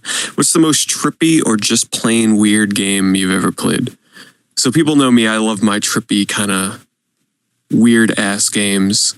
And the one that sprang to my mind was Space Giraffe on Xbox 360. That has to be one of probably the craziest game I've ever played in terms of visuals and just sound design and what the hell is going on. And if you're on YouTube or something right now, just Google Space Giraffe Xbox 360 and you'll see what I mean. But it kind of plays, it's by Jeff Minter, who is the creator, or he worked on Tempest 2000 on Jaguar. He's also done a couple of new iOS games like Goat Up. But he works on very trippy kind of weird games. And the whole time you play this game, you've got, I forget who it is, but it's like got the silhouette of this bald guy in the background, and there's goat noises constantly going off with your attacks, and it plays like a Tempest game, sort of, with a combo system to it. I actually find the game extremely enjoyable, a lot of fun, but the visuals are what kill it for a lot of people because they're so over the top and like flashy that half the time you can't even see what the hell's going on. So I love that game. I think it's a lot of fun. But what about you guys? I got mine. Go for it. Game Boy camera. Mm-hmm. Those weird faces that just like the screens just shoot up and there's just like bizarre people that like are just crazy, totally random. That was a weird game. Yeah, and all of it's, Game Boy Glory graphics. It's weird, like, do we mean like trippy that you had to be on like some drug or something? Like, whoa, man. Trippy or weird, right? Yeah, trippy or weird. That's a good one. Yeah, it was. I would go, it's a 3DO game, Plumbers Don't Wear Ties. The game is absolutely terrible, but it's kind of trippy too. Just like the acting is terrible. You think that there's going to be like, you're hoping for a happy ending at the end and it just doesn't even happen. So it's horrible. So that's my pick. I think for myself, I'll say there's a lot of trippy games out there. I can't think of anything off the top of my head, but one game that was weird but delightfully cool was Seaman. Yeah. Anybody remember that game? Yep. Oh, totally. I still have never played that game. I'd love to, though. You have to get that game. I love the game. Totally. I finished that fucking game. I won't tell you what the ending is, obviously, but it's so strange. It's basically you're running an underwater aquarium, basically, and you hatch a new form of life. It's like a half fish, half man. And the weird thing is throughout the entire game, you ask it questions. It asks you questions. And then your conversations with it. Yeah, because it comes with a microphone. Game actually has a microphone.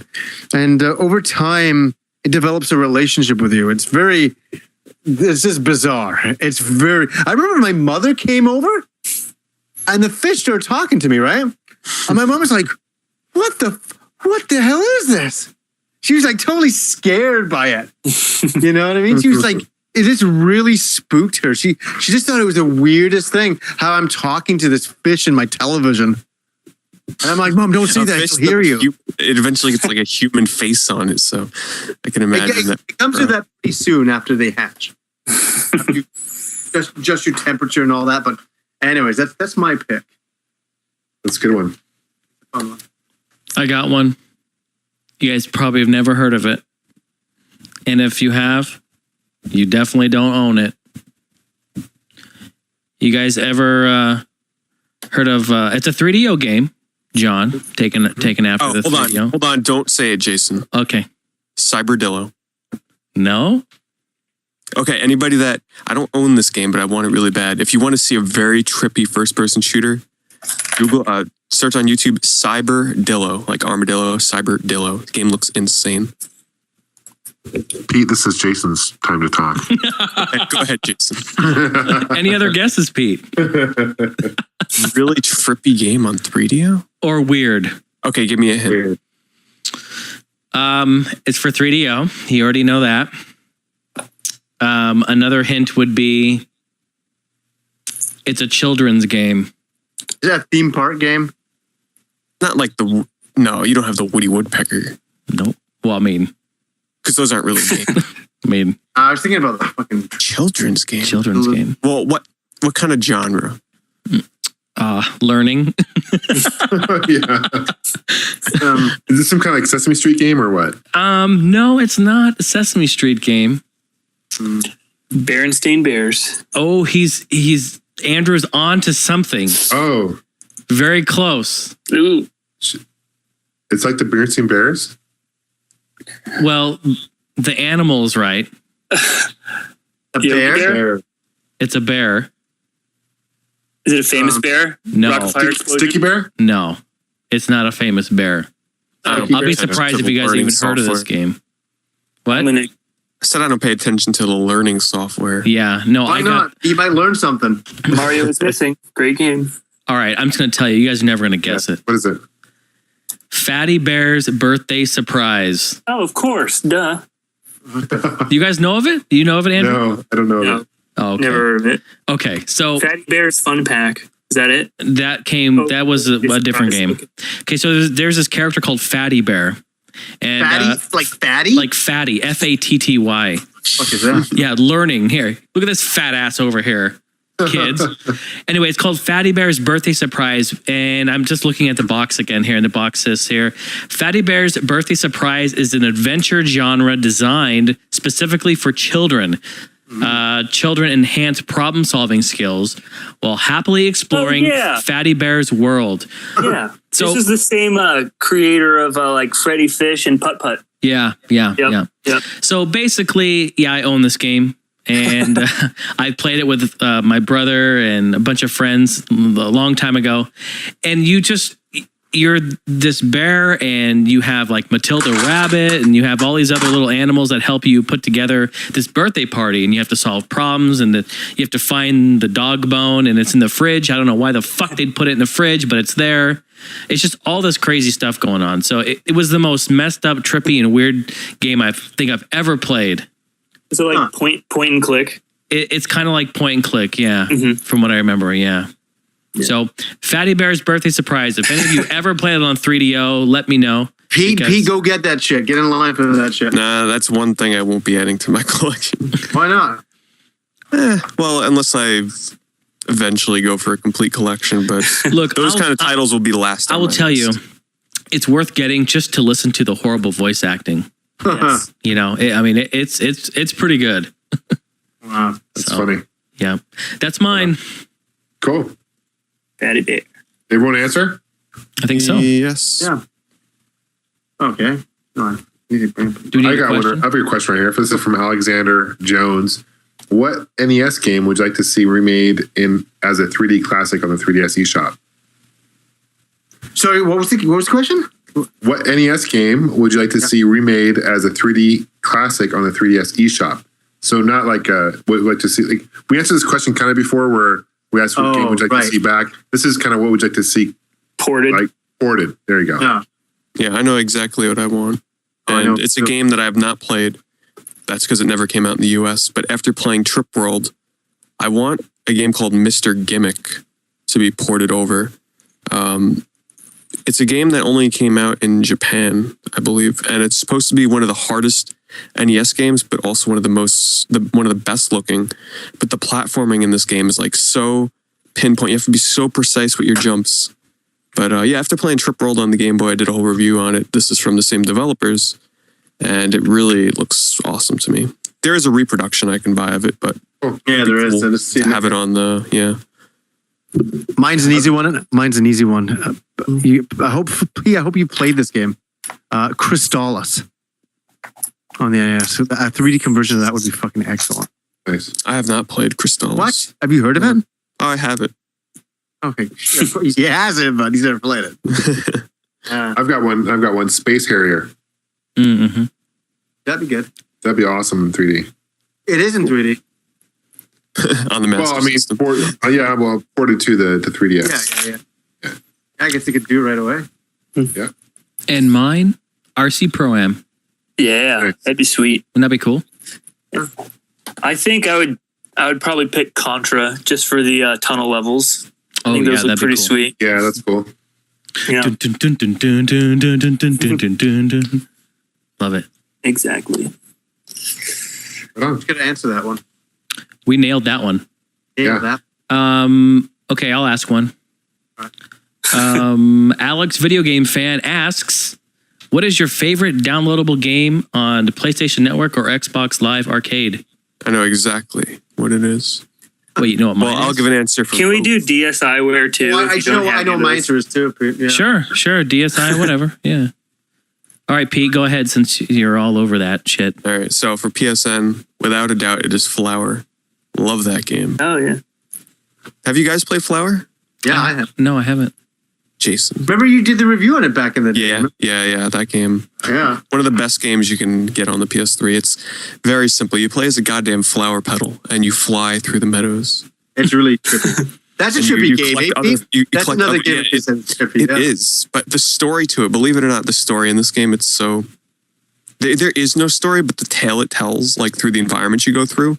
By the time you get to the end of that game, you're like, wow, what the F is going on here? It really gets trippy towards the end of it, but it's an amazing game. And it all uses the 6-axis, so you have to, and it really works. You steer the flower petal around through the metals, and you collect other flower petals, and it's a lot of fun. And on the 360, because I already did a top 50 Xbox Live Arcade game list, I don't think any game has trumped it thus far.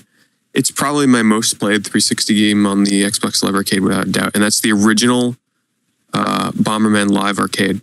Unfortunately, oh come on, the second one, I know you guys don't like it, and I can agree with you because the thing that I loved about the Bomberman Live Arcade, the first one, is it had the top-down view, and then the new one, I forget what they even call it, some bullshit, but it don't even matter because they don't have the top-down view, they only have isometric view, and it totally like throws off your judgment of where to place the bombs and like how to dodge them. And when you've invested like hundreds of hours into the original, it kind of threw me off. But I used to play that game online like nonstop, top of the leaderboards. Love that game. I gotta say, Guardian Heroes without even a second thought. That's such an excellent game. I would love to play that game. I'm a big beat 'em up fan, and you really do have to play it. So the remake is so excellent. It is so good. It's funny, me and Rob played the Saturn version a couple of probably about a year and a half ago. And I came away thinking, man, it's a good game, but the controls aren't as good as I remember them to be. They weren't bad, but they weren't as good as I remember. Man, playing on the Xbox controller was just a dream. It was perfect. Absolutely perfect. So, yeah, really great music. Still holds up. Pete, you got to say the music in that game still is excellent. The menu theme, like in the multiplayer battles, is unbelievable. The best menu music I've ever heard. Yeah. It's awesome. It still holds up so well, that game. so well. And I know it sound hokey. I've never said it, but back in the olden days, I went to Rob's house and his brother rented it. And I sat down on the couch and I was drinking some beer. I was like in my early 20s. And I just sat there and I was watching the game. And I didn't own a Sega Saturn at the time. I didn't, I owned for years to come. But I knew at that time that this game was something very special. I knew it even then, before the internet or anything like that. I was sitting there going, this game is fucking excellent. You just kind of knew, and it still is excellent all these years later. So the thing about that game that kind of surprised me when I started playing it for the first time on Live Arcade was that it's like a fighting game with the combo system. Like, it's not your typical beat 'em up where it's just like mash the A button, B button. There are move lists for each of the characters, and it's ridiculous. And then in the Live Arcade version, which is awesome, you can do up to 12 player battles, which is just chaos. It's unbelievable. Chaos, yeah. But every character, like, you can play as bosses, and they even let you play as the NPCs. Yeah. The coughing old man is always it's crazy, but they all have like their own moves, so it's really something else. Yeah. It's pretty awesome. And Pete, one thing honestly I can honestly say about the game is that when you get good at the characters, you can get really good at the characters. When you learn the moves, like, you can infinitely juggle. And I remember talking about it in the review we did, but I remember me and Rob were rushing to get the gameplay footage.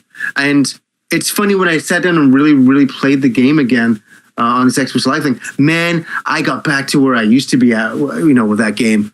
And just juggling characters, keeping them in the air, and then, so much fun. You can become very good at that game when you learn the characters really well. When I was playing people online, they were kicking my ass as that little, I forget his name, but the little kid, like one of the 4 playable characters, the wizard kid. Man, they can destroy you with that kid. Oh, yeah. I just use a ninja guy and go up in the air and go, Akrendi, and come back down. And I know the cheap moves with him to fucking really fuck people up. But anyways, that's my answer.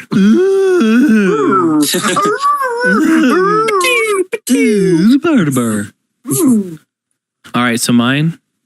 Go for it. Definitely a game of tennis, aka Laggy Pong. Oh, you just stole mine. Oh shit. Yeah.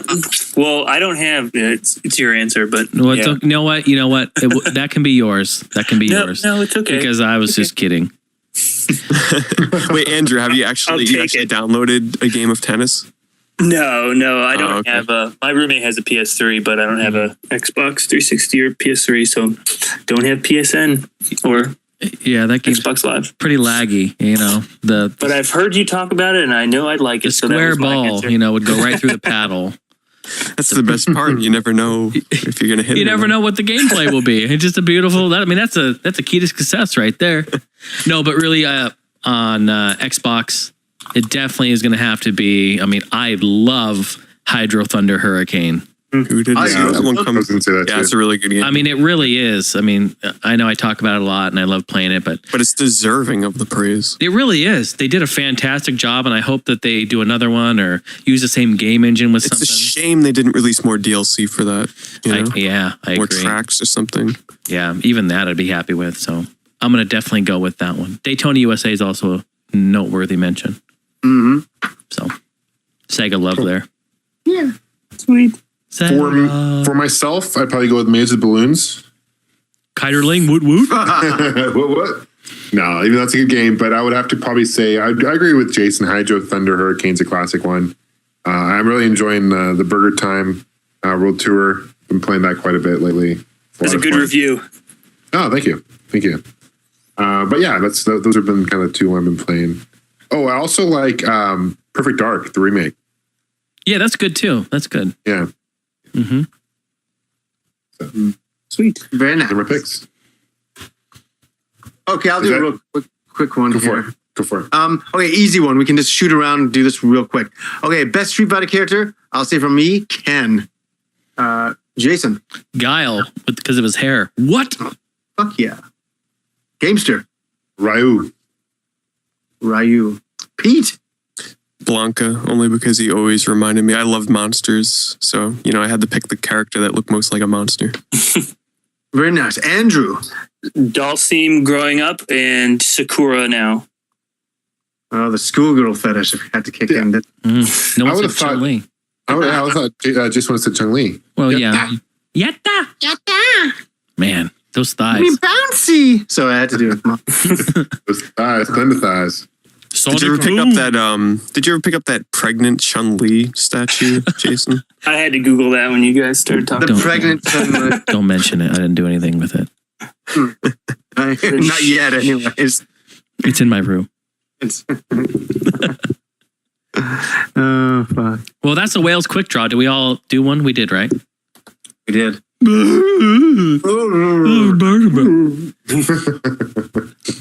So that's our Wales quick draw. And for all of our new listeners, it's been like 4 months since we've done one. So what we do, follow us on our Facebook page because They're probably like, why is Jason making these crazy? yeah, nobody knows, because we get a lot of new listeners every week. So I gotta mention it.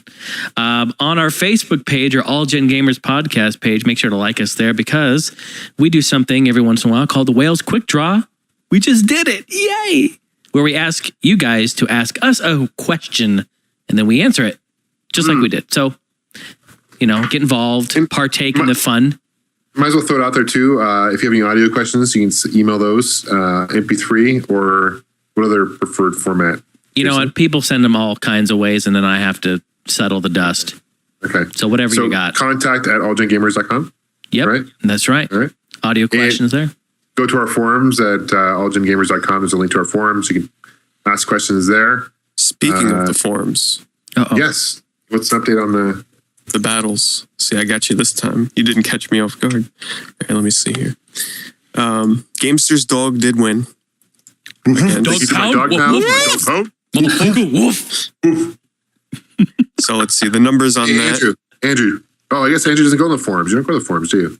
Andrew doesn't know. Andrew's just an everyday guy, I'm just listening to the podcast, kind of clueless to a lot of stuff, but I can go now. You can experience my first time with me.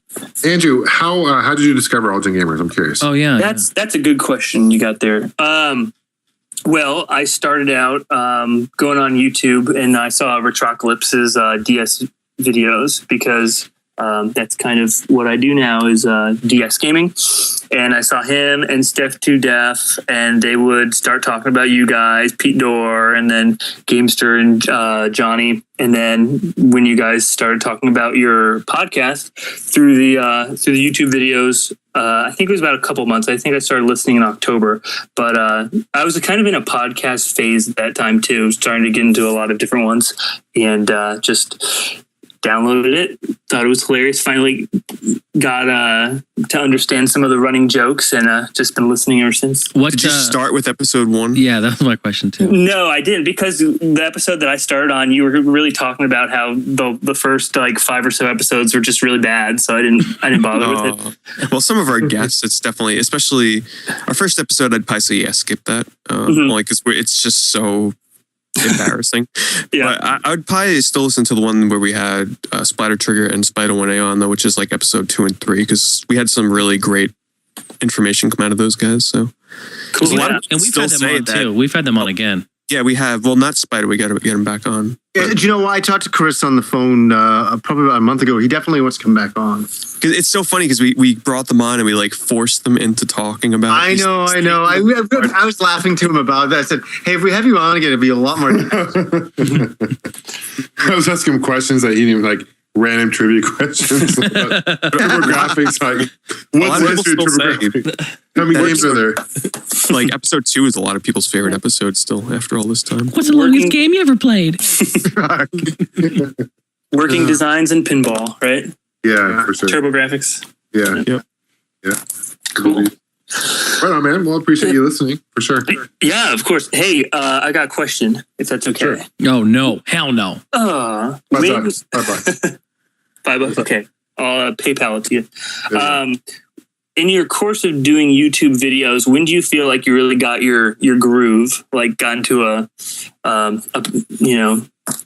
got comfortable and really felt good about the videos you were making? You can go back and watch them and like Pete says, not feel embarrassed by what you made. Like honestly, how many videos do you think it really took before you found your? I'm still trying to find my groove. like honestly, like I watch my think videos you need a like 6th channel. Yeah, there you go. If he hasn't found it by now. I think, maybe by like 10 episodes, I started really getting more comfortable and fun with the camera and stuff. But I can't stand watching my earlier stuff, and like kind of similar to the podcast, like the first episode's brutal, but you live and learn, and you kind of you have to kind of look at the positive and realize that while making YouTube videos, there's going to be people who hate no matter what. You could do the best video in the world, people are going to hate you. Not everyone. You get the 1% who do. So you can't let that bother you. You have to focus on the positive and just continue doing it because you have fun. That's my advice. Right. So. I hope you guys still are having fun because, I mean, just speaking for me, I love listening to you guys every week, and I hope it's still like, a passion that you always talk about. Oh, definitely. I know it's so much work and, getting everybody together and doing this, but we appreciate it. So it's worth the work, Yeah. It's still, I always get excited every time we got to record.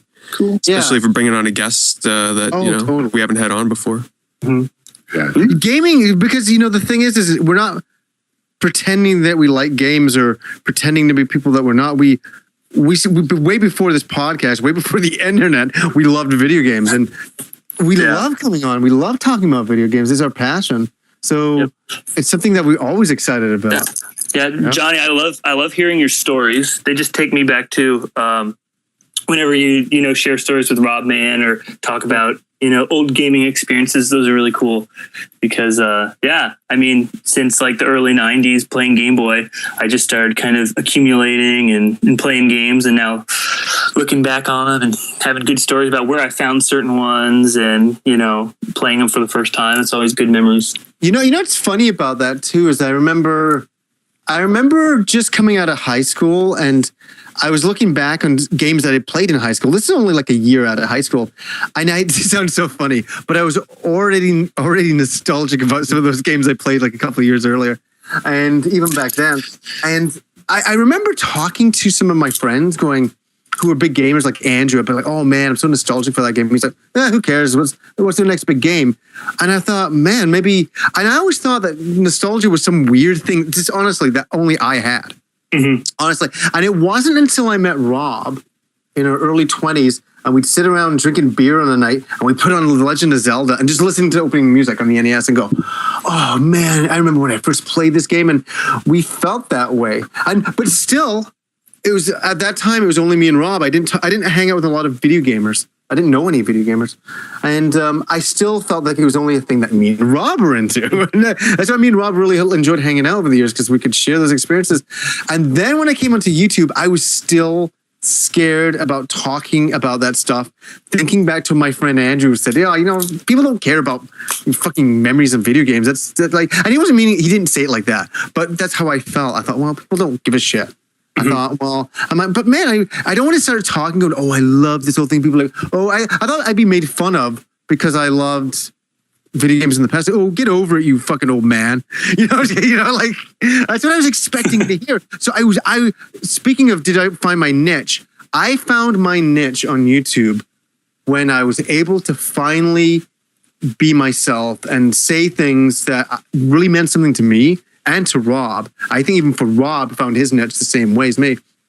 And that's how we found our thing, is that when we started being honest with the audience and our content, and it's hard to do. I wanted to do that since day one, and I couldn't do it. It's something that even, as John just said, you just find your own groove into.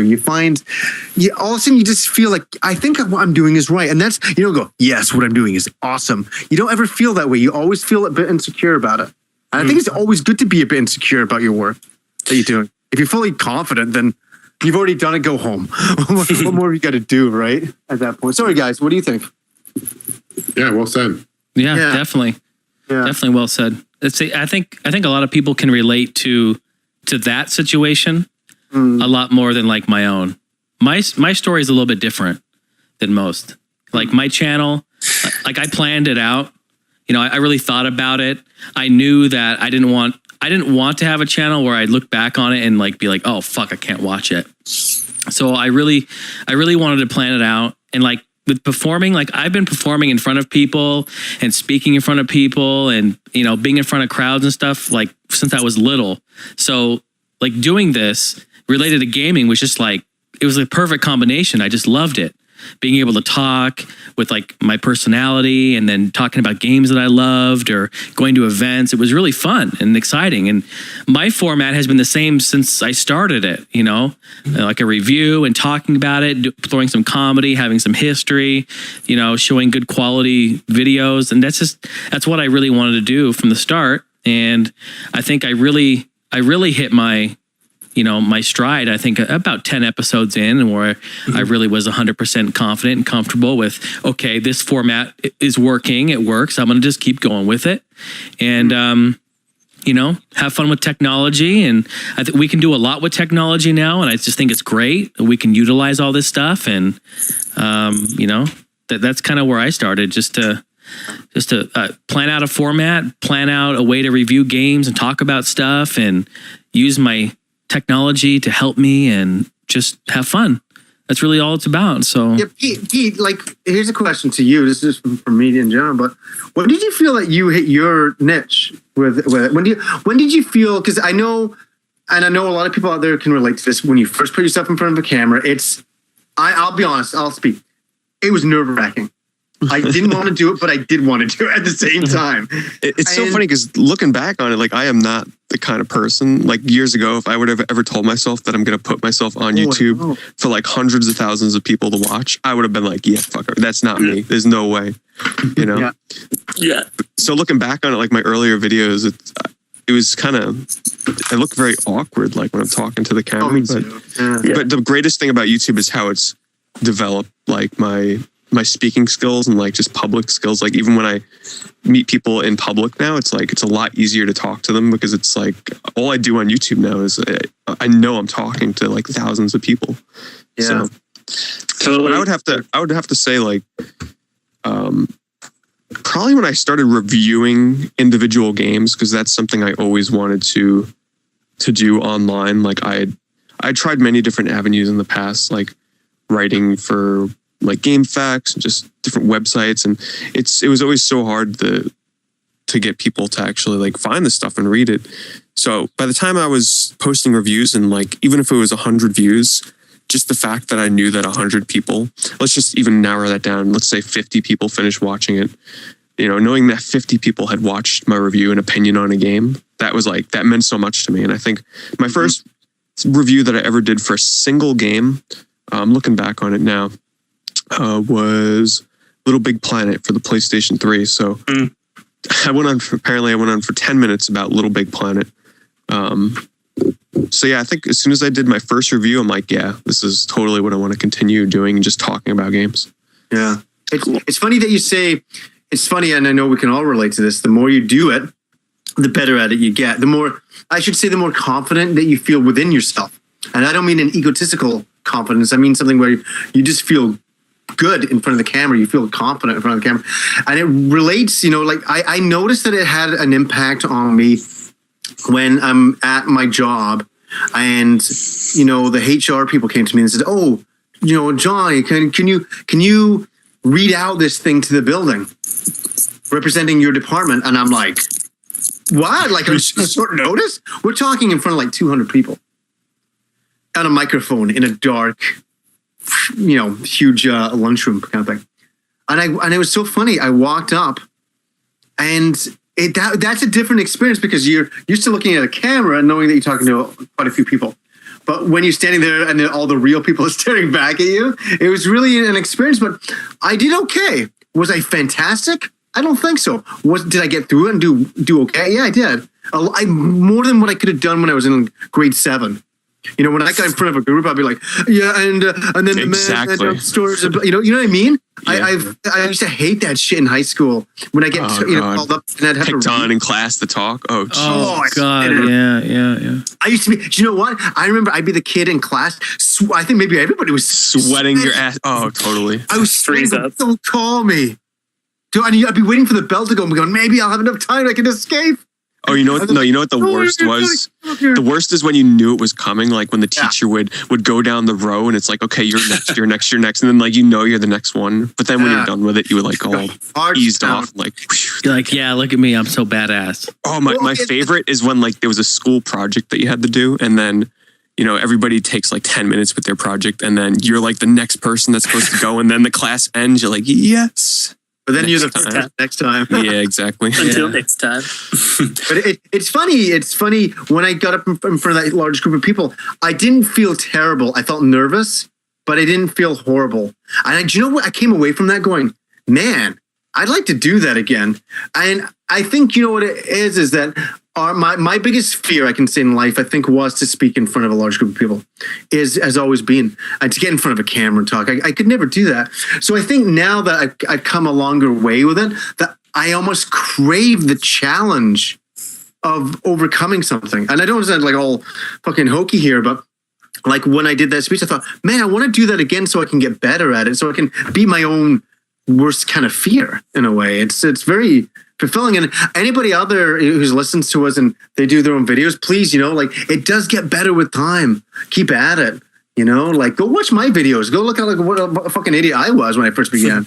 Seriously, and you know what? I'm totally. That's why I keep them up there, because they're I think they're learning lessons for everybody out there. And I think that goes with anything that you do. YouTube videos or sports or your job or anything. You just work hard at it, have fun with it, and you'll get better. And that's what it's about. Totally.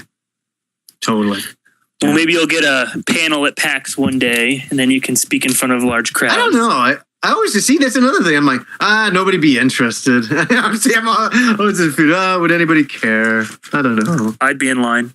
We've talked about it.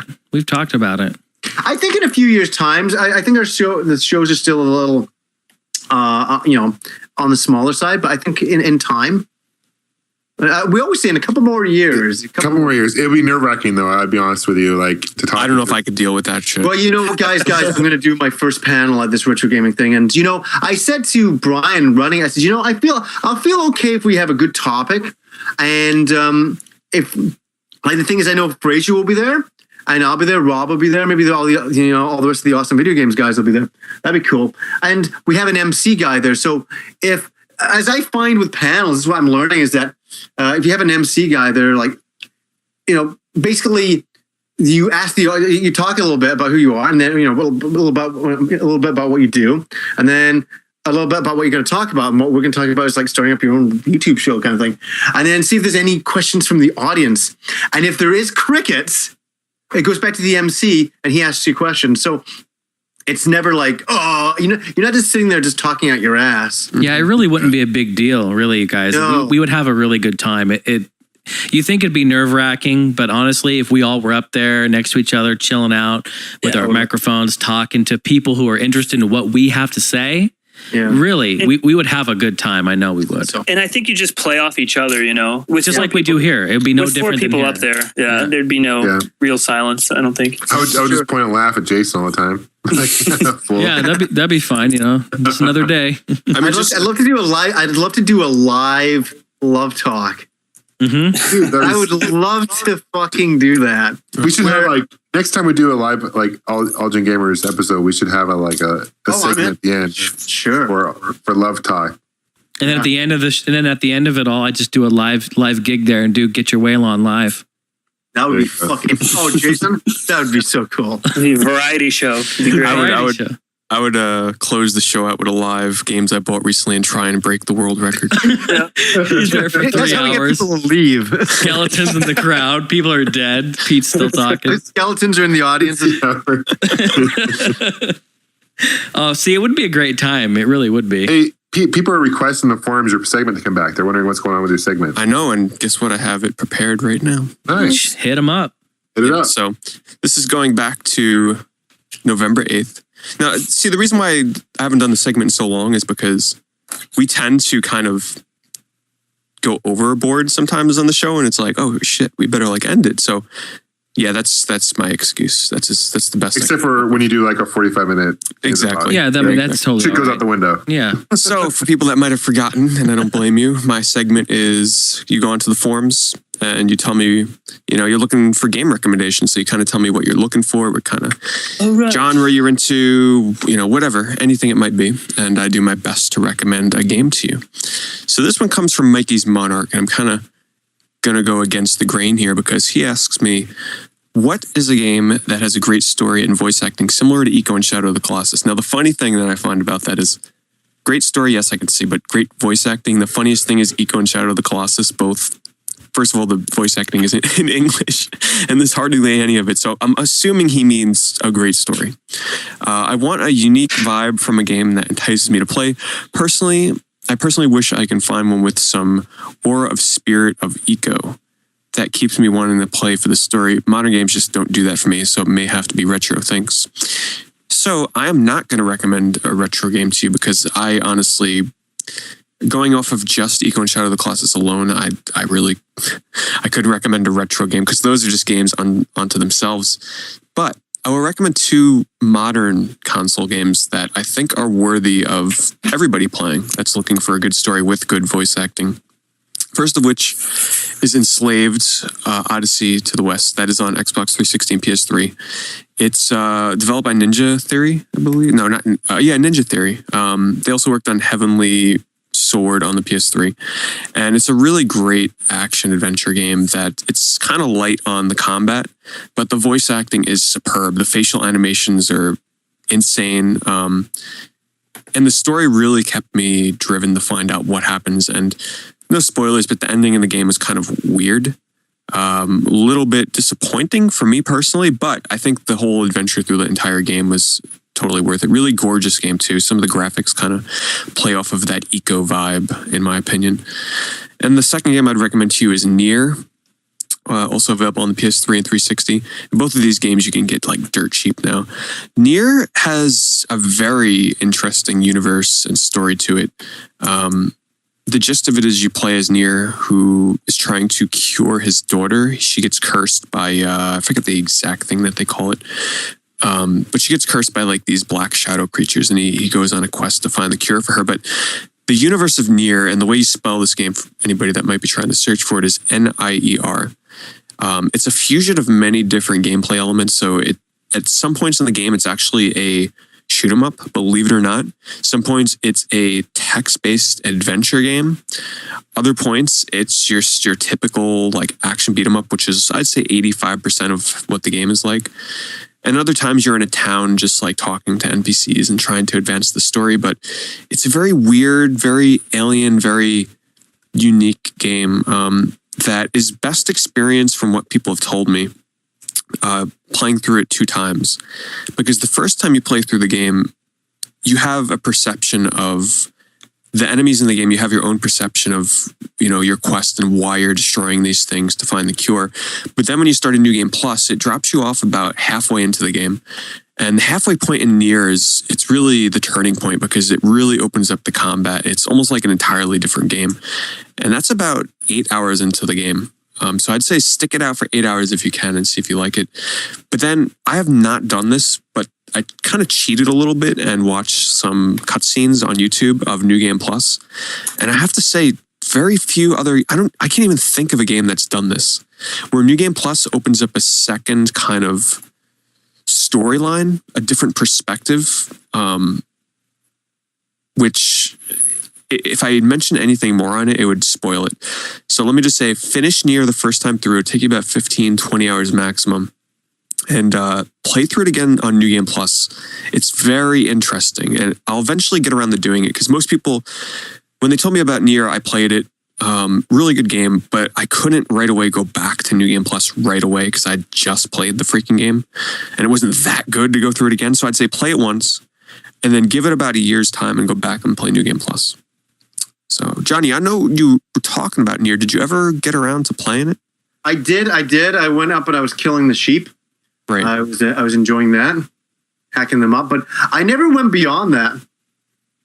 I don't know what it was that turned me off with it a little bit. I was like, it's not. There's a lot of gameplay element to it that's sort of like it could use some work. Some things are. I watched you play it. I watched you stream it, and I was like, man, this game is awesome. And I kind of in a way kind of just thought it was kind of, you kind of finished the stage. I don't know why I kind of lived vicariously through you on that one. I actually watched you play that a little bit, basically all the streams that you did on that. It takes a while for the game to click because it does try so many different gameplay styles and gameplay elements.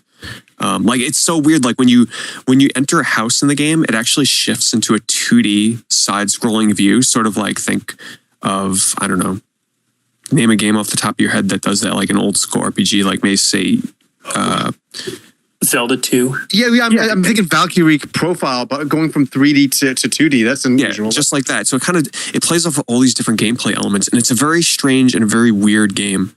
But you have to get to like, you'll know exactly what point of the game it is too, because it does like a big time leap essentially, and it really changes the game up. The unfortunate thing is it's not hard to get into, but it's so different for the first half of the game that most people will lose interest. So I should kind of go back to it. Do you think? It's the kind of game I think you'd really enjoy, especially where story goes. It really is. It's something else. It's pretty good. And the music is phenomenal in that game. This is another thing I want to say about Nier. And I wholeheartedly stick by this. If Nier did not have the soundtrack it had, it wouldn't have been half the game it was. Mm-hmm. The soundtrack is really that good in this game that it enhances the gameplay that much. Because it really drives the mood of the characters in the story. Yeah.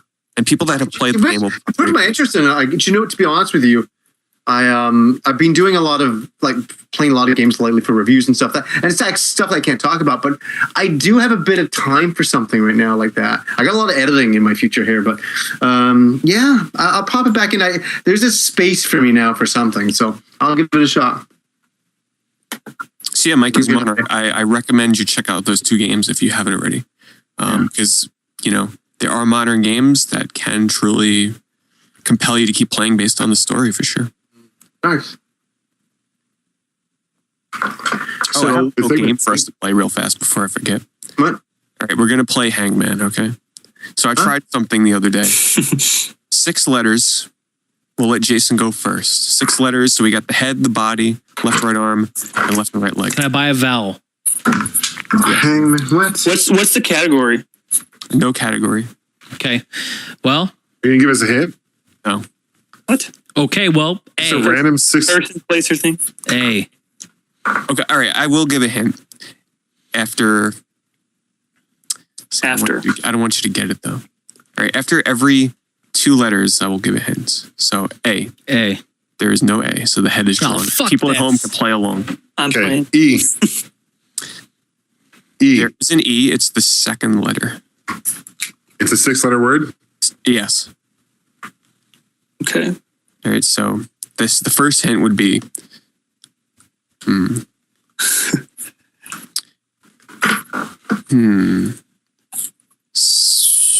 Sweet. Sweet. Johnny. Sweet? Yes. Did you say sweet? Yes, sweet. Can I buy a vowel? Oh, sorry. Actually, E is the 3rd letter. No, you son of a bitch. Take out your erasers. It's the 3rd letter. You bastard. I already had the second. It's a very strange word. I'm using a pen. A strange word, huh? Okay, so what's your letter, Johnny? F? Nope. Andrew? So now we got the head and the body. U. No U. So now we have the left arm, body, and head. What did Johnny guess? What letter? Is it F? I said F. F, okay. All right, Is it M-berry? John got it. Oh, Oh, for fuck's sake. That was great. So yeah, after you guys brought it up again in a few episodes ago, I don't know how it came up again, but Yeah. I'm like, I'm gonna buy this shit. So I went on eBay. It's on eBay because I figured I'd get it faster than the manufacturer. Yeah. And with shipping, it comes out to be $18, which is kind of pricey considering you only get 10 tablets. So it's That's good. Don't worry about it. That's great. it's worth it. Like, Oh, yeah. I'm telling you, I don't know why I haven't gone and bought some. Like, that stuff was so legendary. no. So here's the thing. No. Hold on. Time out. Johnny was so skeptical of this shit. Yeah. Super skeptical. And Terrence and I were like fucking around with it. And he's like, no, I don't want it. No, this is stupid. And I just thought they were being fucking drama queens. I'm like, oh, shut up. That peach tastes so unbelievable, or that watermelon. Yeah. Oh, that lemon. It was that lemon. This lemon is delectable. I'm like, oh, I'd never seen such reactions like that. So it was really mystifying. But I'm telling you, when I fucking took the tablet and I started fucking eating the shit, it was unbelievable. Now, let me ask you: when you took the tablet, did it just dissolve on your tongue, or did you have to kind of move it around a little? Oh, bit? yeah, you can do that too. Okay, all right, just You keep it on your tongue. And then But, how was the M-berry? So I kind of made a big preparation for it. I went out, got some raspberries, blackberries, strawberries, tomatoes, oranges, apples, pineapple. Pineapple was delicious. Like a sugar bomb. Now, I haven't had the pineapple yet, but the first night I tried. Now what I should have done first was tried the strawberry first, and Should then have thrown a party. just to see what the difference. But anyway, so I started with the strawberry. No, wait, was it the strawberry? Yes, it was the strawberry. And oh my god, like those were the most delicious strawberries and raspberries and blackberries ever. I know. Yeah, I know. Dude, M-berry should be calling us up. We've been fucking helping them out. It literally does like any kind of, because I can tell they weren't completely ripe, so they should have tasted a little bit bitter and sour. Yeah. But when this thing turns it into like just luscious candy. Hey, Pete, do a lemon, do a sour. Here's what I did. I also grapefruit. I bought lemons and limes too, but I'm saving those. So just to see, because I'm not sure how long it's supposed to last on your tongue. I started eating like chocolate and shit too, and I don't know. It tasted very sweet, the chocolate, which probably is not the most optimal thing to try. But I took lemon juice, like the concentrated lemon juice in the little bottles, the lime bottles, and I tried that. And normally that stuff makes you like kind of like it's very sour. Yeah, it was like candy. Yeah, I think lemonade. Like, after I tried the lemon, I'm like, yep, this stuff, it's the real deal. So anybody, yes, the rumor is true. M-berry does work. You know, it's $18 shipped on eBay. Because I went on eBay and the auction that I had bought it from, I noticed somebody bought 30 of them. Yeah, it was John. They bought 30 packages of this shit. So that's like almost $400. Holy shit. Yeah. Or more for this stuff. So I'm like, all right, somebody truly thinks this stuff is really that good. So I'm like, let me try one. Bring me a few of those, John. Damn. Yeah, dude, we're gonna have an M-berry party at PAX East for sure, dude. I'm bringing a shit ton. We'll just have a big party. But how are we gonna get the fruit from? By a local fruit market or something? Yeah, local grocery store, whatever. We'll figure it out. Take a taxi somewhere. We'll figure it out. Shit. It is good stuff though. And Where do you get it? Where do you get yours from, John? Dude, sour cream tastes like whipped cream, dude. It's so good. I don't think I want to be sitting there eating a tub of sour cream. Can you imagine? You just like go through your refrigerator and try. Dude, Jason, here's the trippy thing, right? The company that makes this shit is like 2 blocks from where we live. They're just down the street. Yeah. Right. Yeah, that's what you said. Is there a place you can walk in and buy this stuff?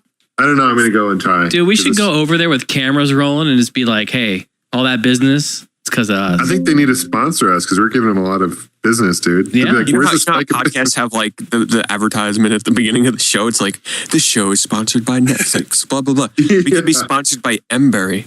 I love it. That'd be perfect. Of course, because I love the product. I could, Jason could whip out the sound clip of the Yeah. start off with that. And when they put it on their tongue,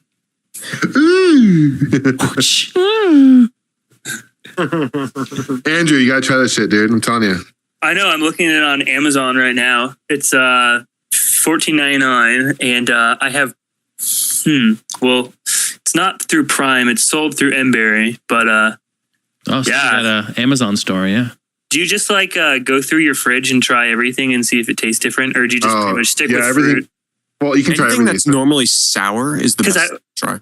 Yeah, I wouldn't even think to do sour cream or. Oh yeah, chocolate. sour cream. Yeah, they recommend like mustard. Mustard, yeah. Weird random shit. Yeah. No, that's cool. When you talked about that I told my friends like, oh, we need to do this. It sounds sweet. But Go down with some chick. Yeah, sweet. Wait, what did you say, John? I said go down with some chick. I thought you said something like that. You know, my ears perking up. What are you doing? I'm just sprinkling this on real quick. Let me let tuna taste a little Oh, sweet. Jesus. It's going downhill real quick. That's terrible. Terrible. Terribly great. Terrible. Terribly great. There should be like a M-berry community forum where like people post experimental things that they eat and see how it tastes. I'm going to do an Emberry video. I'm thinking about doing a video just like my reaction video. You should. Because those are so fun to watch, reaction videos. Like, because that's how it was. You know what would be really successful, John? You create an Emberry channel where you only eat stuff when you're using Emberry, and then you do a review of the food. In 3D. In 3D.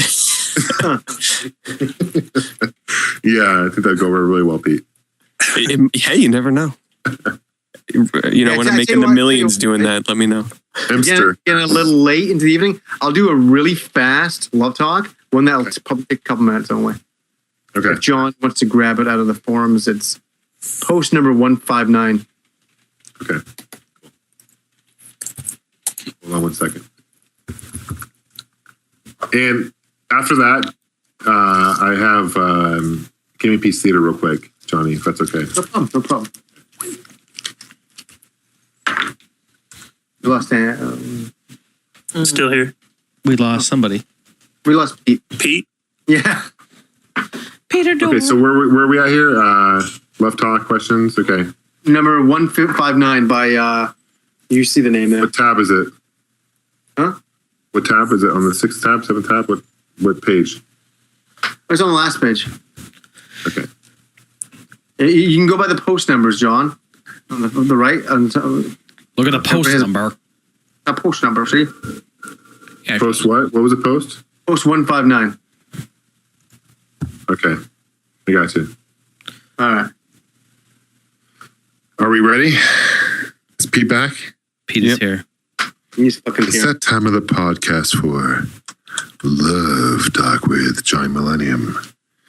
And this is from Mickey's Monarch. And he's wondering, Johnny, how do you overcome sinus around women? Isn't that shyness? Oh, shyness. Bar to bar. Sinus. How do you get over the women's sinus? Neti pot. So, Johnny, how do you overcome shyness around women? How are you such an outgoing dude? Lastly, is Pete's baby real? He says in the next post, actually, 160, he says, just shyness overall. Shyness overall. Before we get into that, I just want to know, what's he talking about? Lastly, is Pete's baby real? I have no idea what he's talking about. No, is it the Serbian baby? Serbian baby, yeah. Oh. What the hell? Fuck is that shit? I don't know. We'll just say, yes, it's real. But on to the serious note, and well, it's kind of like what we were talking about earlier. That's, I think, why I like this question. It says, I was wondering how, Johnny, how do you overcome shyness around women? And either one, sinus or shyness. Yeah, sinuses. How do you get over their sinus as well? You just get a. Anyways, seriously, I think what it is like, I think when we all first started dating, we were very shy around women. I remember the first time I was talking to a girl in like grade 8. I was like fucking retarded or something. I'm like, I don't know. I just came off as a complete moron, you know. But the future, in the future, you can still come off as a complete moron, but you can pull it off better. The reason why, it's like anything. It was exactly what we were talking about. The more you date, women, the more you go out with different women, the more confident you'll get. Just don't try to figure him out. Yeah, there's no like secret to it. It's not like do 50 confidence push-ups every day and everything will be good. It doesn't really work like that. It's experience, and the more you go out with different women, the more different women that you like, really varied women. You'll get to know a lot more about, I don't know, how women kind of work, and a lot more how you kind of work, and you'll overcome that in time. I think that's an age thing. I think when you're young, everybody's an idiot, so don't worry about it. We're all I was the biggest idiot, until about a year ago. I'm still an idiot, but you get better at it, and so yeah, are you gonna go walk up to the fucking best looking girl in school and ask her out? Yeah, you'll do that in time, definitely. But what do you guys think? I think you nailed it, Johnny. To me, it's like risk reward. What's the risk in doing it? She's going to say no, or she's going to laugh at you, which is very rare. Murder her. That's all you do. If she says no, murder her. That's all you have to do. But the reward is that you can really, meet someone really nice. So there's more. I think, in my opinion, you get more reward than risk. in a situation like that, and just be yourself and don't be fake. And like you said, I think over time, as it gets easier, that's kind of my advice. Absolutely. Yeah. You know, it's funny. Here's a funny story for you guys. I don't think I've ever mentioned this, but I remember when I was in grade 10, there was one girl in school that me and all my friends would be like, wow, she's just amazing looking. And, you know, like that girl wouldn't give us the time of day, that's what we're thinking. And, I remember we were joking. We're all sitting at this lunchroom table going, that's the kind of girl you buy flowers for. I remember actually laughing about that. But that's how, impressed we were with this girl. And it's so funny, through a mutual friend of ours, we actually, I went out with this girl, and when we broke up, she's like, oh, let me set you up with one of my friends. And I'm like, oh, yeah, I'll set you up with one of my friends. And I was playing that angle because I wanted to get hooked up with one of her friends. That was my gig, But she's like, oh, who would you want to date? And I said, oh, none of your friends that I know of. And she's like, what about this person? I'm like, no. What about this person? I'm like, no. And then she's like, what about this person? And this is the girl. That we're all so infatuated with, I don't sound hokey here, but she was like, she was a cheerleader, and she was like just stunningly fucking hot. And, I never thought in a million years, okay, I'm serious, like not in a million years I'd have a chance with this girl.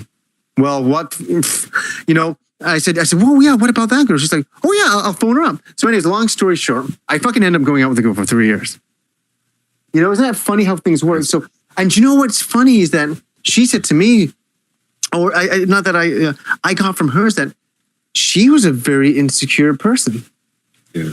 Isn't that interesting? And I thought she was super confident. She was full of herself. And she never came across that way, like, hey, fuck you guys. I just looked at her and made a judgment call because she was so good looking that, she must have she must pass judgment on everybody else. She must be asked out all the time. And isn't that funny? It wasn't like that at all. She was a lot more insecure when I met her. I couldn't believe it. I was like, why is this girl should be super megally confident? She should know what she has in the way of her, gorgeous looks, but also she had a great personality. But, why would she be insecure? But she was. So, yeah, don't let it overthrow you. Don't let anybody overthrow who you are. Yeah, absolutely. And keep in mind, guys, think differently than women do when it comes to the opposite sex, right? I mean, guys, we're all about the physical appearance, first thing, oh, wow, she's hot, big tits, whatnot. Girls look for personality, someone who's funny, someone who's outgoing, right? So keep that in mind. So don't, I guess what I'm trying to say is women aren't as materialistic sometimes as guys would think. Yeah, it's pretty true. Yeah. So like Johnny was saying, and a lot of the girls who are like, you may think are super, super hot might be super insecure because maybe guys aren't approaching them because they're intimidated by them, It's totally true. Totally true. Yeah. But when you do get a girl, make sure you absolutely pleasure her sexually perfectly. With M-berries. Yeah. And if you do have a problem with your sinuses, use a neti pot. Try that out. Oh, classic. Good stuff, man. Good stuff. I love it, John. I love reading those questions. It's a highlight moment. I love it when he reads them. I just love it when he fucks them up. It's the best. I would phonics worked for me, Shit. Have you used the neti pot, Jason? Sorry, what's that, Pete? Yes, once. That shit is so weird. It is. You It literally feels like you're drowning. You take a pot and I haven't used it, but I've seen videos. You take a pot, you pour it in one nostril. Okay. And it comes out the other, right? Yeah. So I was at work and I'm coming down with a cold. And my boss was like, use a neti pot. And I go, nah, I don't cook. I don't want to, I don't do any of that shit. And she just started laughing. She said, no, neti pot. And I go, yeah, I heard you. I don't know. And she goes, no, it's a thing. So she explained it to me. It's a freaking pot, plastic pot. And you buy it, right? And then it comes with these little packets. It look like Crystal Light packets. And you open them up and pour it into the pot. And then use filtered water, people. Yeah. Or whatever, right? Don't use tap water. There were 2 neti pot deaths this past year. Yeah. Really? Yeah. Yeah. Brain-eating amoebas. Yeah, that's it. That's no joke. And so I'm using tap water out this bitch. I don't know. I don't know what my problem is. Wow. No, I didn't. But anyway, okay. So you pour the warm water in there. You pour the solution in there. And then you lean over the sink, right? and you put the tip of the pot in one of your nostrils, and then just tilt your head to the side and pour it in, and your nose or your sinuses, they fill up with the water, and then it drains out of the other nostril. No fucking way. It sounds crazy, and it feels like you got water up your nose, like in a pool or something. It really does. I mean, that's exactly what it is. It fills up and it drains out, but you have to keep your mouth open so the air can push it out, or else that'll go into your lungs, right? And that's not good. So anyway, it's called the neti pot. It's fucking crazy, but my sinuses felt really good. I had a plugged nose, and it was kind of irritated in there, and that really helped out. The warm water, it kind of flushed it out, and I don't know. Who thinks of that shit though? Really? I know. It had a picture of this dude on the front. He's all like, "Yeah, look at me. I'm so happy. I made this neti pot." And I'm like, "Dude, you are crazy, man." Yeah, he's like a millionaire now. Millionaire. But there's another thing. Have you seen those things with like earwax? Those candles that you can light the candle and it's supposed to draw the earwax out of your ear. Have you seen those? That's weird too. I've seen that before. Yeah, that's pretty old actually. That's pretty old. Yeah, but people still do it. Yeah, it's crazy. So, cool. Well, awesome. Real quick, I just want to do a quick gaming piece theater. This is an article. I just want to talk about the Roman Empire of gaming real quick. You guys are familiar with Midway, Bally, and Williams? Oh, yeah. They, at the height, they were really, I call them the Empire of Gaming, Roman Empire of Gaming, because they were everywhere. I mean, you couldn't go to the arcade without hearing the names Williams and Bally, and even Midway to a point, right? Yeah, sure. So I posted an article on my website, quick plug, but basically, long story short, we'll start with Bally. It's founded in 1932. Bally's kind of interesting because they've done a ton of stuff, not just games, but started by Ray Maloney in the 30s. And he made one of the first pinball games. Bally made the first pinball games with like flippers that are inward that we know about today. Okay. They also got into making pinball machines and back in the 30s. So, no, I'm sorry, not pinball machines, but gambling machines. It's like slot machines. Okay. And going down here in the 40s during World War II, they kind of they stepped back from making slot machines and pinball machines, and they got into making ammunition and parts for trucks and stuff for World War II, which is kind of interesting. Wow. In the 50s, they did a ton of things in the 50s. They had anything from they made vending machines for candies and snacks. They made coffee vending machine service. They had a coffee vending machine service. They even got into making like music labels, Jason. They made they had their own record label, Bally record label in the 50s. That's nuts, man. Isn't that crazy? Yeah. Now Ray passed away in 58, but the Bally, a bunch of old former associates purchased the company and took over. And in 63, they started they introduced what they call a revolutionary electromechanical system that were basically in slot machines. What we see today, slot machines today, where how it spins and stuff like that today, they actually started all that. And they added something to the slot machine that's really revolutionary today.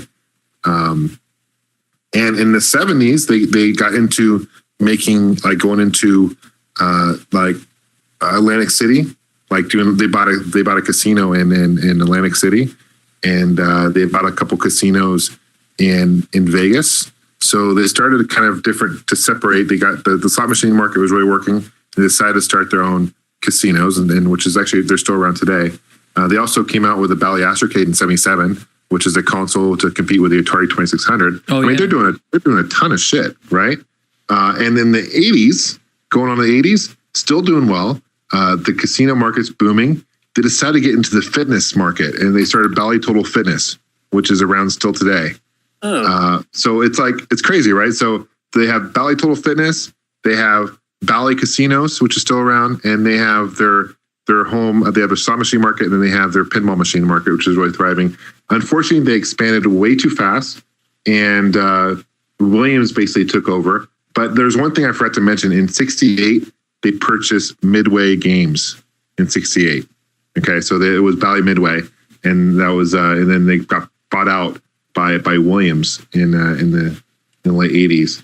Now, Williams Games, you guys are familiar with Williams Games. They made famous arcade games like Nintendo, NBA Jam, Mortal Kombat, some classic arcade games.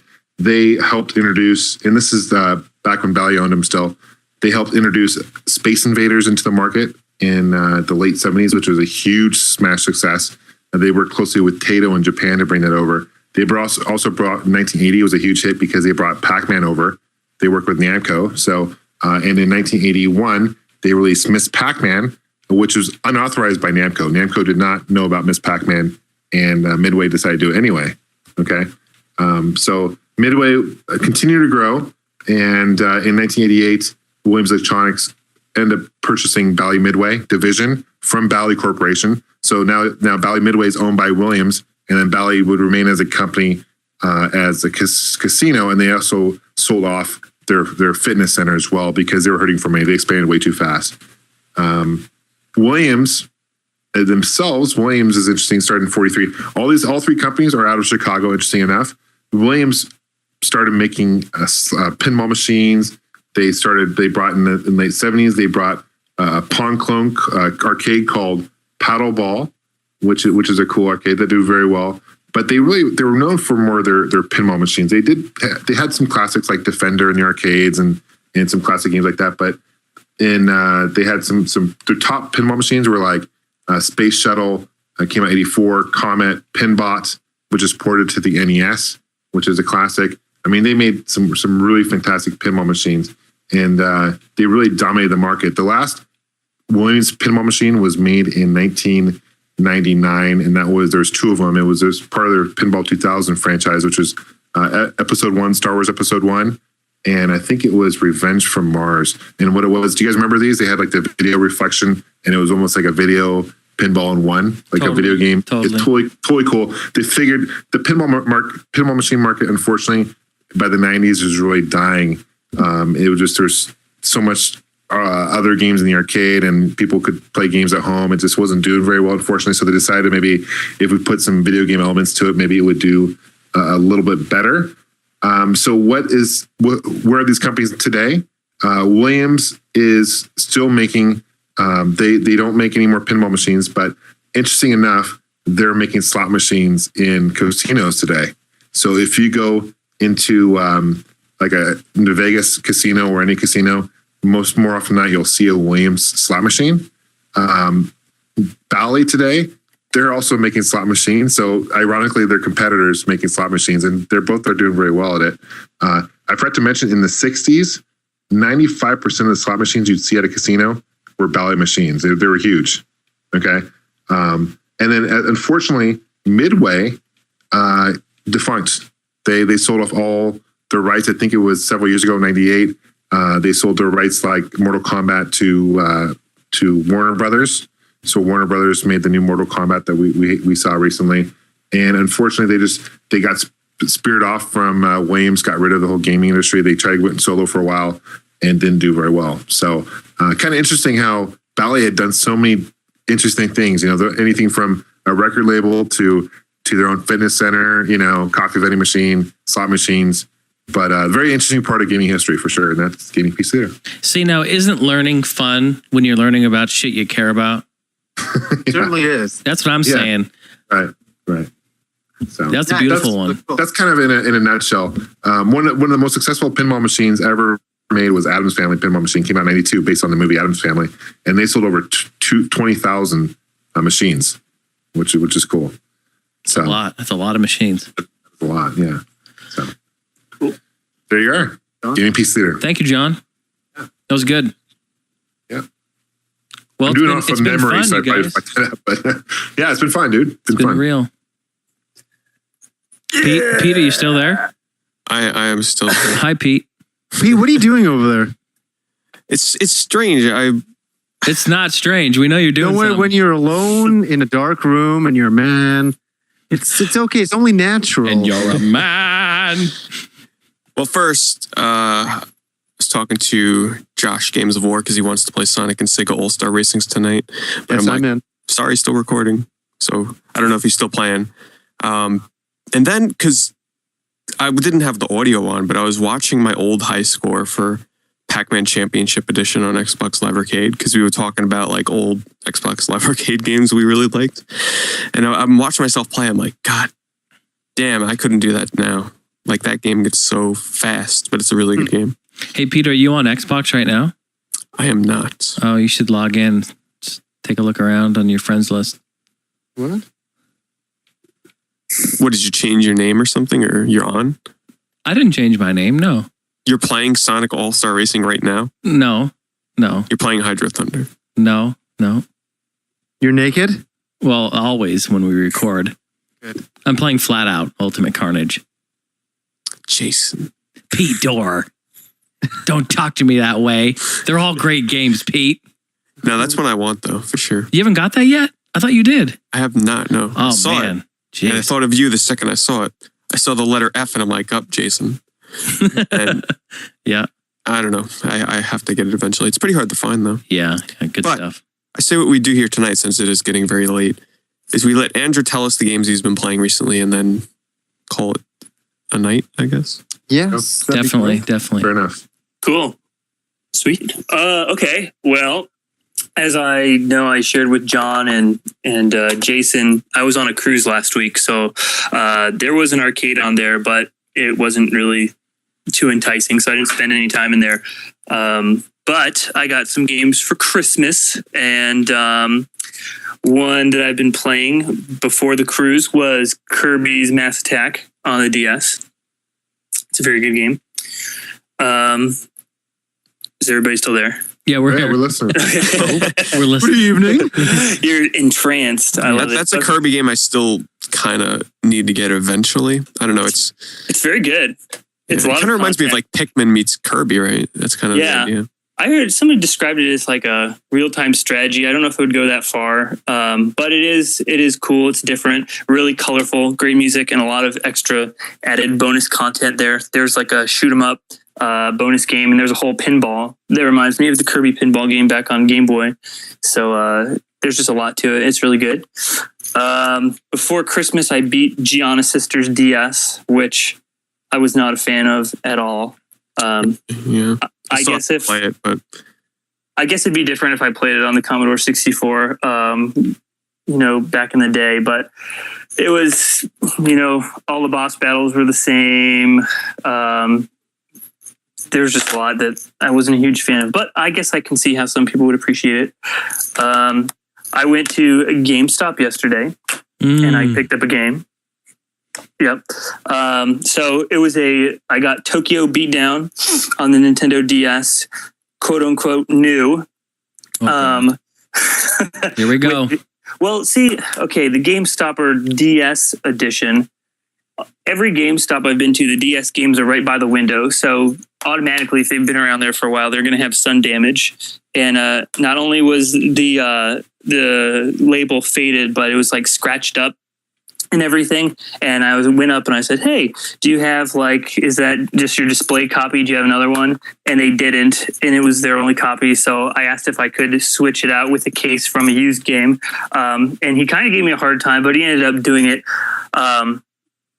So I appreciated that. But I don't know if it's a new game, and especially if you're getting it for someone as a gift, I just don't think that would be too acceptable. But anyway, I played it yesterday and it was pretty good. I didn't get too far, but I started it yesterday so I could have something to talk about on the show. I remember Retroclips used to speak very highly of that game. Yeah, it's fun. The story is crazy. The dialogue is awesome. It's hilarious.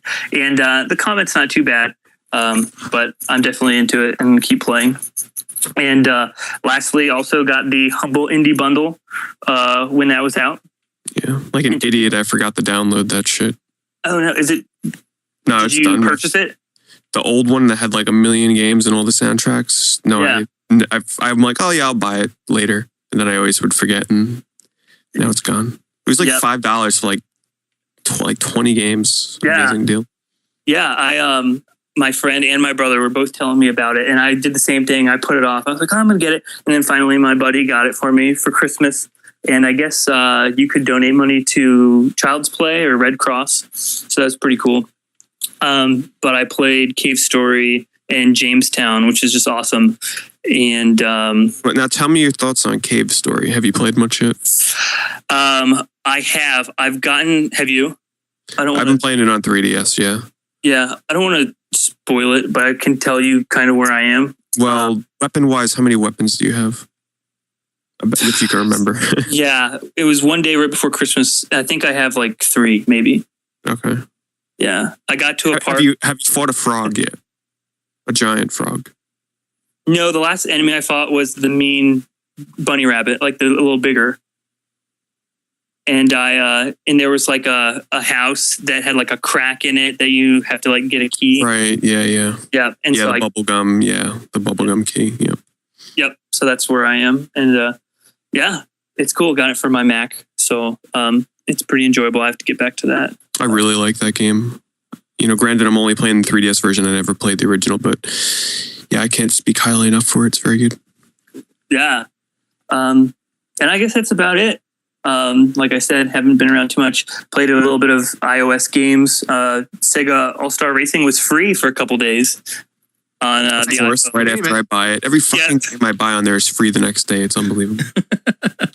So that was good. Yeah. And just some other random games. Tiny Tower, Jetpack Joyride, Ticket to Ride, which is a board game that they have as an app. So just a lot of little ones, casual, whatnot. But yep. Hey Pete, I don't know why that reminded me of games to download and stuff like that. I remember watching you stream that fucking game on Xbox Live. Oh no, on Xbox? King of Dragons. Yeah. Wait. An Xbox Live RPG on? Yeah. It was like an online RPG, and it was like terrible. Shit. No, I don't know why that just popped in my mind. That game was amazing. What was it called? It was called like Xbox Live Avatar Adventures or some shit. Oh. Basically, okay. The second I started playing this game and I got into a battle, I'm like, this guy is a fan of Final Fantasy XI because it borrowed so many gameplay nuances from that game. I'm like, this guy is totally basing this off of Final Fantasy XI. And it essentially was an Xbox Live indie game that was an MMO RPG. As crazy as this sounds, we used your avatar and you actually played in a basically an open world.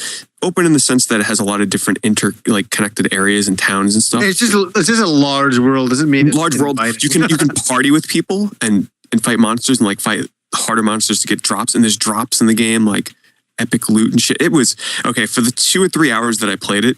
It was totally worth the few dollars I paid for it. And the funny thing was I was streaming it and I got other people in the chat to buy it and play it with me. It was pretty funny. It was funny. I know that was very memorable because it was such a terrible game. Actually, very fun game to stream. Actually, for sure. It was fun. I don't know why that popped back in my head. I was thinking I was going to ask you. Have you ever gone back to that? No. Right. I wonder if people. Yeah, right. You'll never do that game again. No, probably not. But I wonder if people still play it. Who knows? That's the kind of game, honestly, if 4 people bought that and hopped on there and we all started playing at the same time, that's the kind of game where I could honestly play for 10 hours one night. I like playing online RPGs with people like that. I could really, I get a bad fetish for that. I could really get involved in that too much, I should say. So you better hope that you never get Phantasy Star Online 2 then over on the consoles. You know what? If that was on a console, wow, yeah. I'm pissed at this fucking. I should do a video. I should really do a video going, come on, Sega. But I don't do videos like that. I don't do fucking, rant videos. Fuck you, Sega. Where's my Phantasy Star Online 2? Pass it off to Alpha Omega Sin. He can do an awesome rant video. That's more his thing to do, isn't it? Yeah. I love his rants. Yeah, they're good. Because what he's saying exactly what a lot of people think. He says a lot of what I think, but my show is very structured very differently. People be like, why is Johnny so angry? Honestly, he's one of the most, I guess you could say, talented. But for him to do a rant video, full rant video, with not a single edit, straight through for 18 minutes. I know. And I know. The whole video is unbelievable. And he knows what he's talking about. You know what I mean? He's not just some guy talking, he says a couple of sentences, then he runs out of steam and he repeats himself. He actually knows exactly, he's really researched what he's about to get in there and talk about. And he's genuinely passionate. You know what I mean? Oh, you can tell. Awesome. Yeah. It's fucking awesome. Yeah. His part in the Game Chasers Christmas special was hilarious. As soon as I saw him poke through the window, like, this is gonna be awesome. Yeah. Yeah, you got to get into that one next year, Pete. I'm sure I probably will. Yeah, I know. But, that was a crazy Christmas special. Yeah, maybe we should go to MagFest one time, eh? Yeah, that'd be good. That just happened this past weekend, dude. Yeah, I know. I did because as I said, I did some stuff with the Happy Video Game Nerd for his DVD, and that's what kind of made me remember it. And I know the Game Chasers were going down as well for the through a TV panel and stuff like that. And it's funny, the Happy Video Game Nerd said to me, he's like, hey, he's like, why, you should go to MagFest, and I was like, I've never thought about it. Hey, Yeah, that's he's coming from Alaska too, so you got no excuse for not coming, because he's coming from Alaska.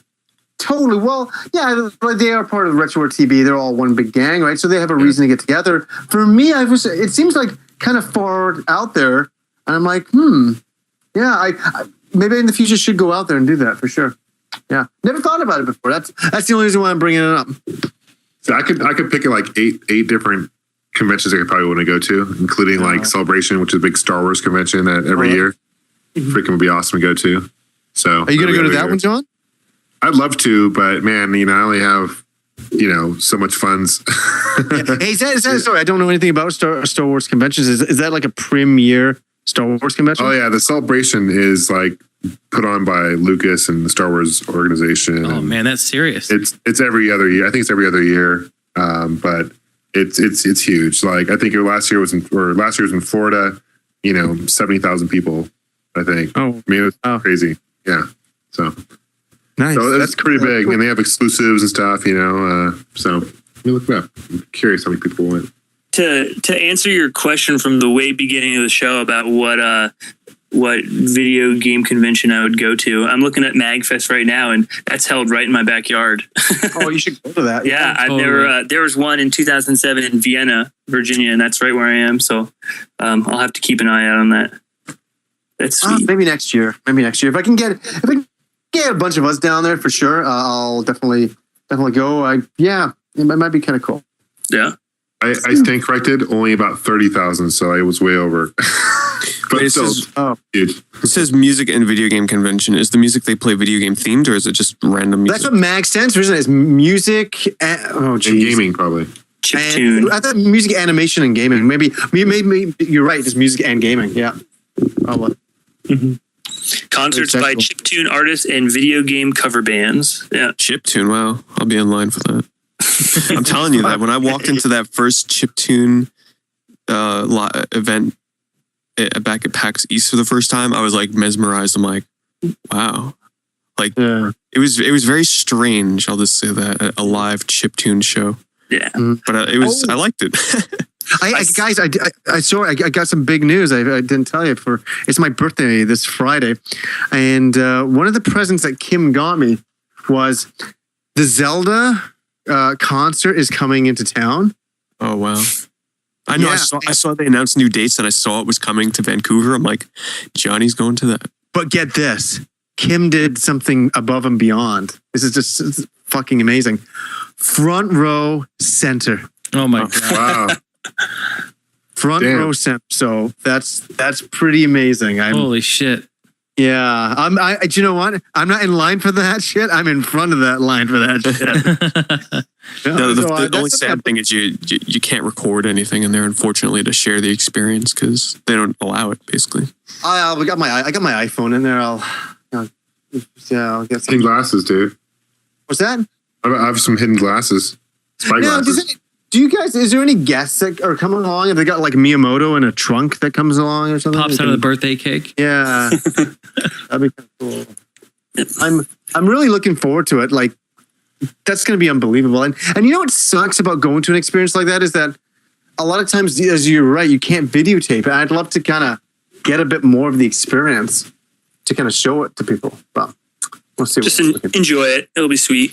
Yeah, but it's over. It's like Video Games Live was over, and I kind of was like, man, I wish I could have recorded that a little bit more than what I did. But wait, how many times have you been to Video Games Live? Once? Just once. I've been to it like 3 or 4 times now, I think.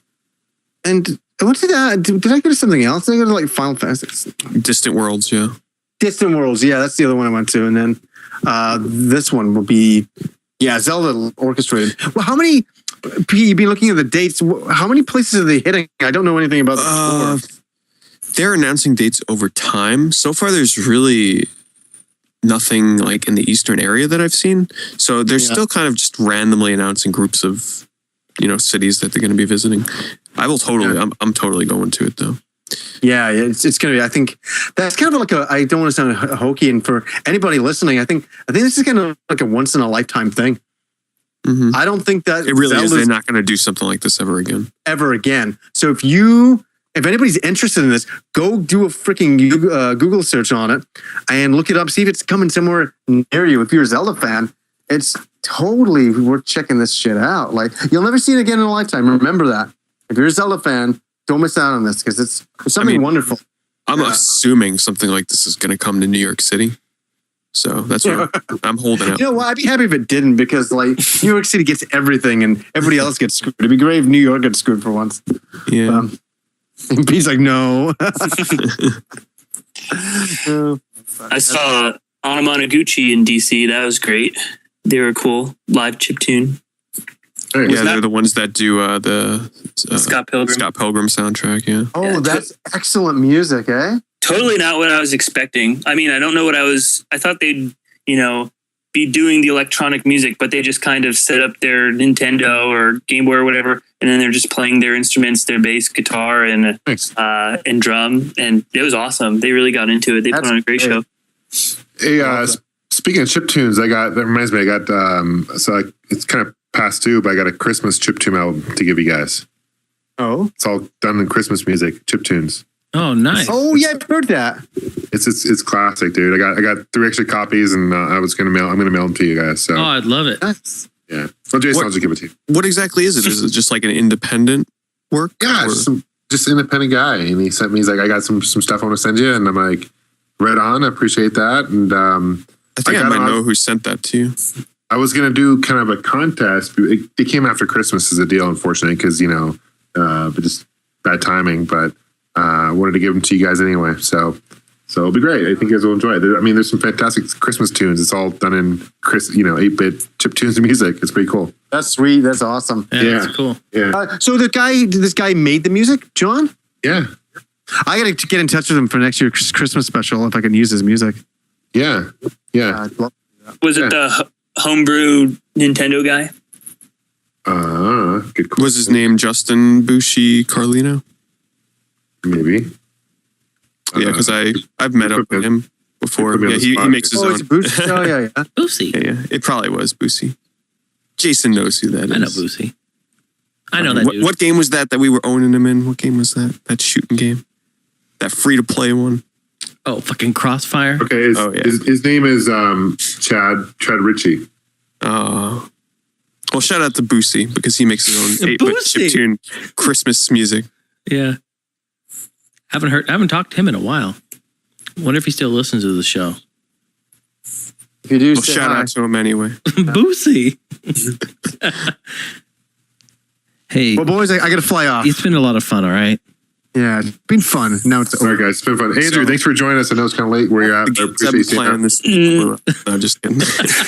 No, this is great. Thanks for having me on. I know it's kind of like, not a YouTuber, not really used to this. And I have to admit, coming today and, realizing there'd probably be hundreds or more listening kind of gets a little nervous, but it's just been awesome hanging out and just hearing you guys and just, letting you know how much I appreciate all you do.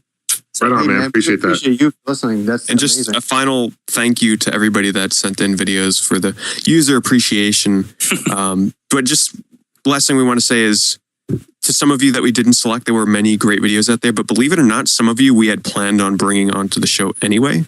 So we were like, okay, we don't want to really waste the slot on someone we planned on bringing on anyway. Right. And those of you that we did not select, believe me, we will be in contact with you in the future for sure, because there's still a lot of people that we want to bring on that did videos for us. Because this isn't the last. This is Just the beginning. Just the beginning. There you go. It's just the beginning. I like that. And then even after that, if we still haven't picked you, just go jump off a bridge.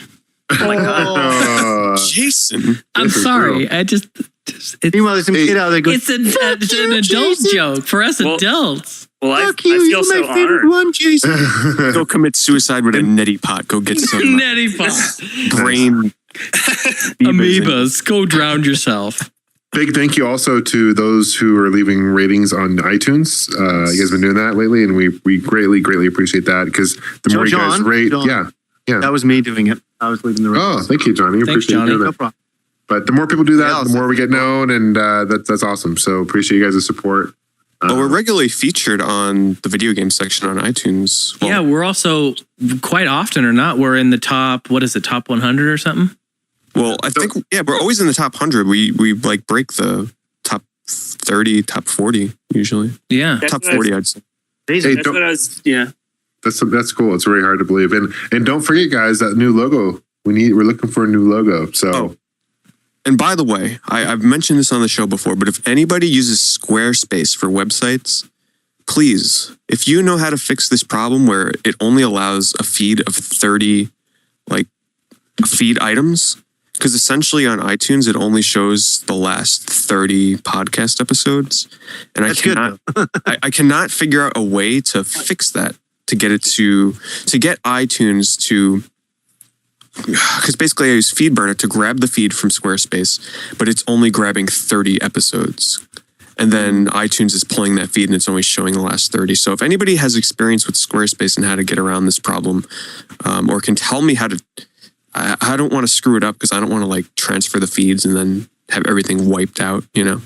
So ask around. If you don't know somebody, ask if maybe you have a friend or somebody who knows, because we would love to have all of our episodes up there on iTunes for everyone to because this website, Squarespace, is not cheap.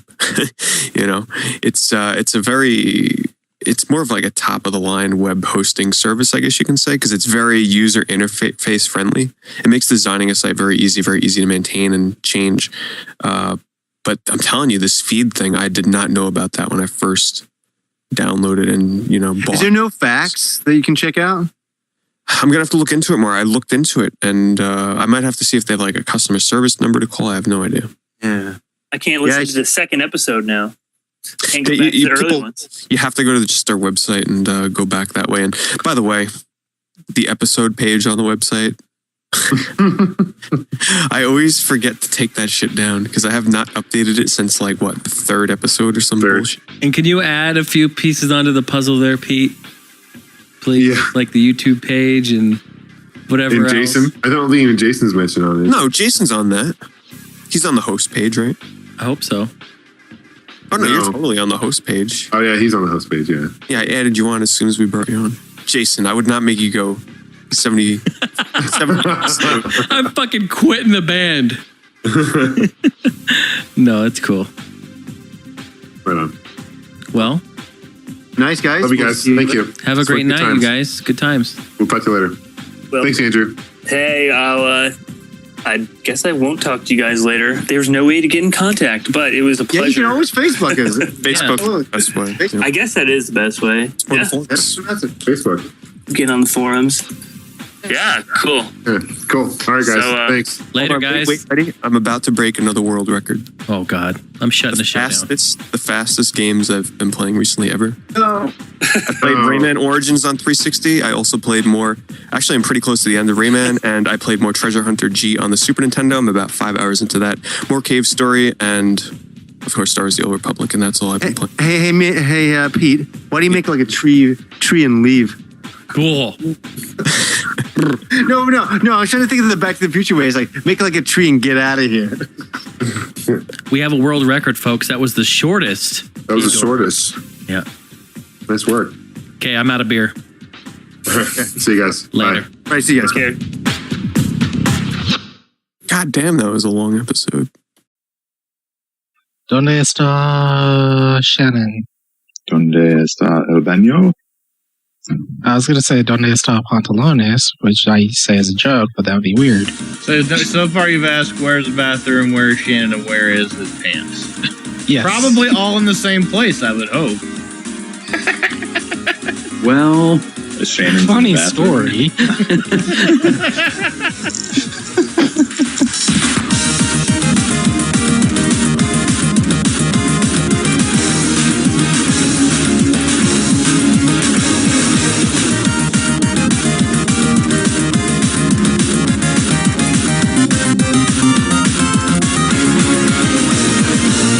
Well, howdy, everybody. Welcome, one and all, to the Nintendo Wookie Podcast, episode 277 for August the 10th, 2015.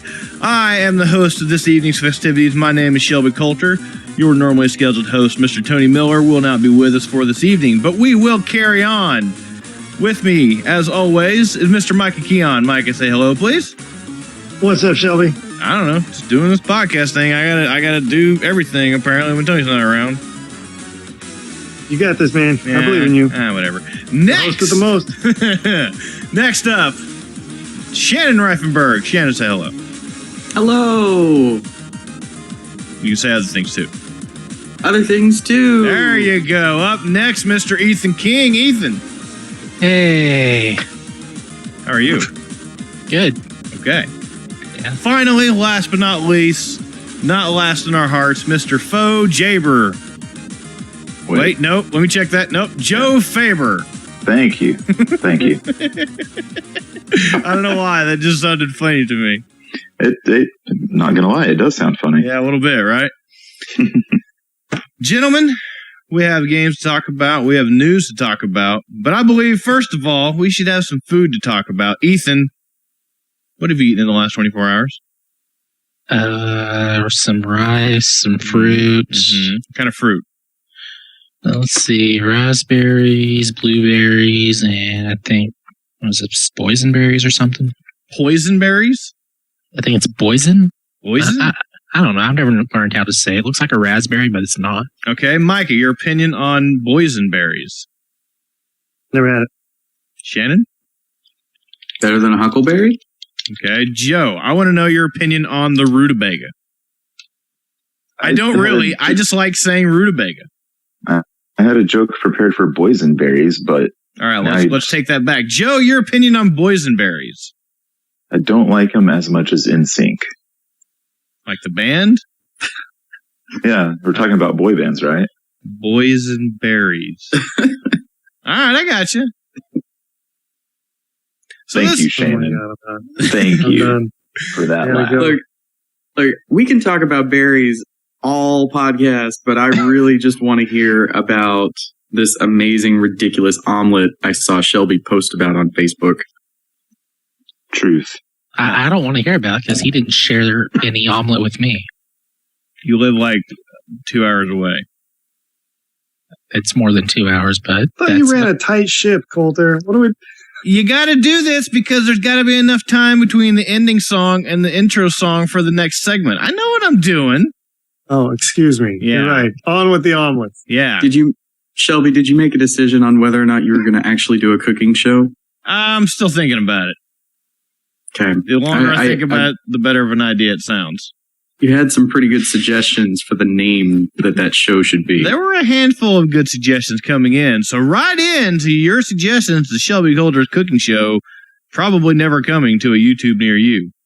Cooking with Coulter. That was one of the suggestions. I like shades and sandwiches, but that kind of limits me to only sandwiches, which then you get into a whole discussion like, is a hot dog a sandwich? Like, not a hot dog itself, but like a hot dog in a bun? And a taco, is a taco a sandwich? Possibly. It's a kind of a sandwich. Kind of a sandwich. And just like this is kind of a transition as we roll into what we've been playing right after this.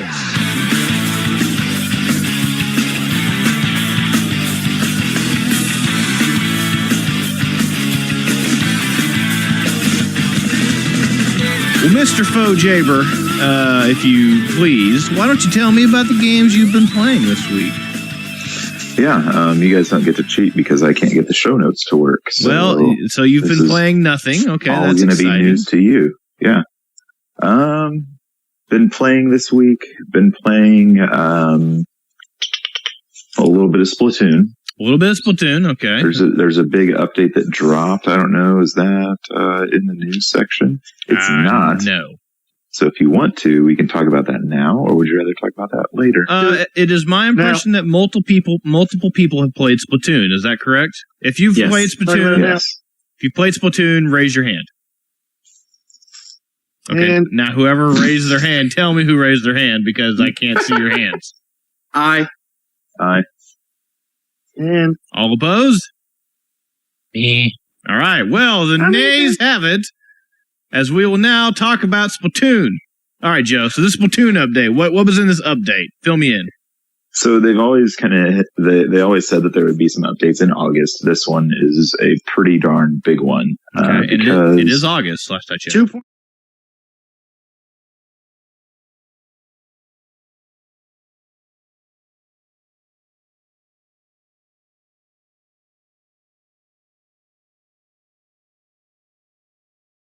Thank you.